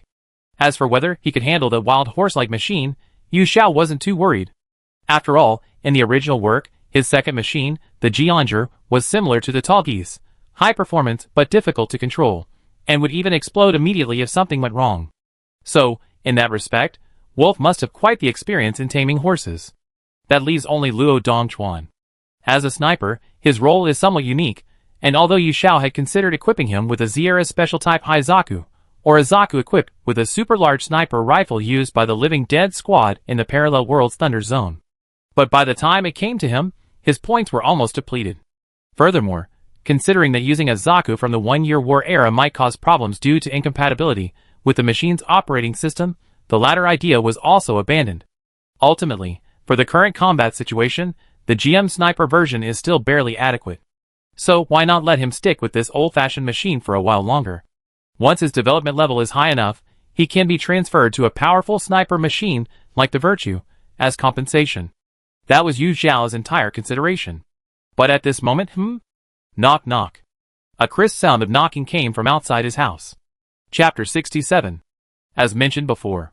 Basically, in Yu Xiao's memory, there was only one person who would visit at this time. Okay. Coming right away. He replied, then stepped forward and opened the door. And what he saw? Ah, Brother Bu. It was naturally his rare companion, Senior Buqing, who was also a mecha enthusiast. But knowing the visitor didn't mean understanding their purpose. So Yu Xiao scratched his head in confusion. What's the matter? You actually ask what's the matter? Are you out of your mind from playing games? Today is the island's fireworks festival, the fireworks festival. My dad even made some fireworks to shoot out. He said it's amazing. If we don't go see it now, we miss it. Fireworks festival, ah, I remember now. It is today. As Buqing wrapped his arm around his neck with a slightly urging tone, Yu Xiao remembered. As Buqing said, the fireworks festival, or rather, the fireworks extravaganza, is indeed a grand annual event on Penglai Island. The reason it's called a part of the event is because, well, there are just too many activities on the island. That's right. Perhaps the customs of this parallel world are different, or perhaps it's simply to compensate the islanders for their inability to leave the island year-round. In any case, the cultural and entertainment activities on Penglai Island are so numerous throughout the year that they can almost be described as continuous. And their content is quite rich, from the customs of various ethnic groups in the Divine Land to the Fusang Kingdom across the strait, and sometimes even venturing into the festivals of the Winter Kingdom. For a time, Yu Xiao even felt. This Penglai Island is practically a museum for preserving various cultures. Although, for him, these things are irrelevant. Rushing between events would even be a waste of time. To put it bluntly, for Yu Xiao right now, food, water, and Mech Warrior vs for entertainment are enough. But well, wait 5 minutes. We go together after I'm done packing, okay? Sure enough, when someone's enthusiasm is high, his old friend just can't say no. Yu Xiao thought to himself, uttering his agreement. That's it. Don't stay home all day, it's good to go out and about occasionally, Xiao. Like in Mobile Suit Gundam says, only those who understand the preciousness of peaceful daily life have the right to fight, right? That's it. You're always so knowledgeable, Xiao. On the absolute defense line against Beta in India, in the training area of a garrison base of the Human Revolutionary Alliance. Thank you for your help, Captain Nan. How was the test flight of the new machine? Facing the black-haired girl who had just landed and was heading towards the hangar exit, the young ground crew member on duty nearby, a man named Akshay Khan, stepped forward to greet her. Since his withdrawal from the front lines, he had strongly urged his superiors to improve the skills of ground crew, and had personally submitted a request for a transfer. Finally, relying on his bachelor's degree in robotics, he smoothly and steadily became the leader of the ground crew group. The results were naturally remarkable. After he took over, the stability of machine maintenance at the base increased by at least several percentage points. If we're talking about who worked the hardest, it should be you ground crew. Ah, the test flight of the new aircraft? It's not really my place to say that. But it went very smoothly. At the same time, after untying the ponytail that had been tied back to prevent it from obstructing her vision during maneuvers, Nan Wanqing turned her head to look at the military green steel giant behind her. It was the J-10 tactical aircraft, recently produced by the Human Reform Alliance, with a distinctive compound eye-like imaging unit on its head and a slender, elongated body. It was also the aircraft she had just piloted during the test flight. Moreover, its performance is remarkable. If it could be deployed in large numbers to the front lines, It should be able to reverse the current stalemate on the battlefield in a short time. However, she then offered this assessment. But despite the praise in her tone, she still changed the subject at the end. Nan Wanqing slightly stretched her back. Feeling the contractions throughout her body, a slight blush crept onto her cheeks. If the pilot suit could be made a little more restrictive, it would be even better. Well, that's just how the Guardian's enhanced equipment is. It's probably normal for a captain who transitioned from MS piloting to this level to find it hard to accept right away. I try to get used to it. However, the purpose of equipping our unit with new tactical suits to replace the old Iron Man suits should be... Yes. It should be because, to keep up with the movements of that red number 1, mobility is far more important than armor. Akshay, resting his chin on his hand, spoke as if deep in thought. So, the command's intention is still. Then, donning a pilot's jacket embroidered with the unit's insignia, Nan Wanqing placed her slender hand across her chest with a worried expression. That's hard to say. Akshay shook his head. I originally just thought it was some kind of battlefield legend, and it even saved my life once. But realistically speaking, you can't completely trust someone you can't effectively communicate with. Speaking of which, I heard that Captain Nan you also. So it really is here, commander of the top martial forces? However, before Akshay could finish his question, new uninvited guests arrived. They were 2 unfamiliar men. They emerged from the shadows cast by the passageway at the hangar entrance. Yes. Currently, Captain Nan Wanqing is the acting commander of the top martial special forces. Oh! We heard of Captain Nan before. However, the commander of a special forces unit is actually a young woman, even younger than I expected. That's quite surprising. Following behind the young woman was a purple-haired, blue-eyed man whose aura didn't quite fit the stereotype of a soldier, but he was wearing a standard EU military uniform. So who are you? This slightly incongruous atmosphere naturally prompted Nan Wanqing's question. Ah, I was indeed too surprised to introduce myself. I am. The newcomer raised his unit identification badge and stated his name. 3rd Lieutenant Colonel Galileo Baudouin, member of the EU Aid to Revolutionary Alliance Volunteer Mech Combat Unit. And this gentleman is? The man who had been hidden in the shadows of the corridor behind him stepped forward, revealing his true face. McGillis Farid. Nice to meet you. Chapter 68. 2 hours after the uninvited guest's visit. In the now quiet temporary office of the Special Forces Unit Top Marshal, Nan Wanqing gazed out the window, unconsciously putting her hands behind her back. Report? Excuse me, is Captain Nan here? Just as she realized her posture was a bit too mature, her subordinate's report came at the perfect moment from outside the door. There was no time to back down now. I'm right here. Please come in.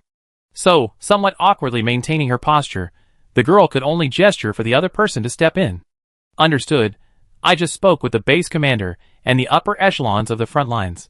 Those 2 are indeed members of the EU's recent aid unit. They seem to have arrived only recently. Is that so? Thank you for your hard work. Nan Wanqing sincerely thanked her team member for the accurate information provided.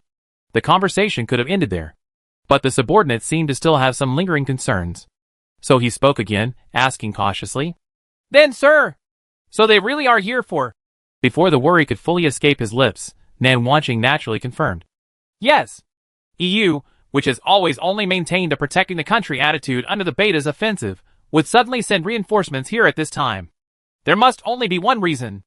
A hint of worry, undue, appeared on the girl's fair and pretty face. Red number 1. They must have come here to investigate that person as well. As expected. Didn't the higher-ups consider this? No. They probably did. Since it's something they can't figure out on their own, they might as well feign interest, using who would be interested and who wouldn't, thus conducting a reverse investigation. And EU has probably already been ruled out as a possibility. I see. So it's a matter of mutual exploitation. It's better to call it mutual benefit. If there's nothing else to report, you can leave now? Understood. After saluting Nan Wanqing, the top-ranking member turned and left. Nan Wanqing was left alone in the room, silently contemplating. Now, not only the Human Revolutionary Alliance, but even EU is concerned about red number 1. Huh? Look! The world is watching you. Nan Wanqing's slender fingertips touched the cold glass porthole. So, are you somewhere, silently witnessing such a world, like that moon? Looking out at the gradually rising crescent moon, she murmured to herself, seemingly lost in thought. Meanwhile, in a jeep speeding along the bumpy roads of India, having left the People's Revolutionary Alliance base. Honestly, I'm exhausted. that Captain Nan is really tight-lipped. After all this probing, I haven't gotten a decent result. I say, McGillis, why did it have to be you and me taking on this arduous task of an overseas expedition? In the driver's seat, the young man with purplish-red hair, Galio Bauduin, complained to his partner, McGillis Farid. It can't be helped. After all, among the current members of the Seven Stars family, only you and I are left as relatively low-profile military figures. And the Romphala Foundation needs a direct wedge to ensure their complete control over this covert investigation. So we're just necessary cameras and mouthpieces? Honestly, I'm not in a position to say that, but what value does an army have, being manipulated at will by the big shots behind the scenes? This young officer, from a privileged background, seemed somewhat dissatisfied with the current state of EU. This dissatisfaction even extended to his own organization, and then there's the Tallgeese thing. It was just scrap metal that was scrapped because no one could write it, and now they're going on and on about it, making baseless accusations. What's the point? Neither the corporations nor the military understand their thinking at all. Hearing his friend's complaints, McGillis chuckled. After all, there are rumors that the destruction of the Tallgeese was just a ruse. A ruse? Hey, a ruse? Realizing his friend had taken the bait he deliberately thrown out, McGillis couldn't help but show a smug expression. Exactly. A ruse to cover up the real purpose. To destroy something like a Gundam. A showy display. I guess that's what the corporations are after now. Gundam. Even so, it's just the ghost of a company. It's not something to brag about, is it? It's not just their ghost. You heard of it, haven't you, Galio? In the land of Idachu, it's been passed down through generations. McGillis's expression turned serious. The heroic legend of Agnica Kale. Oh, that one. Indeed, it was mentioned in many of the essay selections used in composition class, wasn't it? In contrast to the serious McGillis, Galio answered casually. The hero named Agnica commanded a giant named Gundam to fight against the bird-like machine monsters that once ravaged the world. Oh, I remember you really liked those texts back then. You even went to the library and painstakingly made a copy of the original text from the ancient books, right? At this point, Galio paused, casting a teasing glance at McGillis beside him. The other person chuckled and spread their hands, indicating an ambiguous expression. Thus, in this unspoken atmosphere, the conversation naturally progressed. I knew it. And that's precisely why, back then, Earth Oak wanted to name their creation Gundam. A name that symbolizes legend. Am I right? Yes. But in reality, it seems that might not be the case. Reclining in the adjustable passenger seat, McGillis crossed his arms at approximately waist level. It's not that the legend came first, and therefore weapons named Gundam existed. Rather, it's because of the existence of Gundam that the legend could be established. That possibility also exists, Galio. How could that be? You mean, things like Gundam actually exist? That's right. According to my investigations through personal intelligence channels, you.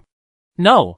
In fact, the origin of MS technology in this world isn't a product of breakthroughs in current advanced technology. The tone trailed off, seemingly to leave suspense, before McGillis slowly continued. Instead, it's a reappearance of some inexplicable ancient technology. Previous reports from the excavation of some ruins on this planet also revealed the possibility that this planet once existed. No, several times, a fairly prosperous civilization. Hearing this somewhat sensational deduction, Galio's hands, gripping the steering wheel, stiffened involuntarily. Hey. So, the source of the black technology provided by those whisperers is actually... Yes. Perhaps it's something conveyed by an ancient being on this planet. McGillis paused. And what happened next is just my personal speculation. Back then, the Gundam-type mobile suits, along with the Ox Earth Corporation itself, were wiped out without a trace.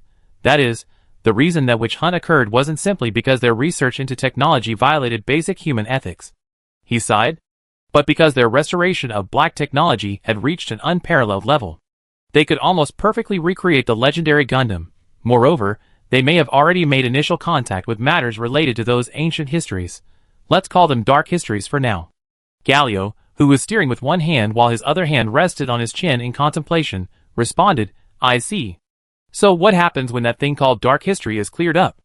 I wouldn't presume to know. But judging from the corporation's reaction to the Oak Earth incident, it's certainly not something that can be easily dismissed with a nod. Hey, it's rare to find something you can't even decide on your own. But I say, would you dare to lay all these conclusions bare to your father at home? McGillis simply shrugged at Galio's question. Precisely because I dare not say it, I can only tell you everything here. I knew it. Ah. We arrived at the garrison. Next, I planned to go to town to buy some supplies. What about you, McGillis? It seemed the journey had come to an end. Galileo stopped the jeep and turned to McGillis, casually asking. The other person simply shook his head, then opened the car door and stepped out. I don't need to. There's nothing I want. By the way, Almelia, have you been learning to brew tea lately? Since you come all this way, why not buy her some good tea to take back? That's right. No. You could do that yourself, McGillis. Is she your fiancée or mine? Calling her my fiancée wouldn't be wrong. But before that, she was your sister, wasn't she? Ah. Okay. I understand. Honestly, no matter how many years have passed, I still can't win an argument with you. With a hint of amusement, Galileo drove off, kicking up dust. Red number 1. After watching his friend leave, the blonde youth stood up in the wasteland, reciting the name of his purpose for coming. Looking at the endless plain before him, McGillis habitually twirled the golden bangs that fell across his forehead. Do you really just want to become a mysterious warrior? Or is it? Then, a sly, fox-like smile appeared on his face. You, too, aspire to write a new chapter in the legend of Barry in this era? I eagerly await the day we meet. Chapter 69. But at this moment, unlike the composed McGillis, the EU Volunteer Mecha Combat Force, stationed at its temporary base in India, was, in a cramped, crudely constructed building, a few figures were gripped by deep anxiety. So, if you had doubts about that mecha from the start, wouldn't it have been better to just decide how to annihilate it? Damn it, that's why I said those blonde-haired brats aren't trustworthy. Even so, the decision-making power should be given to them. Didn't Mr. Rembrandt consider this? It's time to exclude the Seven Stars family from the conglomerate's decision-making system. The man pacing anxiously in the room, with a rather shifty appearance, was none other than Connor Conrad, the nominal commander and general of this dispatched force. But just from the word nominal, it was clear that he didn't actually wield much real power within the force. After all, those in this unit, who were unaware of the relationship between the Ramphele Foundation and the military were fine. But those who knew the inner workings of the EU military, Ramphele, and the Seven Stars family would undoubtedly not care much about his title of unit commander, because they understood perfectly well that Connor was merely a pawn placed in the position of unit commander.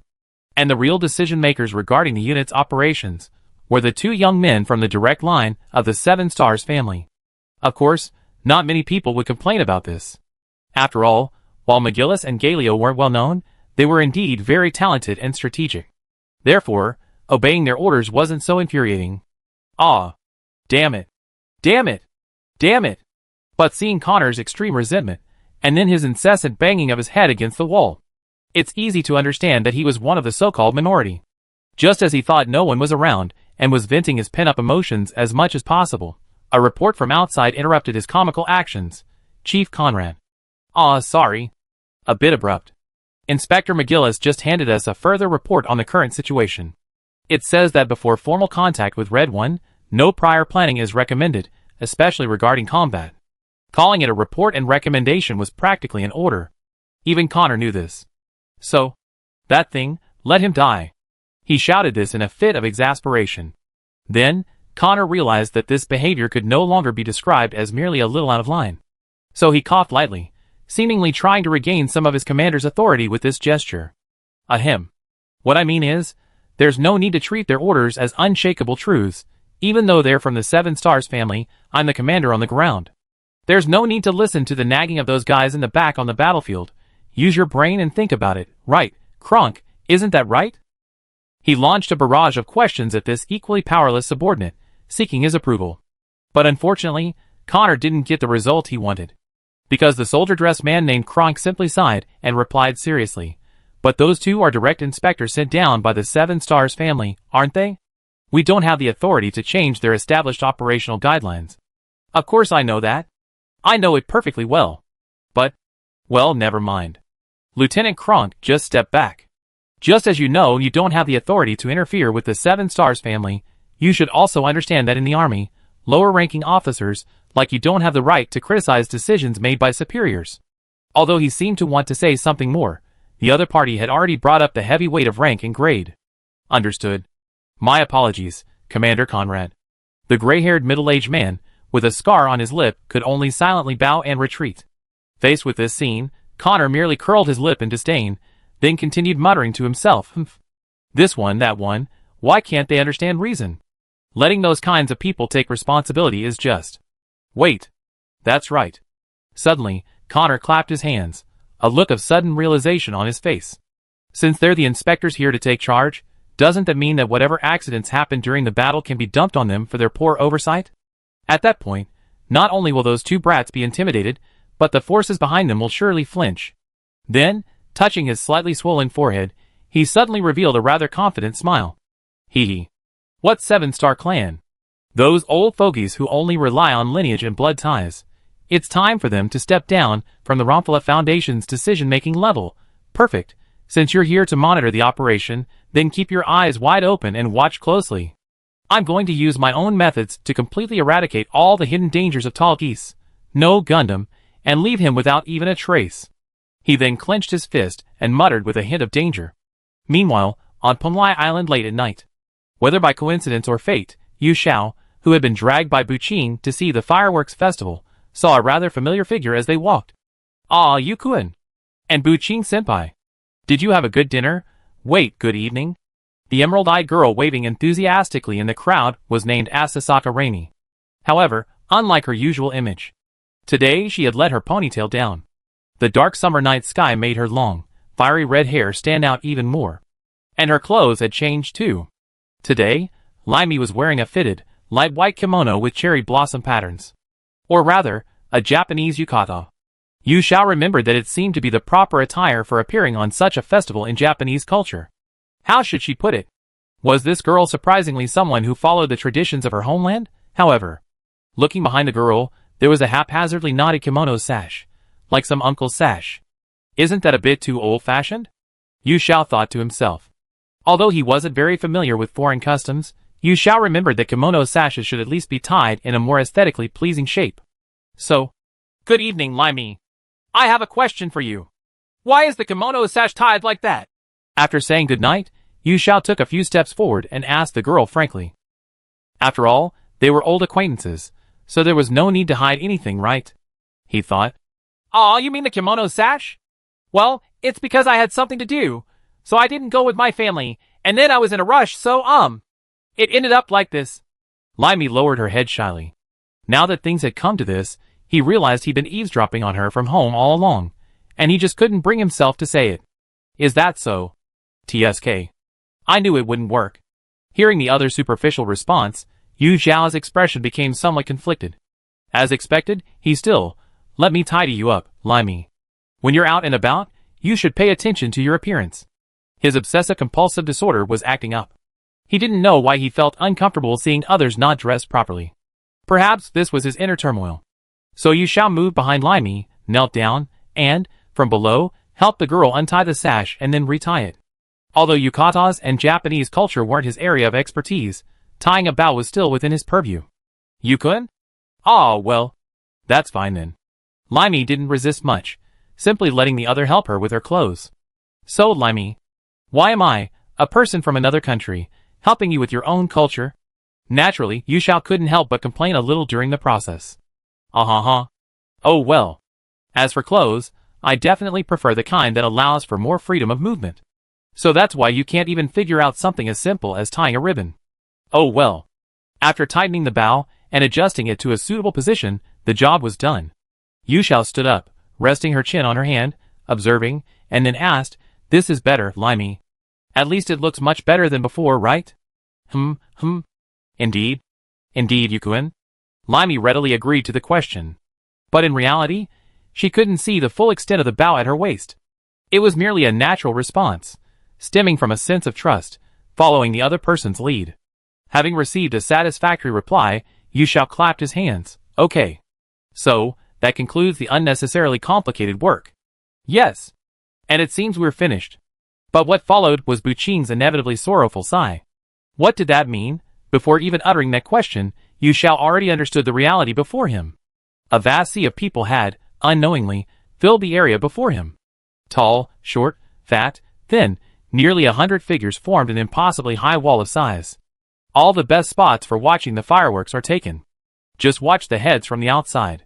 "Oh! Sorry, Ayumakuen, it's me. If you want to watch the fireworks, there might be a better place.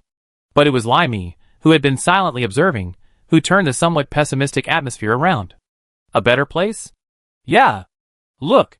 Isn't it pretty empty over there? Then, she pointed to the low, continuous hills in the distance. One-person mountain. There are many theories about how to interpret this somewhat strange-sounding name on Pumlai Island. Some say it means it's dangerous, so don't go alone. Others argue that the name means if you want to be alone, go there. Or something like that. However, only one thing was clear at the moment. It's so nice here. We can see such beautiful fireworks.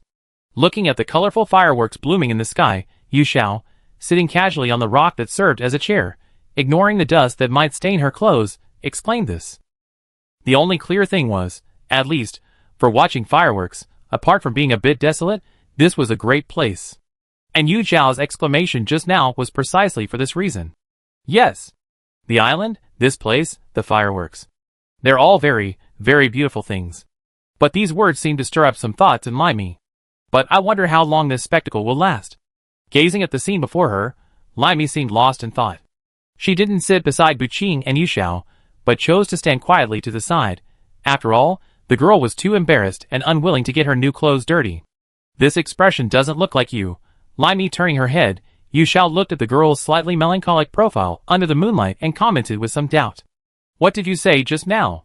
But perhaps because of the crackling sound of the fireworks, he didn't hear what Limey said clearly. No, it's nothing. How should I put it? I was just thinking, I wish these peaceful days could last forever. Things like that. Oh. I didn't expect you to worry about this kind of thing. But don't worry, Limey. This scenery will definitely last forever. Casually grabbing a piece of weathered sandstone from beside her, watching it slowly fall through her fingers, Yu Xiao said casually. This island, it's small, dilapidated, and not wealthy. But that's precisely why we can live here so leisurely in this way. This was indeed his honest opinion. After all, his life in his previous life, living in a technologically advanced steel city, wasn't much better than his life on Pumlai Island in this life. So you can rest assured, Limey. I think even if aliens attack one day, they won't choose this place as their destination. Haha. Ouch. While laughing carefree, Yu Xiao suddenly felt a sharp flick on the head. He looked towards the source of the movement. It was Buqing. What's wrong, my Yumu? Because you went too far. This is your hometown, after all, where you were born and raised. Show some respect, show some. Hey, you're only talking about me? You were the same way. Just a while ago, you were dreaming about going sightseeing off the island. That's that. This is this. You can't mix them up, Akira. Looking at the two of them, who were now arguing again over this trivial matter, Kurami Kagasaka couldn't help but smile brightly. Yes. From now on, and always, look, it's a frog. Chapter 70. Before Kronk, who had silently left Connor's office, and was walking towards his dormitory, Lieutenant Kronk. A warm greeting rang out as someone hurried up to him. It was a young man who, though still somewhat green in appearance, already exuded the serious air unique to soldiers in his every gesture. In Kronk's memory, the young man's name was indeed Ein? What's wrong? I remember you were supposed to be assisting with the mobile suit maintenance just now. Is that so? Ein was somewhat surprised, but then explained, just now, Commander Conrad personally went to the hangar. He said he would personally handle and supervise the rest of the maintenance work, so there's no reason for someone like me from Yenzhou. No, for a regular officer like me to get involved. That Conrad would actually personally intervene in the mobile suit maintenance? This information from Ein surprised Kronk. But he quickly understood. Everyone has two sides. Even if that officer was a bit petty, perhaps he also had some unexpected good qualities. So he shifted his attention from the officer to Ein's direction. I see. You worked really hard, Ein. I often think it would be better if I could take care of you more. But I'm still unable to do so. I'm sorry. Not at all. After being praised like this by her direct superior, Ein scratched her head a little embarrassedly. I originally came from an EU colony. To be able to join this unit, become a mobile suit pilot, and meet someone as reliable as you, Lieutenant 2. What more could I possibly need? From his words, it's not hard to glean several facts about the EU.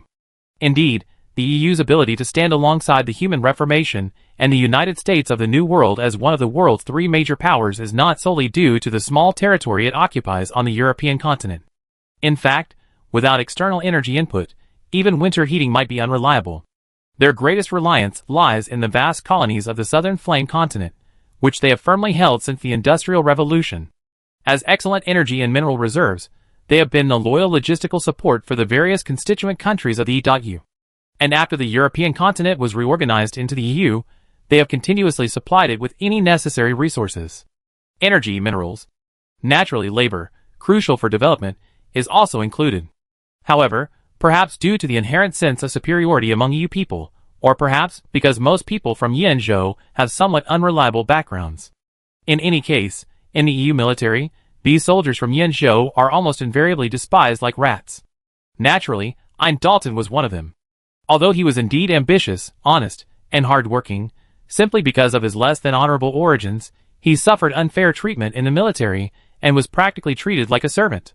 Therefore, it's understandable and fortunate that he would feel an almost dependent closeness to Chant, one of the few people who wouldn't discriminate against him because of his background. And for such a young man, what's even more fortunate now is undoubtedly, it's good that you think this way. But Ein?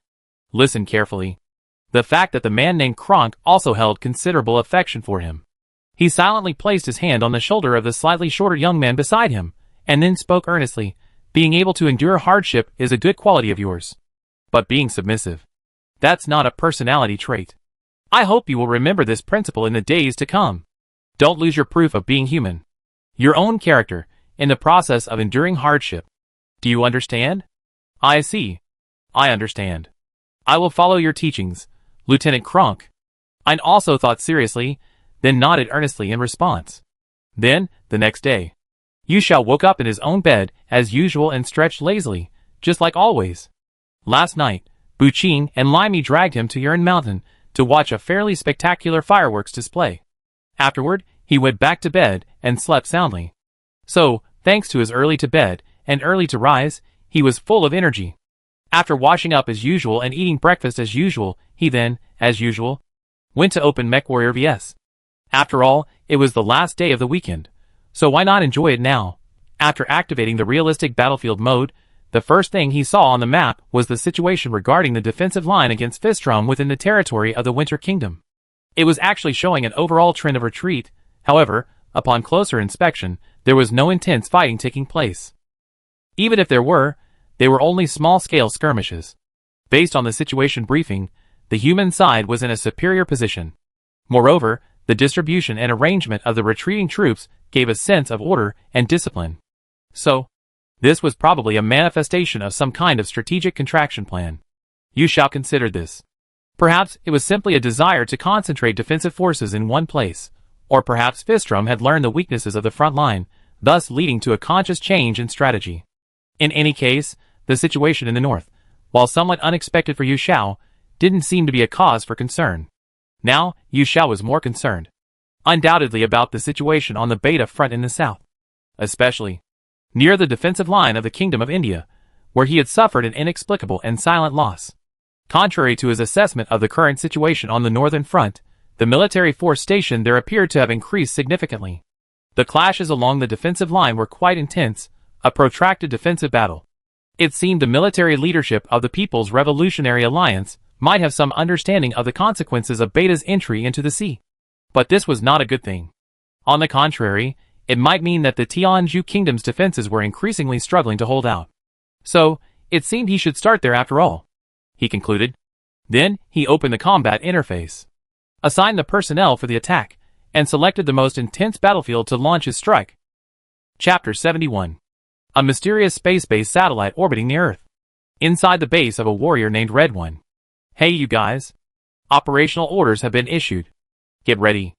Attack now. A white-haired man named Wolf rudely flung open the isolation door, shouting impatiently. Fidel and Luo Dongchuan, sitting in the dining room eating breakfast, were clearly surprised. Now? Hey Fidel, have we ever had an attack scheduled this early before? I don't know. No. I don't think so. That's how I remember. Forget about established practices now. After all, since you were resurrected, you should have been prepared to face a life that breaks with routine, right? Move out now. The scene then shifts to the hangar. Luo Dongchuan and Fidel were, after all, well-trained soldiers. Therefore, their reaction to this somewhat sudden attack order was at most surprise. Now, They were all seated properly in their cockpits, following the proper procedures for the attack. The target area seems to be the city center. Civilian evacuation is underway, so be careful not to accidentally injure them. Be careful when using live ammunition, don't let spent shell casings cause accidents. And listen to Wolf's tactical briefing. Alright. That concludes the operational instructions. Now, listen carefully, regardless of your past. I'm the captain now. So, the first order is? Wolf cleared his throat. That means, don't die easily on the battlefield. Even if those bug-like creatures eat you down to just the cockpit. By then, crawl out of the atmosphere and back onto this satellite. Understand? Understood. Fidel and Luo Dongchuan responded in unison. After yesterday's conversations and adjustments, they had developed a certain level of trust in their seemingly unreliable captain. Moreover, what he said, though somewhat harsh, genuinely revealed his concern for his subordinates' lives. Good reaction. But lacking a bit of momentum. Trying to pilot a mobile suit so softly? Next time, remember to speak louder when responding to my orders. Wolf jokingly shouted upon hearing their response. The only remaining issue is this machine. I think it's called Tulgis. We done simulations, but I heard it's a wild horse that's hard to control. One wrong move, and you might lose your life? Then, stroking the somewhat unfamiliar instruments in the cold cockpit, Wolf muttered to himself with a touch of melancholy. But despite stating the difficulty of the situation, his expression involuntarily brightened. Not bad. This kind of challenge is more interesting. It reminds me of the days when I first met Fleet. Wolf and Nyaker, let's go! With an excited shout, Tulgis appeared in the hangar in a flash. This was proof that the space teleporter had been activated, and it was directly transported to the battlefield. And he wasn't the only one preparing for departure. Seated in the cockpit of the prototype Savior Gundam, Fidel murmured to himself, this mobile suit assigned to me by Mr. Red One. Gundam, no, the name of the Savior, I will not let it be tarnished. He took a deep breath, his body instinctively tensing back, as if preparing for the impact of the sudden acceleration during sortie. Although nowadays, he used a direct spatial teleportation device, so there was no pressure. But this habit, ingrained during his military service, was difficult for Fidel to break anytime soon. At the same time, his gaze grew increasingly resolute. And only when the countdown to sortie reached 0, and the bright red characters on the instrument panel turned to the emerald green launch. To protect the peace of the people on this planet. Fidel Ashima. Prototype Savior Gundam, sortie.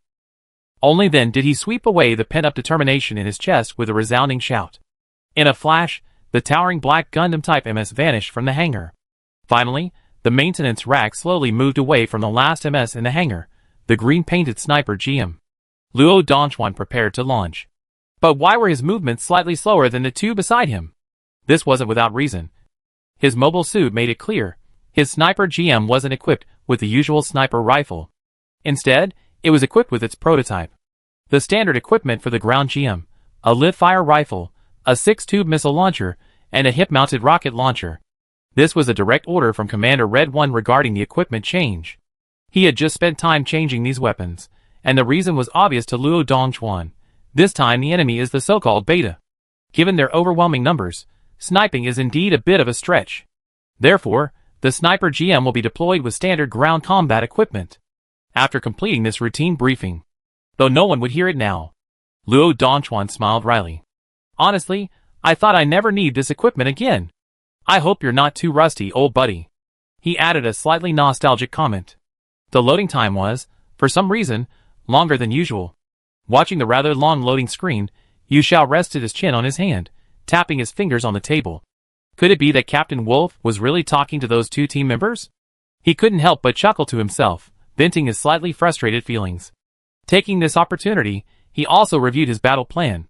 This time, they would launch an attack in the city of India, engaging in fierce combat with the infiltrating beta while simultaneously covering the evacuation and refuge of the civilians. For Red One and his squad, it wasn't a particularly daunting task. At that moment, loading was complete. Looking at the screen, he saw a mech, its purple-red exterior resembling a demon, standing majestically amidst the concrete jungle. Picking up the controller, Yu Xiao suddenly felt that now was the perfect moment to repeat a certain line, EP1. Witness my victory. And finally, he actually recited it with a serious expression. As expected, Takahito Koyasu is really cool when he's serious, Yu Xiao thought. Chapter 72. Located in the southern part of India, within the city of Bangalore, renowned for its advanced technology and often referred to as India's Silicon Valley. Now rampaging and destroying everything, a savage swarm of insected creatures, completely ignorant of any technology, is wreaking havoc. Under the increasingly fierce offensive of the betas, the defending troops outside the city scattered in disarray. The invading iron hooves of these alien monsters have finally trampled into the high-tech city that symbolizes human civilization. The remaining troops can only barely maintain a defensive line in the city streets, organizing the hasty evacuation of citizens while struggling to resist the enemy's attacks. Although the commander has requested reinforcements from the surrounding garrisons, when they will arrive remains unknown. Fortunately, in such times, as is customary, a group of steel guardians, appearing like heroes, will always descend, swooping over the town's buildings were the shadows cast by jet black fighter jets. Those were the MA form of the mobile suit, the prototype Savior Gundam. I see. Despite its powerful output and armament, its energy consumption is correspondingly intense. Also, the overly integrated structure of the mobile armor form, while enhancing its atmospheric flight capabilities, conversely causes inconvenience. If any part is damaged, the transformation mechanism could completely fail. It seems that perfect control of it will require some practice. Sitting in its cockpit, Fidel solemnly muttered to himself, examining the performance specifications displayed on the machine's control panel. This is a second-stage mobile suit, this is Gundam. As he explained, his machine's radar detected the presence of betas nearby. Based on his prior knowledge, Fidel judged that the creature beside him was a fortress class. Only one unit was moving slowly. Had its comrades been eliminated, or had the success of the battle made the leader of this swarm of insects complacent? Fidel didn't understand, but he didn't need to. In the midst of a battlefield, there was only one thing to do. That was to fight each other until one side was completely defeated. Can I do it? With myself. Despite piloting an unfamiliar machine and facing the most threatening fortress class among the betas, Fidel still felt an unquenchable tension. No, I must do it.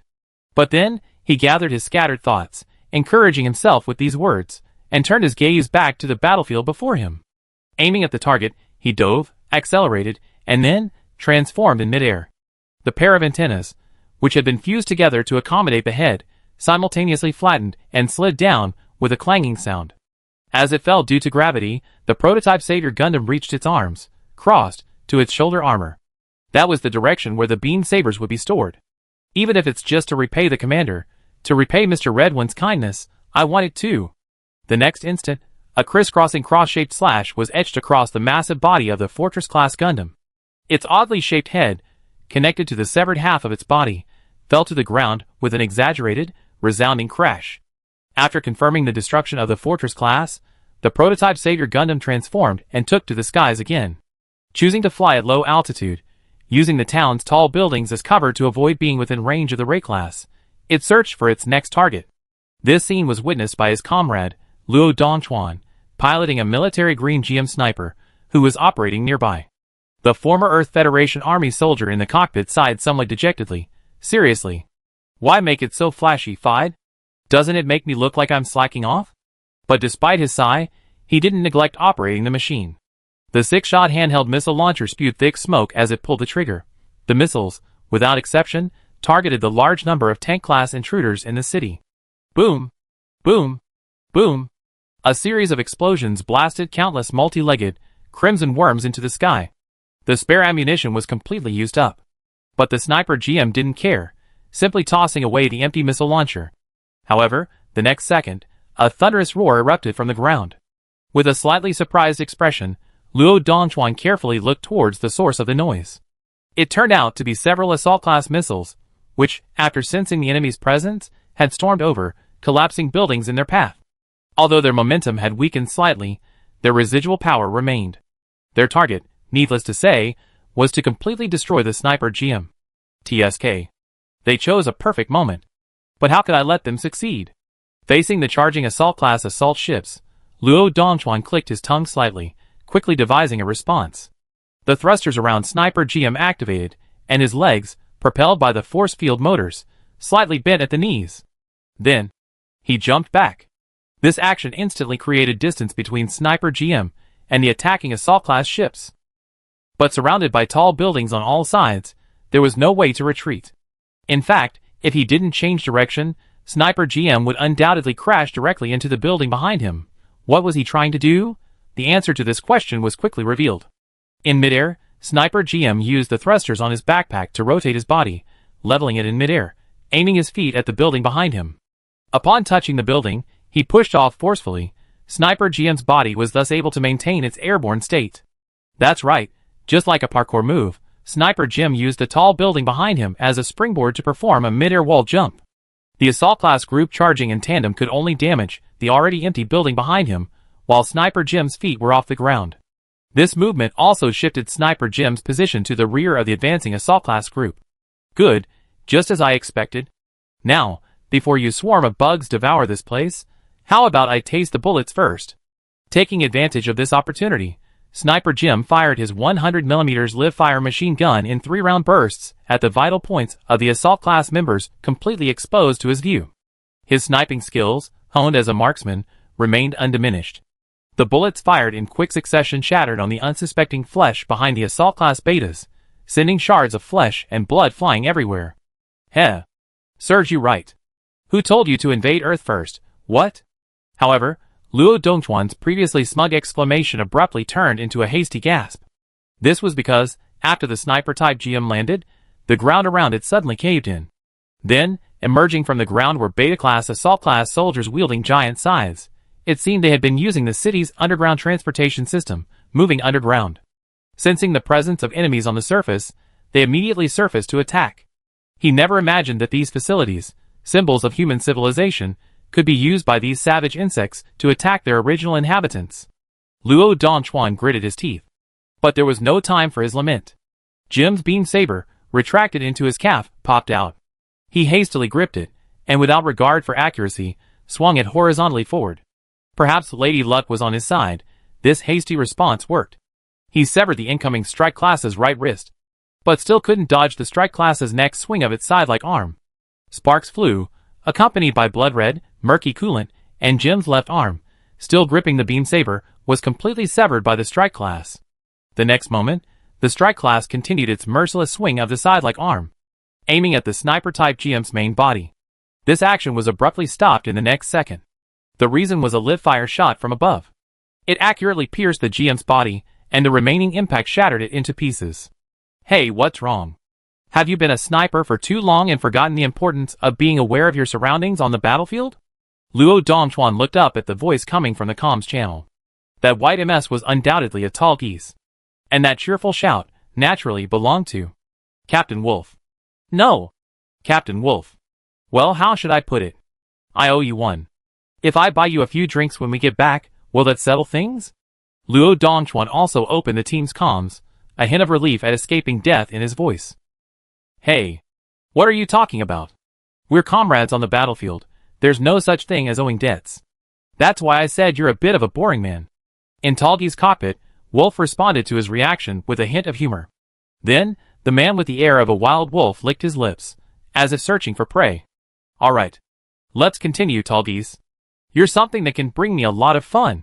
He then murmured excitedly, as if his very being craved battle. Not bad, these NPC teammates. In the distance, through the gaze of the EP1 Gundam standing quietly at the street corner, Yu Xiao observed the movements of his current comrades, and commented accordingly. Standing idly in place wasn't because Yu Xiao wanted to slack off. It was simply because he had already finished everything he needed to do. That's right. At this moment, not a single surviving beta could be seen near Yu Xiao. This was not only due to his skillful operation, but also because of the superior performance of the EP1.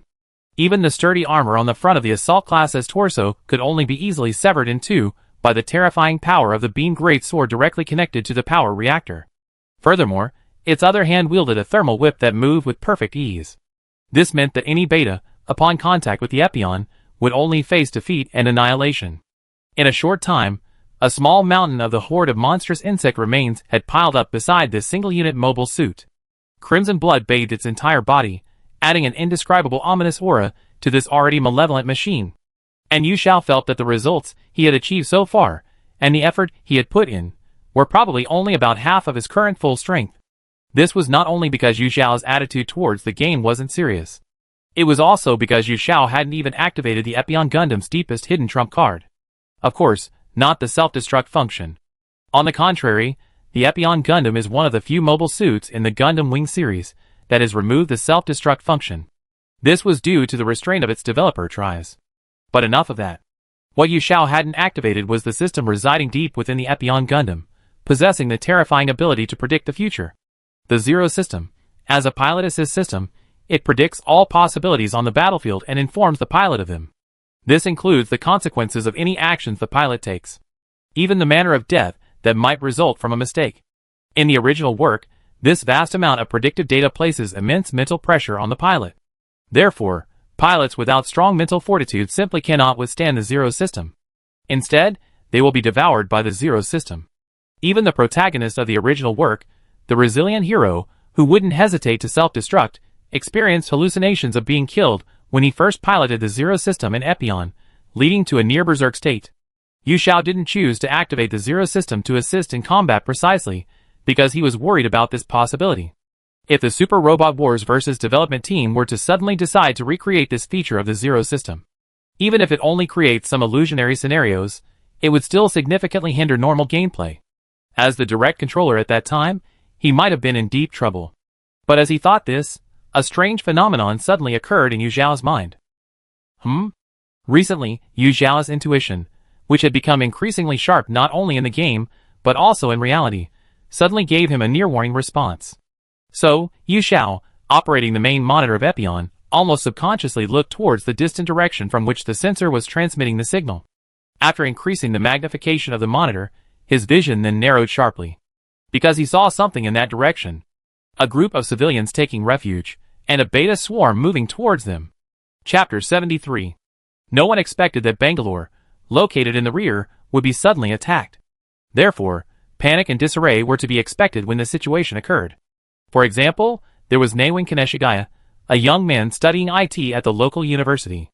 This young man, whose family had some Japanese ancestry, was anxiously searching for someone amidst the ruins. Sitara. Sitara, are you here? Kaneshigaya Sitara, that was his sister's name.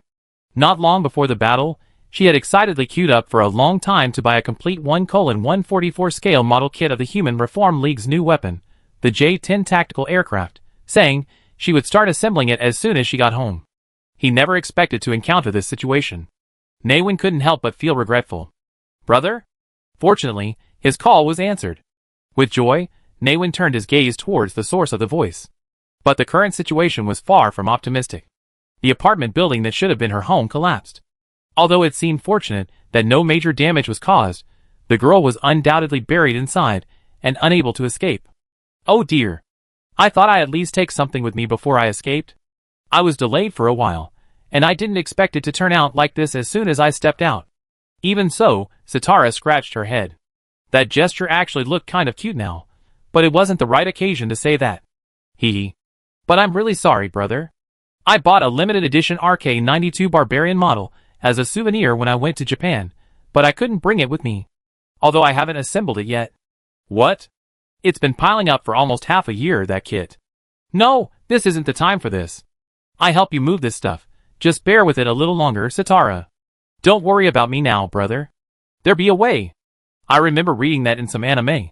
Anyway, brother, you should go first. Perhaps because they spent so much time together, or perhaps because of their blood ties. In any case, Newin, as her brother, couldn't possibly be unaware of Sitara's current thoughts. This silly girl, though she speaks so lightly, she actually wants him to escape alone. She's playing the hero. Look! If this were a robot anime, or a Hollywood movie, maybe if she were left behind, her chances of survival would be a little higher, right? But Newin could never do something like that. Don't talk nonsense.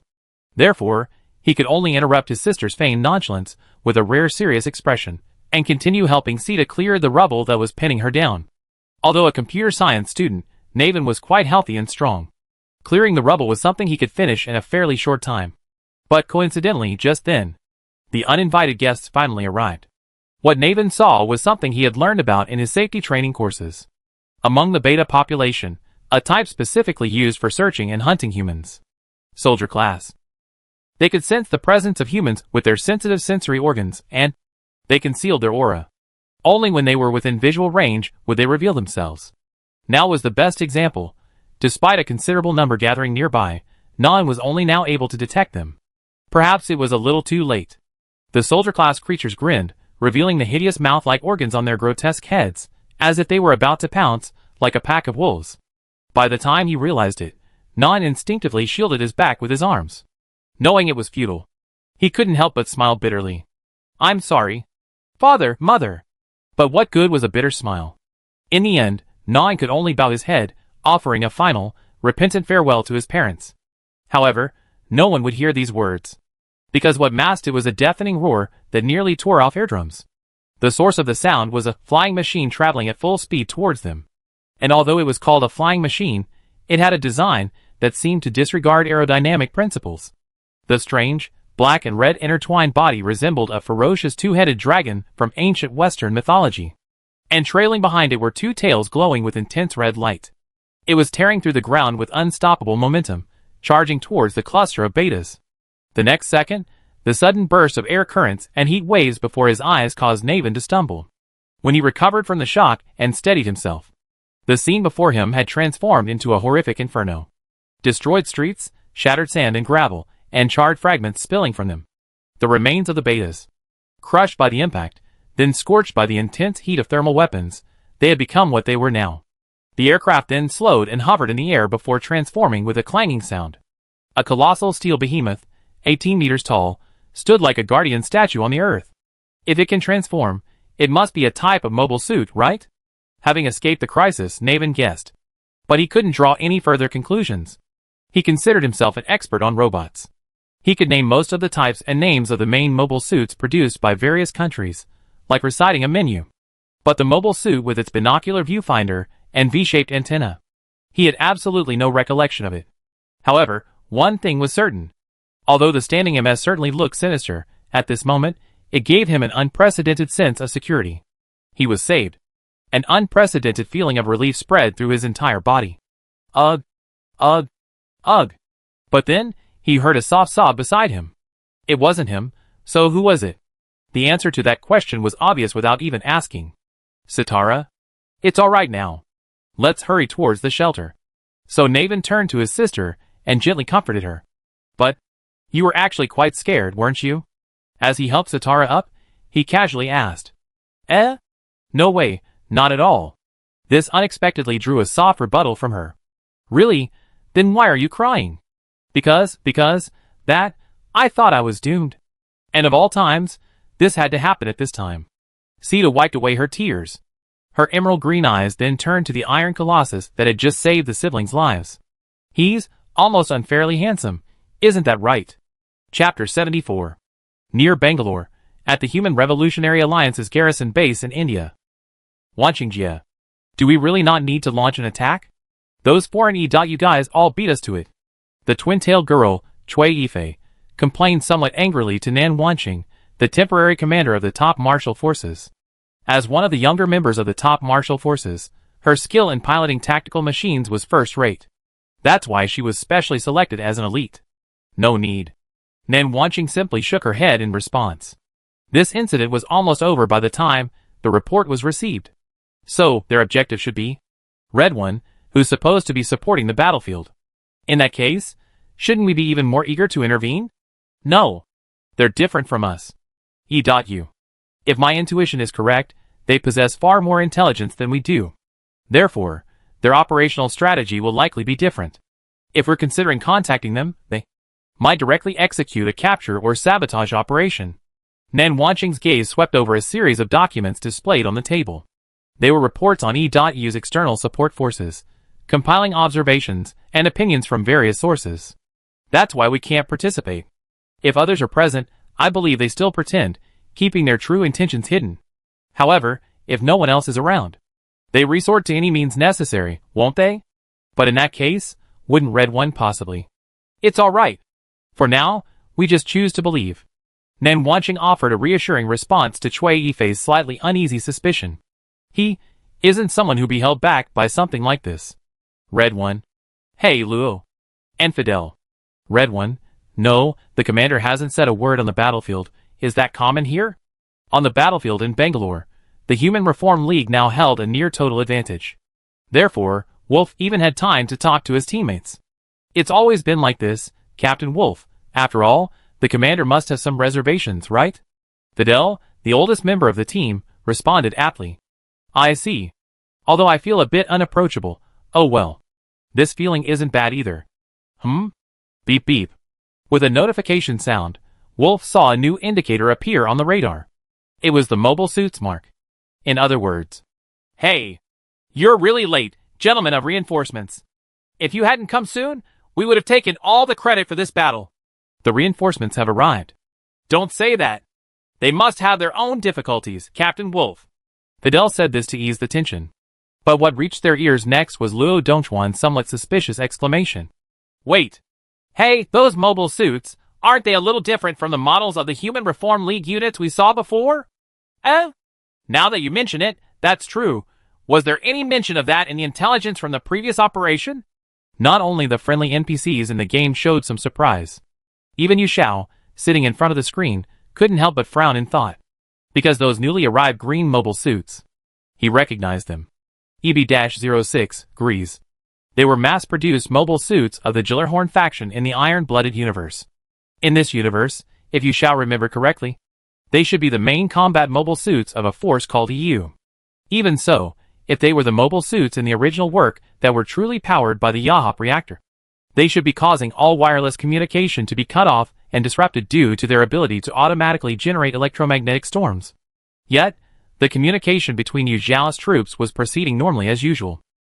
In other words, those shouldn't be the Grease from the Iron-Blooded universe, he remembered, but rather some kind of mobile suit with a similar appearance and weaponry, but fundamentally different. Judging from their seemingly evasive maneuvers, as if dodging beam-level targeting, Yu Xiao deduced that these Mechs probably didn't possess the non-layered armor from the original work, which rendered beam weapons nearly ineffective. This reassured him considerably. Or rather, it was more normal this way. If the balance of power among the three great nations were completely unequal due to the different origins of their Mechs, Yu Xiao might very well have made the Mech Warrior vs. Development team come out and apologize. So, feeling relieved, he simply refocused his attention on the monster horde in the town and issued the overall tactical order of focus on attack. The intention, of course, was to have those present continue the annihilation of the betas. His team, as usual, understood his instructions. Got it! Got it, guys! Keep the target on those betas! Don't fall behind! While giving encouraging commands, Wolf, piloting the Cherokees, activated its super thrusters and took the lead. His target was a distant segment class vehicle. But at that moment, a Graze, also located nearby, also began to move. Not wanting to let go of their prey. But unfortunately, even when I was a racer, I never lost to anyone in terms of speed. Seeing this, perhaps driven by a touch of childish competitiveness, Wolf increased the Cherokees' speed. Although the ever-increasing G-forces were pressing on his chest, it was precisely this feeling that fueled his excitement. Yay! Too bad, I take the spoils. He let out a triumphant cheer. Indeed, the high-output beam blade pierced through the fortress-class enemy as expected. But Wolf didn't receive any positive feedback from this victory. What? He murmured in astonishment. It was all because of that Gretz. At some point, it had suddenly accelerated forward recklessly. And as Talgi swung his sword, it perfectly changed direction, delivering its cockpit section onto Talgi's blade. And ultimately, and predictably, the pilot was vaporized. To call it suicide, choosing such a method of death on the battlefield seemed far too extreme. But to call it accidental, the machine's actions showed no hesitation whatsoever. It was as if it had gotten its wish. Chapter 75. The Gretz, accidentally hit by the Talgis, naturally vanished the next second due to damage to its power unit. The pilot's fate was sealed, death. Seeing this, the soldiers of the EU dispatched force were naturally shocked, bewildered, and those unaware of the truth were naturally filled with righteous indignation. However, the leader of this force, Connor Conrad, what is this? Look, everyone! That Talgis. No, or rather, that Gundam, truly is a weapon of evil. It not only kills enemies, but also the humans wielding the weapon itself. The pilot of that mobile suit has undoubtedly been devoid of humanity. To defeat the enemy, it even ruthlessly kills its own comrades. Even fellow humans. Yet, after revealing a smug smile, he reacted with an overly excited and impassioned manner. Losing comrades is certainly heartbreaking. But we have no time to wallow in grief. He even clenched his fist with a hint of shared sorrow while delivering his speech on a public frequency. Then, clearing his throat, he began with an air of seriousness. Notify all our units in the operational area to delete the friendly fire identification signals of those machines. Implement Alpha engagement rules. Fire control systems are off, weapons are used freely. At any cost, we must defeat the incarnation of the devil here. This is my order as the unit commander, Connor Conrad. This abrupt turn of events naturally aroused suspicion. For example, the two inspectors of this unit. Hey, McGillis. That sergeant's identification signal has indeed disappeared, but, to apply engagement order Alpha just because of an accident whose cause is still unknown? What's going on? No wonder Galio was so surprised. Engagement order Alpha, it's a rule common to all armies, regardless of the nation. Because humanity's common enemy, the Fistrum, possesses assimilation capabilities. Sometimes, it's necessary to attack assimilated friendly forces to prevent further damage. And Engagement Order Alpha exists precisely for this purpose. In short, it removes units originally marked as friendly from the radar, and treats designated targets as enemies. To this, McGillis simply habitually twirled his long, blonde bangs. After a brief moment of thought, he reached a somewhat startling conclusion. So that's how it is. This was a staged accident. What? You said it was staged? Yes. In this day and age, there are quite a few ways to stage an accident like this. Whether it's preemptively injecting hallucinogens, or forcibly controlling it remotely using commander privileges. It's probably to use this battle to first destroy the Tallgeese and the Gundam, then gain favor with the bigwigs in the corporation and, incidentally, smear the blame for lax oversight on the two of us. No, on the entire Seven Stars family.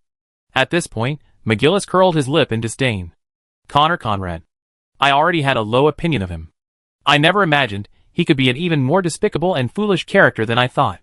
Meanwhile, his words ignited Galio's righteous indignation. Damn it! To insult the dignity and lives of soldiers fighting on the front lines for his own selfish reasons. I'm going now, as a member of the Seven Stars family, and as the inspector sent by Romferat, to demand an apology and the revocation of this unreasonable order. He pounded the cockpit screen in frustration, then gripped the controls, looking ready to settle scores with Connor's Gretz. No! You can't go, Galio. This action was then gently stopped by McGillis. What? In this situation, you're telling me to stand by and do nothing? Not at all. Leaving aside whether Connor will obey your orders, most of the soldiers are probably still being misled by his clumsy lies.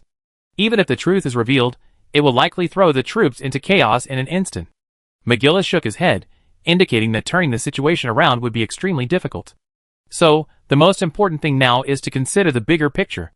Galio, you return to the garrison immediately and report everything that happened, down to the smallest detail, to Romfala's headquarters. Ugh. I hate to admit it, but you're right. Wait, you said I should go, so what about you? I stay here. After all, if neither of the two inspectors is present, Connor might try to frame me for dereliction of duty, right? TSK. That makes sense. Then I leave this to you, McGillis. Although he cherished his childhood friend, the purple-haired youth was the type who knew what was important. So Galio, piloting his specially modified Schwarb Grintz, a machine enhanced with improved mobility, speeded off into the distance. But watching his friend depart at full speed. I leave it to you too, Galio. After responding, McGillis's lips curled into a slightly sinister smile. Then, he muttered to himself, just as I expected. I didn't even need to lift a finger. That buffoonish clown has already done all the preparations for me. He maneuvered his Schwarb back slightly to distance himself from the battle, and his azure eyes sharpened. Let me see how you intend to demonstrate your power to the E.U. No, to the world, on this stage that's been set up. Red One, and Gundam. It seems that in this series of schemes, the role this blonde youth played might just be the Oriole disguised as a mantis. The news of friendly forces being shot down certainly surprised the soldiers at the front. No, it was more like it aroused suspicion. But what made Lieutenant Cronkchant, a seasoned soldier in the E.U. Army, even more suspicious was this. Why did so many mobile suits prematurely take action before the Alpha's orders for engagement were given, and then their radio communications were cut off? Even the mobile suit of the young Ein Dalton, whom he was specifically targeting, was among them. He didn't seem like the rebellious type to do something like this. So, Kronk steeled himself and propelled the MS forward. Approaching Ein at high speed, he placed Gritz's hand on the shoulder of the other's machine and, instead of using radio, contacted it via physical circuit, asking Ein, "How are you?" Lieutenant Kronk? I can't operate the machine. It's been like this since just now. Please help me. The young man on the other end of the line tried to suppress his panic, but his voice clearly betrayed his disarray. He didn't seem to know what had happened either. And, unable to operate the machine. This information, combined with Kronk's memories, led his deduction to a possibility he had previously been unwilling to consider. Could it be the MD system? Despite being a veteran of frontline combat, Kronk knew the name of the latest cutting-edge system being developed under the leadership of the EU military. It was a system that supposedly could replace the pilot, operating the machine using artificial intelligence programs. Recalling what Ein had said shortly before the sortie, Commissioner Connor took over the maintenance of the mobile suits. Kronk roughly understood the whole picture of the incident. Even if it started as a small-scale conflict that could have been a friendly fire incident, as the number of casualties increased, a battle with Red One would be inevitable. Using underhanded tactics, he added with a hint of disdain. But complaining was useless. Connor's treacherous scheme had already taken effect. So, the only thing to consider now was how to save his subordinates, who were about to be used as scapegoats, from this predicament. Once taken over by the MD system, it can only be deactivated by the unit commander himself. Software-level hacking is practically impossible. However, hardware-level solutions are still possible. Alright. It might be a little bumpy, bear with it, Ein. What? Before Ein could react, a heavy impact came from the Gretz he was riding in. It was the sound of Kronk slashing off his limbs with an axe. Lieutenant Kronk, you. Although initially slightly surprised, the young soldier quickly realized the other's intention. Therefore, Ein's following words contained not only astonishment, but also a hint of reluctance. Although the radio communication was blocked, preventing him from seeing the other's expression, Kronk couldn't help but smile and nod, hearing the emotion in his words. Yes, alright, Ein Dalton. Your mobile suit is heavily damaged now. As your direct superior, I order you to retreat immediately. Even abandoning a mobile suits is acceptable. That's too, I don't deserve it, Lieutenant Kronk. You might be treated as a lawbreaker. Don't worry. This battle, once Connor's conspiracy is exposed, the details of this battle will be easier to clarify. Kronk took a deep breath. Besides, with the radar and fire control systems having deactivated friendly fire markings, a couple of friendly fire incidents wouldn't be surprising. Meanwhile, in Yu Zhao's view, his squad seemed to be in complete disarray. This is Fidel, under attack. It's a rifle with solid ammunition. Does that mean the enemy is? Humans piloting mobile suits like us? First was Fidel. Me too. Currently engaged in combat at location B12, it seems to be an enemy type with deliberately enhanced armor and close-quarters combat capabilities. Be careful in battle. Damn it, the radar identification signal is clearly friendly. Hey, Captain Wolf. Do you have any clues? Next was Luo Dongchuan. The half-body image of this man in the corner of the screen looked somewhat disheveled, because his mobile suit's performance was relatively poor, and he had suffered battle damage, making it relatively difficult for him to cope with the attacks. After this battle, it's time to consider replacing his mobile suit. Yu Zhao thought. Unfortunately, neither do I. Their actions were suspicious from the start. One of their units even deliberately lunged forward, attempting self-destruction, but I managed to shoot it down. Wolf shook his head in response. Rarely, Yu Zhao saw this man, who always seemed so decisive in the anime, display a puzzled expression. Huh? Before any battle has even begun? Yeah. Maybe they need an excuse to start a war, which is why they sent out a suicide squad. Hey, Feed. Can't we contact them using the public channel? Even if a battle is inevitable, we should at least know the reason. Sorry. As far as I know, our units seem to only be able to connect to the team's private circuits. Damn it! So you're saying we have no human rights in this world? Well, then we can only listen to what the general orders, right? Until then, let's focus on avoiding combat. So, we're waiting for Red One's instructions. Fine. Then, they seem to have reached a consensus that he should take charge of the current situation. But Yu Zhao had no idea what to do. He had a headache.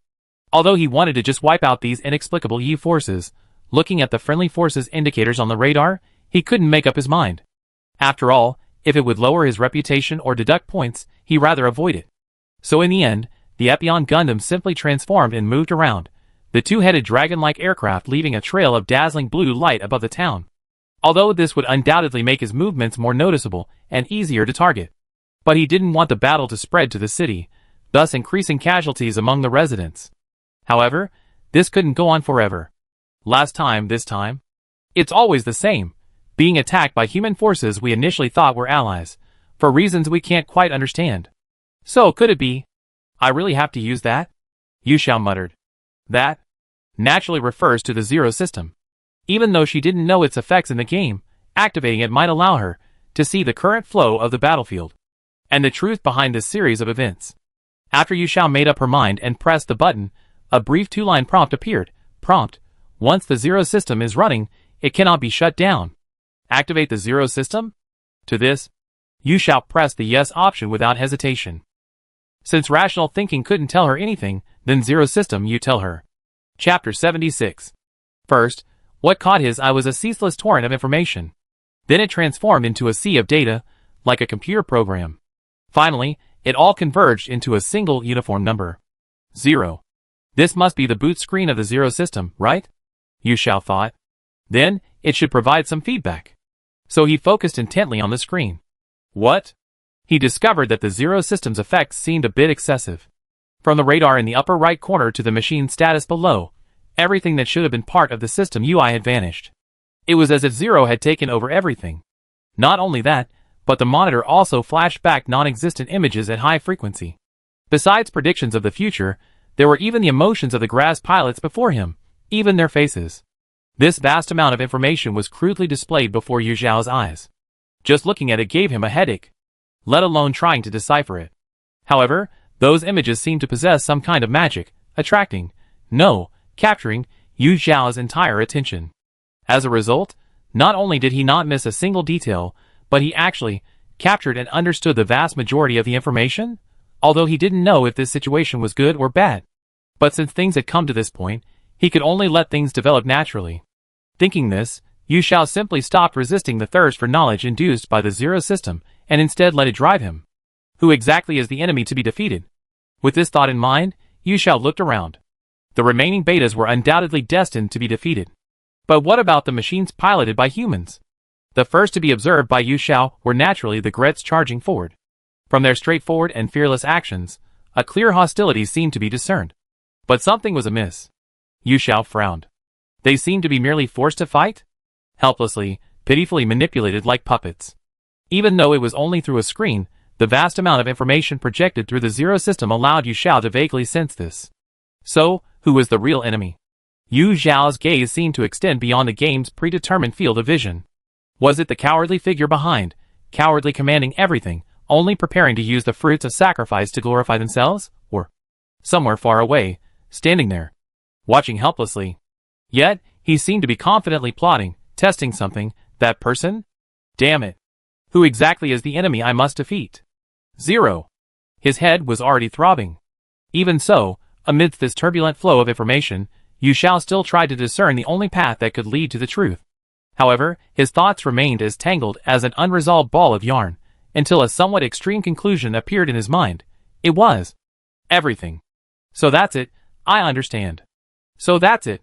Yu Xiao murmured to himself with a sense of relief. That's right. Everyone in the battle. They're all enemies. That's the only possibility Zero type points to. In that case, the rest is simple. Just destroy them all. For some reason, this impulse surged through Yu Xiao's body.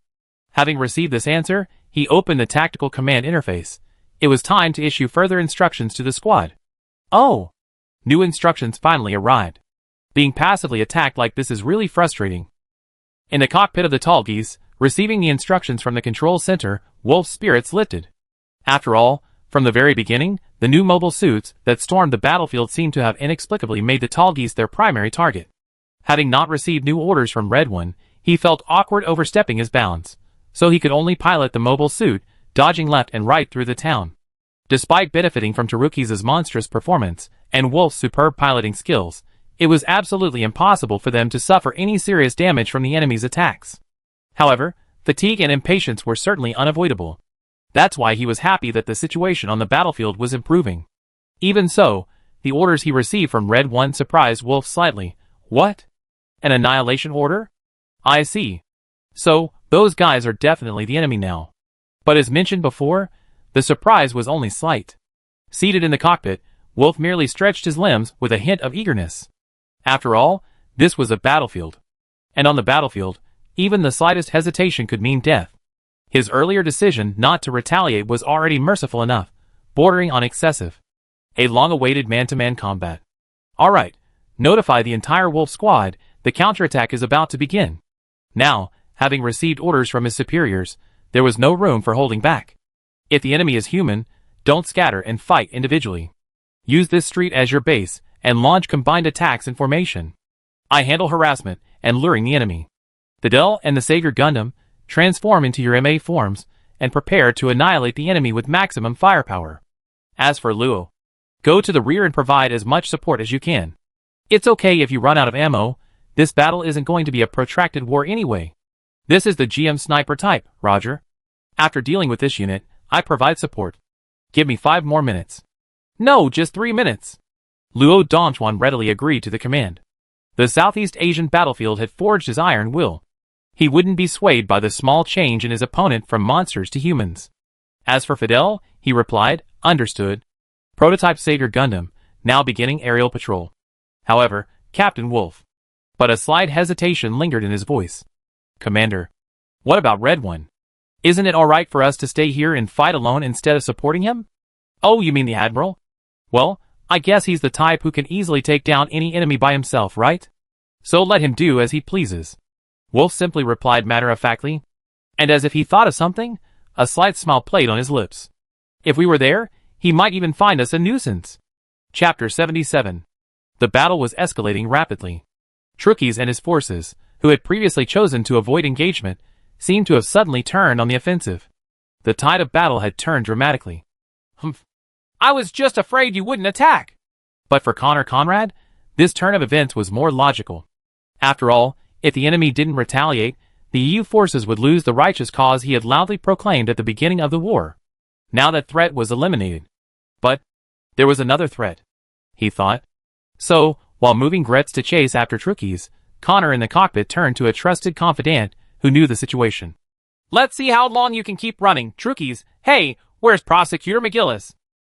Report, he's been observing from the sidelines since just now, and hasn't shown any intention of taking any action yet. His confidant reported truthfully. Humph, so he's really a coward, that little brat. But perfect. This way, the credit for taking down Talgis. Connor grinned greedily, while his Grez accelerated forward. After passing his companion's mobile suits, and reaching a crossroads where no cars could pass, he swung his axe at the constantly maneuvering white mobile suit in front of him. It's all mine, what? But as the words that suddenly turned into a scream indicated, his slash missed.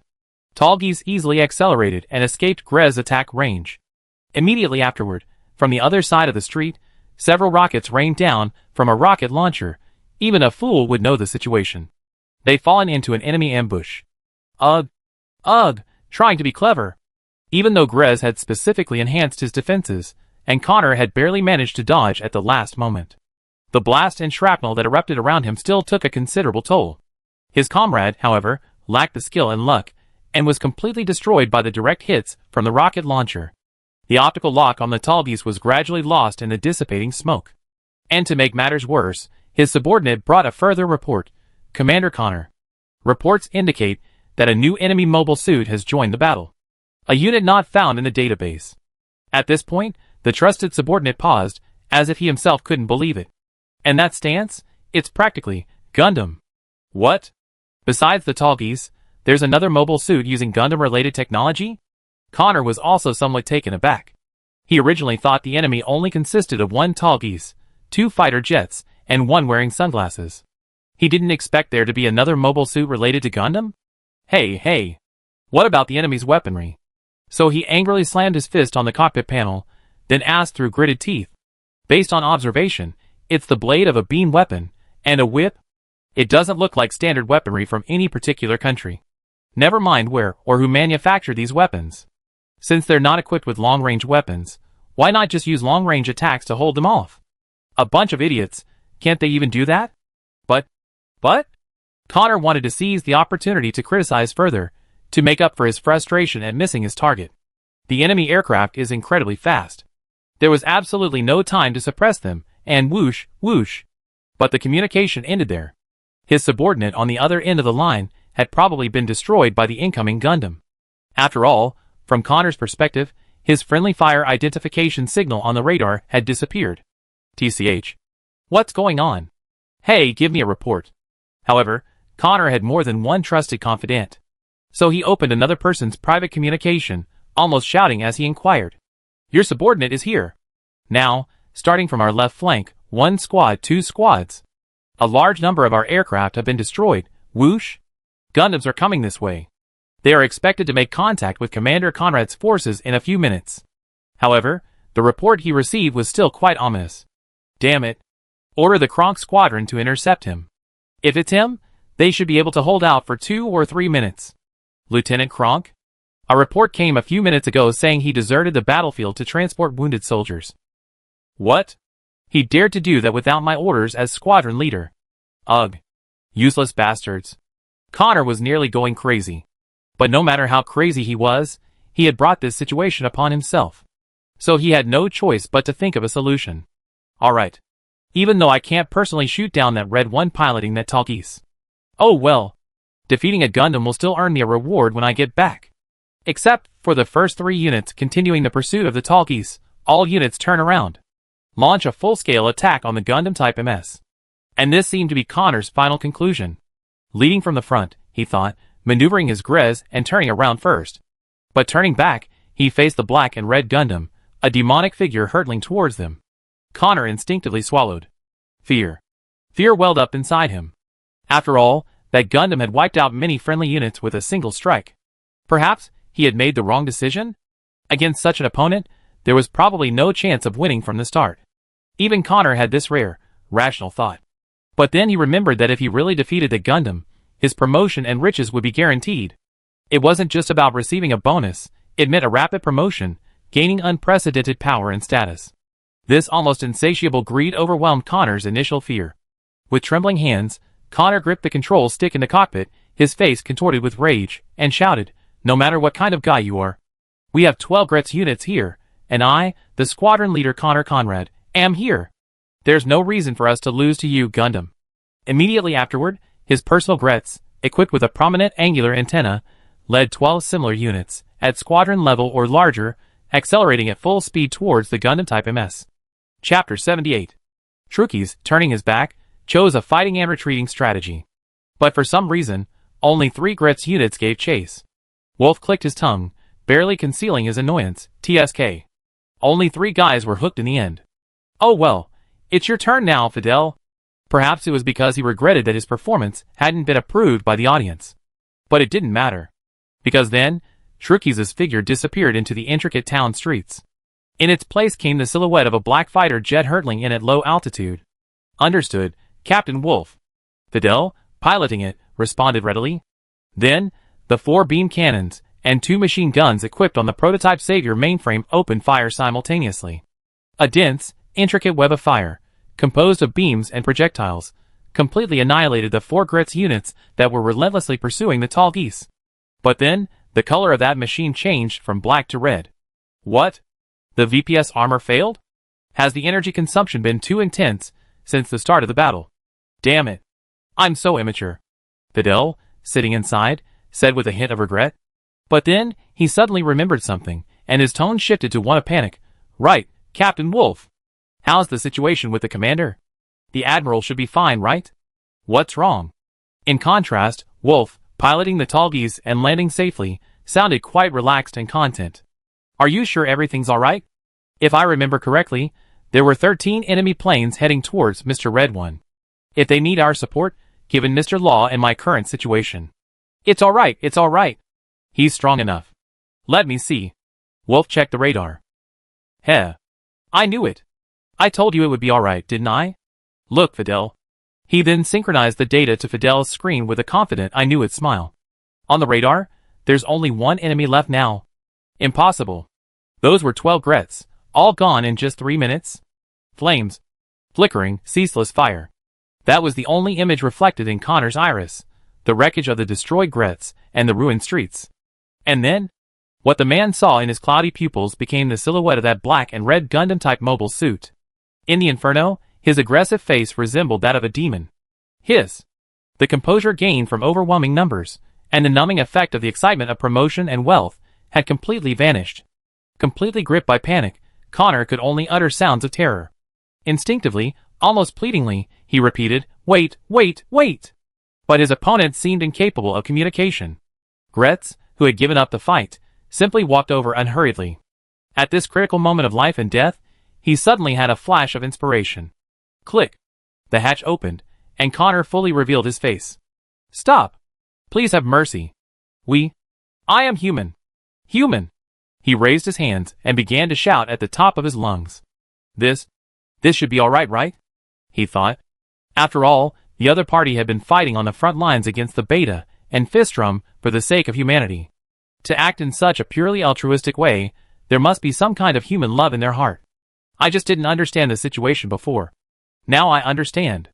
And I hope you understand too, I am human. That kind of guy, once he understands he is human, if he tells the other party that he has lost the will to fight, he should still be able to. As Connor thought this, the green glow emanating from the massive lightsaber in the Gundam Type MS gradually approached. The man named Connor Conrad was undoubtedly vaporized by the intense heat of the slash. I see. That kind of movement. Was the one sitting in that Gundam the red one from the previous video? In the distance, McGillis, who had watched the entire battle, murmured in a low voice from his cockpit. And indeed, he had deduced the truth behind the battle. So, the crew inside the Talgis were now used as bait to attract attention? Even though it was a slight miscalculation. You're quite meticulous, Red One. But thanks to you, I witnessed a perfect performance. He had no intention of engaging in combat from the start. He accelerated, piloting the Schwartz Gretz, seemingly unwilling to linger any longer. However, as he returned to the garrison, McGillis couldn't help but let a slight smile twitch across his lips. Piloting a legendary mobile suit, the Gundam. Possessing a ruthlessness that transcends anger and hatred, and a fair and indiscriminate compassion. Seemingly recalling the legend of the white and blue mobile suit he admired, the blonde youth muttered to himself as if pondering something. Not relying on power, fame, status. Even abandoning the social niceties built on rhetoric. Proving his necessity to the world solely through the simple act of demonstrating his own strength. At this point, he leaned back in his seat, as if to release the pent-up emotions within him. I knew I wasn't wrong. The spirit of a Unica, capable of guiding this decaying world back into a new era, resides within you, Red One. And on the screen, Yu Xiao, piloting the EP1 Gundam, unleashed a fatal blow of judgment upon the last enemy machine before him. A shockwave coursed through his body. He was jolted awake. Cold sweat soaked his back. The Zero system had displayed every detail of the battle to him in meticulous detail, including the scenes of the NPCs' deaths. The sight of them charred beyond recognition by the heat whips, the burning to a crisp by the beam sabers, the pain they felt, and their final screams. All were as clear and vivid as if he had witnessed them himself. Every single detail was crystal clear. These scenes, now recalled by Yu Xiao, sent chills down his spine. Immediately afterward, an urge to vomit welled up inside him. Thankfully, he managed to hold it in. Otherwise, his computer would have been ruined. Yu Xiao lowered his head, gasping for breath, as if trying to let the fresh air dispel the pent-up unease in his chest. This was the first time he had felt a lack of motivation to continue playing MechWarrior vs, not because of time constraints. And now, even the mission completed notification that popped up on the screen could no longer pique Yu Xiao's interest in playing. After a quick glance at the loot screen, he exited the game and took out the disc. Perhaps this is the end of it. Chapter 79. Summer had arrived, but fortunately, Pulai Island, being a small city surrounded by the sea, wasn't too hot. In the evenings, amidst the inevitably noisy chirping of cicadas, inside an inconspicuous building, there was an atmosphere of leisurely abandon, bordering on desolation. This is Pulai Island News. Thank you again for listening. Next up is the anime, Tekkaman Blade. D-boy again. I'm way past the age of watching anime with death tolls that could be counted on a household register. How daring were the censors back then to import this anime and EVA together? Casually turning off the old-fashioned television, Yu Xiao slumped onto the sofa in his living room, listlessly turning over. So boring.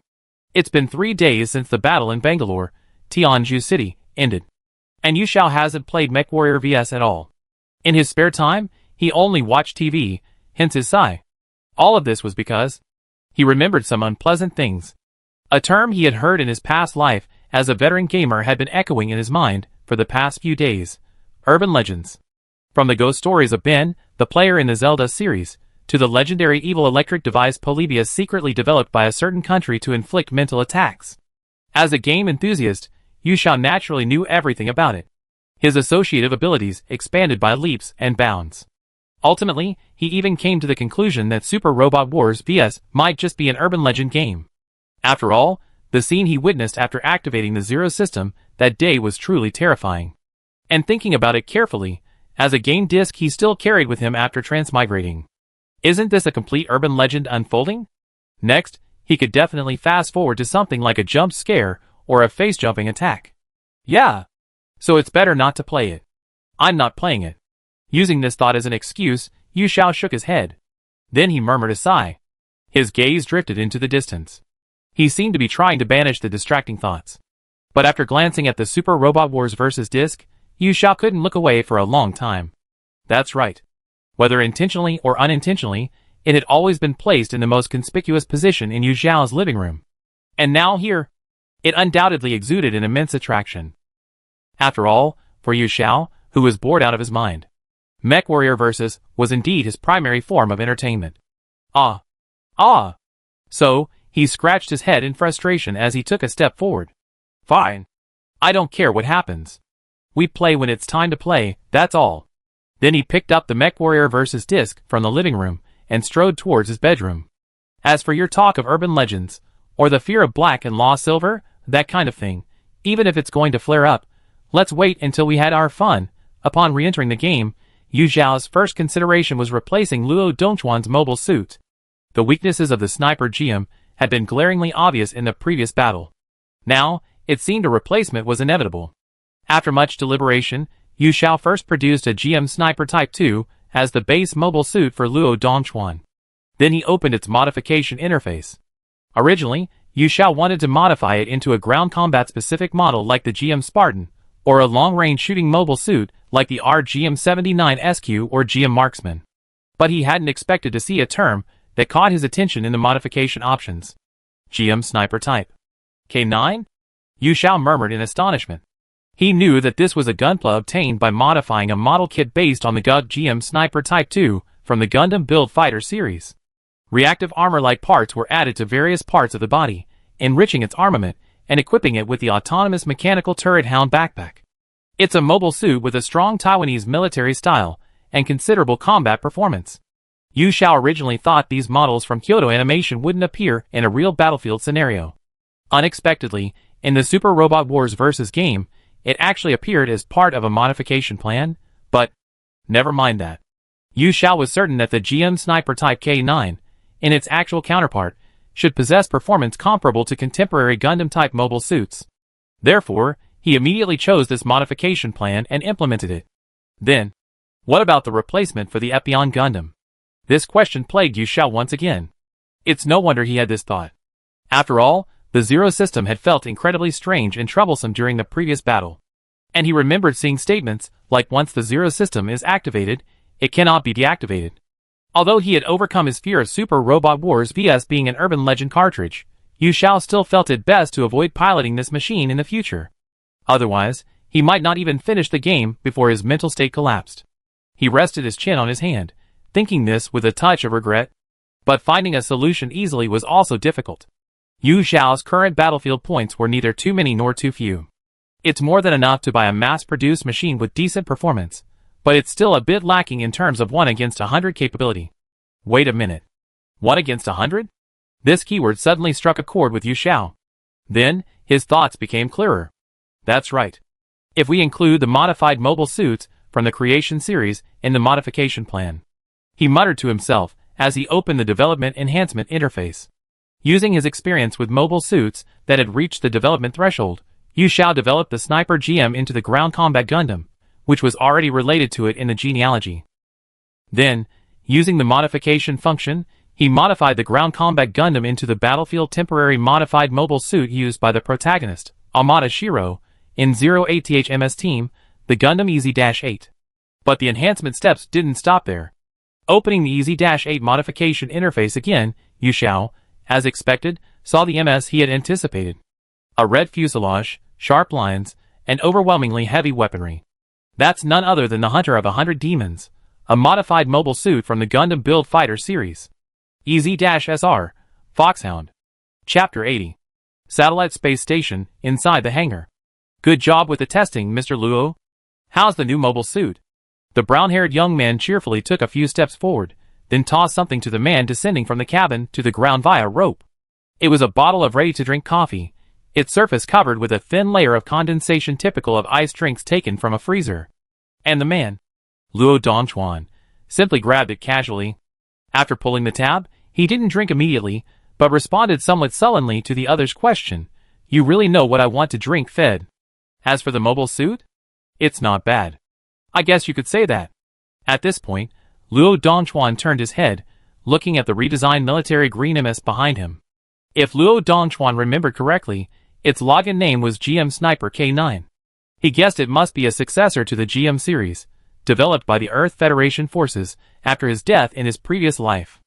Although parting from an old partner was inevitably somewhat sad, Luo Dongchuan didn't show much resistance or aversion to the order to switch to a new machine. After all, despite his usually playful and lively personality, as a soldier, he would always prioritize obeying orders from superiors. And in previous battles, he had also experienced firsthand the significant performance shortcomings of the sniper-type GM in the current combat environment. Therefore, both emotionally and rationally, he had no motivation to object to this decision. Therefore, Luo Dongchuan simply turned back and recited his thoughts after the simulated battle. Although it's a type of machine I never seen before, its performance is definitely commendable. The beam sniper rifle doesn't have heat dissipation issues, and combined with that autonomous backpack, more flexible guerrilla tactics are possible. While the control methods are slightly different, they're basically consistent with previous machines. So that's not a problem. It's just... But his words trailed off. The Dell, naturally, wouldn't overlook this unusual detail, so he asked curiously, it's just... Fortunately, Luo Dongchuan didn't have the bad habit of keeping his thoughts to himself. It's just, a certain system equipped on this machine doesn't quite suit my personality. He paused, even stopping the movement of bringing the coffee bottle to his lips, as if recalling his experience of piloting it. After a long pause, he finally spoke hesitantly. I felt it as soon as I got on. Should I call it pressure or hostility? That system, I don't know whether to call it an exam or an inspection, gave me a really ominous feeling. It felt like it was going to swallow me whole, the human being who is the pilot. He shrugged. To be honest, it's similar to the atmosphere I felt before my last sortie. Having said this, he was finally able to gulp down his canned coffee. I see. Mr. Luo, what are you going to do with that system? What else can I do? Turn it off, of course. Although I heard that thing can instantly boost a mobile suit's performance and output, maybe it could save my life in a critical moment. Oh well. I just pray I'm never forced to activate it. The 250 milliliters can was far too little for a man who had just finished a long day's work. So, after only a moment, Luo Dongchuan tossed the empty coffee can into the trash can. After answering the other man's question, he sighed again. Seriously, how long did the battle between them and the Zeon forces last, to be able to build a mobile suit like that? And that mobile suit, even though it's clearly based on a ground-based Gundam, what was the purpose of that armament? Could it be that Zeon still had the resources to mass-produce the large MAs I shot down? Finally, he turned his gaze to the distance. To a mobile suit with an absurdly large amount of extra equipment and a crimson paint job. EZ-SR. That's a model based on the EZ-8, used by the Siren High School Squad, nicknamed Battlefield Dominators, from the Gundam Build Fighter series. It seems to be modeled after the protagonist's mobile suit from Mech Warrior Ryuki, employing 3 different configurations for melee, ranged, and support combat. In the original work, it caused considerable trouble for the fledgling protagonist group with its coordinated attacks. The EZ-SR, Foxhound, however, was featured in a short story published in a magazine, combining all the previously categorized melee, ranged, and support functions into one. The final mobile suit in the EZ-SR series, while the difficulty of piloting it will undoubtedly increase, its ultimate performance, as its creator stated, is that of a machine capable of taking on 100 enemies single-handedly. Firstly, it features a beam rifle with a new mechanism, allowing switching between long-range sniping and close-range burst fire modes by detaching the barrel. It is also equipped with a beam saber and a variety of melee weapons, such as electromagnetic brass knuckles. The shoulder-mounted 6-tube multi-warhead missile launcher and a 180mm cannon designed for ground combat Gundams ensure that, at long range, it can create a sufficiently suppressive fire network on its own. The 6 jamming devices stored on its back have the function of spreading a particle interference screen that distorts and blocks beams over a wide area after being fired.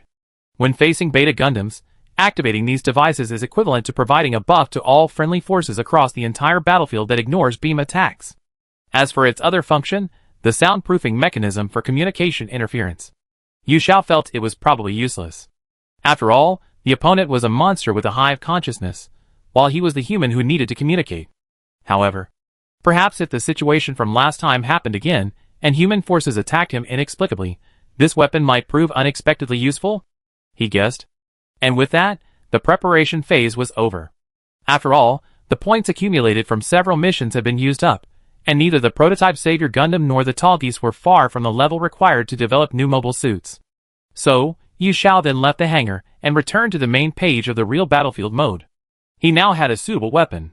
So naturally, it was time to head to the battlefield. As the saying goes, a scholar should be looked at with new eyes after 3 days of separation. Now it was time to let those alien invaders understand this kind of Earth culture. Chapter 81. First, Yu Xiao, as usual, reviewed the current battlefield situation on the map. He had only been away from the game for 3 days. There shouldn't have been any major changes, right? That's what he thought. But reality gave him a somewhat negative answer.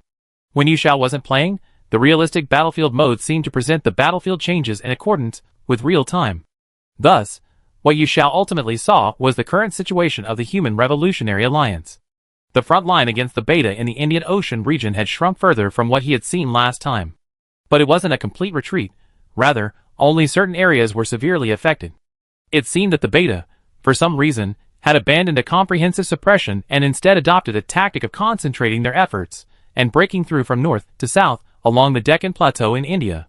Perhaps their leaders, the higher-ups, also understood that once they entered the sea, their invasion would be much more strategically flexible.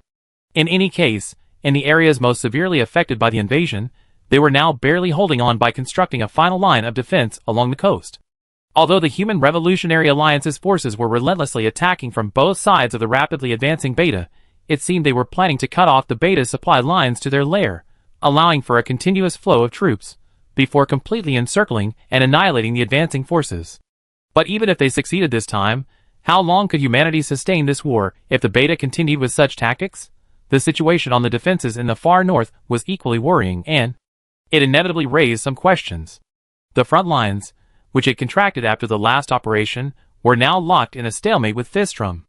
They would launch attacks periodically, following a certain pattern, but unlike the emergency mission Yu Xiao had participated in, they didn't repeatedly send troops to launch surprise attacks on a tough nut to crack.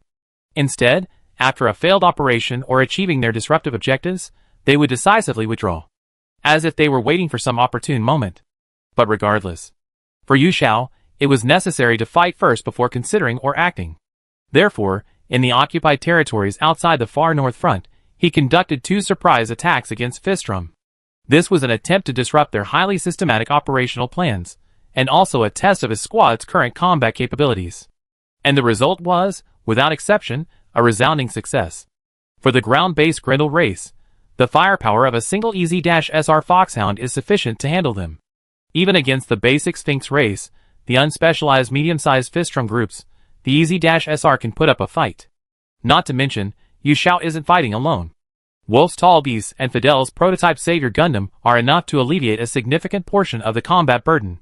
As for the Sphinx variants, such as the D-type with enhanced long-range shooting capabilities, the GM Sniper K9 can handle them. After specialization, its exceptional sniping ability allowed it to turn the tables and defeat the Sphinx D-type before they could even fire. Combined with the Hound backpack on its back, it could employ flexible combat strategies, increasing its accuracy and making it less vulnerable to counterattacks from the Fistrum. As for the particularly troublesome targets among the Fistrum, such as the Pleiades or the Scarabs, although he hadn't encountered them before, even if he were to engage them again, Yu Xiao felt the battle would only unfold in his favor. Now that the battle with the Fistrum was over, Yu Xiao turned his attention to the southern front against the Beta in India. As mentioned above, the enemy invasion was a north-to-south advance along the Deccan Plateau. Although this direction made the route to the sea for the Beta quite long. However, this also lengthened the Human Revolutionary Alliance's battle lines, increasing the effort required to counterattack them. Under these combined conditions, the southernmost Beta invasion even reached the area between the eastern and western Ghats at the southernmost tip of India.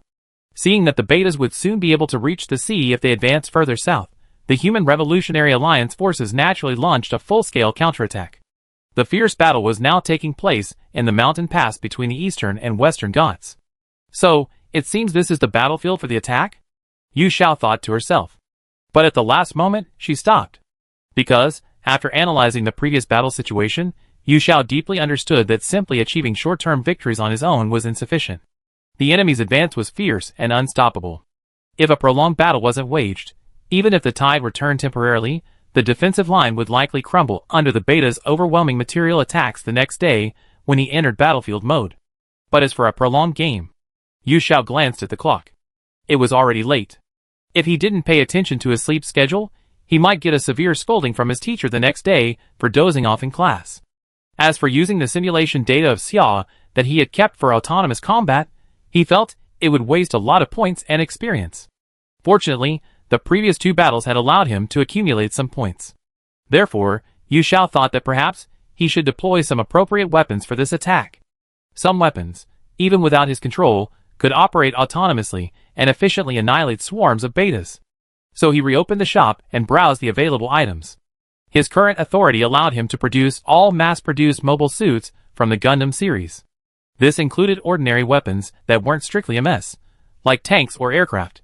Naturally, remotely controlled support weapons were also included. For example, the BIT MS from Gundam X could be piloted by members with new type traits without taking up a squad slot. It even included fixed positron turrets from Gundam Seed, or powerful weapons like the Cyclops system. These were indeed solutions, but the points required for production were too expensive. Furthermore, Yu Xiao remembered that these things would cause significant environmental pollution. So, unless absolutely necessary, it was best not to buy them. In short, let's search within this type of item first. With that thought in mind, Yu Xiao began browsing the list of support weapons. When he reached the list of weapons associated with Mobile Suit Gundam F91, sorted by series, Yu Xiao saw the thing he was looking for. An extremely convenient solution. Yes, this is it. After making his decision, he clicked buy repeatedly until he used up all his points. Then, after purchasing a container truck and stuffing all the prepared action templates into it, he returned to the main interface and pressed the deploy button. Chapter 82. India, south of the Deccan Plateau, in the Nilgiri Hills. This is the central region of the eastern and western Ghats. The Betas, having regrouped their forces from the fallen Bangalore, are focusing their attack on this area. Once they cross this point, they can advance at full speed across the plains behind it, and then more easily reach the sea. The Human Reform League, of course, is also going all out, constructing a tight and solid defensive line along these hills, which were originally used by wild animals to roam between the 2 mountain ranges. The sheer number of mobile suits and tactical units at the forefront of the battle line is astonishing. At the rear of the battle line, there is an artillery position built by a group of long-range firing Iron Man-type units, with their heads modified into long-barreled cannons.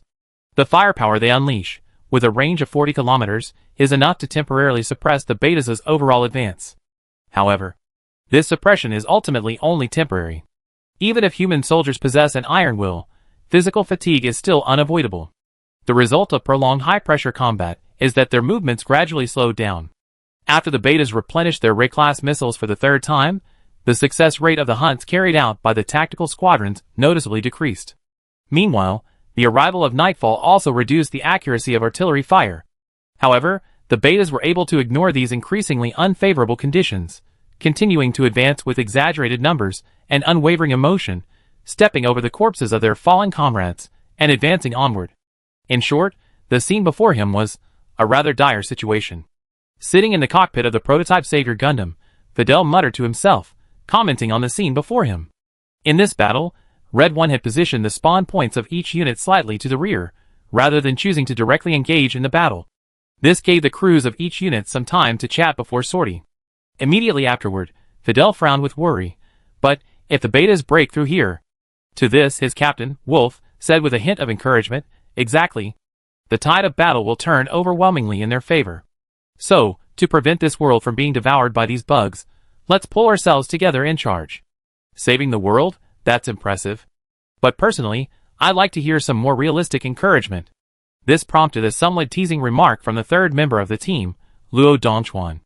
For example, a long vacation like the one we had a few days ago would be nice. Isn't it? Heh. I like to say that if I could, but unfortunately, that's something I can't control. So even if it's a bit of a stretch, just show some encouragement, Luo. Judging from Wolf's response, it seemed that the relationship within their team had become increasingly harmonious these past few days. After all, they are people who spend every day together, and will entrust their lives to each other on the battlefield, so it is only natural that they would act this way. This is precisely why they possess an attitude of never taking assigned tasks lightly. Understood. So, while agreeing, using the jet propulsion to leap and bound, the GM Sniper K9 climbed to the summit of the mountain on one side of the battlefield.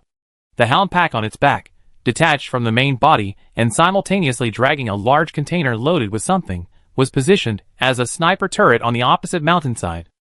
Then, Luo Dongchuan reconnected the radio, his face solemn as he reported, GM Sniper K9, arrived at the sniping position. Hound Pack and Pandora's box setup complete. Ready to move out at any time. This information was naturally intended for their commander, the one known as Red One.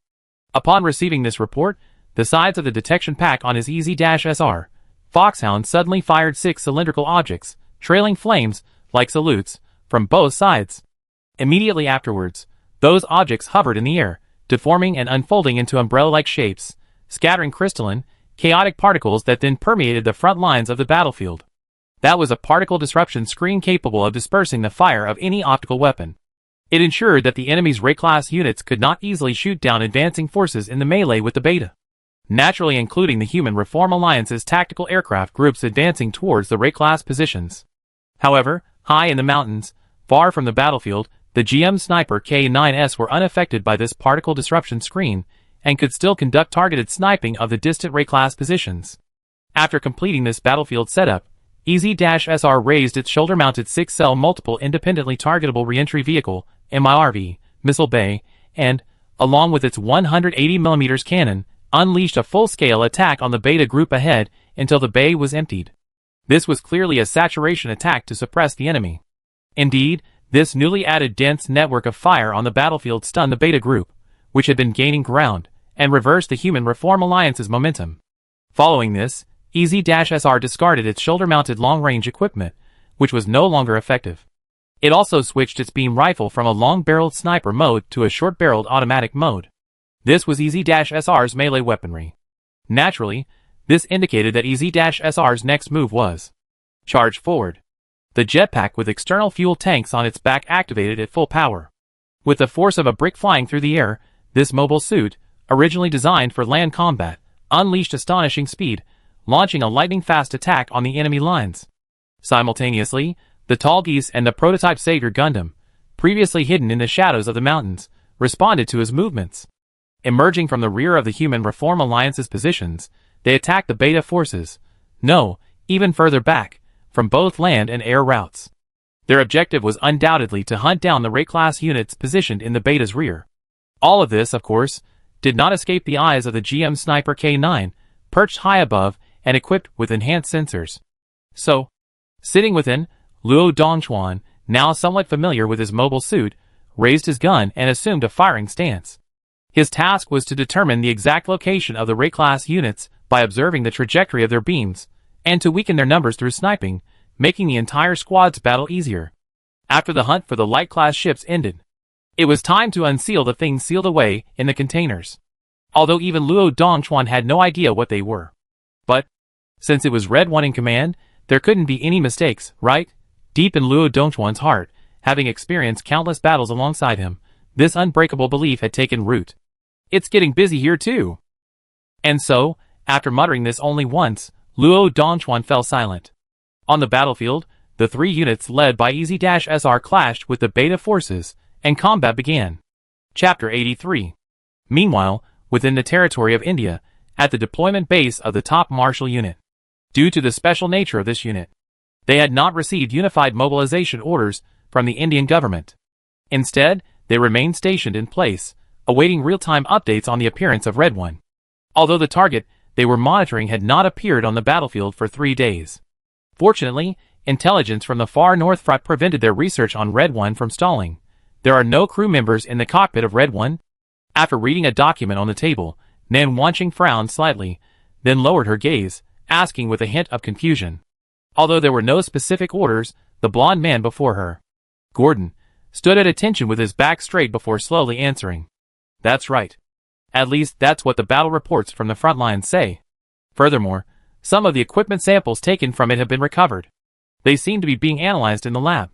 Although the current status is unclear, it does seem to be armor material beyond the current technological level.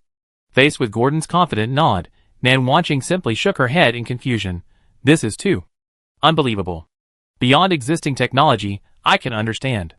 But to say it's unmanned. In the previous battle, did Lieutenant Pyrrhus feel hostility towards empty machines? I can't speculate on that. But this is the information provided by Ian. If it's that guy, no, that man, the authenticity of the information he provided should be 100% certain. Besides, this document also contains photos he took using the recording function. Please take a look. From a stack of reports, Gordon selected a slightly blurry photograph and slowly handed it to Nan Wanqing. After receiving the document, he gazed at the image of a steel giant with tattered wings covering its wounded body, an image reminiscent of a hero in his twilight years from mythology. The girl was momentarily lost in thought. It's almost like Deus Ex Machina. Her slender fingers, encased in military gloves, traced the photograph on the table, and she unconsciously uttered her thoughts. This somewhat ambiguous question naturally piqued Captain Gordon's curiosity. Like, what? Ah. Sorry. The girl, snapping out of her reverie, immediately apologized. She was, after all, a temporary appointee, and in front of her colleagues, she still couldn't put on much of a haughty demeanor. Brushing a stray strand of hair behind her ear, she composed herself and explained, I was a little distracted just now. But when I saw this photo, it certainly gives people that feeling, right? No need for apologies, Captain Nan. But what's Deus Ex Machina? This? It's a term from ancient Greek drama. When the plot reaches an insurmountable deadlock, a character with considerable power is transported up using a preset mechanism. That's it. Nan Wanqing then held up the photo, waving it as if to emphasize. Don't you think it's somewhat similar to Red 1 now? In that case, it is indeed. Gordon pondered, resting his chin on his hand. But it's quite strange to suddenly use such a metaphor.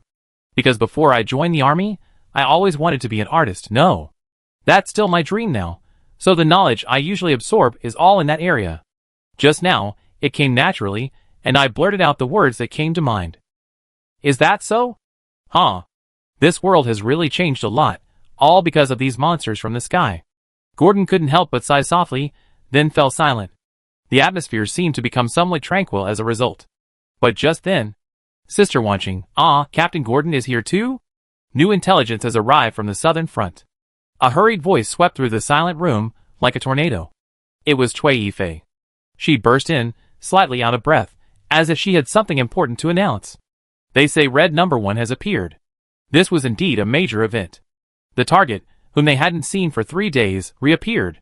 The top martial unit could finally break free from its silence. Is that so? Then notify everyone to prepare for attack. Nan Wanqing's expression sharpened. As if to add a touch of authority and majesty, she waved her hand as she issued the order. But Cui Yifei's response was somewhat subtle. But, how should I put it? Sigh. That's why I don't like being a messenger. Especially when the client is a man. Anyway, that gentleman outside who likes chocolates. Well, you should just tell him your request yourself. Scratching her head slightly in frustration, she stepped aside. Is that so? I thought that would be more polite. It seems I misjudged him, my apologies. Following her movement, the blonde youth from the EU volunteer army that Nan Wanqing had seen before stepped forward. McGillis Farid. He first bowed in apology to Cui Yifei, then rose and turned to Nan Wanqing, solemnly stating his request. Making such a request now might seem abrupt. However, could we possibly accompany you on this operation? No, that seems a bit inappropriate. McGillis paused. Since our commander unfortunately perished in the last operation, I wish to entrust our troops to your esteemed Din Wu for temporary command, and in the meantime, to operate under your orders. What do you say? Chapter 84. This proposal, appearing now, was truly shocking. Even Cui Yifei, who had prepared beforehand, seemed somewhat surprised. Gordon couldn't help but speak first, offering a stern question about the proposal. I say, Mr. Farid, You're not joking, are you? While speaking before his direct superior might be somewhat impolite, in the current atmosphere, there seemed no need to be overly formal. Do you even know what you're asking? You want us to cooperate with you? Are you kidding me? In the last operation, you were the ones who used the excuse of friendly fire to suddenly attack Red One, causing the accident, weren't you? What are you planning this time? Are you going to use the same trick again, using us as a shield? Indeed, even if Nan Wanqing were in the conversation, she would likely raise the same question. I won't shirk responsibility. However, the previous accident was a tragedy caused by the arbitrary actions of our then commander, Connor Conrad. McGillis responded with a stern expression. He paid the ultimate price. And now, I command the support force. I will absolutely not repeat the mistakes of my predecessor. Even if you say that, it's just empty talk. I have evidence. First, as a price, we offer all the intelligence we possess in exchange. Whether it's related to Red One or those mobile suits, I will tell you everything I know. You think that's all? Not only that, I will also transfer the highest operational authority of our units to your command units. On the battlefield, if any unit shows any unusual activity, you can directly activate the internal self-destruct device to nip the threat in the bud. Even Gordon was speechless at this point. McGillis then scanned everyone present with an unreadable gaze. Then, he resumed his previous calm tone and spoke, in that case, what do you all think? The room was completely silent. It was as if even the very existence of words had been annihilated. Fortunately, this silence lasted only a few breaths before it was broken. All right. McGillis Farid. Captain Nan. Sister Wanqing? The slight surprise in the voices of the other two present revealed the answer. The one setting the example was naturally the current leader of this unit. Nan Wanqing stepped forward slowly, her face solemn. On behalf of the Independent Special Forces Top Marshal, I accept your request for cooperation. Then, she extended her hand, signifying acceptance. 30 minutes later. Over India. Inside a formation of supersonic transport aircraft. Even traveling at supersonic speeds, the guards seated in the control units of the J-10 tactical fighters felt almost no turbulence. This was partly due to the stability of supersonic cruise aircraft, and partly due to the ever-advancing robotic science. And it was in this environment. I say, Sister Wanqing, is it really okay to just agree to their request like this? Indeed, their actions in the previous battle were suspicious. Their decision not to make contact, but simply to eliminate Red One, seemed to hint at a conspiracy. Nan Wanqing sighed softly, addressing the girl who was both her subordinate and friend. But precisely because of this, we can confirm the fact that they possess far more information than we do. On the mainframe within the control unit, the girl opened a file sent from McGillis and, while reviewing it, sighed. For example, the records within contain information about the history, design philosophy, and materials of that MS called Tarukis. Although somewhat incomplete, it should be quite helpful in advancing our current analysis.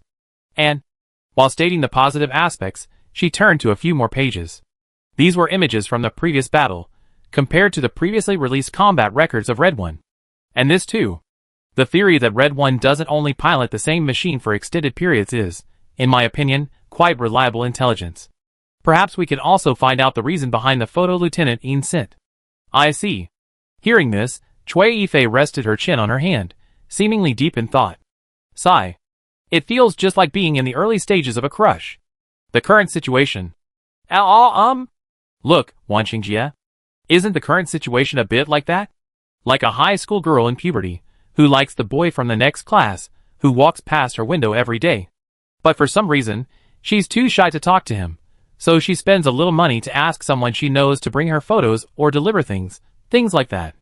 As Cui Yifei played with the ends of her ponytail in her hands, she spoke casually. This was meant to lighten the mood.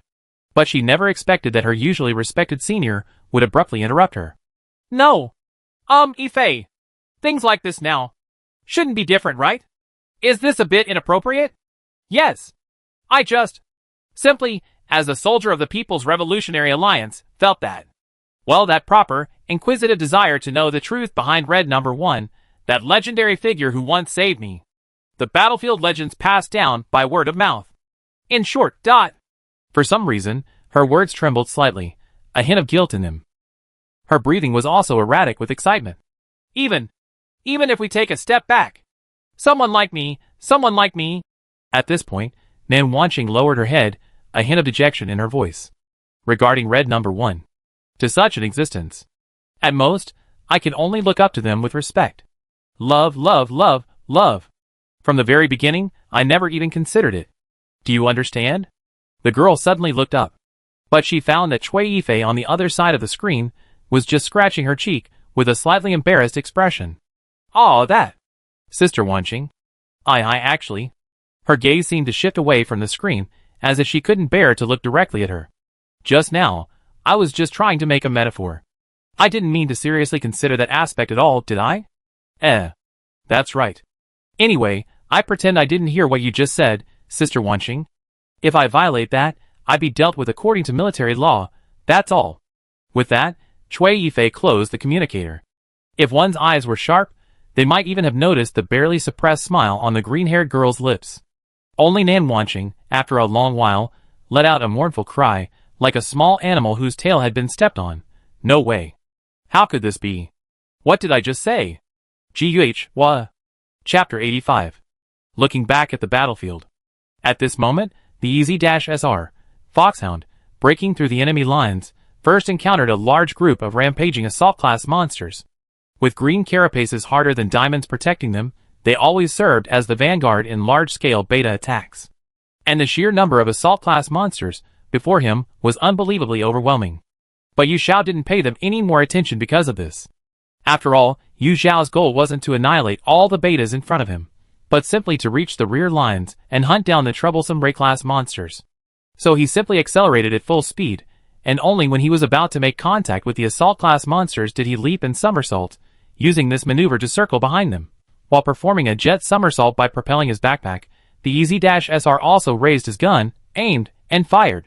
A beam of megaparticles surged from the short-barreled rifle, easily piercing through the several assault-class monsters left behind at the speed of light. This should alleviate some of the pressure on the rear troops, Yu Xiao thought. Then the EZ-SR landed, using its attitude control to counteract the impact of the landing from the reverse thrust of the thrusters, and with the help of the sensor units mounted on its shield and back, Yu Xiao accurately detected the new enemy. It was a large group of tank-class and assault-class tanks that had seized the opportunity and were rushing towards him. In response, the EZ-SR first slightly bent its knees, activated the 3 rotary Vulcan cannons mounted on its chest and head, and unleashed an overwhelming barrage at close range. The spitting flames unleashed a howling, continuous storm of metal, preemptively turning the faster red tank-class soldiers into shards of flesh and blood. However, the remaining strike-class soldiers wouldn't stop despite this level of attack. With their hard pincers crossed in front of them, they used them as shields to protect their bodies. Even the unprotected areas were easily pierced by the projectiles, and several strike-class soldiers succumbed to their injuries.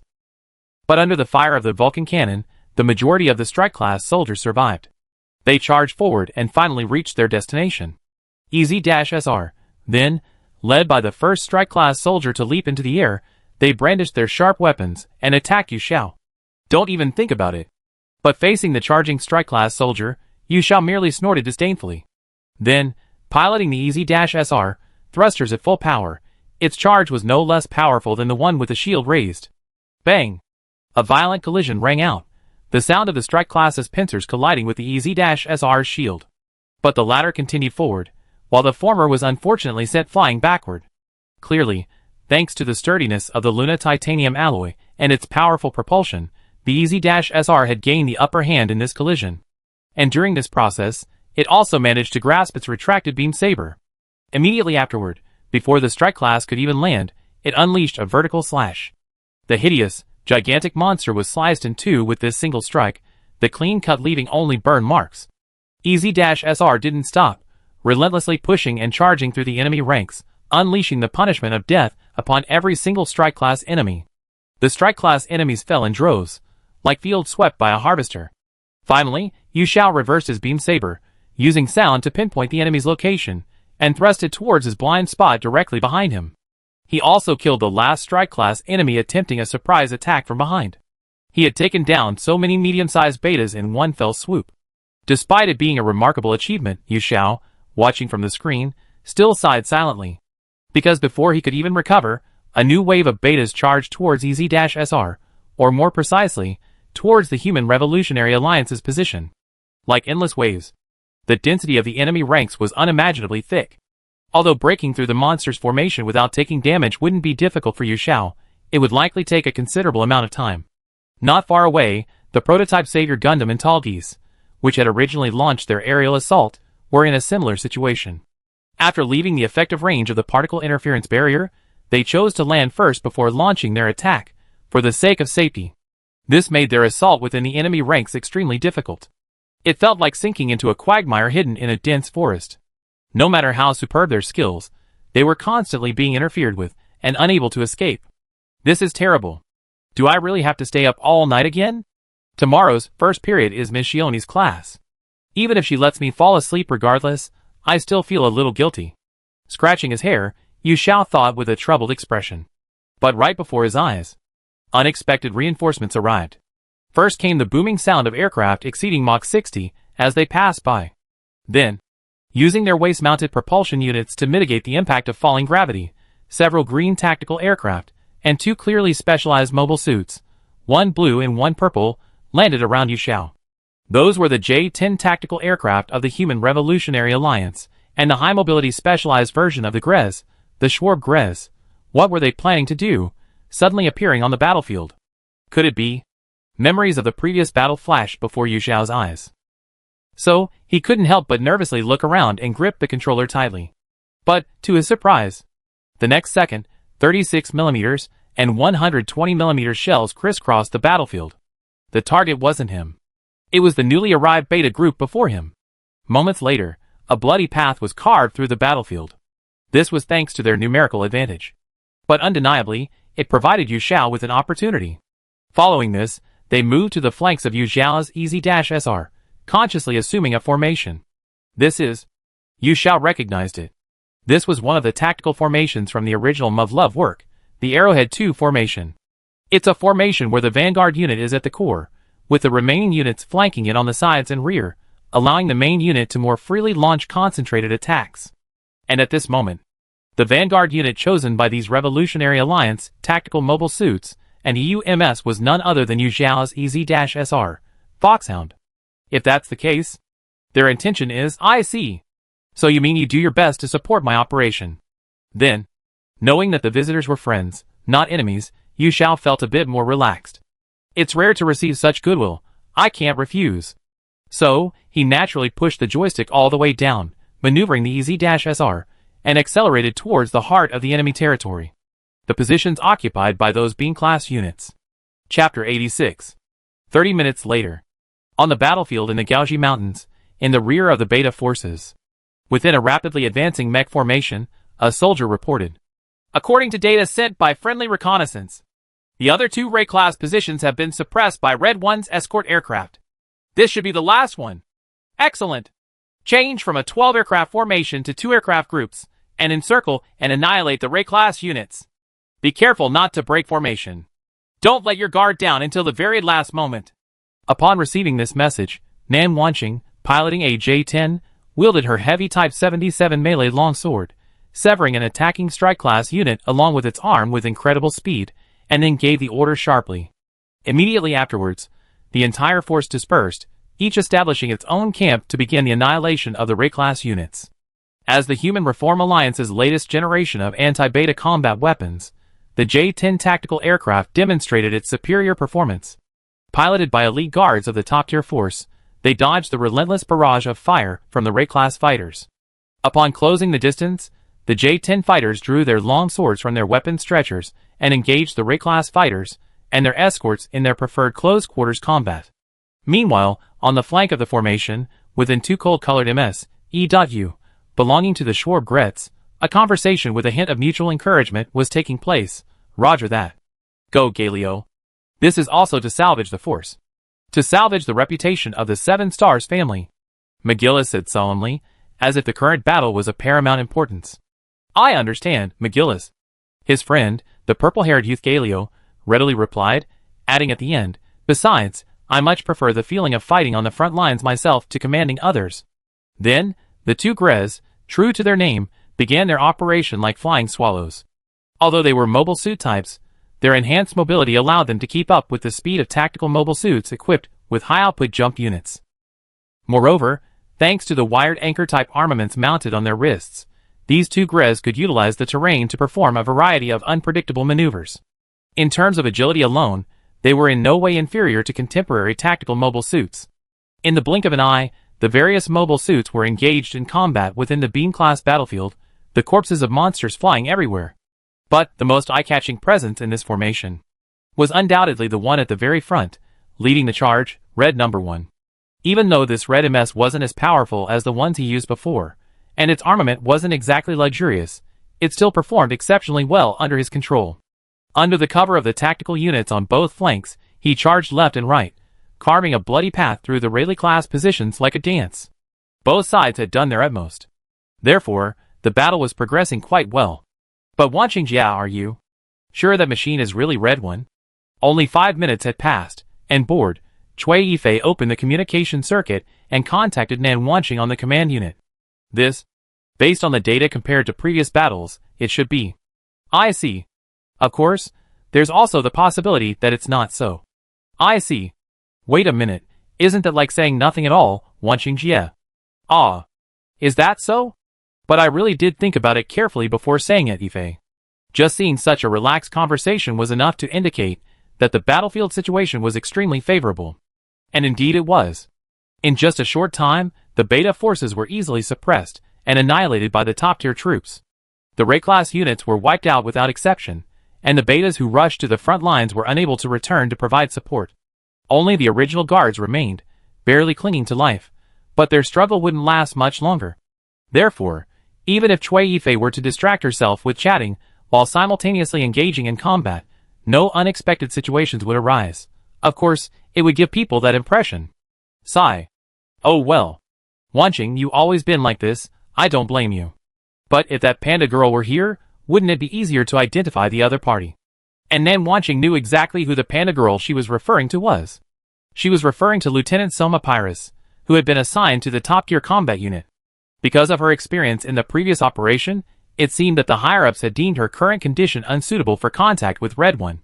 Therefore, she was currently ordered to remain at the base for rest and recuperation, and was not allowed to launch any attacks.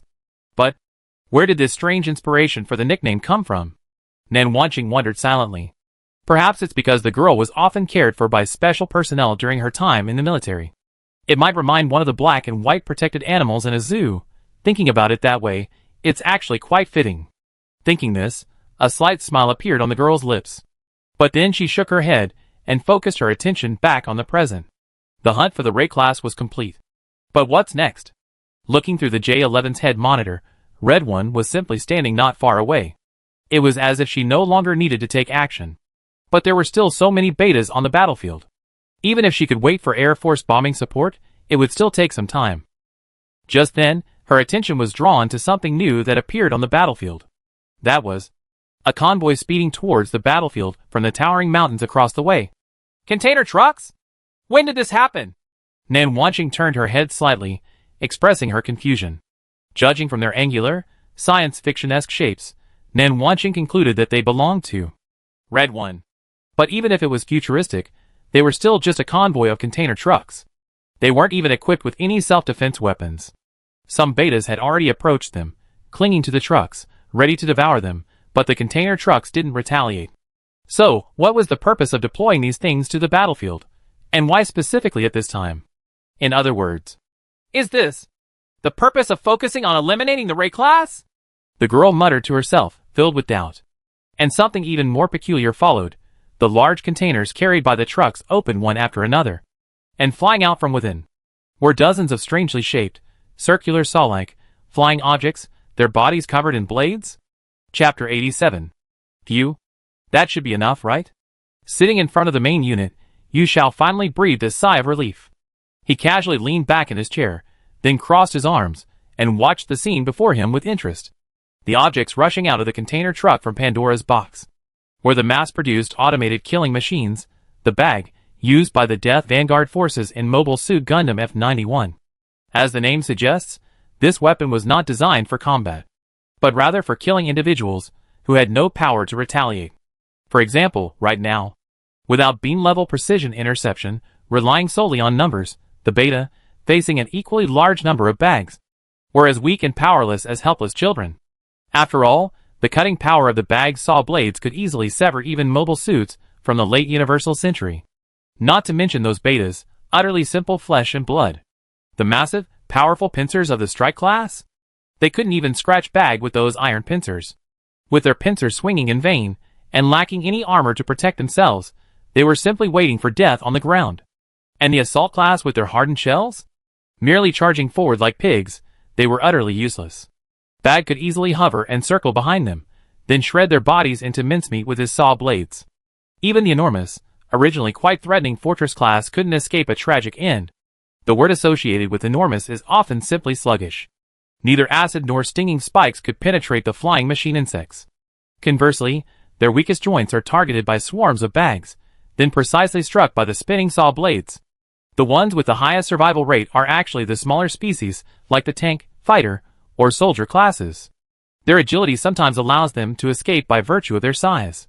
They then bar their fangs and claws, attacking the floating bags. But what good does that do? They don't even need to deliberately change direction to attack. The bags simply separate a portion of their offspring from their main body, enough to easily eliminate those that pose no threat. After all, they were originally created to deal with things similar in size to these small betas. Even in the worst-case scenario, if one or two tank-class units do jump onto the flying bags and gnaw on the metal that makes them up, then the bags self-destruct, enough to send the attacking betas to their doom. And so, very quickly, before Yu Zhao's eyes, a small mountain of monster corpses had formed. Blood seeped into the soil, staining the ground a deep brown. And all of this, needless to say, was all within Yu Zhao's calculations. He modified the program in the preparation interface, making it select beta as the primary target, rather than the originally set humans. Then, Yu Zhao loaded them into the truck and brought them into this mission, and immediately deployed them into the battle. That's right. The previous focus on hunting the light-class monsters was precisely because it was necessary to create combat space for them. After all, among the beta race, the only ones with ranged attack capabilities, who could potentially threaten Bag, were those big-eyed blue creatures. Once all the Ray-class betas were eliminated, wouldn't these betas, now only capable of melee combat, be utterly vulnerable to being unilaterally ravaged by the machine bugs? Reflecting on his plan, Yu Zhao smiled with satisfaction. Seeing Bag on the screen no longer content with hunting surface betas, and instead digging into the ground, Yu Zhao curiously turned his machine's monitor to observe the reactions of the Human Revolutionary Alliance forces around him. He found that they all seemed stunned, standing motionless, watching this bloody spectacle. That's understandable. Ultimately, their AI probably hadn't considered how to react after a near victory. Wow. This general's gone too far. It's like some kind of adult film. Who on earth invented this weapon? While it's undeniably efficient, I'm still a little worried about his mental state. Too exaggerated. Cruel, yet highly effective. Is this Mr. Red One's tactic? Although I don't believe in any gods. But, God, I hope this thing wasn't designed for human use, and definitely not something that will appear in the future of my original timeline. Damn it, why does it seem more and more like it the more I think about it? The reactions of his own squad members were varying degrees of astonishment. It seems the battlefield's Bag has ravaged our places that evoke a sense of awe in those who see it for the first time.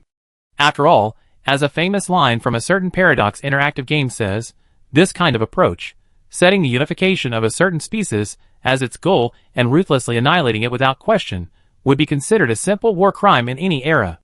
Thinking of this, Yu Zhao shook his head. However, that's right. The opponent he faced at this moment was undoubtedly data from within the game. Even without considering that, it was just a swarm of extremely vile, hive-like consciousness worms, none of whom were innocent individuals. Therefore, such actions could only be called efficient, right? Casually thinking this way, Yu Zhao stretched, haha. Just like that strange old man with the armored mask in the original work said. Yawn. He recalled the scene from the series, then turned to look at the already darkening sky outside the window. Seemingly weary from this, he yawned, then muttered to himself, using machinery for indiscriminate cleanup. This is a good plan that won't bother anyone. Muttering to himself, Yu Zhao, his expression already showing signs of exhaustion, piloted the EZ-SR, Foxhound, and turned to leave. Perhaps he hadn't intended to do this from the start, or perhaps he was shocked by the one-sided attack, but the Human Revolutionary Alliance troops beside him didn't attempt to intercept him. At the same time, he ordered the rest of his team to retreat, leaving only Bag on the battlefield. The mission complete icon appeared, but the results screen didn't show up. This was probably because Bag's battle was still ongoing, and the final points would only appear after their abilities were exhausted or completely destroyed. However, Yu Xiao didn't have time to consider these things. Anyway, he had one, hadn't he? This battle, he thought. So Yu Xiao simply yawned again. Then, without any psychological burden, I went back to my bedroom, covered myself with the blanket, and fell asleep. Chapter 88. Red One, after releasing the contents of the containers, drifted away. And as joy was evident in his actions, the battle ended after a short while. In a scene no one had anticipated. The battlefield as far as the eye could see was utterly silent. Thanks to the incredibly efficient clearing by the flying saw blades, the remains of the betas lying on the ground were densely piled up in the ravine. The floating circular saws, however, continued flying relentlessly into the distance. It seemed they wouldn't stop until the betas were completely wiped out. What? Such a horrific scene. Even some of the battle-hardened members of the Human Revolutionary Alliance couldn't help but gasp in astonishment. The impact of the scene was far greater than the joy of final victory. Some soldiers even stood still, awaiting further orders. But this did not include members of the top martial forces. I contacted the transport plane pilots, they'd be here shortly. Retreat. With Red One having withdrawn from the battlefield, and a considerable amount of its combat data already collected through observation, there was no point in remaining on this battlefield. Therefore, Nan Wanqing gave the order. Half an hour later, the temporary garrison base of the EU forces. The area, which should have been filled with a lively atmosphere, was now deserted. This nominally support force, excluding logistics personnel, now consisted of only 4 members. Aside from the 2 young elites from the 7-star families, only Private Ein Dalton and Lieutenant Kron Chant were capable of fighting. Both were indeed known for their upright and earnest nature. Therefore, Galio and McGillis began a relaxed conversation in the hangar. Even if the enemy were those alien monsters, deploying such weapons would be putting us on the same level as them. As soldiers, such actions are truly. The purple-haired youth, leaning against the wall to support his exhausted body after a long battle, spoke with a furrowed brow. This statement, expressing doubt about the outcome despite the victory, seemed somewhat unbelievable. But at the same time, it truly reflected the conflicted attitudes of people throughout this era towards visitors from other worlds, when extraterrestrial beings genuinely threatened the survival of the human race. Should we continue to prioritize considerations like humanity and morality as always? In the past, even undisputed war criminals needed international trials before being sentenced. Indiscriminate large-scale air raids were also condemned and criticized. But now, facing monsters that are completely impossible to communicate with through ordinary means, is choosing to survive by any means necessary the best answer? The debate over whether this view is correct has continued unabated even in recent years. This is especially true in EU, which has a long-standing tradition of chivalry. From this perspective, Galio's current attitude, as a nobleman from the 7 Stars family, is not difficult to understand. Not to mention, there were other things causing him great anxiety, and what if one day? No! Never mind. This is probably just me overthinking. But, considering the possibility, Galio. Even without his friend speaking, McGillis understood his worry. What if next time, those weapons are aimed at us? In this era of constant conflict, such a possibility certainly existed. McGillis, with a more strategic perspective than his friend, was well aware of this as well. However, his attitude clearly softened. You're being too cautious. There's no need to worry about that right now. Ah. Thank you, McGillis.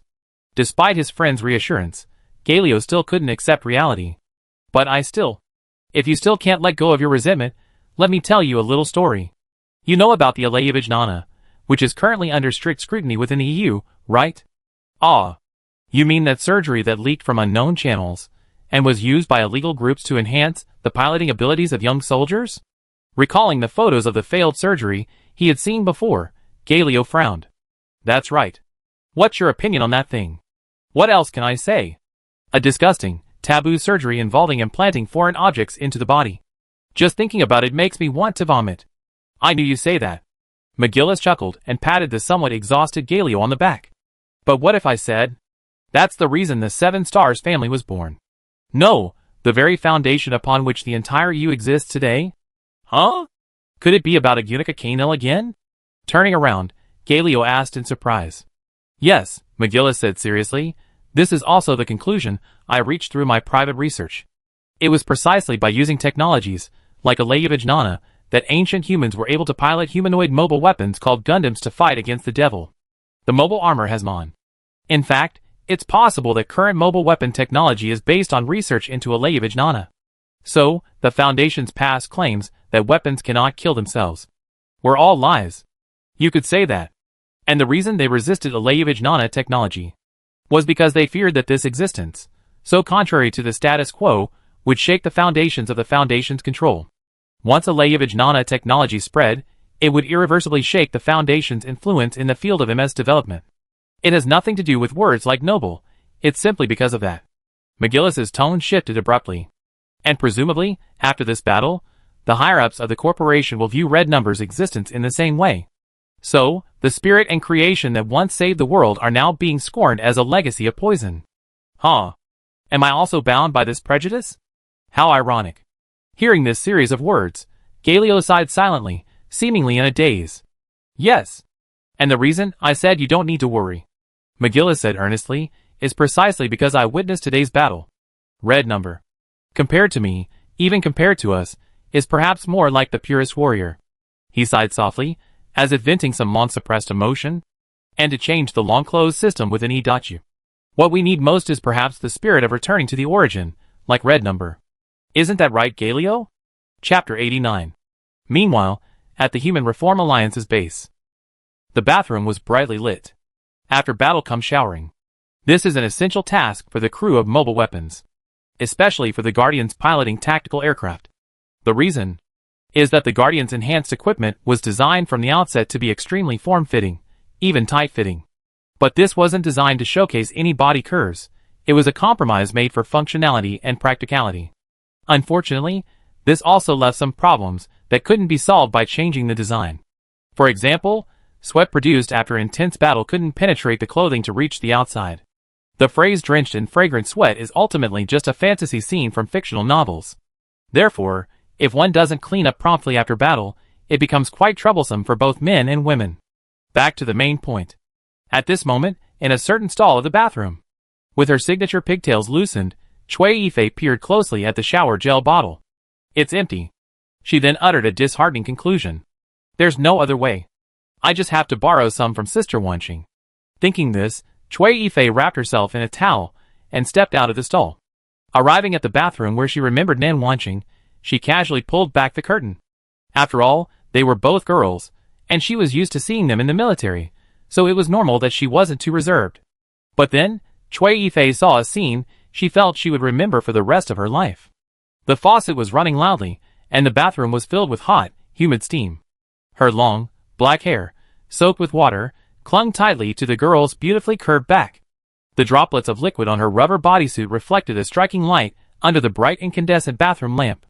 Combined with her posture, head slightly bowed as if deep in thought, it resembled a cover photo often seen in a male-oriented fashion magazine. But this scene, from a realistic perspective, had a fundamental problem. This was the fundamental reason why Chui Yifei would remember it for life. Wanqing, you didn't take off your undershirt. So, she gently reminded her. Nan Wanqing was also jolted out of her reverie, hurriedly checking her body. Is that so? Ah, really? I can't believe I made such a mistake. In that case, all the modeling, fashion, all that aura vanished. Even if the protective coating on the undergarment is indeed designed to fit snugly against the skin, it's still impossible to not be able to tell whether you're wearing it or not, and to walk into the bathroom with it on. At this, Chui Yifei covered her face. She thought she already knew enough about this superior's clumsiness. She didn't expect to be shown another flaw. Even if her battlefield skills were reliable, wasn't she excessively clumsy in everyday life? Or, Chui Yifei remembered the conversation on the transport plane earlier today. Is it because she's concerned about that matter? No. Concerned about him? So, that's why she seems a little distracted? Oh well. There's nothing I can do about it, she thought to herself. After all, the only person who could communicate with Red One wasn't here right now. Meanwhile, in a ward of a field hospital in India. Report? Is Lieutenant Colonel Sergei here? Second Lieutenant Soma Pyrus from the Human Revolutionary Alliance is here. A clear voice rang out as a silver-haired girl in military uniform stopped at the door and saluted. This abrupt action undoubtedly shocked the wounded soldiers. Naturally, including Sergei, who had been specifically named. Second Lieutenant Pyrus? He sat up in bed, somewhat taken aback. Sergei hadn't expected this girl to come to the field hospital to find him. And at this time no less. Come in. But he quickly composed himself and replied. After all, she was a seasoned veteran of the battlefield. How could she be so easily fazed by such a small matter? Besides, it's better that the atmosphere isn't so serious. Lieutenant Pyrrhus. At least here, a salute isn't necessary, is it? Sergei couldn't help but chuckle at the girl's overly earnest yet endearingly clumsy actions. Is that so? Selma's expression was somewhat confused. Yes, that's right. Anyway, although I don't know why the lieutenant came to see me, please sit here. Okay. Responding softly, Selma sat down in the seat Sergei had indicated, the chair near his hospital bed. But after sitting down, the girl remained silent for a long time before finally speaking. Actually, Lieutenant Colonel, I came here to resolve my confusion. Confusion? Yes. Super Soldier is supposed to be a perfect human. An individual without flaws, both physically and mentally. That's what I was taught in the Research Institute. That's what I always been taught. Selma nodded, recalling her past experiences. But, ever since I came into contact with that man, Red One, I feel like I become incomplete. She lowered her head, the gesture directly revealing her inner hesitation. I'm confused. If this continues, what will become of me? Someone who can no longer be a super soldier? Her hands gripped nervously at her trousers. But then, she raised her head again. Lieutenant Colonel, I heard that my senior brother Haifeng, he also received your guidance and overcame his self-doubt. So, I come here today specifically to visit, hoping to find some answers from you. I see. Did Haifeng tell you about me? Then I understand. Sergei's gaze shifted to the window. Indeed. You and Haifeng back then are very similar. He was also a product of the Real Number Project, born from the superhuman organization. Back then it was called Elebesh. Unlike you, he was a natural-born agent, specially trained and cultivated to avoid Fistum's mind-reading ability. Recalling the past, Sergei sighed. The experiment was very successful. After a series of adjustments, Haifeng did indeed gain the special ability to prevent Fistum from reading his mind. But the researchers didn't expect that this action would cause the boy to lose all his emotions. Although some researchers believed this would only improve efficiency, problems still arose. After the boy grew up and completed 2 or 3 missions, his dormant emotions were inadvertently rekindled. Just like me, huh? His situation was even worse than yours, Lieutenant.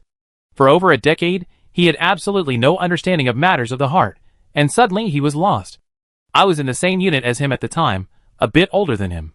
I usually looked after him, so when I noticed something was wrong, I went to talk to him. I see. Something that could leave such a deep impression on someone like Brother Haifeng must be very profound, right? Ha, not at all. It was just a simple sentence. There's no need to dwell on it. Just keep being yourself. That was all I said to him in the end. Just that. Sergei nodded. That scarred, dignified face now simply conveyed the earnestness of an elder. What makes us human is our imperfections. Imperfections create differences, and differences distinguish individuals. And you are no exception, Lieutenant. Perfect humans don't exist in reality. So just be yourself. And now, if I really had to offer any advice, how about trying to communicate with Red One using human thought, instead of your super soldier identity? I don't know anything about brainwaves. But since we're going to get to know each other anyway, thinking about making a new friend instead of completing a mission will make things much easier, right? Chapter 90.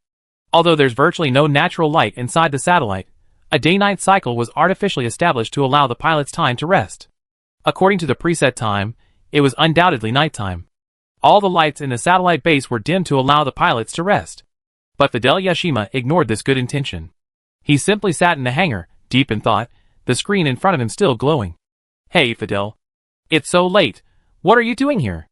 Aren't you going back to your bedroom? This action drew the attention of his teammate. His captain, Wolf. Walking past Fidel, he asked with a hint of curiosity. Captain Wolf? Nothing. I'm just reflecting on the battle we just fought. Reflecting? What's there to reflect on? Wolf took a few steps forward, looking at the combat log Fidel was studying. Those were images of Red Number 1, who had intervened on several occasions when he sensed danger in Fidel's direction on the battlefield. Oh! Was it the boss's assistance? So what? On the battlefield, it's normal for comrades to support each other, isn't it? That's true. But I'm afraid I won't be able to repay these favors. What's there to be unable to repay? If you feel you're lacking, you can just train and become stronger, right? Wolf asked, surprised. No. I can't. Fidel simply shook his head dejectedly. Ah, Captain Wolf, you don't know, do you? Then, as if remembering something, a pale smile appeared on his face. The world I was born into is one where a person's future can be determined by adjusting genetic factors. And, in a practice called the Destiny Project, I obtained my development report through DNA testing. Is that so? What did that report say? It said that I can no longer move forward. Fidel lowered his head. At least in terms of being a soldier, my talent has reached its limit. No matter how hard I try, it's useless. Ordinary coordinators, like me, have limits. Unlike those super coordinators, who possess almost infinite possibilities. Ha, ha ha ha. Ha ha ha. This self-pity was interrupted by Wolf's loud laughter before it was even halfway through. Captain Wolf? I thought it was something big. It's just this little thing. I mean, isn't it too tragic to let boring genetics and data determine your life? Listen, Fidel. This is my advice to you. Patting Fidel on the shoulder, Wolf, abandoning his usual nonchalant demeanor, spoke seriously. Even if you're destined not to become some kind of limitless super coordinator, wouldn't it be better to become a super pilot who can break those limits? Super pilot? Fidel asked, somewhat taken aback, chewing on the slightly awkward term. A really skilled MS pilot. Like me. Cough cough, I'm getting carried away. Wolf waved his hand, indicating that his previous words were just a joke. In short, truly powerful people are never those with excellent DNA test results. Then, facing Fidel, Wolf solemnly patted his chest. That's where his heart beats. But here comes the powerful guy. You are you. There are things only you can do. Believe that, and then work hard, Fide. Captain Wolf. Don't worry. I knew a kid similar to you before. He received a test report and said he didn't have the talent to become someone like his father, then started crying and becoming completely dejected. In the end, I had to step in and finally managed to get him out of his slump. Is that so? And then? I don't know. Huh? Because I didn't get to see the kid grow up before I unfortunately said goodbye to the world. But if I had to guess, he did right? More amazing than anyone else. A super pilot. A poignant memory echoed in his mind, and Wolf couldn't help but smile. You might be the same, Fidel. Yawn. Seriously, it's so late. You should go to sleep too. Good night. Then he stood up, waved without looking back, and went back to his bedroom. Yeah. Captain Wolf. I will. Fidel was left sitting there, pondering the other's words. Super pilot. Huh? He clenched his fist tightly. The next day, Pumlai Island. Sitting on a slightly bent branch by the roadside. Still not out. Huh? Seriously? It's been half an hour since school let out. The red-haired girl, Asaka Raimi, swinging her long, smooth legs, looked utterly bored. Since it wasn't a Monday for the usual opening ceremony, the school didn't have a strict dress code today. Raimi was also wearing her usual casual clothes. A light green sleeveless jacket and shorts, clothing chosen for ease of movement and protection from the heat. And the reason she was here. She was waiting for someone. More specifically, she was waiting for Yu Xiao. After all, based on her eavesdropping. No listening in these past few days. Yu Xiao seemed to be experiencing more and more whispering. It was especially severe 4 days ago. Without any warning, she suddenly started breathing rapidly and anxiously, as if under immense mental pressure. She simply couldn't ignore such a sight. Therefore, even at the risk of potential dereliction of duty, she had to find the other person and offer her advice. Ah! Here I come! And heaven rewards the diligent. She finally got what she was waiting for. So, as usual, she leaped down from the tree. Hi, Yukuen. And upon landing, she waved and greeted him quite warmly. Whoa! I knew it was you. Lie me. Naturally, this action startled Yu Xiao quite a bit. Hee hee. A ninja? That's how you have to be unpredictable, right? That depends on the situation. But lie me? You prepared all this so carefully, you didn't just want to say this to me, did you? Of course not. But to be honest, lately, I have also been wanting to say something to you. Huh, what is it? Well, it's about, if one day, you encounter a strange situation that you can't handle or understand on your own. Limey took a deep breath. Don't bear it alone. You must talk to someone. Talk to Teacher Shioni or... She paused. A strange look of hesitation crept onto her face. It was probably worry that she had gone too far with the information she revealed. Or maybe me. I can do it too. Okay. This sudden concern left Yu Xiao a little flustered. Hey, what's with all this all of a sudden? Has this girl been watching some sentimental movie or giving a speech lately, like those motivational gurus the school used to invite to do? Well, okay. Lie me. I promise you. But then, he agreed with a normal expression. It was a little strange, but it was ultimately a kind gesture. It wouldn't be good to refuse, he thought. However, Yu Xiao lowered her head, somewhat dejectedly muttering, "Even so, the strangest thing I ever experienced might just be meeting you." Is that so? Thank you. I wasn't complimenting you. Then, they chatted casually as they walked home. Their conversations were sometimes amusing, but they were used to it. After all, for them, or rather, for the entire Pamlai Island, it had become an indispensable part of daily life. Chapter 91. Back home, Yu Xiao immediately opened MechWarrior vs. After entering the real battlefield mode, he reviewed the report from the previous battle. The outcome of that battle was exactly as he had predicted. Deploying the bug-type Mech resulted in the battle continuing towards victory even after he exited the game.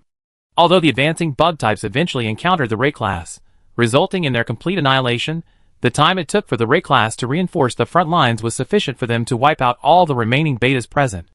The bug type's kill count was converted into corresponding experience and points, and accumulated on Yu Xiao. Red number 1. Watching the number soar on the screen, Yu Xiao felt a sudden surge of exhilaration, like someone who had become rich overnight. Moreover, and more importantly, the overall situation on the battlefield had greatly improved. The victory in the Battle of Nilgirai Hill shattered the Betas' plan to sail south into the sea. And it seems the Human Revolutionary Alliance forces subsequently adopted a wise strategy.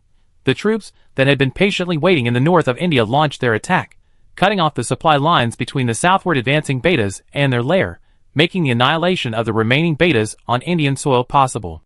The blue dots, symbolizing allies, gradually surrounded the red zones, symbolizing the enemy. The blue forces further encroached upon the fragmented red zones. This looked like a scene that would be extremely satisfying, even nine-tenths astounding.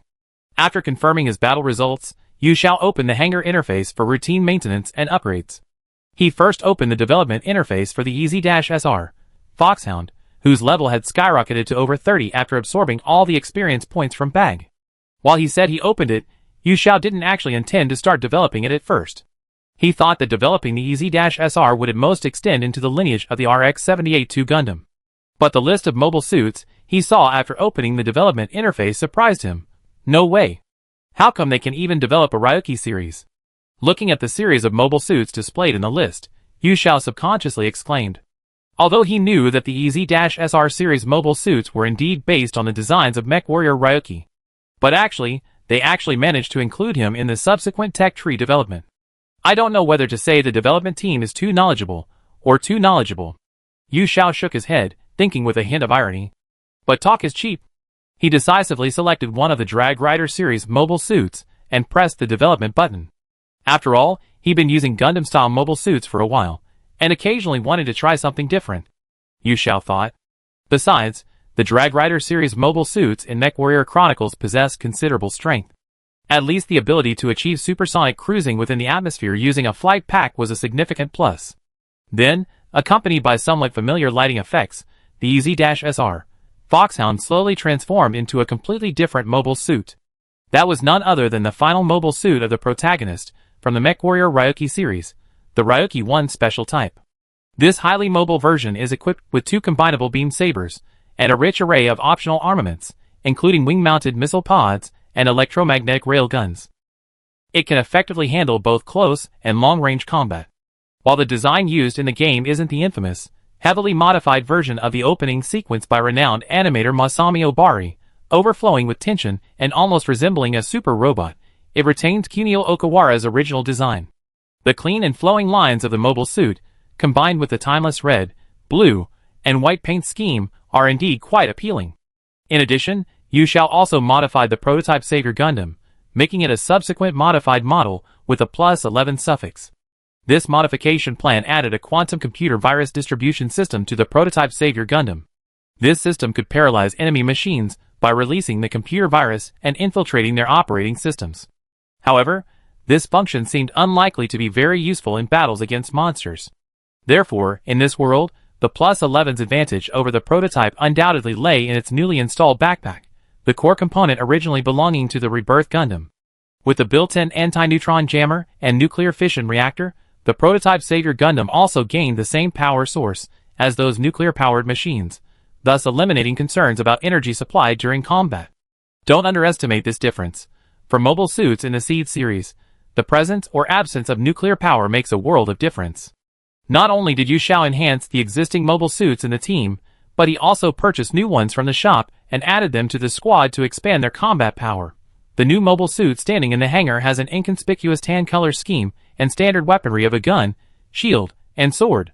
It also has a bizarre appearance that at first glance resembles a Gundam type, but upon closer inspection, it is completely different. This strangely shaped MS is named Amakusa. It is a replica of the F-97 Corsair Gundam, manufactured by the Jupiter Empire in the late UC period. Although it didn't surpass the prototype in any technological aspect, and could even be said to have regressed. For example, it wasn't equipped with new weapons like beam shields, and its size was reduced to a standard 18-meter size due to technological limitations. But it has one unique advantage that no one else can match. That is, it can be piloted without a human pilot. Instead, it can be piloted directly using the bio-brain that replicates the data of the legendary new type, Amuro Ray, from 0079. The level of Amuro Ray in 0079 is probably best left unsaid. As for the Amakusa bio-brain component, while it's unknown to what extent it can replicate Amuro's combat skills from that time. But just looking at its performance in the original work, where it managed to put the protagonist, Tobias, piloting the prototype Corsair Gundam, in danger, provides some insight. Unfortunately, the Amakusa with its bio-brain is extremely expensive. Therefore, Yu Xiao only managed to build this one unit, using almost all of his remaining points. However, regarding whether it can perform as well as its cost in combat, Yu Xiao is undoubtedly quite optimistic. As for its verification, there's no need to choose another auspicious day. To test one's own troops, especially newly added forces, it's best to verify them on the spot. Thinking this, Yu Xiao returned to the main interface, looked at a region in India where conflict was taking place, and casually selected to launch an attack. Chapter 92. Yu Xiao set the attack point for his troops directly in front of the enemy lines. Therefore, as soon as the battle began, countless enemies displayed on the screen were semi-automatically targeted by the intelligent fire control system. After locking onto the last beta, Yu Xiao pulled the trigger button on the side of the controller. Multiple micro-missiles, already poised for launch, poured out from the missile launchers mounted on the wings of the Dragon Knight 1. Boom! Boom! Boom! Boom! Accompanied by the deafening explosions, countless betas were incinerated by the resulting flames. Immediately afterward, the alarm, signifying being locked onto by the Ray-class missiles, sounded on the screen without abruptness. Yu Xiao naturally noticed this. The Dragon Knight 1 quickly performed a somersault maneuver, moving away from its original position. Its maneuverability, capable of reaching Mach speeds even within the atmosphere, rendered the Ray-class missile's subsequent attacks futile. Meanwhile, observing the trajectory of the incoming beam of light, Yu Xiao roughly deduced the current location of the beam-class mechs. So he maximized the power, and sped off at Mach-breaking speed. Truly worthy of being created by Sunrise, with the goal of making a robotic version of Top Gun. This feeling, like playing an Ace Combat series, is something other mechs can hardly provide. As he advanced, after using his railgun to eliminate two more strike-class betas that had narrowly escaped the earlier air raid, Yu Xiao thought to himself. The performance of the Ryuki 1 Kai is reliable. So, what about the other target they wanted to verify in this attack? The Amakusa? Yu Xiao turned the camera, looking towards the other side of the battlefield. The Earthbound machine had already charged into the enemy ranks. Facing the first few assault-class betas they encountered, Amakusa charged forward without hesitation. Then, a flash of light.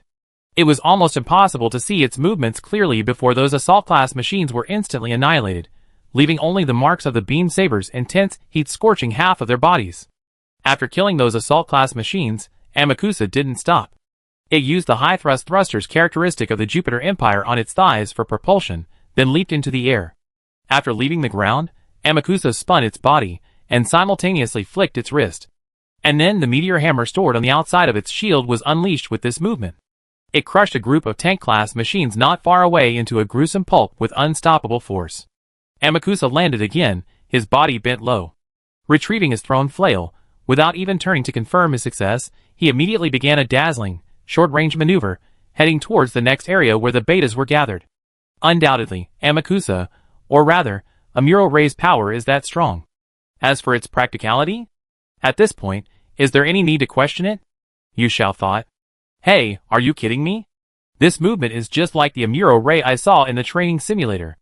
Impressive, his skill level is almost on par with Mr. Red One. Is this really a drone's movement? Or? Meanwhile, in the voice chat, Yu Xiao also heard the NPC team members praising him. There are quite a few preset voice lines, he thought. But he was already used to it. As for whether this kind of casual conversation would affect the operation, Yu Xiao wasn't worried. You two don't have time to make a fuss here. Haven't you seen enough jaw-dropping things since you arrived? Because they had a reliable captain who would definitely give them a warning, Wolf. At this moment, he was piloting the Cherokee, using its super thrusters to traverse the battlefield, using his Dover cannon to take down several relatively threatening Psi-class destroyers in the distance, before sternly shouting to his subordinates. Ah, indeed. Sorry, Captain Wolf. Let's continue clearing the enemy forces on the battlefield. K9 understands. Well then, let's get to work. And sure enough, after a simple reply, the two machines resumed combat. Instead of providing long-range sniper support, the GM Sniper K9, unusually, charged into the enemy ranks, dual-wielding pistols. Utilizing its modified agility, far surpassing that of its one-year war era counterpart, it moved across the battlefield like a ranger, constantly firing. Come on, come on. I've been looking for a way to vent my work stress, and now it's perfect to take it out on you.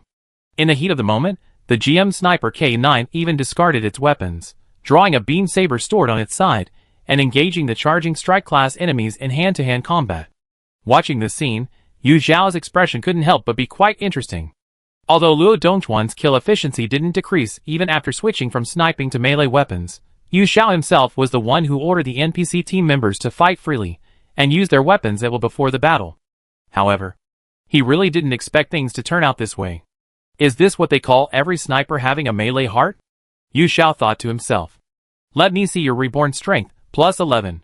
On the other side, after gaining nuclear power, the prototype Savior plus 11 could use its abundant weaponry more freely, transforming into its MA form, which allows for easier concentration of fire forward. It chose low altitude, ground-hugging flight to avoid beam-level attacks. Now's the time, let's go! After aiming at the large group of enemies, Fidel decisively pulled the trigger. High-energy beam rifles, woodpecker-style automatic Vulcan cannons, super-powerful beam cannons, antiphos plasma convergence cannons. A diverse array of weapons opened fire simultaneously. Their overwhelming firepower formed a dazzling and brilliant net of light, sweeping across the battlefield with unbridled force. Whether medium-sized species, like the strike class, or small species, like the tank class, they all vanished without exception into the sea of light. Under the team's efficient cleanup, the number of betas disappeared as quickly as a wildfire. Meanwhile, Yu Xiao, piloting the Dragon Knight 1, was nearing his destination, the last bastion of the beta standing on this battlefield. A solid defensive line composed of 20 Fortress-class units lined up side by side. Behind them, naturally, lay the positions of the Ray-class units. If they were all annihilated, the defenseless Ray-class units would lose all protection, leaving them only to be slaughtered. In other words, it was practically the same as winning the battle, although the enemy's strength was considerable. But recalling his first time playing the real battlefield mode, piloting the Leo, and barely managing to defeat 3 Psi-class enemies, Yu Xiao couldn't help but chuckle. It's precisely because it's challenging that he wanted to try it, he thought to himself. After all, for a player, this was the perfect place to test their current abilities. So, let's go! Yu Xiao pushed the joystick down with a burst of energy, and the Dragon Knight 1, at full power, swooped down towards the surging horde of betas on the ground. Chapter 93. A single machine fighting against 20 Fortress-class destroyers. To anyone, this was a battle of overwhelming numbers. Moreover, saying it was 20 Fortress-class destroyers was merely a slight adjustment, focusing on the most representative combat force within the beta. In reality, the enemy figures displayed on the radar in the upper right corner of Yu Xiao's screen numbered approximately 500. The extra numbers were naturally smaller units, like the tank class accompanying the fortress class, as well as some attack class destroyers serving as escorts. Like the shield formations of ancient Rome, they seemed to have secured an impenetrable defense. And now, this terrifying force was relentlessly charging towards Yu Xiao alone. To this, Dragon Knight 1 landed without hesitation. The wings of its flight pack folded down, and the thrusters retracted as they ceased operation. This action seemed to be an abandonment of his advantages. But after all, This was a location quite close to the light class positions. If he chose to remain airborne at this distance and were locked onto, it would be no joke. Although in the worst case scenario, Yu Xiao wasn't without confidence in dodging. But to be on the safe side, he didn't want his fighting style to be too aggressive. After landing, Dragon Knight 1 continuously maneuvered, changing direction to evade the acid attack spewed by the Fortress-class units. At the same time, the railgun he held in his right arm fired back at the Fortress-class units, while his left arm wielded a special alloy shield, swatting away the surging tank-class units like flies. The magnetically accelerated projectiles unleashed their destructive power, piercing through the Fortress-class's supposedly rock-solid body one after another. However, the alloy shield wielded on the other side was no match for the sheer number of tank-class monsters, which quickly became attached to it. Then, the Crimson Worms opened their gaping maws, greedily chewing and devouring the hard steel that formed the shield. TSK. The damage to the shield intensified instantly, and Yu Xiao clicked his tongue in surprise. Knowing that in this situation, preserving the shield was virtually impossible, and would only lead to the tank-class monsters attaching themselves to the shield and worsening the situation. He decisively maneuvered his machine to detach the shield from the left side and toss it far away. But inside the spinning shield, Yu Xiao's gaze was then drawn to a disc-shaped object. That was, Yu Xiao remembered. It was indeed one of the standard weapons of the Dragon Knight 1 mod. Each sortie carried a maximum of 2 high-powered explosive mines. One was stored at his waist, and the other inside the shield. Yu Xiao had simply forgotten about it. After all, this was his first time using it, so it was understandable that he couldn't remember the location of some of the weapons. And seeing this throwing disc bomb, Yu Xiao had a sudden inspiration. Although using it against this group of small creatures might be a bit wasteful. But at this point, it seemed there was no other way. Fine. I give you a taste of your own medicine. So, after the shield landed in the swarm of betas, Yu Xiao reluctantly activated the detonator of the disc bomb. Boom! A series of explosions followed, deafeningly loud. The tank-class monsters attached to the shield, along with countless smaller betas, were completely annihilated in the burning crimson flames. His free left hand was also busy. Reaching for his waist, he drew his lightsaber and swung it, cleaving several attacking beast-class monsters in two. Grape-colored blood spurted from the wounds, instantly covering the Dragon Knight 1's fuselage. Yu Xiao only needed to activate the self-cleaning function of his eyepiece before turning to survey the battlefield. The betas that had been guarding the area were mostly dead or wounded. Only a few heavily wounded beast-class monsters that posed no longer a threat, and 2 Fortress-class monsters struggling in their death throes remained. Alright. Let's do it this way. Muttering to himself, Yu Xiao placed the railgun back on its rack on the rear skirt armor, and controlled the Dragon Knight 1 to draw another lightsaber from its waist. The stance of holding a lightsaber in each hand was what the world would call dual-wielding.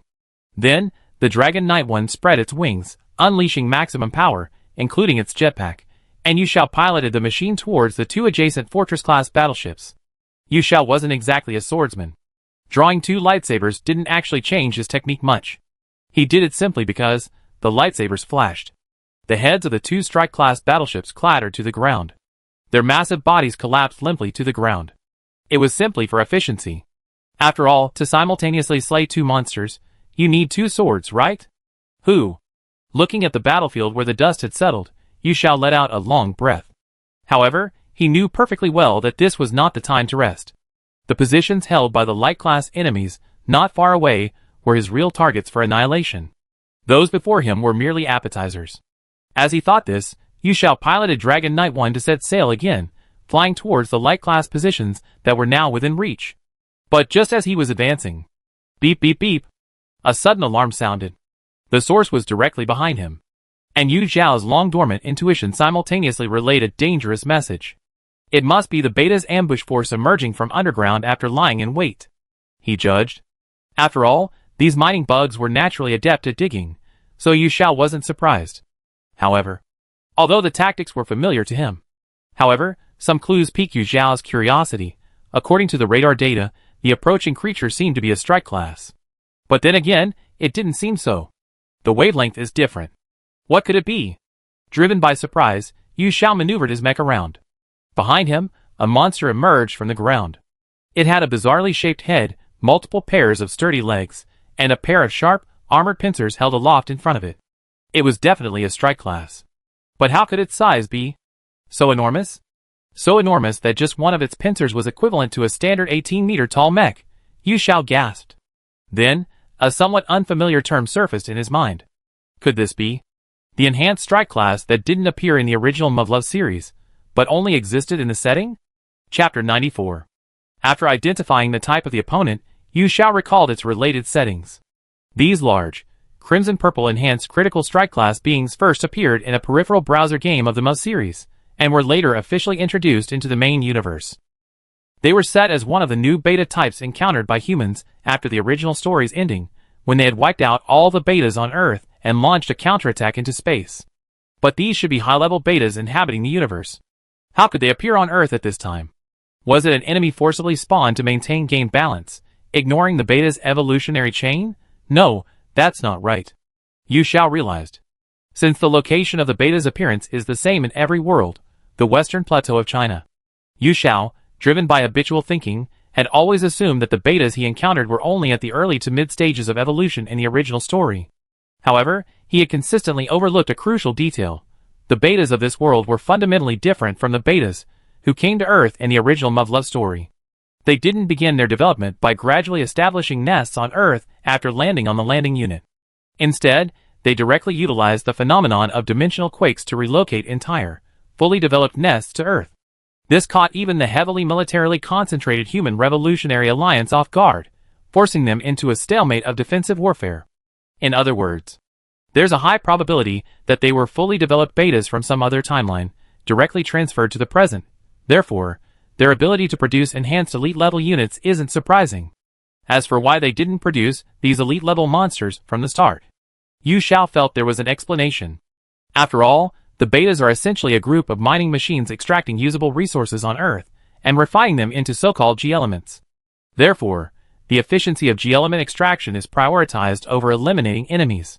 So, while maintaining the status quo, the core leadership controlling the betas wouldn't produce expensive, combat-specific units, but instead opted to produce relatively inexpensive, mass-producible ordinary betas. Until the war situation began to turn unfavorable. This forced them to stop mass production and instead, by consuming accumulated resources, begin producing higher-level combat units. Now that the confusion was resolved, focus naturally returned to the present. Dragon Knight 1 redrawn the railgun from his waist, and removed the magazine to reload.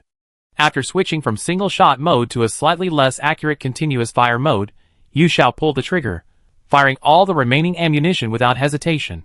However, all the fired projectiles were effortlessly blocked by the massive, enhanced pincers protecting the target. How could this be? This is a railgun accelerated to supersonic speed by electromagnetic current, boasting penetrating power. Yu Xiao was somewhat surprised, but didn't utter the words aloud. It seems not only has its size increased, but its abilities have also been enhanced. He calmly began to deduce. Simultaneously, he maneuvered Dragon Knight 1 into the air, flattening its wings, and using the jetpack to attempt high-speed flight to a blind spot of the enhanced strike class defenses before firing. However, this plan backfired. Shortly after gaining altitude, a rapid alarm sounded on the screen. Realizing the situation, Yu Xiao inwardly cried out in alarm. His mind was completely focused on the enhanced strike class aircraft in front of him. He had momentarily forgotten that by moving to this position, his back would be directly facing the beam class positions. In other words, he was now completely exposing his back to enemies wielding weapons. Naturally, once the target was detected, the beam class aircraft, already poised for attack, opened fire simultaneously, a terrifying number of laser beams attacking him in an instant. Although, at the last moment, Yu Xiao managed to evade the attack within a split second. However, the attack was hasty, and the incoming rays were numerous. Therefore, although the main body of the Dragon Knight 1 was largely unharmed, one of its wings was unfortunately hit. The high-temperature laser mercilessly melted and severed it. Losing its means of takeoff, the Dragon Knight 1 crashed to the ground. Although it managed to maintain its balance, Yu Xiao knew that taking off again was impossible. Meanwhile, the attack class enemy in the distance used this time to turn around, facing Yu Xiao again in a stalemate. Although Yu Xiao knew that, as a swarm of insects with a hive consciousness and an NPC enemy in a game, the enemy likely lacked self-awareness. But looking at the expression on that perpetually grimacing head, baring its gums, Yu Xiao felt it was mockingly grinning, giving him an unsettling feeling. Even so, he didn't slacken his operations. After putting away the railgun and drawing a pair of sword hilts from his waist, Dragon Knight 1 combined them into a double-edged lightsaber. After all, ranged attacks were ineffective, and flanking maneuvers were equally difficult. The current situation, no matter what, would likely drag him into melee combat with the enhanced strike class. So, since he was going to have to fight head-on anyway, why not make sure he strikes first? Yu Xiao reasoned. The damaged wings folded back up, and without relying on aerodynamics, using only the thrust from its dorsal thrusters, Dragon Knight 1 reached its maximum speed, choosing the shortest path, and charged straight towards the heavily guarded front of the enhanced strike class. Inside the base of the top martial forces in India, in the very center of the tactical aircraft hangar, secured by heavy maintenance supports, stood a machine entirely dark blue, equipped with numerous detection instruments on its shoulders, exuding an aura completely out of place among the surrounding Human Reform Alliance tactical aircraft. Its name was F-14-3, Mine Detector. This was one of the legacies of the AL-3 project implemented several years prior. A special model highly customized by the Human Reform Alliance based on the F-14, a second-generation high-performance tactical aircraft, then the only one of its kind in the world, imported at a high price from the United States of the New World. Equipped with multiple composite sensor pods and brainwave amplification devices, it possessed the ability to perform mine detection, just as its name suggests, and was once considered a valuable machine capable of building a bridge of communication between humans and the Fistrum. However, with the escalating conflict, the decline of the Coexistence faction, and the beta invasion brought about by the Dimensional Tremor, Project AL-3 was ultimately forced to abort and be shelved. Thus, the F-14-3 prototype, painstakingly completed, was reluctantly sealed away. Until recently, with the establishment of the top weapon force, this long-dormant machine finally found a new purpose. It was naturally assigned to Lieutenant Soma Pyrus, a super soldier, to pilot, with the aim of expanding the spread of her brain quantum waves to achieve more precise interaction with Red One. At this moment, the silver-haired girl stood before the machine she was rightfully meant to pilot, gazing silently at its suspended form. Ready to depart. Red One has been spotted on the southern battlefield, and reports indicate he's engaged in combat with a new type of beta. Exercise extreme caution during the mission. Ah, Lieutenant Pyrus? What are you doing here? The silence was broken by the approaching footsteps and slightly surprised voices of the hangar crew. Captain Nan. Soma turned around at the opportune moment. Without much pleasantry. I want to participate in this operation. She stated her request earnestly, with her usual serious and expressionless face. Chapter 95. Why, Lieutenant? I don't recall receiving any related reports. The personnel department's response only said your condition might require a few more days of adjustment. They didn't report that you recovered to your previous state. Nan Wanqing said, slightly confused. What if you lose control again, because of the brainwave communication, like before? What will you do then? I don't deny that possibility. Soma lowered her head somewhat shamefully, then raised it again. A wave of determination flickered in her eyes. But I will do my best to ensure this doesn't happen again. And I also have something I want to tell him, to convey to Red One. All right. Perhaps moved by the girl's attitude, Nan Wanqing was silent for a moment, then nodded in agreement. But before that, I need to make a request. Can you accept it, Lieutenant Soma? However, she added a few more sentences afterward. Yes, sir. Following orders. The silver-haired girl straightened her petite frame and solemnly replied. This F-14-3 was originally designed for a two-seat configuration, right? One person would pilot the machine, while the other would focus on using its sensors for mental exploration. Yes. Although I, as a super soldier, can pilot it alone. But Captain, do you mean? Soma, her sharp mind already anticipating the other's intention, asked with a hint of confirmation. That's right. I be the pilot. You only need to. That way, control of the machine will be in my hands. And even if another accident occurs, it won't affect the overall operation of the unit because of your loss of control. I see. I understand. Well then, I leave it to you now, Lieutenant. Soma saluted to show obedience, then turned and jogged away. To change into the Guardian enhancement equipment for the attack. So much for him to convey.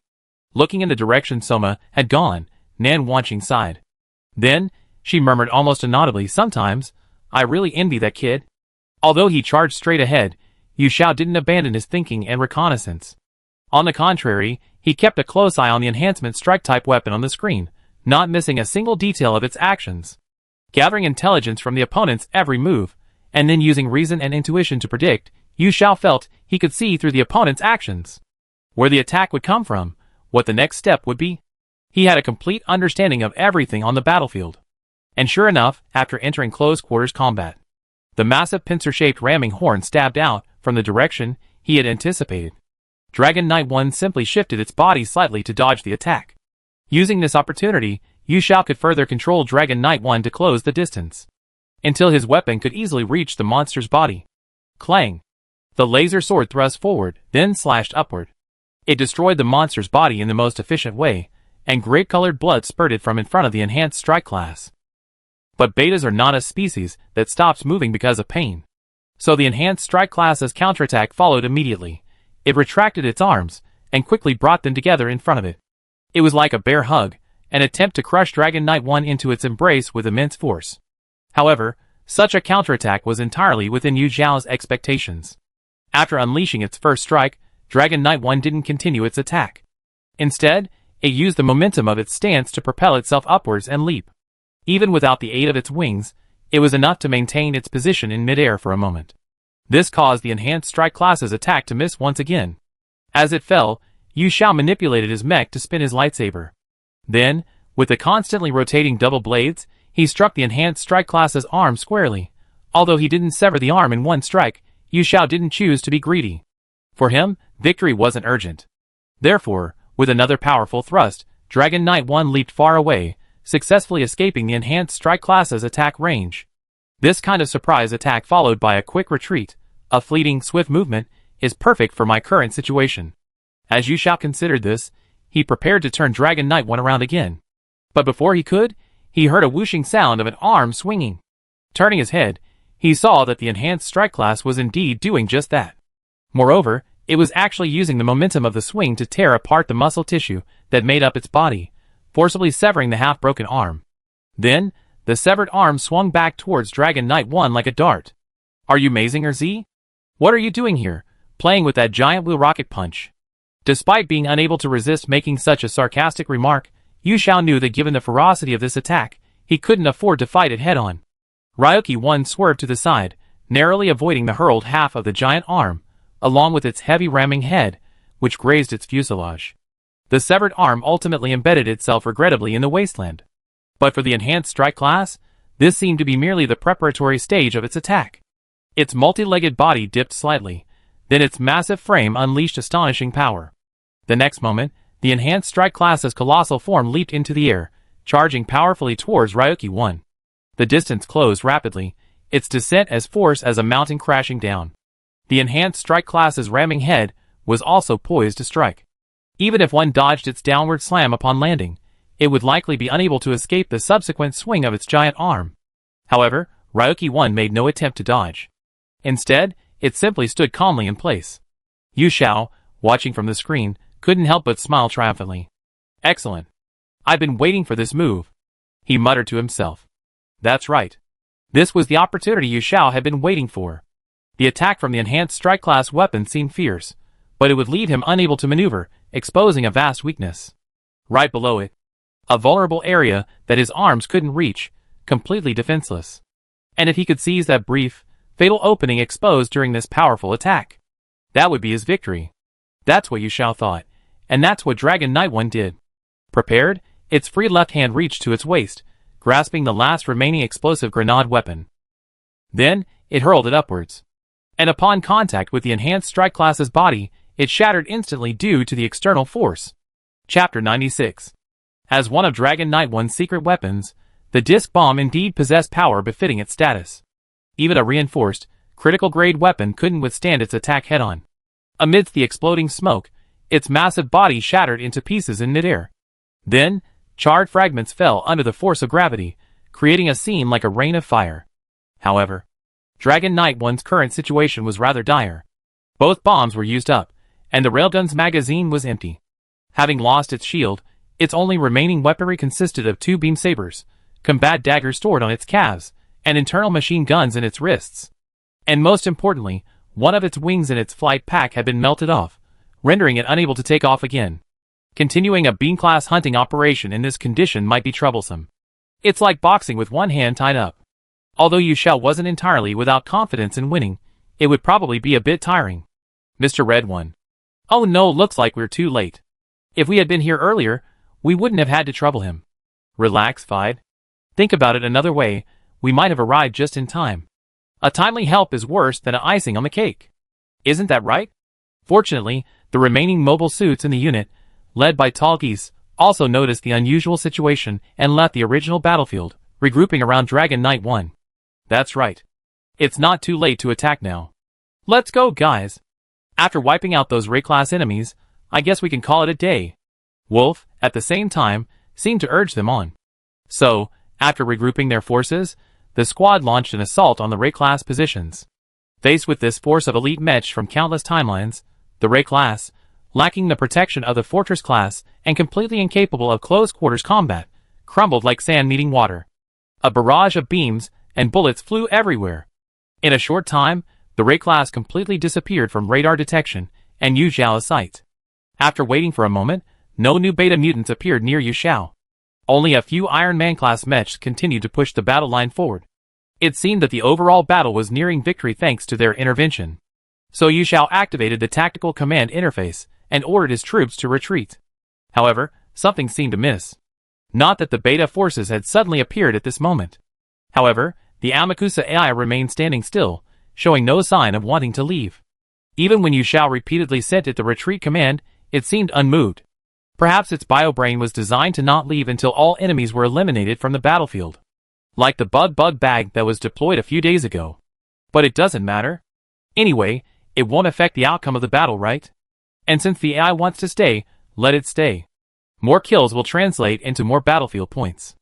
Thinking this, Yu Xiao shook his head. Then he exited the game, retrieved his disc, and went back to his room to rest. Because of this, he didn't notice. In the MechWarrior vs. Hangar interface, the item named Char Aznable Simulation Data, C+ rank, that seemed to have been forgotten for a long time. Its status had quietly changed from awaiting use to cooling down. Several minutes passed after Yu Xiao left the battlefield. Looks like we're a step too late. The annihilation operation is about to succeed. Red One seems to have already returned. Captain Gordon, having just landed from the transport plane, reported the situation in the Tactical Mechs Control Unit. Meanwhile, Cui Yifei, a twin-tailed girl also aboard a J-10 fighter jet, listlessly resting one hand on her cheek, knowing she probably wouldn't have a chance to participate, replied lazily, "Yeah. After all, it's him." But then, as she looked around, her voice suddenly betrayed a hint of fear. "Hey!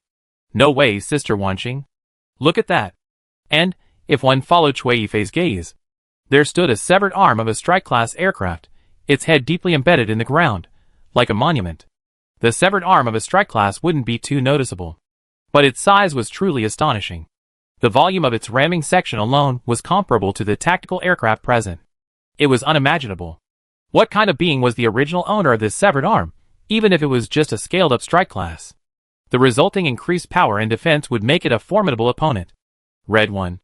Just now. It was actually fighting such a powerful enemy. Even Nan Wanqing couldn't help but exclaim in astonishment. But then, a belated sense of worry washed over her. What if Red One hadn't arrived on the battlefield, and things had been left to their own devices? Would the forces deployed for this mission truly be able to handle this monster's surprise attack? She sighed, trying to dispel her anxiety with this gesture. Looks like we come up empty-handed this time. All units, back up. But her order was interrupted by Soma in the front seat. Wait, Captain Nan. This isn't over yet. There's another machine over there. In the distance, there was indeed an unassuming, brown-painted machine. What could be making Soma so interested? Could it be the vehicle of Red Number 1 this time? You mean, that machine is his? Nan Wanqing asked tentatively. No. Not quite. His presence is different from the one I encountered last time. Soma simply shook his head. But her words weren't entirely negative, however. That person does seem to be calling me. It's just, the voice is very faint. If that's all, I can't hear it.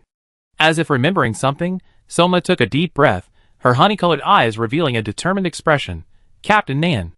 I request that the N3's limiter be removed, and the brain quantum wave extension function be increased to maximum power.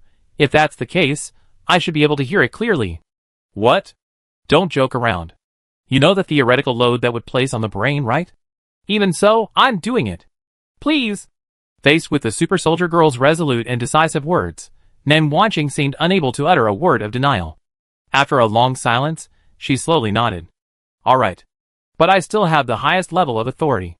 Once I determine that it will cause irreversible damage to your body, I will shut down all the instruments. Until then, go do what you want to do, Lieutenant Pyrrhus. She then opened the control panel inside the machine and pressed several buttons. Thank you. Soma then felt her hearing, touch, and vision, all expanding endlessly throughout her body as her consciousness expanded. And the scene before the girl's eyes distorted like ripples on water. Chapter 97. When Soma opened her eyes again, what she saw was a deep, dark sea of nothingness. This must be the expanded quantum waves of her brain, bringing her thoughts into this virtual space, right? She judged. And she had thought this space would be empty. But a wave of emerald-colored mental energy swept past her. The scene looked magnificent and strange. And accompanying it was a voice. You are searching for someone, right? Although he is no longer here, I might be able to help you in some way. The voice echoing in Soma's mind was clear and magnetic, yet it seemed to carry a sorrow that understood the ways of the world. This made Soma, for some reason, want to believe him, even though it was a feeling without any basis. Help? That's right. The person you're searching for is currently very, very far away. You alone can't reach him. But if I were to join you, you mean, could you help me make contact with Red One? That would be wonderful. But why would you help me? And who is he? Who is he? Perhaps even I don't know the answer to that question. A hint of sadness suddenly crept into the voice. Huh? Because what can now be called me is perhaps just a fragment left behind by someone's spirit. Not only are the memories incomplete, but even the personality isn't complete. Perhaps it should have faded away with time. But within that machine you sensed. It's probably referring to that grayish-brown MS, Soma thought to herself. Yet there's something calling to me, something familiar. And although I don't feel a clear consciousness, and I don't have a physical body, I can still communicate with you. And even the person you want to meet, through the brainwaves it emits. A spiritual entity. A fragment? Does such a thing really exist in this world? Soma murmured in astonishment, pondering the information hidden in the other's words.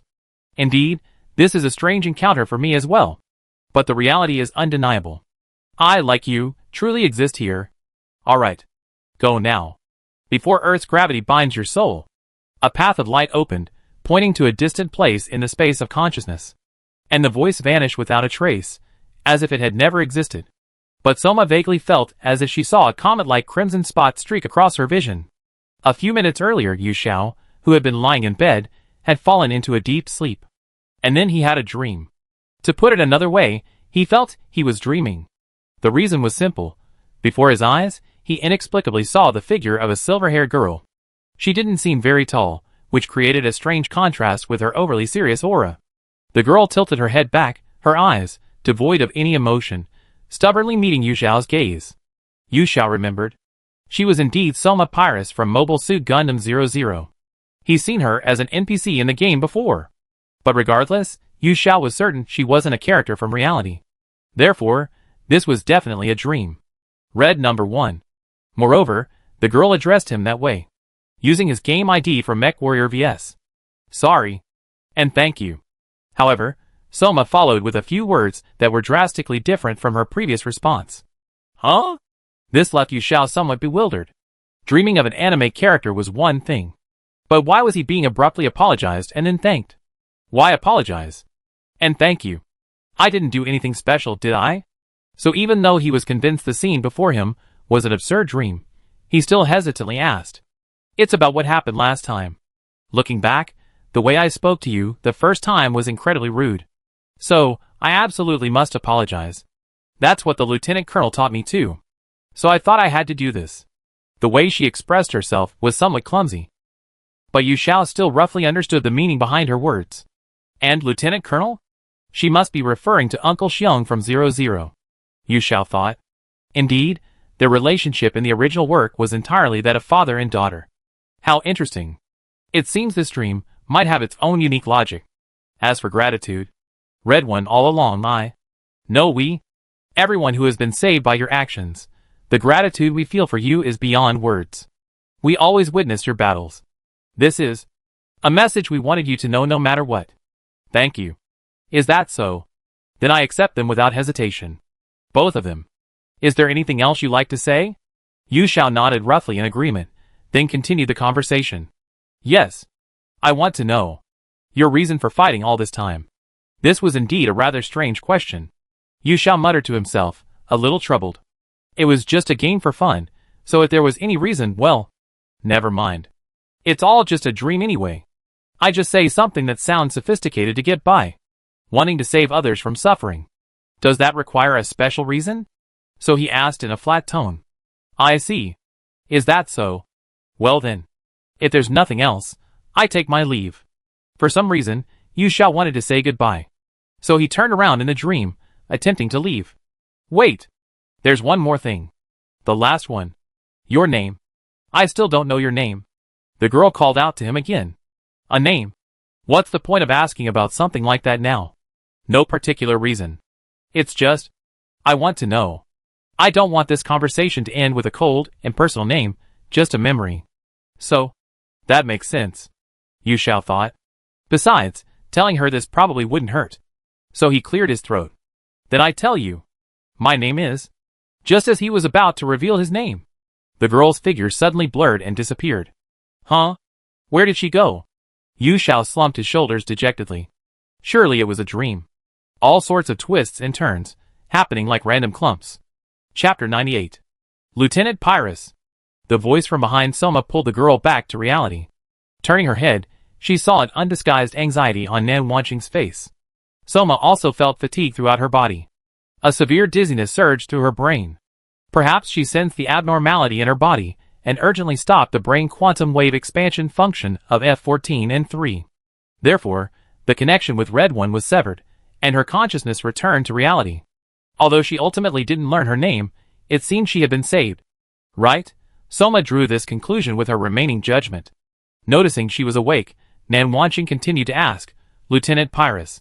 How are you now? Answer me quickly. I'm fine. Although she wanted to say that, her throat was dry, and she couldn't utter a sound. After a long pause, a weak, hesitant voice finally escaped from her almost frozen lips. I'm fine. Is that so? Nan Wanqing replied reassuringly, that's good. You can't keep pushing yourself, Lieutenant Pyrrhus. Even if there's no result, you should return it now. No. There is a result. I talked to Red One. He seems to be a boy. A boy? Someone who can pilot a mecha like that. Could he be a boy? Probably. But more than that. Exhausted, Soma leaned back in his chair, breathing heavily. Red Number One. Indeed, someone we can entrust with our trust. I can guarantee it. The next day. The stew with potatoes will be ready in about 10 minutes. Just wait a little longer, Brother Boo. Speaking in a lazy tone, Yu Xiao slowly approached. For some reason, he was wearing an apron. Judging from the lingering grease stains despite having been washed, it was clearly a well-worn item. Oh! Thanks. And the short, school-dressed boy sitting casually on the sofa. Yu Xiao's old friend Buqing waved and thanked him cheerfully. In Yu Xiao's home, this was quite a normal scene. In his spare time, Buqing would sometimes visit Yu Xiao's home. Although he claimed to be a guest, he would actually take care of all the ingredients for that evening's meal, sometimes even bringing far more meat or fruit than needed for a single meal. And without exception, he would always find a reason. So Yu Xiao felt it was more accurate to call it delivering food.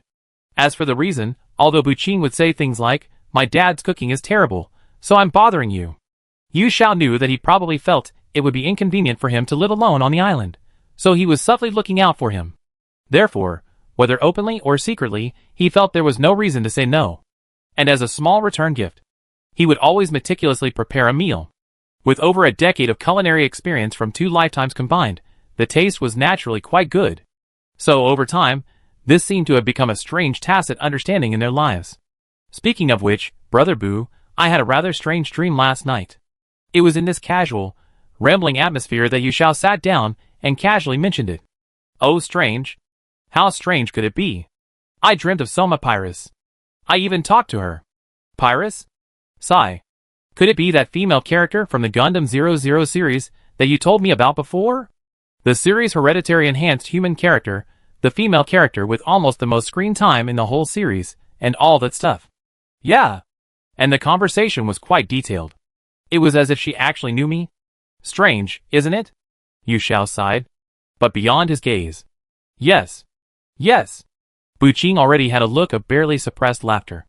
Indeed, it's very strange. Ha, ha ha, ah ha ha ha. Then, he burst into unrestrained laughter, accompanied by occasional chest pounding and stomping. Hey, is it really that funny? Yu Xiao, standing to the side, could only helplessly twitch her lips. Although she knew the other party's reaction was probably not meant to be mocking, she still felt a little annoyed. It doesn't have to be like this, does it? It's just a dream. To this question, Buqing replied, No, I was just shocked by you. I thought you were the kind of person who was oblivious to the world around you, completely detached from reality.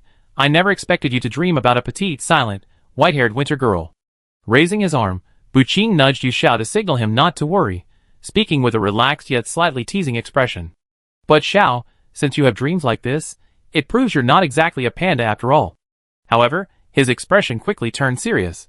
So about Xiao Laimi. When do you plan to respond to her? Or, are you going to wait until she speaks up before putting on that reluctant act and agreeing?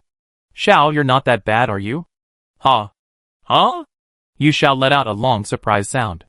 To him, the conversation suddenly shifting to the red-haired girl was somewhat abrupt. Why did we suddenly start talking about Laimi?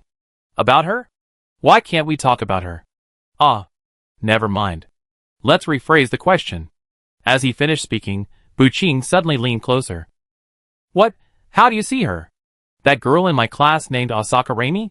What else can I say? She's a noisy one. A slightly weird ninja otaku. Sometimes she's clumsy, not to mention she always appears in strange places, and I have absolutely no idea what she's thinking. Although still unsure why the other person asked this, Yu Xiao, with his eyes closed, answered seriously. It might sound like they were mortal enemies. However, the wave of nostalgia that followed revealed his true thoughts. But if you're talking about friends, we're definitely friends. Subconsciously crossing her arms in front of her chest, Yu Xiao's lips curled into a smile. That's all? That's all. Buqing, however, covered his face, looking somewhat disappointed. Never mind. This is good. I know you're just like this anyway. He lowered his head, as if defeated by Yu Xiao's unusual insensitivity. But then, as if suddenly remembering something, he raised his head again and enthusiastically changed the subject. By the way, hey Xiao, are you going to the Kongming Lantern Festival the day after tomorrow? Lantern Festival? Come to think of it, it's around this time. Hearing this, Yu Xiao also remembered this annual event on Penglai Island. Every summer, on a certain day, the island's inhabitants would gather for a grand ceremony to release their homemade Kongming lanterns. It wasn't just an ordinary lantern release. The islanders usually write the names of their family members who left the island for various reasons on the lanterns, as a way to express their longing for those who never returned.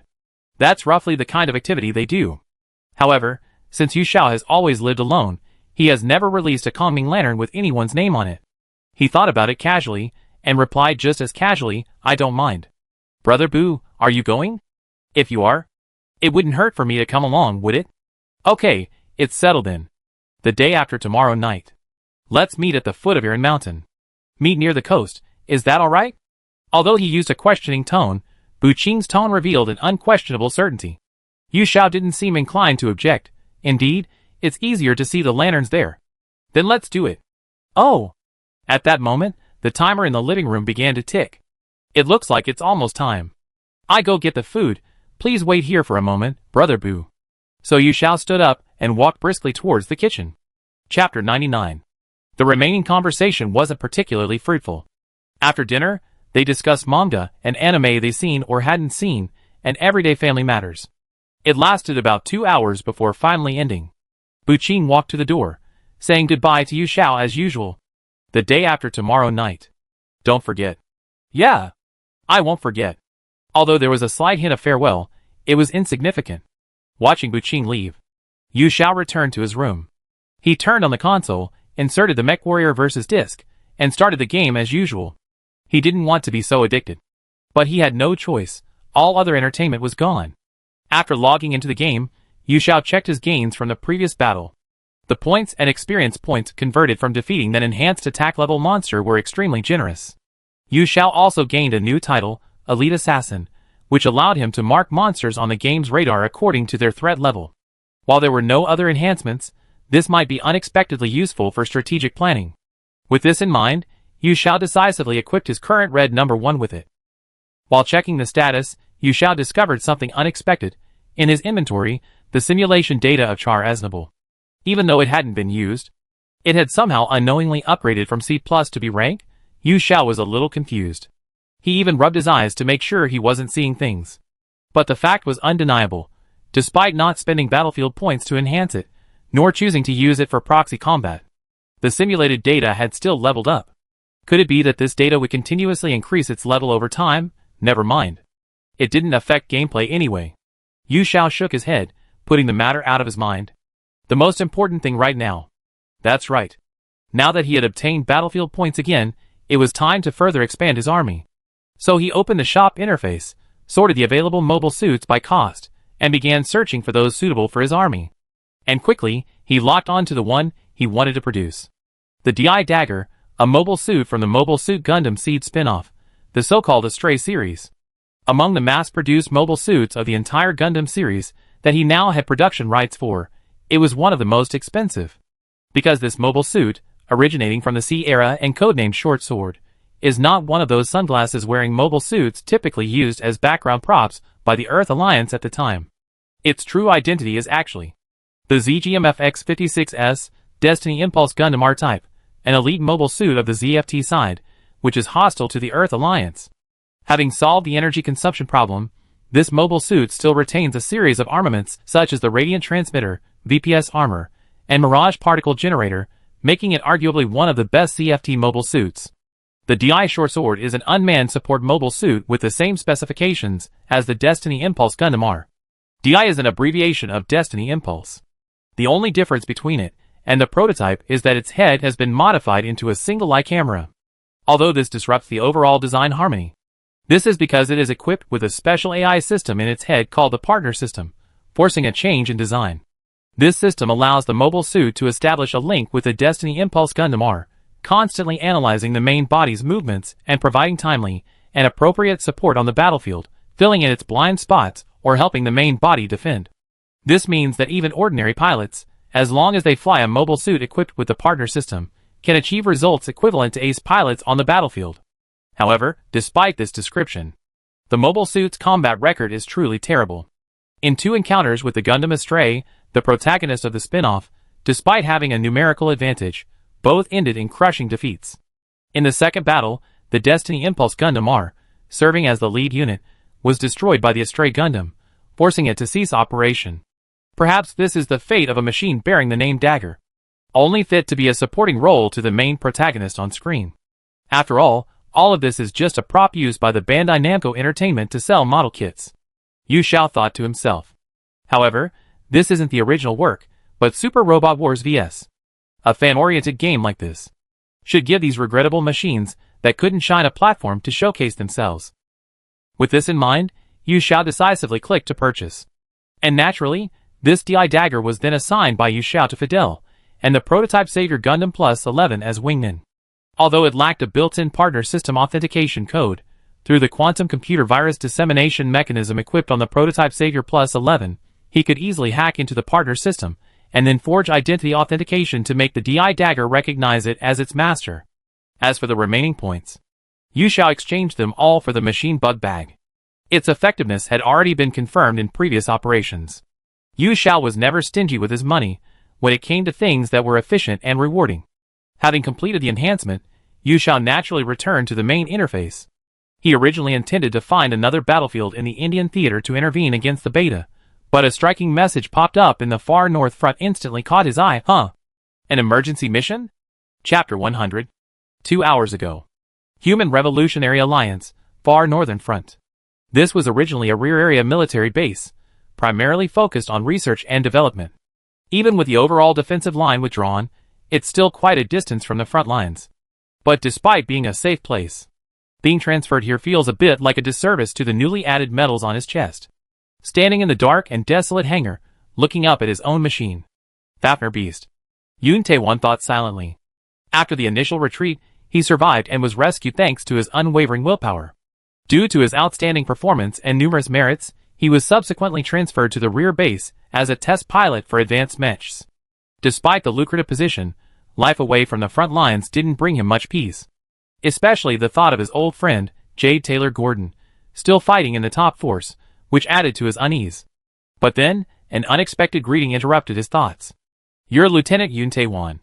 "No, I should call you Captain Yoon now, shouldn't I?" "Yes, that's me." Lost in thought, Yoon Tae-won didn't respond much, only uttering a soft reply. But the person who spoke didn't leave easily. Instead, they continued their conversation. "We've been relying on the hard work of you frontline soldiers all this time. How's my machine? Can you feel it? Have I been of any help?" This caught Yoon Tae-won's attention, so he turned around. The newcomer wore a white coat, a symbol of research, and appeared to be a robust man in his 40s or 50s. However, his hair was completely white, giving him an air of weariness inconsistent with his actual age. "You are?" Although Yoon Tae-won didn't recall ever seeing someone with such an appearance before, the man's mention of my mecha was undoubtedly proof of his identity. Then, the young man's expression turned solemn with respect. "No. You must be the father of Fafnir, Mr. Hino Yoji?" Despite never having seen him in person, the soldiers on the far north front were all familiar with the name Hino Yoji. If it weren't for the Fafnir series of mecha he created, ordinary soldiers wouldn't even be qualified to fight against the Fistrum, who possess mind-reading abilities. So Yoon Tae-won earnestly continued, "Your mechs are very reliable. I believe that if deployed in large numbers on the battlefield, they can achieve considerable results." "Is that so? I'm relieved to receive such praise." However, at that moment, a new shout from nearby interrupted their conversation. "Yo! Dad, what? Oh, you're just chatting. I was hoping you could help me fine-tune the mechs." Yoon Tae-won turned his gaze towards the source of the voice. There stood a young man with a red headband, sparse stubble, and a somewhat roguish air, and a red-haired girl with a detached and almost indifferent expression. Both were wearing the so-called cooperation suits required to pilot Fafnir. They must be pilots from this base. "This is my son, Michio. Like you, he's one of the first pilots of the Behemoth-type Fafnir." This seemingly casual introduction caught Yoon Tae-won's attention. "Michio? The one with the codename 666-666, Hino Michio?" "That's right. Although that's what they call me, it's just something they called me by when I was dispatched to Eastern Europe for support missions years ago. It's nothing to worry about. Captain Yoon though, I heard your story a lot. It's really lucky to meet you today." "Not at all. I'm the one who should be saying pleasant to meet you." "So, and this is?" "This child?" "She is Canon Muffin, the test pilot of the Red Witch-type Fafnir. I can handle this myself, 666. Before Michio could even introduce her, the red-haired girl answered first. "What? Canon! Is it really necessary to act like that? I'm your superior officer." "That's precisely why. After all, he's my superior's man. In the simulation battle just now, he got so excited that he used the electromagnetic rifle at excessive power and broke the arm of the Red Witch type. So now, I think it's absolutely necessary to firmly grasp the right to introduce myself." You're still bothered by what happened earlier. You already said it was an accident. But that's how it is, Dad. The output adjustment of that electromagnetic rifle is still sometimes unstable. The machine's combat data is here, you can adjust it. Let's go, Cannon. Daoshun lowered his head, somewhat frustrated. He then shoved a floppy disk into Yoji's hand before turning away with the red-haired girl, looking dejected. I understand. I verify it later. This little incident finally came to an end. Yoji turned back around. And Captain Yoon. Getting back to the point. There are some things I think you absolutely must see. Yoon Tae-won was then led to a rather secluded space. Many researchers were coming and going, busy at work. And the object of their work was a pure white Fafnir, giving off an inexplicably sacred aura. This is... Yoon Tae-won looked up, somewhat astonished, and asked. A savior-type Fafnir. Haha, perhaps it's too much of an exaggeration for me to say. But perhaps this is the power that can save humanity. Please take a look. As he spoke, Yoji pushed a magnetic card into a nearby mainframe. Immediately afterward, the screen displayed information about the machine's various parameters. Such amazing performance. Looking at the data displayed on the screen, Yoon Tae-won's eyes flashed with admiration and excitement. For soldiers on the front lines, nothing is more reassuring than the continuous improvement of the weapons in their hands. This machine doesn't seem to be one that can be easily mass-produced. Does it have a codename? The specific codename hasn't been decided yet, but I think we should call it Existence.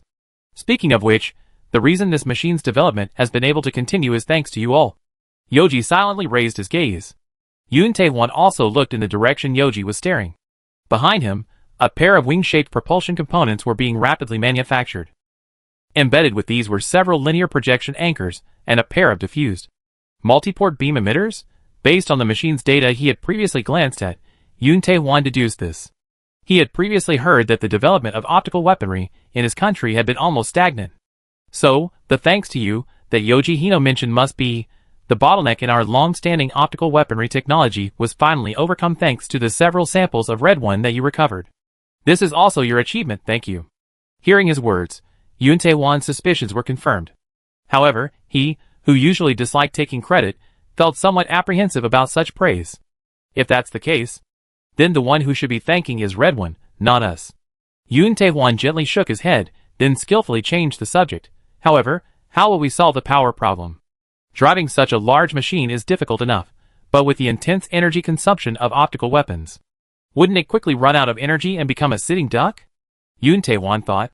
But he didn't say it aloud. Yoji, however, reassuringly denied it. No need to worry. This being possesses almost limitless power.